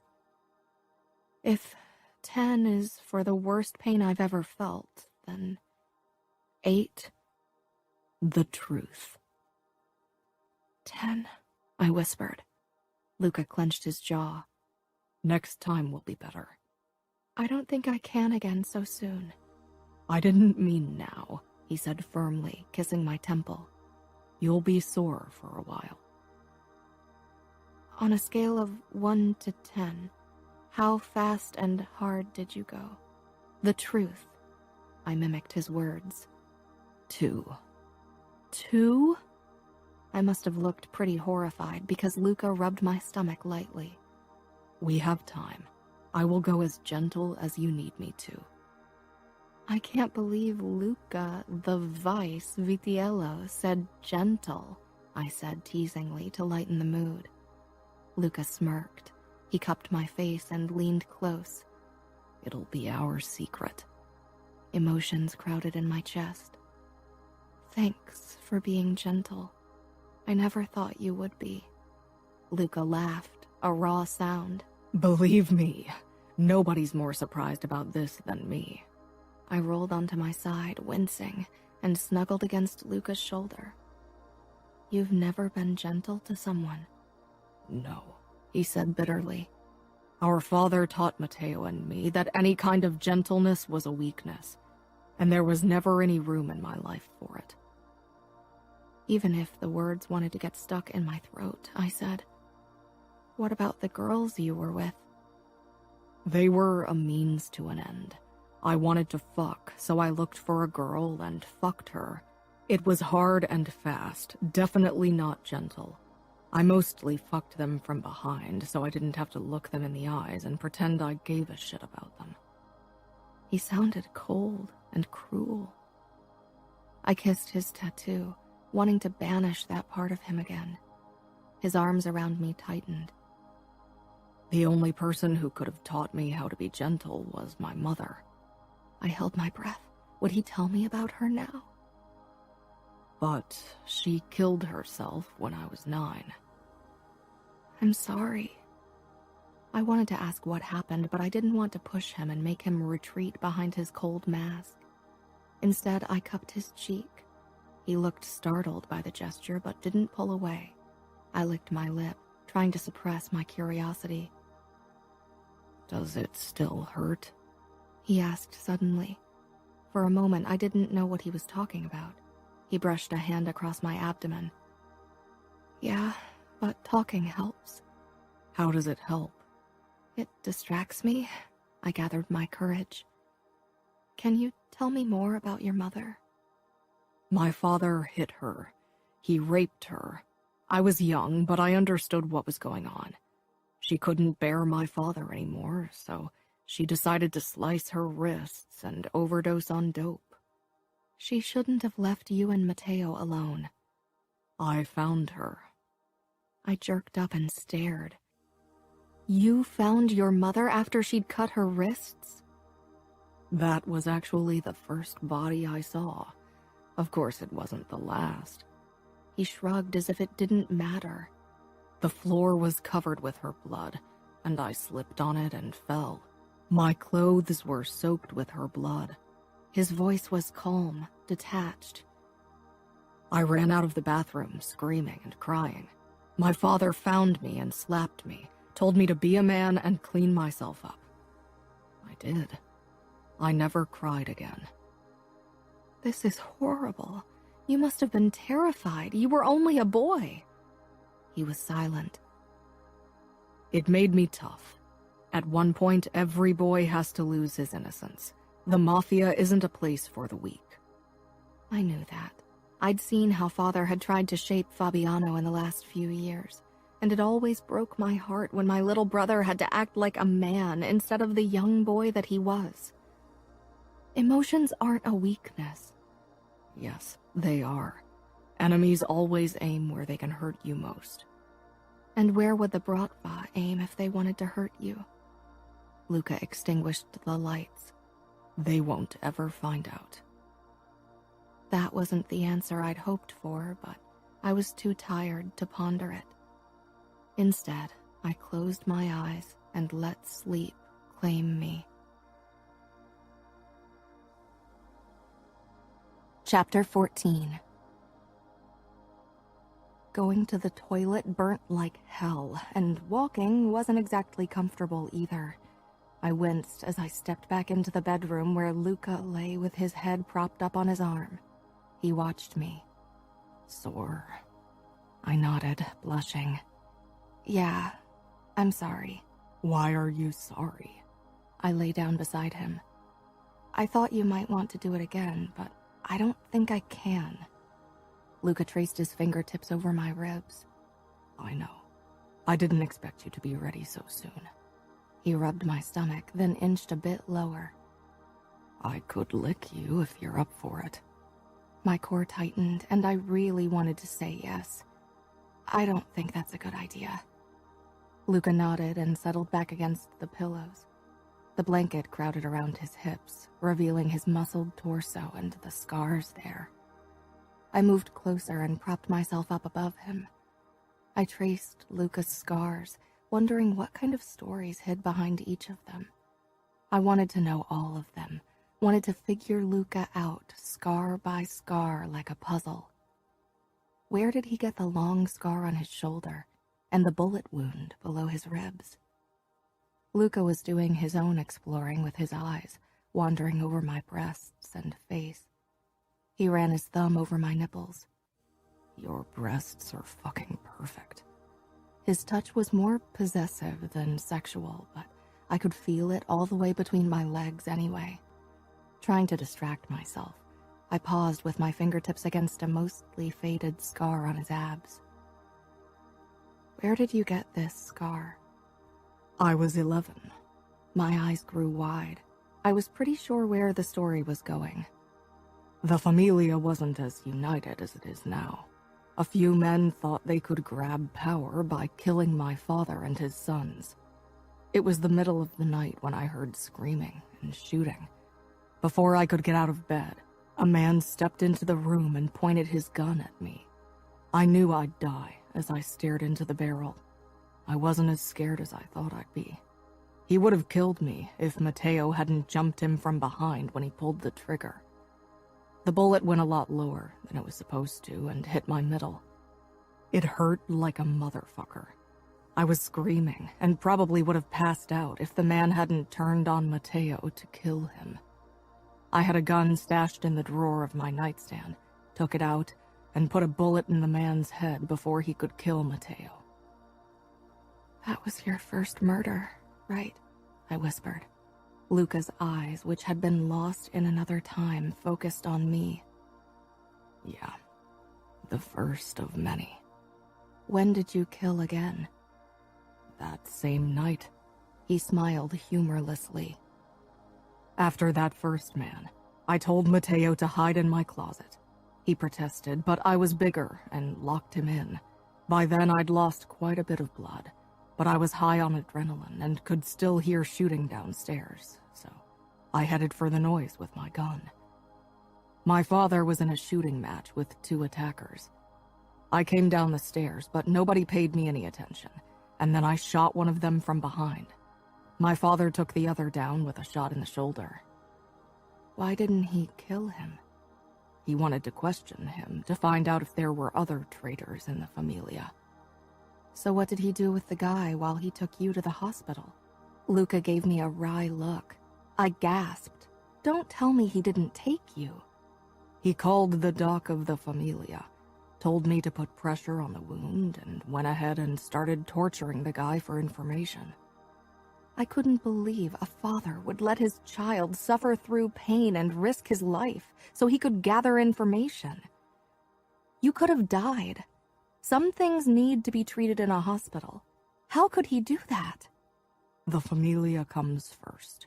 We never take our injured to a hospital. They ask too many questions, and the police get involved, and it's an admittance of weakness. And my father had to make sure the traitor spoke before he got a chance to kill himself. So you agree with what he did? You would have watched someone you love bleed to death so you could protect the familia and your power. My father doesn't love me. Mateo and I are his guarantee for power and a way to keep the family name alive. Love has nothing to do with it. I hate this life. I hate the mafia. Sometimes I wish there was a way to escape. Luca's face became still. From me? No, I said, surprising myself. From this world. Have you never wanted to live a normal life? No. This is who I am, who I was born to be, Arya. It's the only life I know, the only life I want. For me to commit to a normal life would be like an eagle living in a small cage in a zoo. He paused. Your marriage to me shackles you to the mafia. Blood and death will be your life as long as I live. Then so be it. I'll go where you go, no matter how dark the path. For a moment, Luca held his breath. Then he gripped the back of my head and kissed me fiercely. I'd thought Luca would want to sleep with me again soon after our first time, but he didn't push me. Even though I tried to hide it, he could tell that I was sore for a few days after. He pleasured me with his tongue a few times, never even entering me with his finger, and I made him come with my mouth in turn. I wasn't sure if he was waiting for an okay from me, but when he came home one night a week after he'd taken my virginity, looking exhausted and angry, I wanted to make him feel better. After he'd showered, he stumbled toward the bed in only his boxers, his eyes filled with darkness. "Bad day," I whispered, as he flung himself on the bed beside me. He lay on his back and stared up at the ceiling with empty eyes. "Luca?" I lost 3 of my men today. "What happened?" The Bratva attacked one of our warehouses. His lips thinned, chest heaving. We'll make them pay. Our retribution will make them bleed. "What can I do?" I said softly, my hand stroking his chest. I need you. Okay. I slid my nightgown over my head and pushed down my panties. I knelt beside Luca. He got rid of his boxers, and his erection sprang free. Gripping my hips, he made me straddle his stomach. Nerves twisted my insides. I'd hoped that for my second time, Luca would still be on top. The thought of lowering myself on his length after how much it had hurt last time terrified me. But if Luca needed me, then I could do it. I cried out in surprise when Luca gripped my butt and hoisted me toward his face, so I was hovering over his mouth. He pressed me down, and I screamed out in pleasure, my hands coming up to press against the headboard. This was more intense than anything Luca had ever done to me. His tongue slipped into me deeply, and he massaged my butt with firm fingertips. I peered down into Luca's eyes as he closed his mouth over my clit. I rocked my hips, pressing myself against his mouth. He growled. The vibration sent pleasure through me, and I started rotating my hips, riding Luca's face. I closed my eyes, let my head fall back as Luca fucked me with his tongue again, humming all the while. And then I shattered, rocking against Luca's mouth and screaming his name. Somewhere deep inside, a part of me wanted to be embarrassed, but I was too aroused. When my orgasm subsided, I tried to pull away from Luca's lips, but he held me fast, his eyes burning into me as he licked me with slow strokes. It was too much, but he was relentless. With soft caresses and nudges from his tongue, he slowly built my pleasure up again. My pants came quicker, and I didn't try to escape anymore. Instead, I let Luca move my hips back and forth as he licked me. I was seconds away from my second orgasm. Without warning, he pulled back, and in one fluid motion, he flicked me on my back and knelt between my legs, his erection pressed against my entrance. I tensed up, but Luca didn't enter. He bowed his head so he could suck my nipple into his mouth and rubbed the tip of his erection back and forth over my clit. I mewed helplessly at the sensation. I'd been so close to coming before and could feel myself getting there again. Then he dipped only the tip into my opening. I gasped at the brief pain, but he retreated quickly and slid his slick tip over my clit again. He did this over and over until I was panting and so wet I could hear it. Then he released my nipple and brought his face up to mine. His tip slipped into my opening, but this time he didn't retreat. Slowly, he slid into me all the way, never taking his eyes off me. I bit my lip to stifle a gasp. It wasn't as painful as last time, but still uncomfortable. I felt too stretched, too full. Luca cupped the back of my head and began moving. My breath hitched despite the slow pace, but Luca didn't falter. He slid in and out at an excruciatingly slow and gentle rhythm until my breath stopped catching in my throat. He sped up, but I clawed his arms and he slowed again. He lowered his mouth to my ear, his voice low and husky as he spoke. I loved the taste of you, Principessa. I loved how you rode my fucking mouth. I loved my tongue in you. I love your pussy and your tits, and I love that you're all mine. Luca kept up his steady thrusting as he whispered into my ear, and I forgot about the dull pain and moaned. Nothing was sexier than Luca talking dirty to me in his deep baritone. Through the discomfort, I could feel an orgasm building as Luca's low voice washed over me. He sneaked his hand between us and found my clit, rubbing frantically as he thrust into me. His movements sped up a bit, and I whimpered from both pain and pleasure. Luca didn't slow. He was panting, his skin slick with sweat as he fought for control. I could see on his face how his grip on it was fading, but he didn't lose it. I moaned as he slid deeper into me than before. Pleasure radiated through my body. Come for me, Arya, he rasped, increasing the pressure on my clit. Another spike of pleasure mixed with pain slammed through me, and I fell apart, gasping and moaning as my orgasm rocked my body. Luca growled and thrust harder. I clung to him, fingers digging into his shoulders as he approached his own peak. With a guttural groan, Luca tensed above me, and I could feel him release into me. I moaned at how full and stretched I felt. Luca kept thrusting until I could feel him soften. He pulled out, but stayed on top of me, his weight supported on his forearms. Was I too rough? He asked thickly. No, it was okay. I didn't dare ask how much harder he could go. He kissed the corner of my mouth, then my lower lip, until he dipped his tongue into me for a delicious kiss. We kissed for a long time, our slick bodies pressed against each other.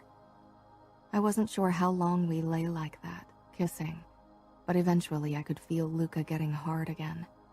My eyes grew wide in surprise. So soon? I thought men needed time to rest. Luca laughed, a deep, sexy sound. Not with your naked body beneath me. He kneaded my butt. How sore are you? Too sore, but the way he rubbed his erection lightly against my folds, I couldn't say it. Not too sore. Luca gave me a look that made it clear he recognized the lie, but he rolled on his back, taking me with him. I straddled his abs. He must have seen how nervous I was because he stroked my sides gently. Take your time. You are in control. He rocked his hips, rubbing his length over my butt cheeks. I want you in control, I admitted. Luca's eyes darkened. Don't say something like that to a man like me. But he gripped my hips and positioned me above his erection. From this vantage point, he looked even bigger.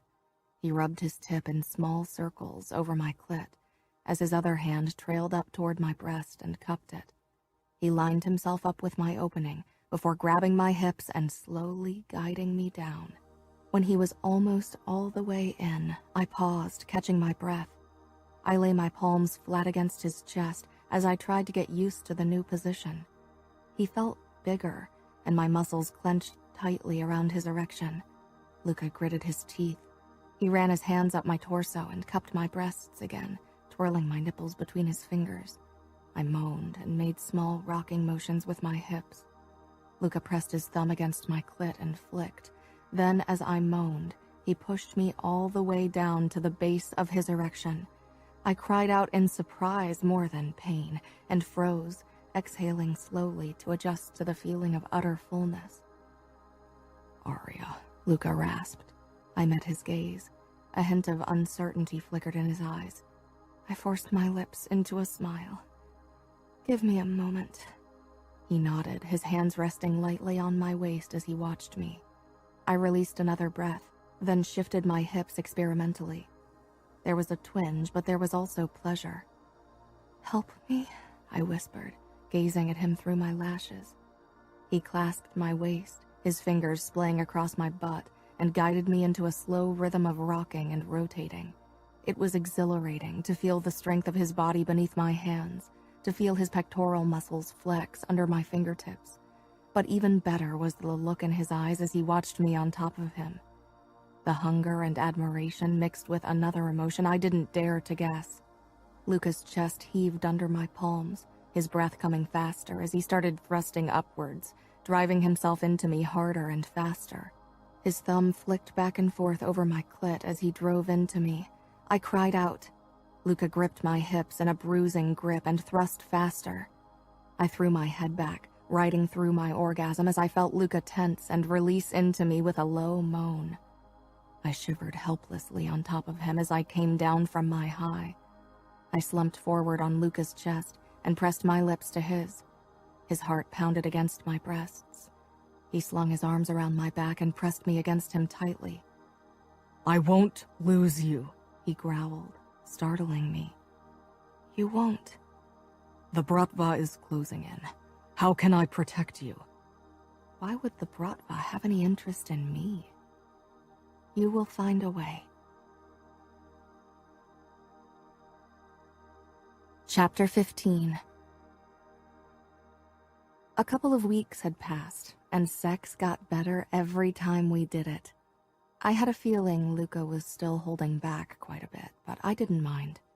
Sometimes I wondered if maybe he needed the gentle lovemaking as much as I did after all the stress he went through with the Bratva.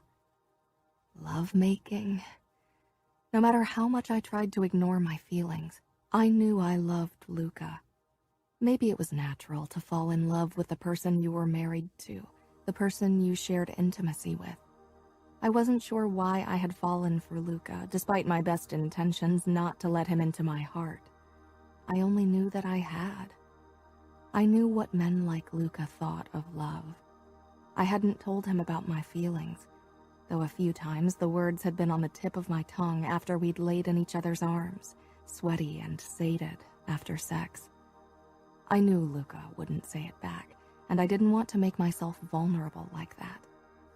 I watched the sunset over New York from my position in the lounge chair on the roof terrace. Romero was inside, reading a sports magazine on the sofa. A few times I'd considered asking Luca to stop Romero's constant presence. Nothing could happen to me in our penthouse, but then I couldn't go through with it. I would have felt more alone without Romero in the apartment, even if we didn't talk all that much. Mariana only came in around lunchtime to clean and prepare lunch and dinner, and Luca was gone most days. I still hadn't met any of the women from the Familia for coffee. After Cosima's betrayal, I really wasn't keen on meeting more of Luca's family anyway. My phone vibrated on the small table. I snatched it up, seeing Gianna's name flash on the screen. Happiness burst in my chest. We had talked this morning, but it wasn't unusual for my sister to call more than once per day, and I didn't mind. The moment I heard her voice, I sat up, my heart pounding in my chest like crazy. "Aria," she whispered, her voice thick with tears. "Gianna, what happened? What's going on? Are you hurt?" "Father's giving me to Matteo." I didn't understand. Couldn't. "What do you mean he's giving you to Matteo?" My voice shook, and tears already burnt in my eyes as I listened to Gianna's heart-wrenching sobs. "Salvatore Vitiello spoke to Father and told him that Matteo wanted to marry me, and Father agreed." I couldn't breathe. I'd worried that Matteo wouldn't let Gianna get away with her rudeness toward him. He was a man who didn't like to be refused, but how could Father have agreed? Did Father say why? I don't understand. I'm already in New York. He didn't need to marry you off to the Familia too. I stood, couldn't sit still anymore. I started pacing the roof, trying to calm my racing pulse with low breaths. "I don't know why. Maybe Father wants to punish me for saying what I think. He knows how much I despise our men and how much I hate Matteo. He wants to see me suffer." I wanted to disagree, but I wasn't sure Gianna was wrong. Father thought women needed to be put in their place, and what better way to do that with Gianna than bind her to a man like Matteo? Behind his grins lurked something dark and angry, and I had a feeling Gianna wouldn't have the sense not to provoke him until he lost it. "Oh, Gianna, I'm so sorry. Maybe I can tell Luca and he can change Matteo's mind." "Aria, don't be naive. Luca knew all along. He's Matteo's brother and the future capo. Something like that isn't decided without him being involved." I knew she was right, but I didn't want to accept it. Why hadn't Luca told me about this? When did they make the decision? "A few weeks ago, even before I came to visit." My heart clenched. Luca had slept with me, had made me trust him and love him, and hadn't bothered to tell me that my sister was being sold to his brother. "I can't believe him," I whispered harshly. Romero was watching me through the windows, already getting up from the sofa. "I'm going to kill him. He knows how much I love you. He knows I wouldn't have allowed it. I would have done anything to prevent the agreement." Gianna was silent on the other end. "Don't get in trouble because of me. It's too late anyway. New York and Chicago shook hands on it. It's a made deal, and Matteo won't let me out of his clutches. I want to help you, but I don't know how. I love you, Aria. The only thing that stops me from cutting my wrists right now is the knowledge that my marriage to Matteo means I'll live in New York with you." Fear crushed my heart. "Gianna, you are the strongest person I know. Promise me you won't do anything stupid. If you hurt yourself, I couldn't live with myself." You are much stronger than me, Arya. I have a big mouth and flashy bravado, but you are resilient. You married Luca. You live with a man like him. I don't think I could have done it. I don't think I can. We'll figure it out, Gianna. The elevator doors opened and Luca stepped into our apartment. His eyes darted from Romero to me, his brows drawing together. He's here. I'll call you tomorrow. I hung up as fury burnt through me. I hadn't thought I could ever hate Luca again, not even for a moment. But in this second, I wanted to hurt him. I stormed inside, my hands balled into fists as I headed toward Luca. He didn't move a muscle, only watched me with calm scrutiny. That calm fueled my rage more than anything else. I wasn't sure what he thought I was going to do, but it wasn't attack. That was obvious from his reaction. My fists hammered his chest as hard as I could. Shock flashed across Luca's face, his entire body exploding with tension.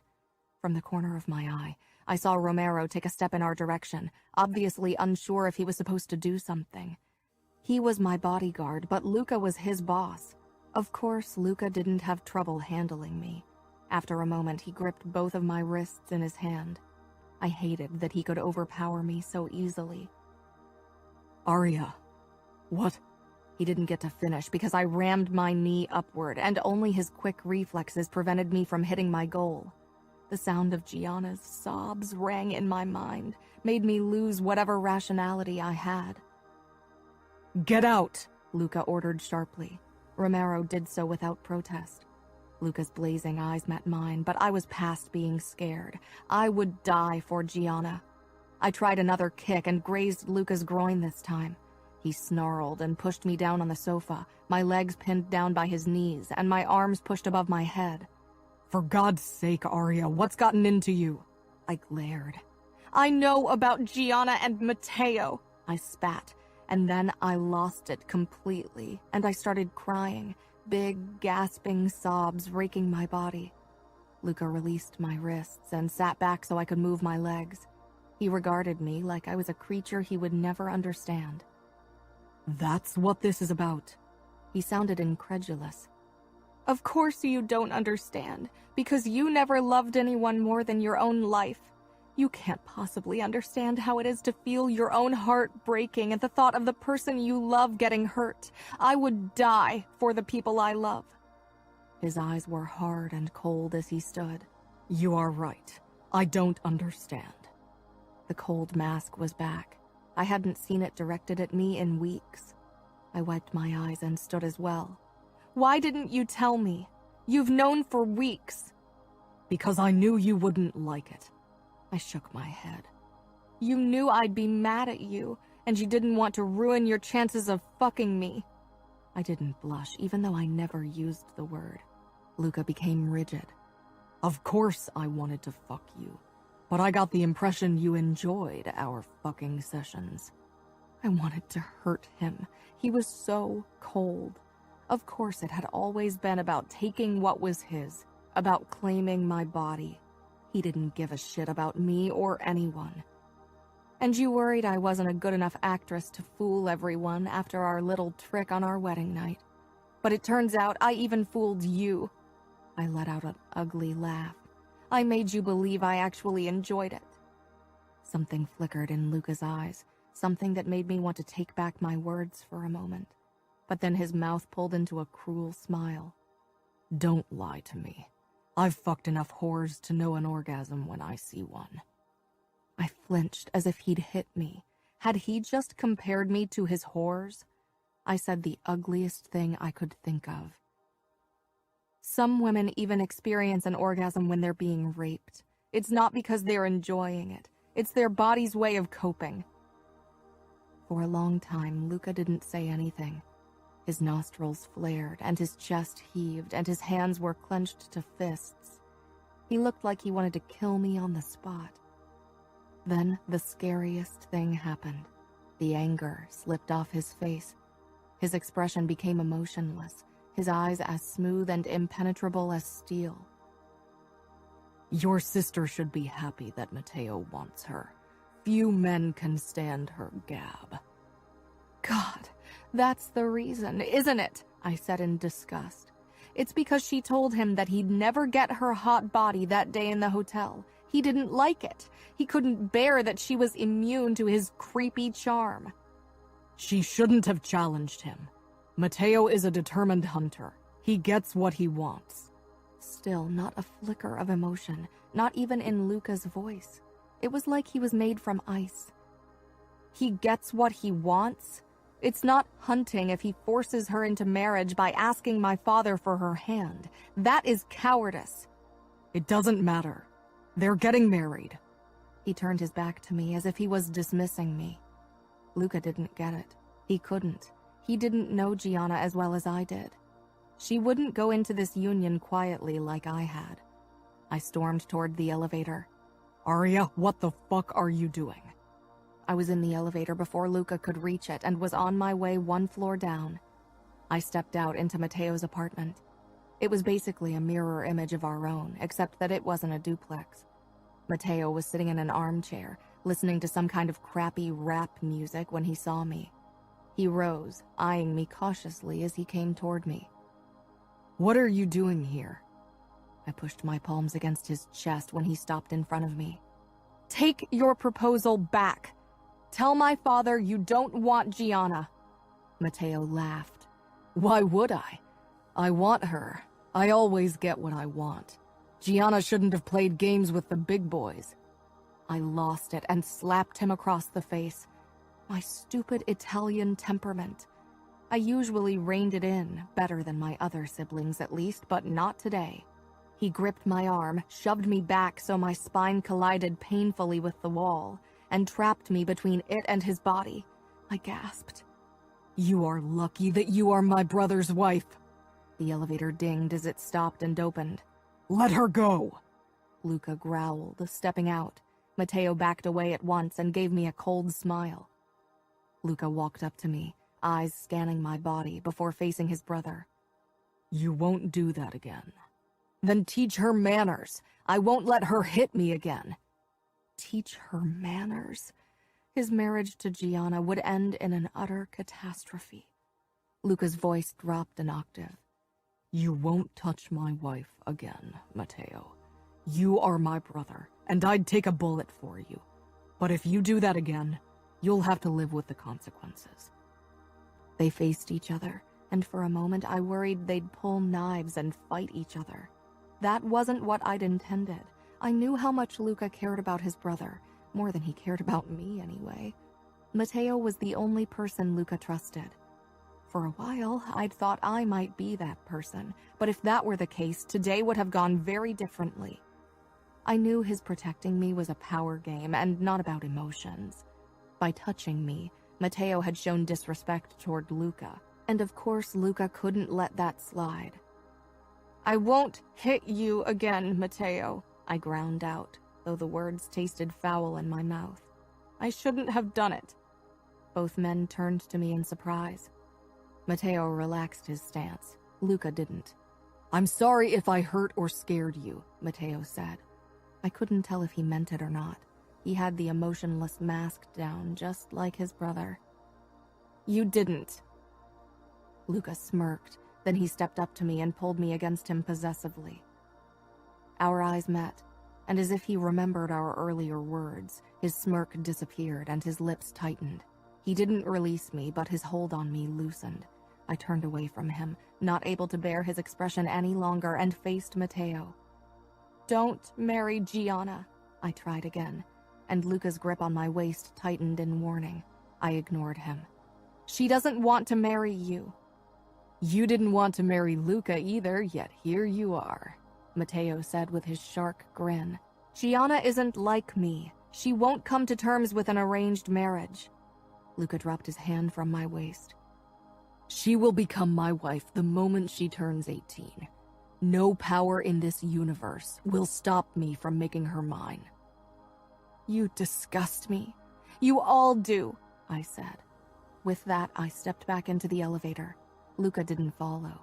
He He didn't even watch me to see if I was returning to our apartment. He knew I wouldn't go anywhere. Even if I still wanted to run, I couldn't.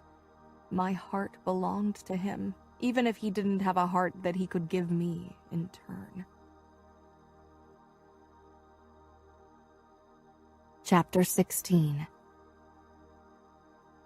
I twisted and turned, not able to fall asleep. I wasn't used to being alone in bed anymore. Even though Luca and I had barely spoken in the last 3 days since our fight and hadn't had sex, we'd always ended up in each other's arms during the night. Of course, the moment we woke, we moved apart. I missed Luca's closeness. I missed talking to him, missed his kisses, his touch, his hot tongue between my legs. I sighed as I became wet. I wouldn't give in. How much longer could Luca go without sex, anyway? What if he wasn't? What if he'd fucked Grace again? She was supposedly in England, but who knew if that was the truth? Or maybe he'd found a new woman to fuck. My eyes found the clock. It was almost 2 a.m. A heavy weight settled on my chest. Was Luca giving up on our marriage that easily? Why not? He'd gotten what he wanted. He'd claimed my body. It wasn't like I was the only person who could give him what he wanted. A bang sounded downstairs, followed by deep voices. Romero was one of them. The other was Luca. I slipped out of bed and quickly rushed out of the bedroom in my nightgown. I froze on the staircase. The lights were out, but the moon and the surrounding skyscrapers provided enough light for me to see what was going on. Luca had Romero in a chokehold. I took another step down, and Luca's eyes shot toward me, furious and wild. The monster was back. His arms were covered in blood. Romero stopped struggling when he realized Luca was too strong. I would never betray the familia, Romero choked out, then coughed. I'm loyal. I'd die for you. If I were a traitor, Arya wouldn't be here, safe and unscathed. She'd be in the hands of the Bratva. Luca loosened his hold, and Romero fell to his knees, gasping for breath. I walked down the remaining steps, ignoring Romero shaking his head at me. What was going on? Luca had never been this unhinged. Out. Now, he snarled at Romero. When Romero didn't move, Luca grabbed him by the collar and dragged him into the elevator. Before the doors slid shut, Romero's worried gaze settled on me. Luca jabbed a code into the panel beside the elevator that deactivated it and stopped people from coming into our apartment. Then he turned to me. Not only his arms, but his shirt, too, was covered in blood. I didn't see any bullet holes in his shirt or pants. Are you okay? I said, but even my whisper felt too loud in the silence. I approached Luca slowly as his eyes followed my movement like a tiger would watch the antelope. A strange flicker of excitement filled me. Despite what I'd witnessed, I knew Luca wouldn't really hurt me. When I'd almost reached him, Luca stalked toward me and crashed his lips against mine. I gasped, and he thrust his tongue into my mouth. His hands ripped at my nightgown, tearing it from my body. When it fluttered to the ground, he tore my thin lace panties off. His hungry gaze traveled over me. Then he wrenched me toward him and bit into my throat, then my nipple. I gasped in pain and arousal. I should have run, as Luca had told me a long time ago, but this side of him actually excited me, and my arousal spoke louder than my fear, even when Luca pushed me toward the sofa and bent me over the backrest. His hand held my neck as his other hand slid between my folds. He pushed 2 fingers into me and found me wet and aching. I released a harsh breath as my walls clamped tightly around his fingers. He pulled them out. I heard him open his belt and unzip his pants, and I shivered with fear and excitement. Luca bit into my butt cheek, then my lower back and shoulder blade, before he shoved his entire length into me without warning.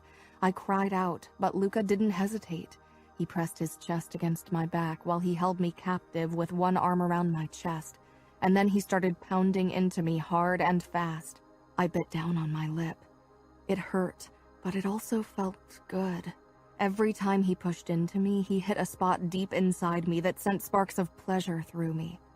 Luca reached down, his hot breath against my neck, and rubbed his fingers over my clit. I cried and gasped and whimpered. I could feel the tension building. The sound of Luca's pants and growls turned me on even more. His fingers twisted my nipple almost painfully, and he bit down on the crook of my neck, and stars erupted before my vision as I exploded. I screamed Luca's name over and over again as I trembled in the wake of my orgasm, but he didn't slow. He drove into me hard and fast, his fingers on my clit relentless as his breathing grew labored. And then I came again, shattering into 1,000 tiny pieces of pleasure. My legs crumbled, but Luca pinned me against the backrest with his body. With a growl, he gripped my hips and fucked me even harder. I'd be bruised and sore tomorrow, but I couldn't bring myself to care. When he shuddered against me and bit the other side of my throat, I hung limply over the sofa. I was too sated and exhausted to do anything as he came inside me. I thought it was over, but Luca lifted me off the backrest and lowered me to the ground. He shoved my legs as wide apart as they would go. I was oversensitive and couldn't possibly come again, but Luca's eyes pinned me with their intensity. He grasped my wrists and pushed my arms up above my head. Then he rubbed 2 fingers along my folds, back and forth, before circling my opening and sliding them in inch by inch. My eyes rolled back in my head as he fingered me in a torturously slow way. My walls clamped around his fingers, and I heard sounds coming from the back of my throat I didn't recognize. He didn't touch my clit, just fucked me with his fingers with an intense look on his face. Is this a fucking lie? He asked roughly as he curled his fingers in me and made me gasp in pleasure. Tell me, Arya. Tell me you enjoy this as much as I do. The despair in his voice startled me. He curled his fingers again, and I whimpered. Yes, Luca, I enjoy this. He flicked my clit with his thumb, and I arched off the ground, but he pulled his thumb away despite my mew of protest and kept fingering me. So you lied? Why? He was driving me insane with need. I wanted him to touch my clit, wanted him to finger me faster, wanted him to fuck me. Yes, I lied. I squirmed in his hold, wanting to free my hands to reach for his cock. He was already growing hard, and I wanted to convince him to stop my torture, but he was too strong and too relentless. Why? He growled. He paused his fingers, and I wanted to scream in frustration. I lied because I hate that I love you, because I hate that you can hurt me without ever laying a finger on me, because I hate myself for loving you even though you won't ever love me back. Luca released my wrists, eyes dark and questioning. I didn't want to talk. I reached for his erection and gave it a hard squeeze. Now fuck me. He grabbed my legs and pulled me toward him, my feet pressed up against his shoulders, and then he slid into me in one hard stroke, and I came around him, my muscles clenching around his cock so tightly that he grunted. He fucked me even harder, and I scratched my fingers over the wooden floor as my eyes shut tightly. I was coming apart from pleasure and emotions. My back rubbed against the hard floor. I was sore, and my legs were stiff, but I came again when Luca hit his release. And then I passed out. My entire body hurt. I groaned when I shifted and realized I was lying in our bed. Luca must have carried me upstairs last night. My eyes fluttered open and found Luca watching me with a strange look on his face. What did I do? He asked in a harsh whisper. I frowned, then looked down at myself. The blankets were pulled back, revealing the entire length of my body and the proof of last night's actions. There were finger-shaped bruises on my hips and wrists.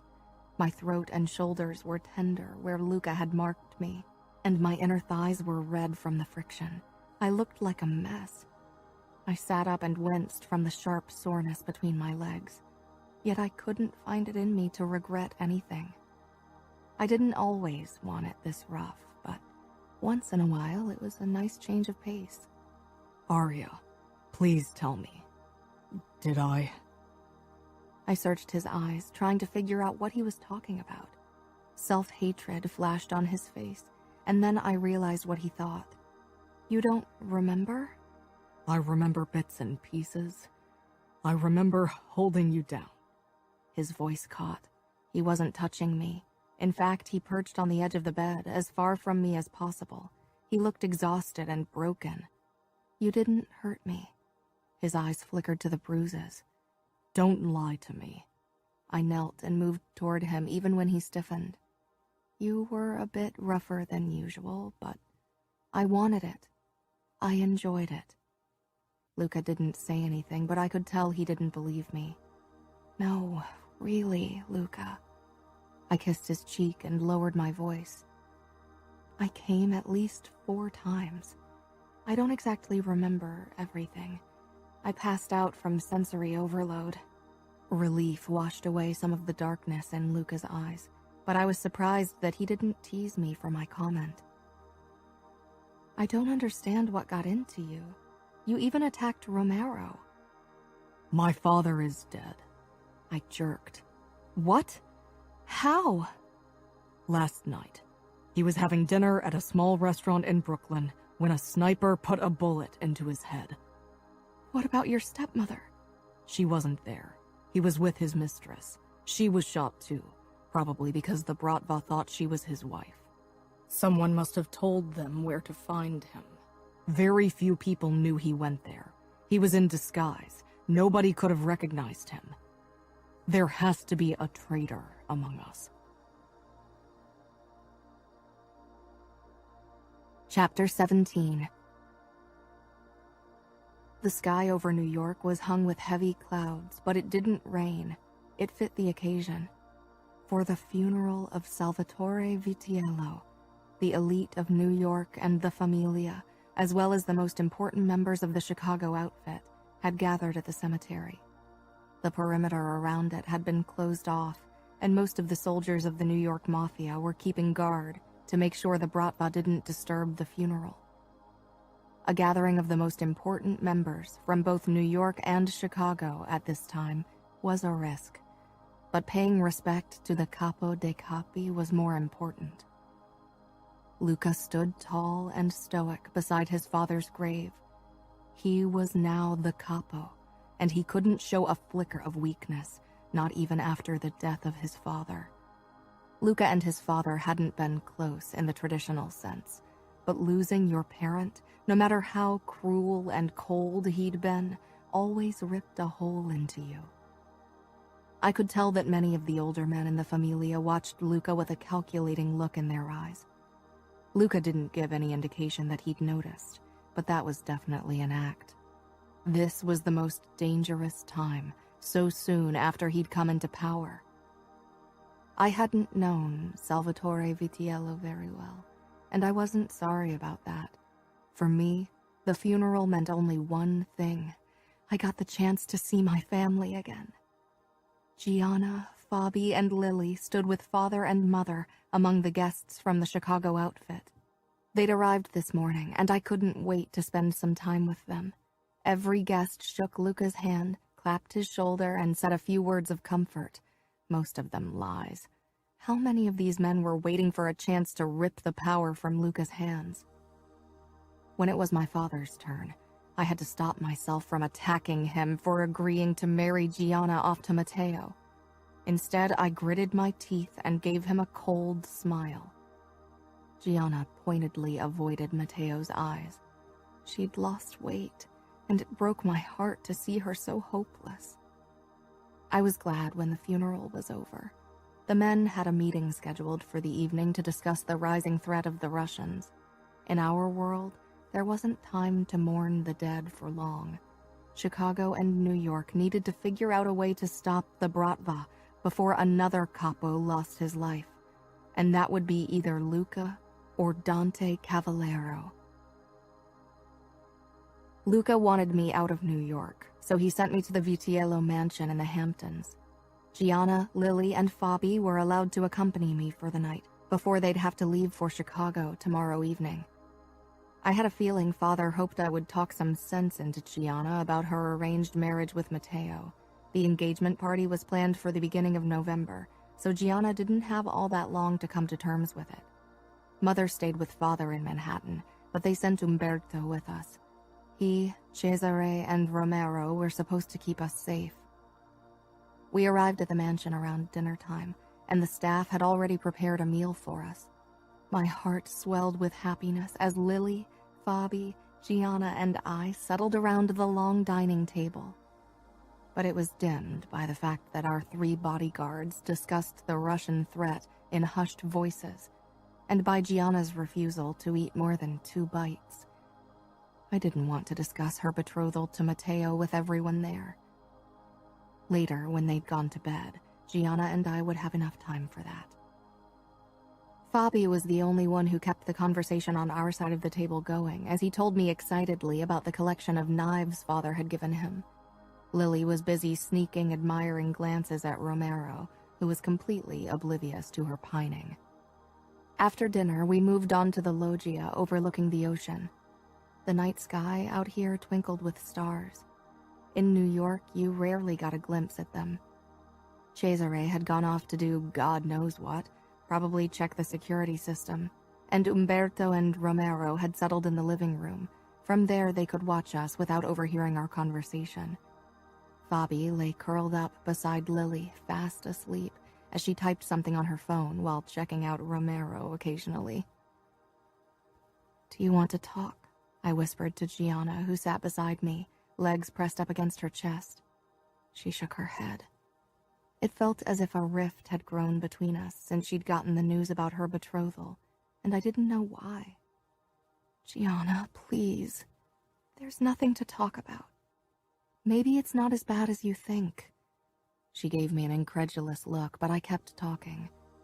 When I found out I had to marry Luca, I was terrified. But I've come to terms with it. Luca and I are getting along better than I thought possible.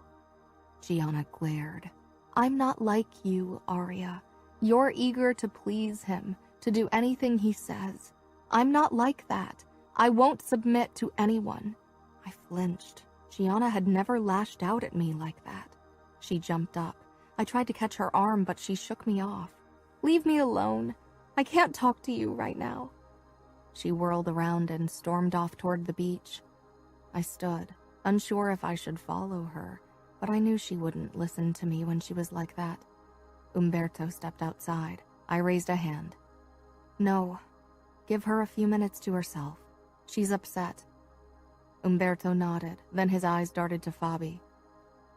"I should take him to bed."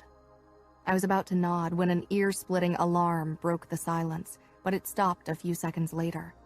Fabi's eyes were wide as he clung to Lily, both of them looking at me as if I knew what was going on. Romero stormed toward us, 2 guns drawn, when a red dot appeared on Umberto's forehead. I cried out, but it was too late. There was a shot, and Umberto's head flung back, blood splattering everywhere. Lily started screaming, and I still couldn't move. I stared at the dead eyes of Umberto, a man I'd known all my life. Romero flung himself at me, and we landed on the ground as a second bullet blasted the glass door, sending shards flying. "What's going on?" I screamed, hysteria rocking my body. "The Bratva," was all Romero said as he dragged me toward the living room. I struggled against him. Lily and Fabi cowered beside a lounge chair, still in shooting range of the sniper. "Get them!" But Romero ignored my command, and he was too strong for me. He shoved me against a wall inside the living room, his grip biting into my skin, his eyes hard and wild. "Stay here. Don't move." "Lily and Fabi!" I gasped. He nodded, then ducked and rushed back outside. I was shaking all over. Romero returned with my sister and brother, who clung to him desperately. I wrapped my arms around them tightly the moment they were at my side, and then my world tilted. "Gianna," I whispered. Romero didn't hear me. He was shouting into his phone. "Where? How many?" His face paled. "Fuck." He turned to me, and his expression made my stomach drop. "The Russians are on the property. Too many for us. I'll take you to the panic room in the basement where we'll wait until backup arrives." He gripped my arm, but I pulled away. "Take Fabi and Lily there. I need to warn Gianna." "You are my responsibility," Romero hissed. Somewhere in the house, glass shattered. Shots rang out. I don't care. I won't come with you. You will do as I say. Take them to the panic room. If something happens to Lily or Fabi, I will kill myself. And nothing you or Luca or any other power in this world can do will change that. I want you to protect them. Keep them safe. That's all that matters to me. You should come with us. I shook my head. I have to find Gianna. Luca will be here soon. I knew that wasn't true. Go, now! We stared at each other. Then finally he turned to my siblings. Stay down and follow my orders. Male voices screamed something in Russian. Then more shots were fired. Cesare wouldn't be able to keep them at bay for long if the number of voices was any indication. Romero shoved a gun at me. I grabbed it, then I ducked and ran outside. Umberto's blood covered the stone tiles, but I didn't look at his body. I hurried down the slope toward the bay when I noticed the vibrating of my phone. I pulled it out and pressed it to my ear as I scanned the beach for Gianna. Aria? Luca's worried voice sounded. Are you safe? They killed Umberto, was the first thing out of my mouth. Where are you? Searching for Gianna. Ario, where's Romero? Why isn't he taking you to the panic room? I have to find Gianna. Aria! Luca sounded desperate. The Bratva wants you. Get into the panic room. I'm taking the helicopter. I'll be there in 20 minutes. I'm already on the way.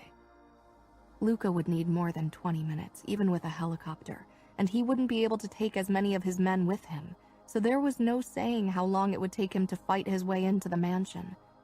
There was the possibility that he would fail. Gianna came running toward me, eyes wide. I can't talk anymore, I whispered. Aria. What's happening? Gianna asked as she stumbled against me. The Bratva. I pulled her toward the dock where the boat was anchored. It would be safer to hide there than to go back inside and look for the panic room. The boards of the dock groaned under our weight as we walked toward the boat. But then Lily's scream pierced the night, and I froze.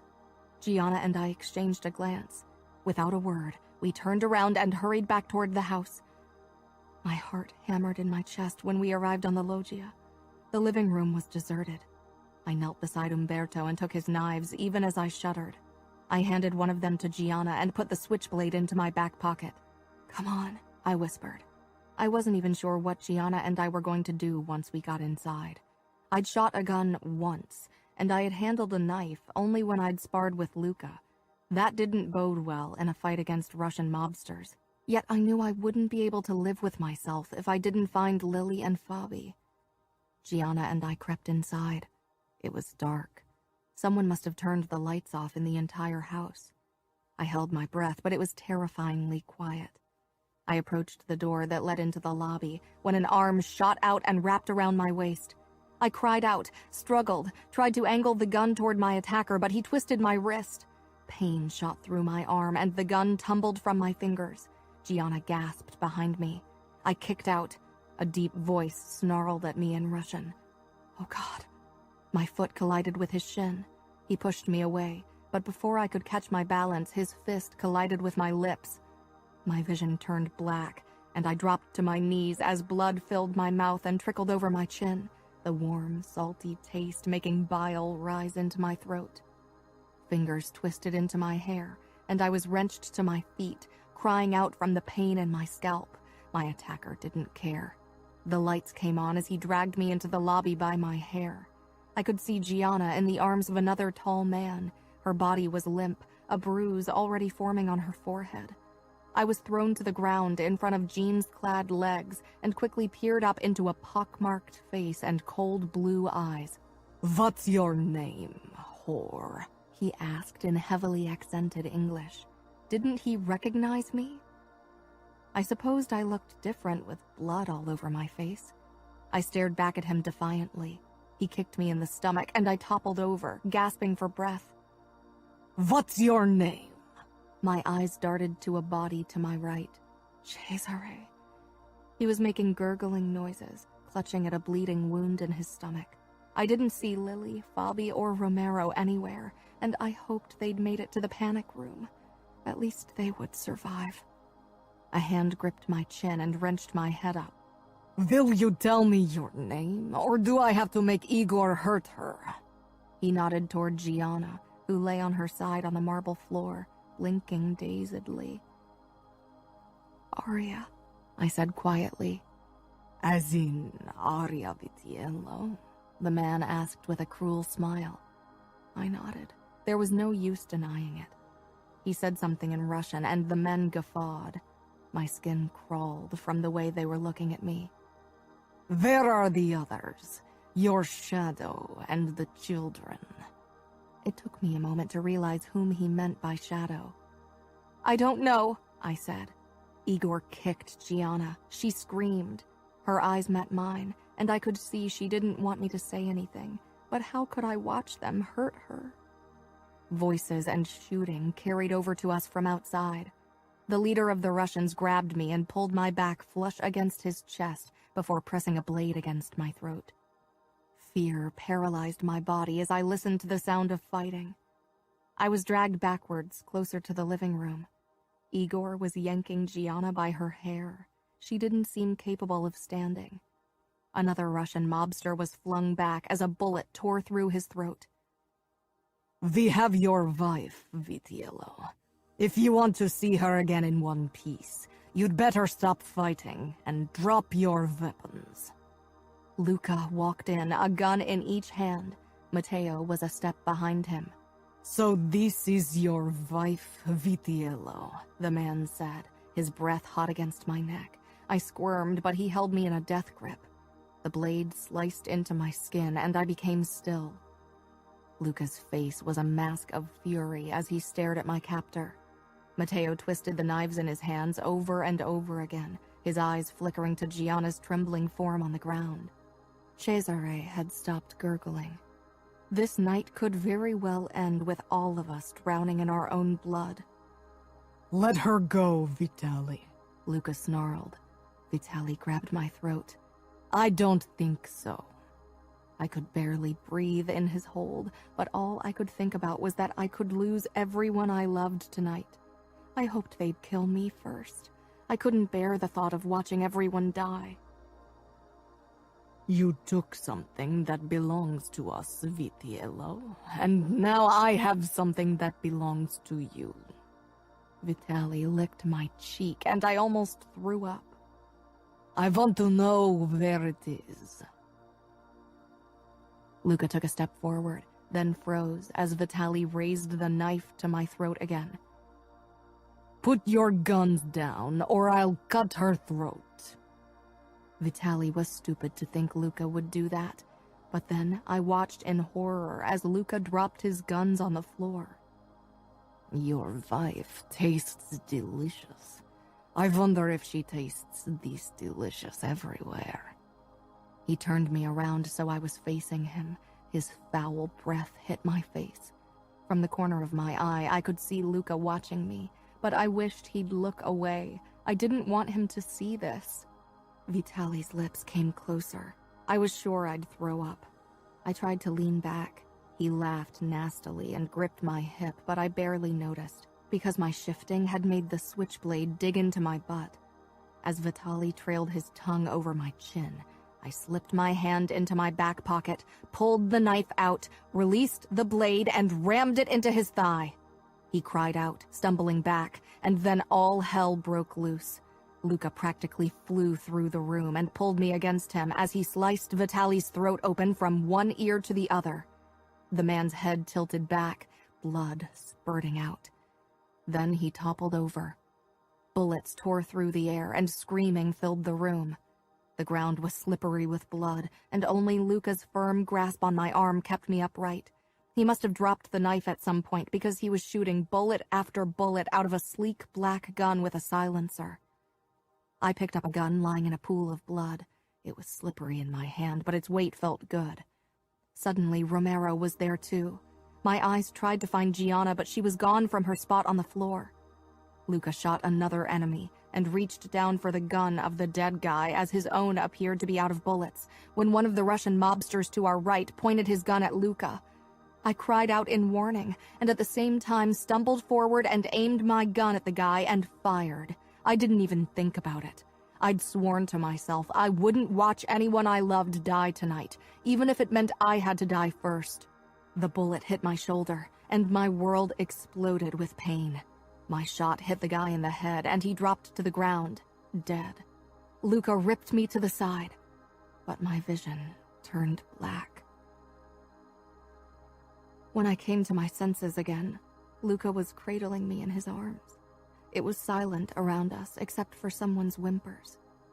It took me a moment to realize they were my own, and then the pain sliced through me, and I wished I'd stayed unconscious, but I needed to know if everyone was all right.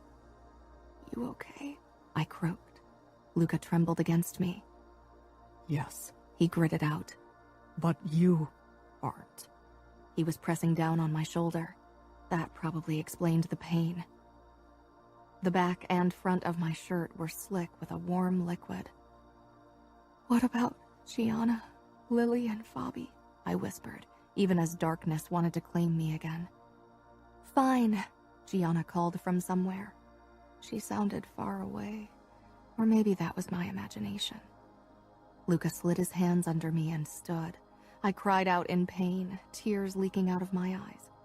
The lobby was crowded with our men. "I'll take you to the hospital," Luca said. "Luca," Matteo said in warning. "let the doc handle it. He's been taking care of our business for years." "No," Luca snarled. "Arya needs proper care. She's lost too much blood." I could see a few of Luca's men glancing our way before pretending they were busy again. He was their capo. He couldn't show weakness, not even for me. "I can do a blood transfusion," came a deep, soothing voice. The doc. He was over 60 with snow-white hair and a kind face. Luca's grip on me tightened. I clutched at his arm. "It's okay, Luca. Let him take care of me. I don't want you to take me to a hospital. It's too dangerous." Luca's eyes showed hesitation. Then, slowly, he nodded. "Follow me." He carried me toward the staircase, but I lost consciousness again. I woke in a soft bed, feeling battered and foggy. My eyes peeled open. Gianna lay beside me, sleeping.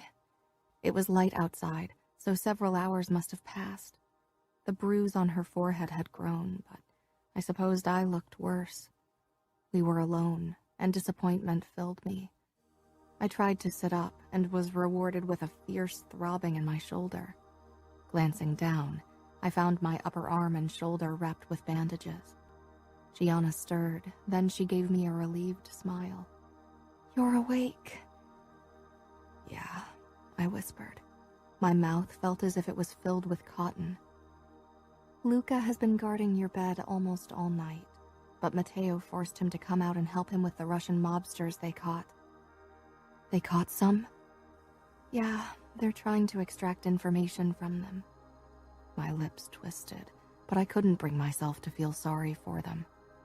"How are you?" "Better than you," Gianna said, then she closed her eyes.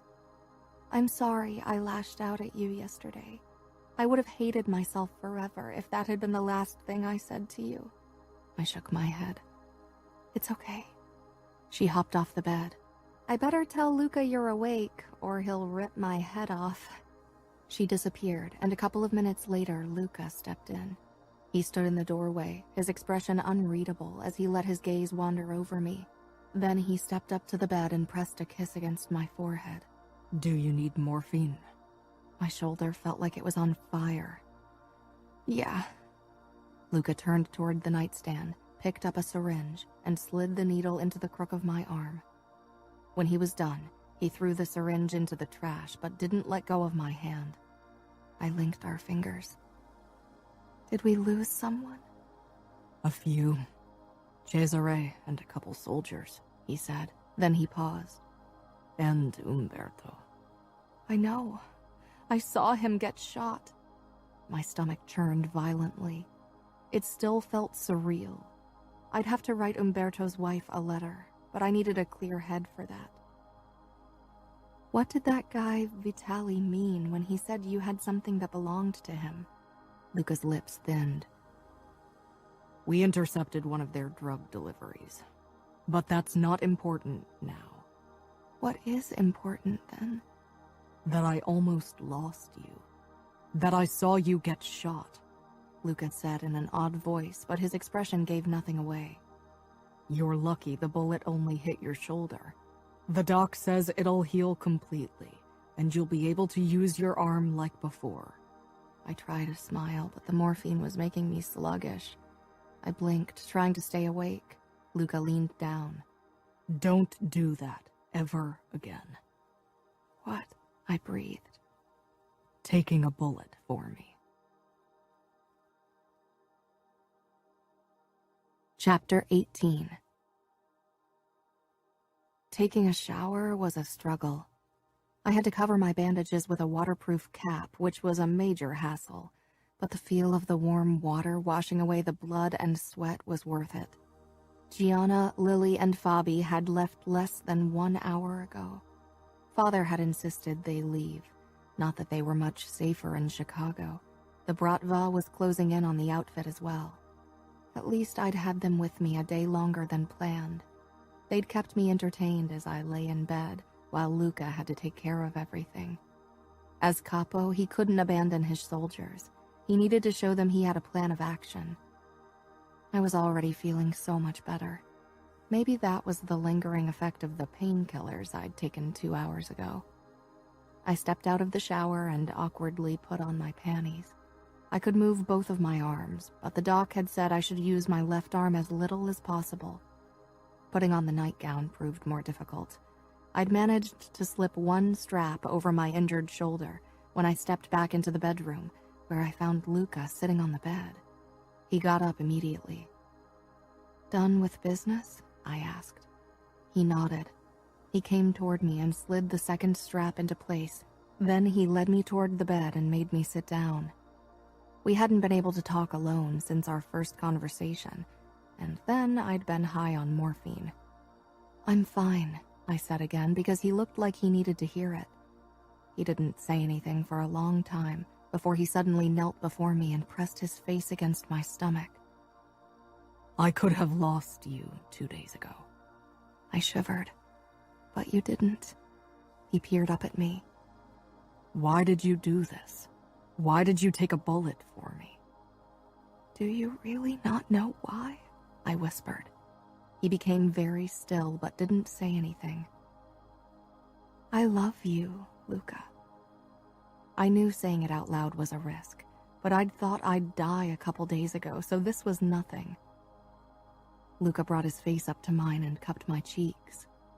You love me.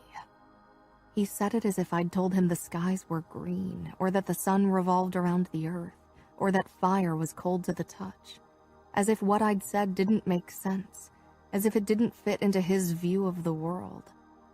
You shouldn't love me, Arya. I'm not someone who should be loved. People fear me, they hate me, they respect me, they admire me, but they don't love me. I'm a killer. I'm good at killing. Better probably than at anything else, and I don't regret it. Fuck, sometimes I even enjoy it. That's a man you want to love. It's not a matter of want, Luca. It's not like I could choose to stop loving you. He nodded, as if that explained a lot. And you hate that you love me. I remember you saying it before. No, not anymore. I know you aren't a good man. I've always known it, and I don't care. I know I should. I know I should lie awake at night hating myself for being okay with my husband being the boss of one of the most brutal and deadliest crime organizations in the States. But I don't. What does that make me? I paused, staring down at my hands, the hands that had cradled a gun 2 days ago, at the finger that had pulled the trigger without hesitation, without a twitch or tremor. And I killed a man, and I don't feel sorry. Not one bit. I would do it again. I glanced up at Luca. What does that make me, Luca? I'm a killer, like you. You did what you had to. He deserved to die. There's not one of us who doesn't deserve death. We probably deserve it more than most. You are good, Arya. You are innocent. I forced you into this. You didn't, Luca. I was born into this world. I chose to stay in this world. The words of my wedding day popped into my mind.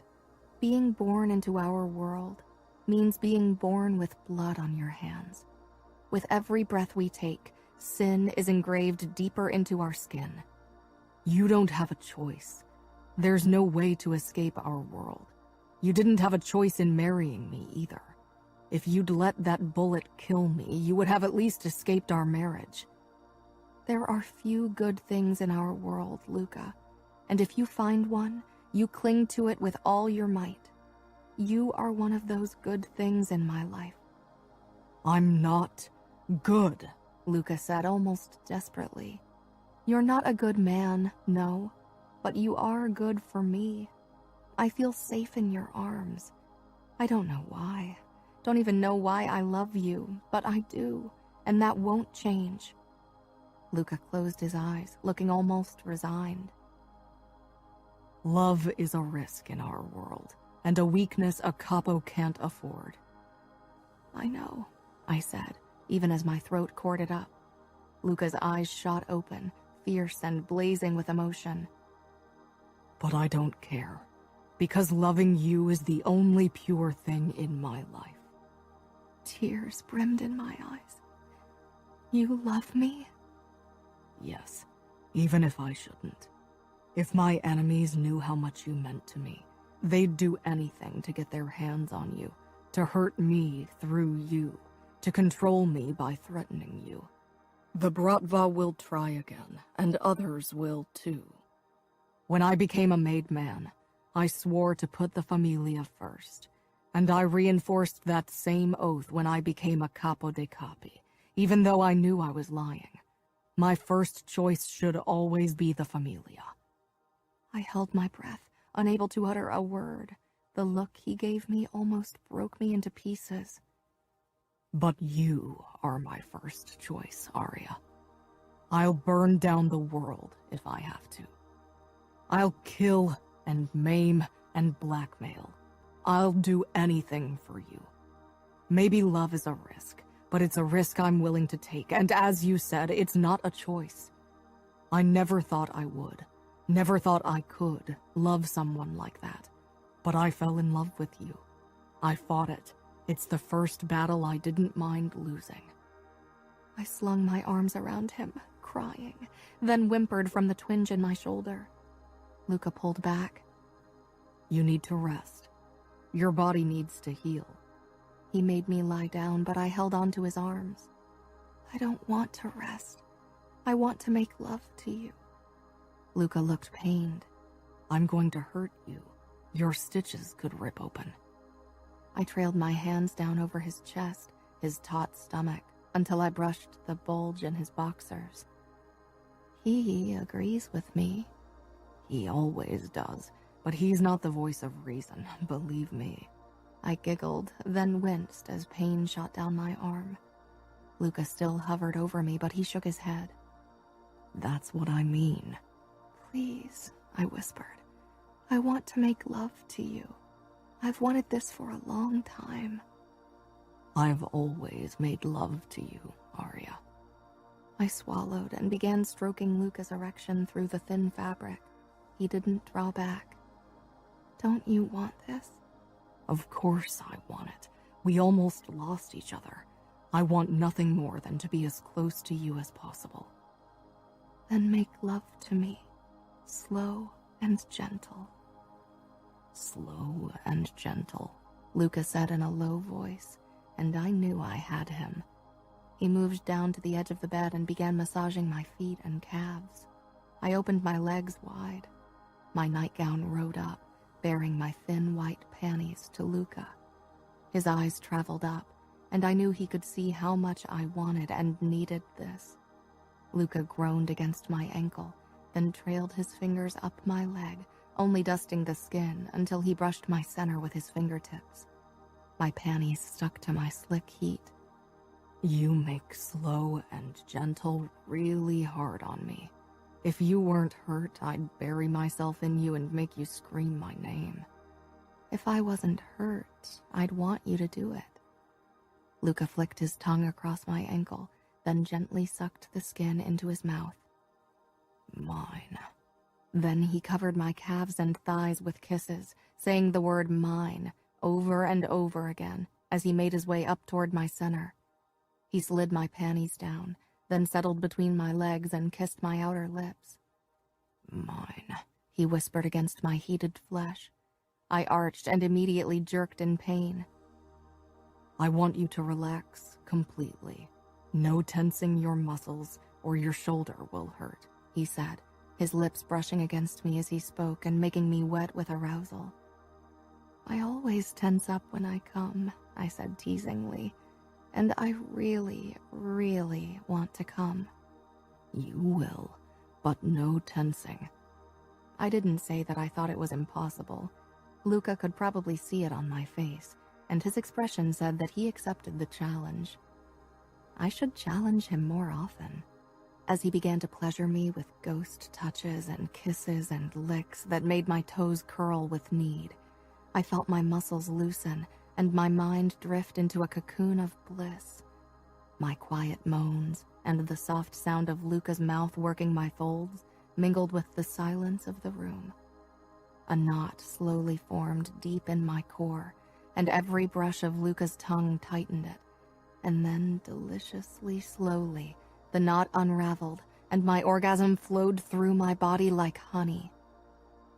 I released a long breath as Luca kept my orgasm going for what seemed like forever, with feathery touches. I watched him get up through a haze that had nothing to do with painkillers. He slipped out of his boxers as I lay like a boneless heap on the bed.